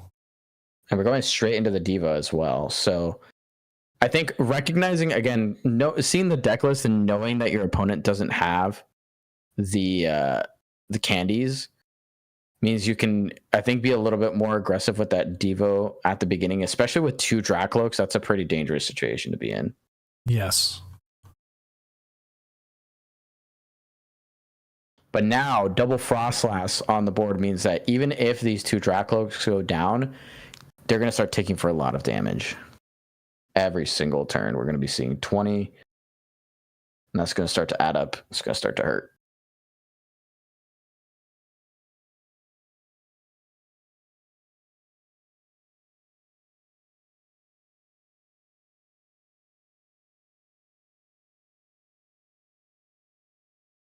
With this deck, would you rather go first or second?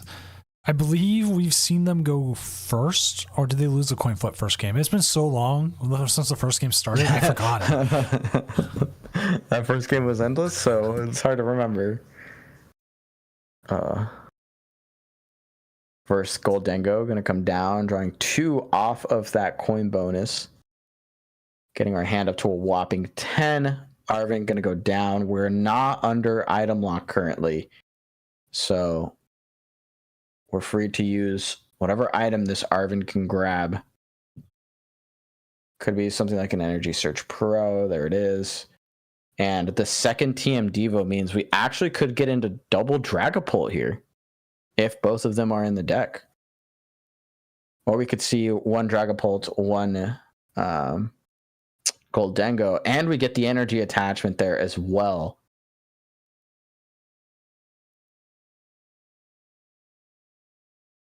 Dragapult number 1, Dragapult number 2. And now this board looks very, very dangerous.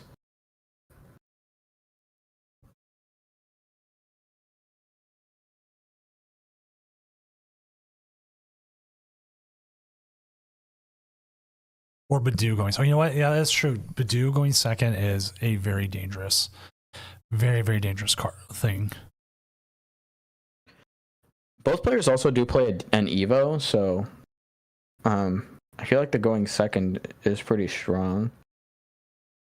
At this point, knowing that the opponent plays Switch as a possibility, it may be that you want to come up in item lock to prevent the possibility of that Dragapult coming up, but we could also just see it happen.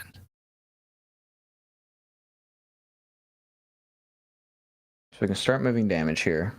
Where does it go? Do we work towards a Goldengo knockout, perhaps? Do we start to piece apart the next Goldengo? Or do we actually try to soften up some of these Dragapults and hope we can get a big sweep with an Ursaluna in the late game?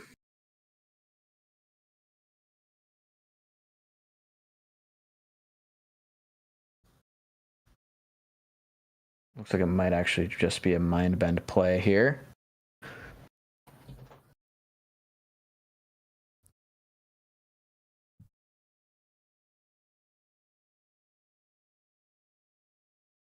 No, there's 60. We're confused. We're taking on 20 more damage in between turns. I mean, eventually this Goldengo is probably going to be the thing that goes down. But where do you find the rest of your prize cards?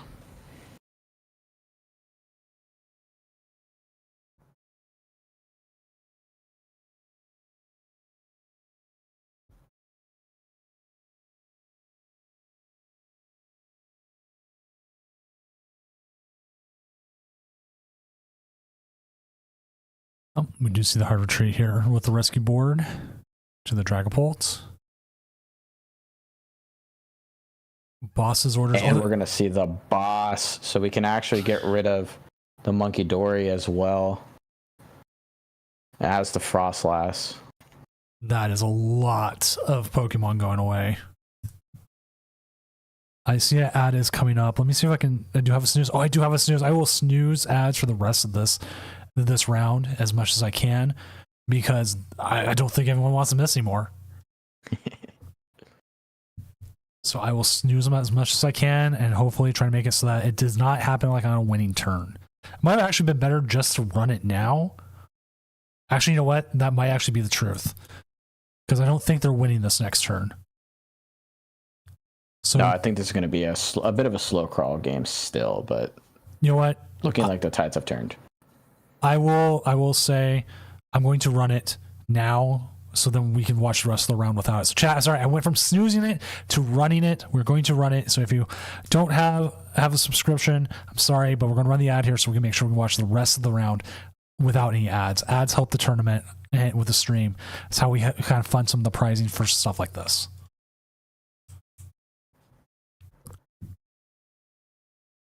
All right, Arvin can get us unfair stamp here, Doom. So this could be hand disrupt and prey type situation.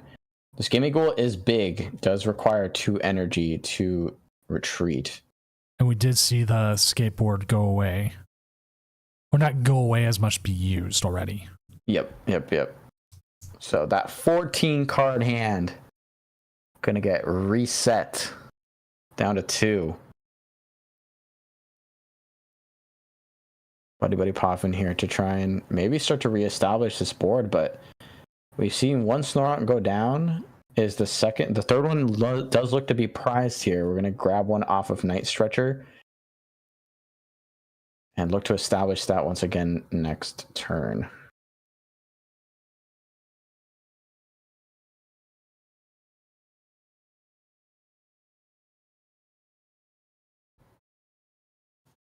We're going to start to take 10 damage. Honestly, you really probably don't actually want this Gimme Ghoul to go down.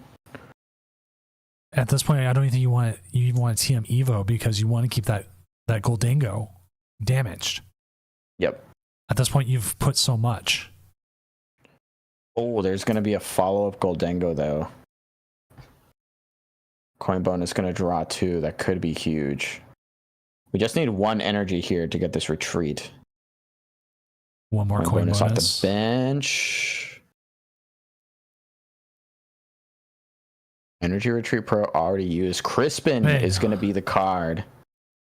Oh, baby.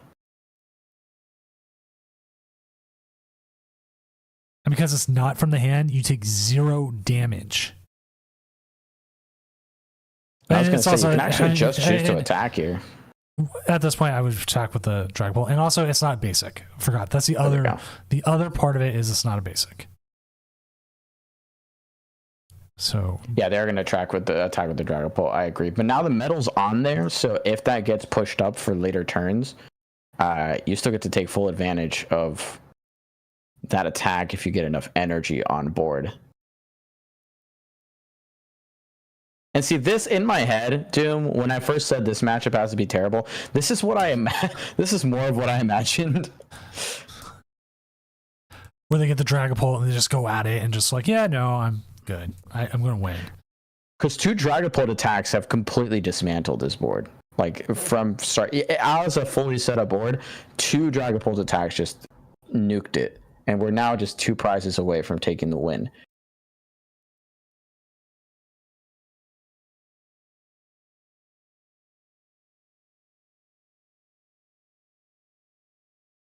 Yeah, what do you do here? I mean, Iono feels like it's got to be the right choice. Do we commit this Night Stretcher to hopefully eventually get another Snorunt built up? We know one of them is prized.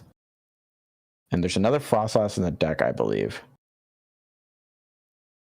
So I'm also looking at who has 1 and is having good records going in. We have All Out Blitzel currently at 7-1 with Pidgeot Control. He is currently the number 1 seed.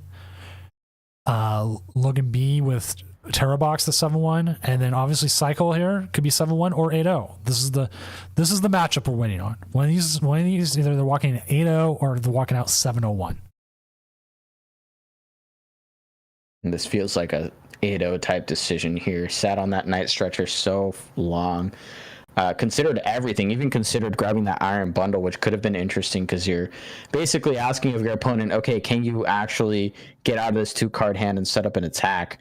But I don't think that's quite potent enough, knowing that the Goldango on the bench does have a metal, so you could push that up, and you're drawing 2 cards off of that Goldango. So not really going to do enough there to slow things down in any meaningful way.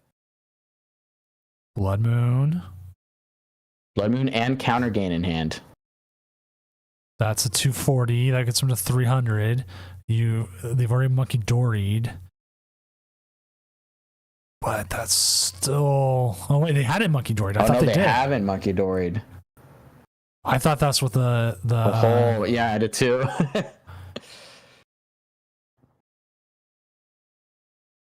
All right, so there's the reply. Wow. But now... we know the Goldango has an energy on it. They're going to be able to draw at least top deck plus 3. Still 6 energy we need to see if we want to just run over this Ursaluna for the win. Did they already use Energy Search Pro? They did. They did. Okay, but we do have a lot of energy in the discard though, so Superior Energy Retrieval is a play. We're going to get to see 3 cards Possibly another if we can get Fez. Superior energy retrieval. There goes a Goldingo and stuff. That's 4. Make it right. They And have we to already have had it. the energy. Oh, actually, the 1 damage tick there was also a little bit. Well, it wasn't significant. We had all 5 to get or all 6 to get the 300. But that 1 damage tick does. Right, because that only makes us have 5 energies. But we were well over the line there. Great reply win. This is a really cool best of 3. This is the game to end today. Like I don't think there was a better game to end today with. We're watching 2 7-0s here. Winner possibly do pretty well. And Andrew is going to go first. And they are also possibly talking about an ID because they're just like, this is the war of attrition.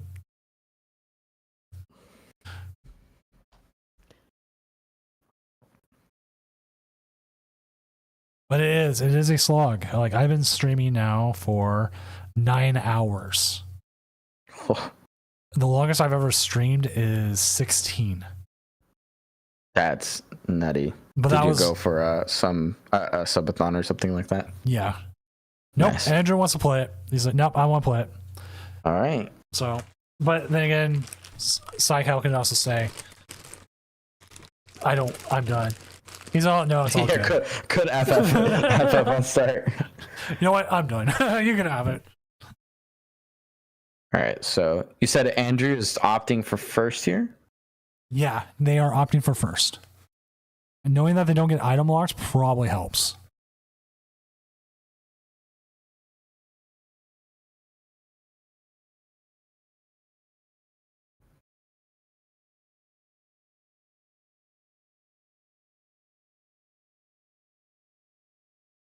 And also knowing that you don't get donked, at least turn 1. That's true. And with the hand you have, you're going to be pretty well set up. Yeah, 3 nest balls. Going to be able to get whatever basics you need to get the ball rolling. Funny enough, And the other game still going is a pair of 5-2s who decided to play, and the winner of that will make day 2, and the other one will be out. win and in. And they did offer an ID, and the other person said, "No, I don't know. Let's just play." Double snore going down, setting up that chilly forest on this side of the bench. Nest ball going to come down for the 3rd time this turn. Grabbing us a Badu. We could hold on to this Artisan. I don't think we're at much risk of really anything right now. So no reason to give your opponent another tool to set up. And I think they're going to be pretty happy with this one.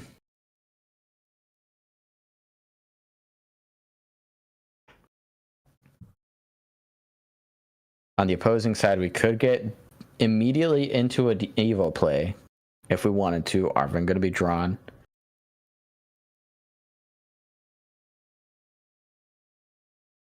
Only one ends deck made day 2. Wow, I think that's more than Hop and Iono though.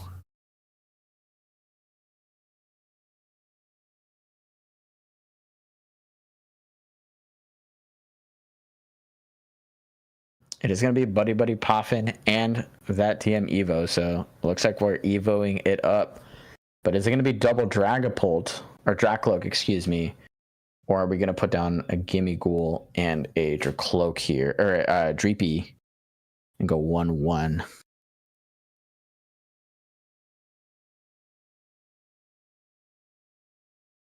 So I was just looking at some of the decks that made Top Cut. The Terra Box at number 1 plays Lily's Pearl, which effectively makes the Lily's Clefairy a 1-prize attacker. Sick. With I love that. With there's no ways of knocking it off other than Tool Jammer. You get it out there, it's effectively a 1-prize attacker, and it can really make making it really rough. Oh, did they just not have any Dracloaks? I'm watching Doom, and it feels that way. Is there a world where this is the strat? I feel like no, right? I feel like you never want to avoid the opportunity to get up to your Dracloaks if you can. If that's the case, this game is already looking dire. I mean, you can have the Goldango here start doing attacks. Because they have 0 Frost Lasses out.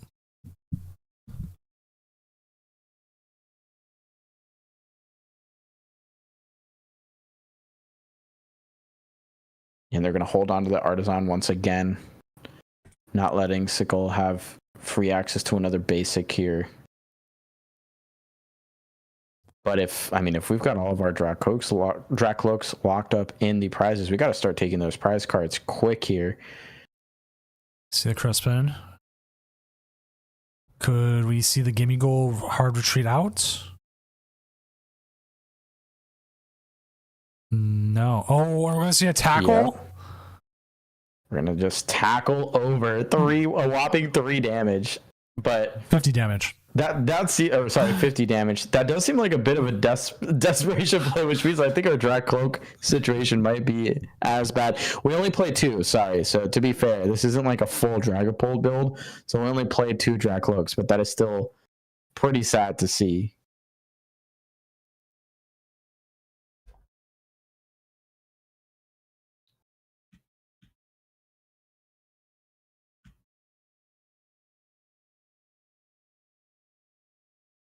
To me, that also has to feel like a bit of a misplay, right? If you didn't check through to make sure you had at least 1 Dracloak, do we really want to put down this Dreepy?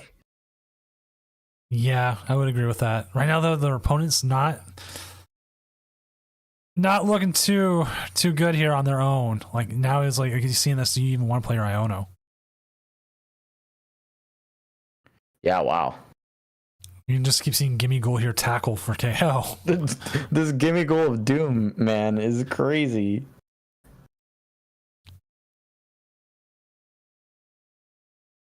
Actually just going to be able to keep churning through Badoos. Do you ever just retreat into one of your Monkey Door? No, because as soon as that gets punched for 50, your Frost Lasses start to really feel pretty terrible on that one Monkey Door that took all that damage. I would love to actually know, talking about, because in chat they're asking about, like, are Journey Together cards valid? Yes, they are. Ruffian can be used, potentially, yes. The biggest, I'd love to do is look at all the top decks and how many of them use Journey Together cards. Evo number 2, Electric Boogaloo. This time we got a Dracloak on the board. Still nothing. Still nothing. Oh, if they can get that, if that becomes a Dragonite, Dragapult. If it becomes a Dragonite, I'd be like, what's wrong with the game? Life has a really bad bug now. If it becomes a Dragonite, you're definitely cheating and you're banned. Yeah, like, I don't know how you cheated. I'm quite impressed how you cheated. But yes, that is a removal from the tournament. Yeah, this is tough. This is tough to watch. Finally, it's sad to say that it's right when we're at the precipice of an 8-0 finish, right? But finally, this deck just seems to have been stopped in its tracks by bad draws. And this is just savagery at this point. Yeah. This will come down to what the top deck is. But for Andrew, and to be fair, Psycho offered the ID. I think at this point it's got to be like you got a top deck. Okay, I was gonna say you have to top deck unfair stamp. I mean, you to find a way to slow this down. And you do get your Snow and your Badoo back. Now, okay, chat brings up, without any kind of Luminion, using one of supporters is tough. How long until we get not a Luminion reprint, that ability reprint? They seem to always bring it back somehow, but are we going to see it anytime soon is the question. And chat, I would love you to answer that too. Do you think we'll see it sometime soon? What do you mean? You can put 4 Pokegear in your deck. Come on. In a Badoo format? Come on, man. You're right. All right. Unfair stamp once again. It's done big work for us before. The counter catcher's there as well, so we could get the Dragapult out of the way and push up a Goldengo, a big fat Goldengo with 2 retreat cost. But they'll have access to items. Pelipper? Oh, you know what? Pelipper's, though, I'm talking like a single prizer. Or not single prizer, a 2 prizer. Like, we've had, like, with certain ones. I don't think they need to, Doom. I think they actually get to just attack with Ichiball in here. Yeah, that probably makes more sense. What's up, everyone coming in from Team Omnipoke Stream? I'm Senior Doom, professional illustrator, tournament organizer, part-time lumberjack. And joining me today here in round 8 of the Tournament of Doom quote-unquote regional championships is Mellowcrit. Mellowcrit, want to give an introduction to everyone who just came in from Omnipoke Stream? What's going on, everybody? Thanks for joining us. My name is Mellowcrit. I am a caster, and I am thoroughly enjoying this ridiculous Ichipollen madness that is on your screen. So I hope you guys enjoy the end of it just as much as we are. This is the last game today for round 8. Then we will go into tomorrow at 8 a.m. If for anyone who doesn't know, as we'll go. It looks like we're gonna have a 33-person day 2. So let me update the standings. We actually see there as we're seeing lots of different cards. Oh, here comes the Dragapult again. Dude, we actually got the skateboard plus the energy to straight up retreat this thing, and that's going to be another 2 prizes. Also, this is post rotation. It is not what we still call current standard. So we have a lot of stuff going. We only have 1 End Zoroark made day 2, and a Terra box with Lily's Pearl is currently the second seed. And we thought this Frostlass Monkey Dory would go 8-0, and it's having probably the worst turn it's had, worst game yet. Okay, we get one more opportunity with this Iron Bundle to slow things down.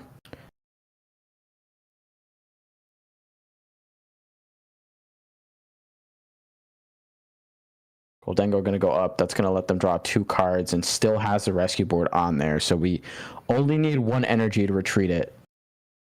And they have 1 prize left to take. Okay, there's options with the... Would the Devo even be enough here to do anything? No, because the Dragapult just gets put right back on top.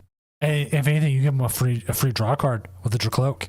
They get coin bonus for 2, draw 1 more with the Dracloak. Doesn't make sense.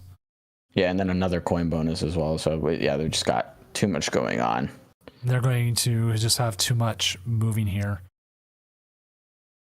Did anyone run Mamoswine today? I don't believe we saw any Mamoswines. If it was an other, and I don't think we had a lot of others make cuts.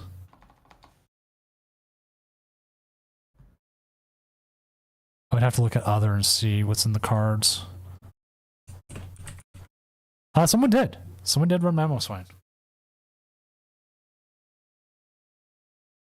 All right, Doom, we're just going for prize cards here. 3 big threats in front. Another Snorunt has been liberated from the prize cards. But yes, I can confirm someone played Mamoswine. I just don't know who. It doesn't tell me who played it. It just tells me how many of them were in there.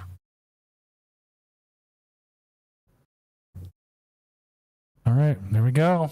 What's gonna happen? We got top deck, 2 off coin bonus, and 1 more off coin bonus. We need 1 energy for win here. I mean, even technically 2 energy wins you the game. As long as it's a metal energy. But metal, yep. Do you see a Monkey Dory come down? Thinning out the deck. Oh, we could also win with Monkey Dory, right? Actually, just attach move damage. Yeah, we could. Wow, we didn't get there, dude. We actually miss. Wow, we're just right there. Thumbs up, buddy. So this is still a game, but it's still a pretty dire proposition here for Perfect Penguin. Nothing really in range of being knocked out by Monkey Dories. You actually only have 20 damage on each of those Monkey Dories to work with anyway. We could get into an Ursaluna here and take a KO, but then the Dragapult just sweeps the game by taking the KO on the Badoo. You don't even have to knock out the Ursaluna. Countercatcher's still in the deck, so we could try to trap here one more time.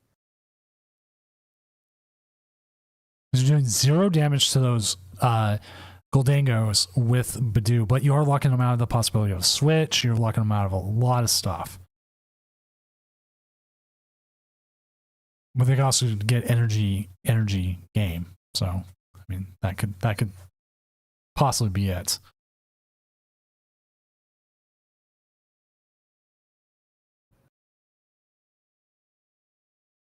Upgrade to the Super Badoo. We're going to get that counter catcher. So now you need 3 energy. You need the metal energy plus 2 energy to KO the Badoo now. Or, you know what, alternatively... Or Crispin. Crispin is an option as well. There's a couple options, but I think the Devo play is your best move here. You're going to have to keep moving energy and keep letting it stack up onto the Goldangos.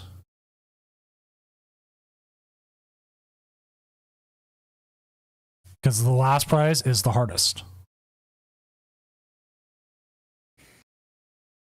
See, yeah, especially when you have 2 retreat chonkers all over your board. Exactly.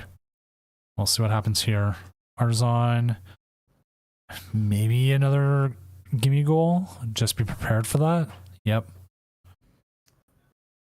It does not fill me with confidence that they haven't. No, that definitely felt like a deck thinning gimme goal more than anything. I guess you can eventually get that another one set up, and yeah, we're still not there. 9 card hand, and we have not found any of our options. This game is not over yet, y'all. But having that gimme goal down though does give them the option of just winning with items the next turn, and you will just be devoing the Goldango back into their hand.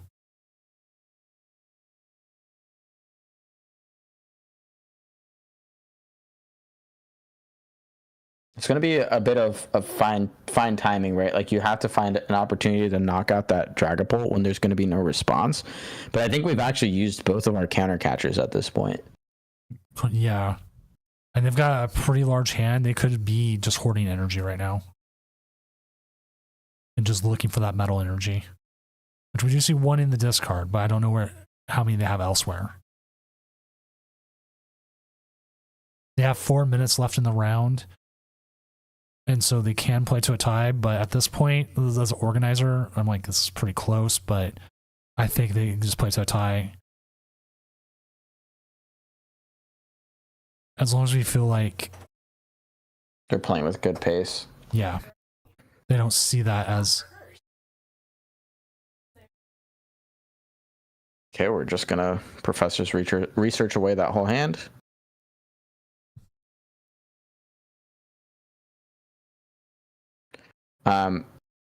One thing to note as well, the Dragapult attack does not just auto win here anymore because of that Bravery Charm. So they could have gotten into an Ursaluna play if they wanted to, and still had a turn to work with.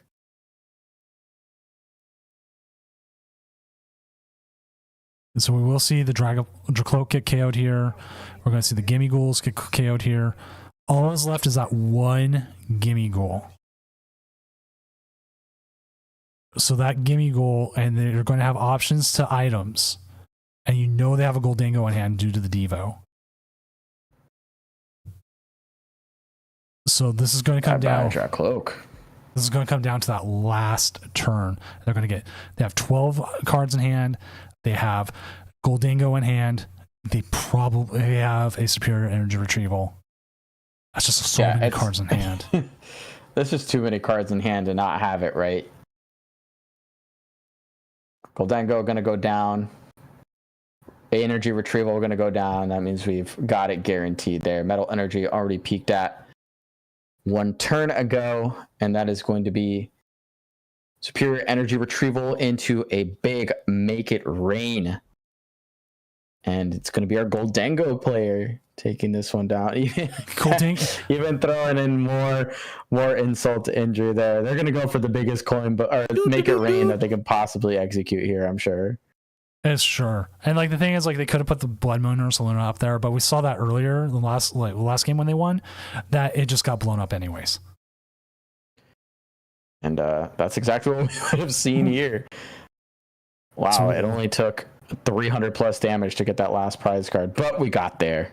And it almost took us the entirety of the round for this game to play 3. But very good game. This is like what you want to end the day on. Oh yeah. So with that, we're going to update the standings. We'll know everyone who's made cut, and then we will get ready to call it a day because I have been on for 9.5 hours, and I still got to be a dad tonight. 521, so 37 upwards. So Mitchell Chambers is where the cut is. Anybody can make top cut at 521 because they just need to win 4 games. There's 4 games to play tomorrow. You have to win all 4, and hey, you make cut.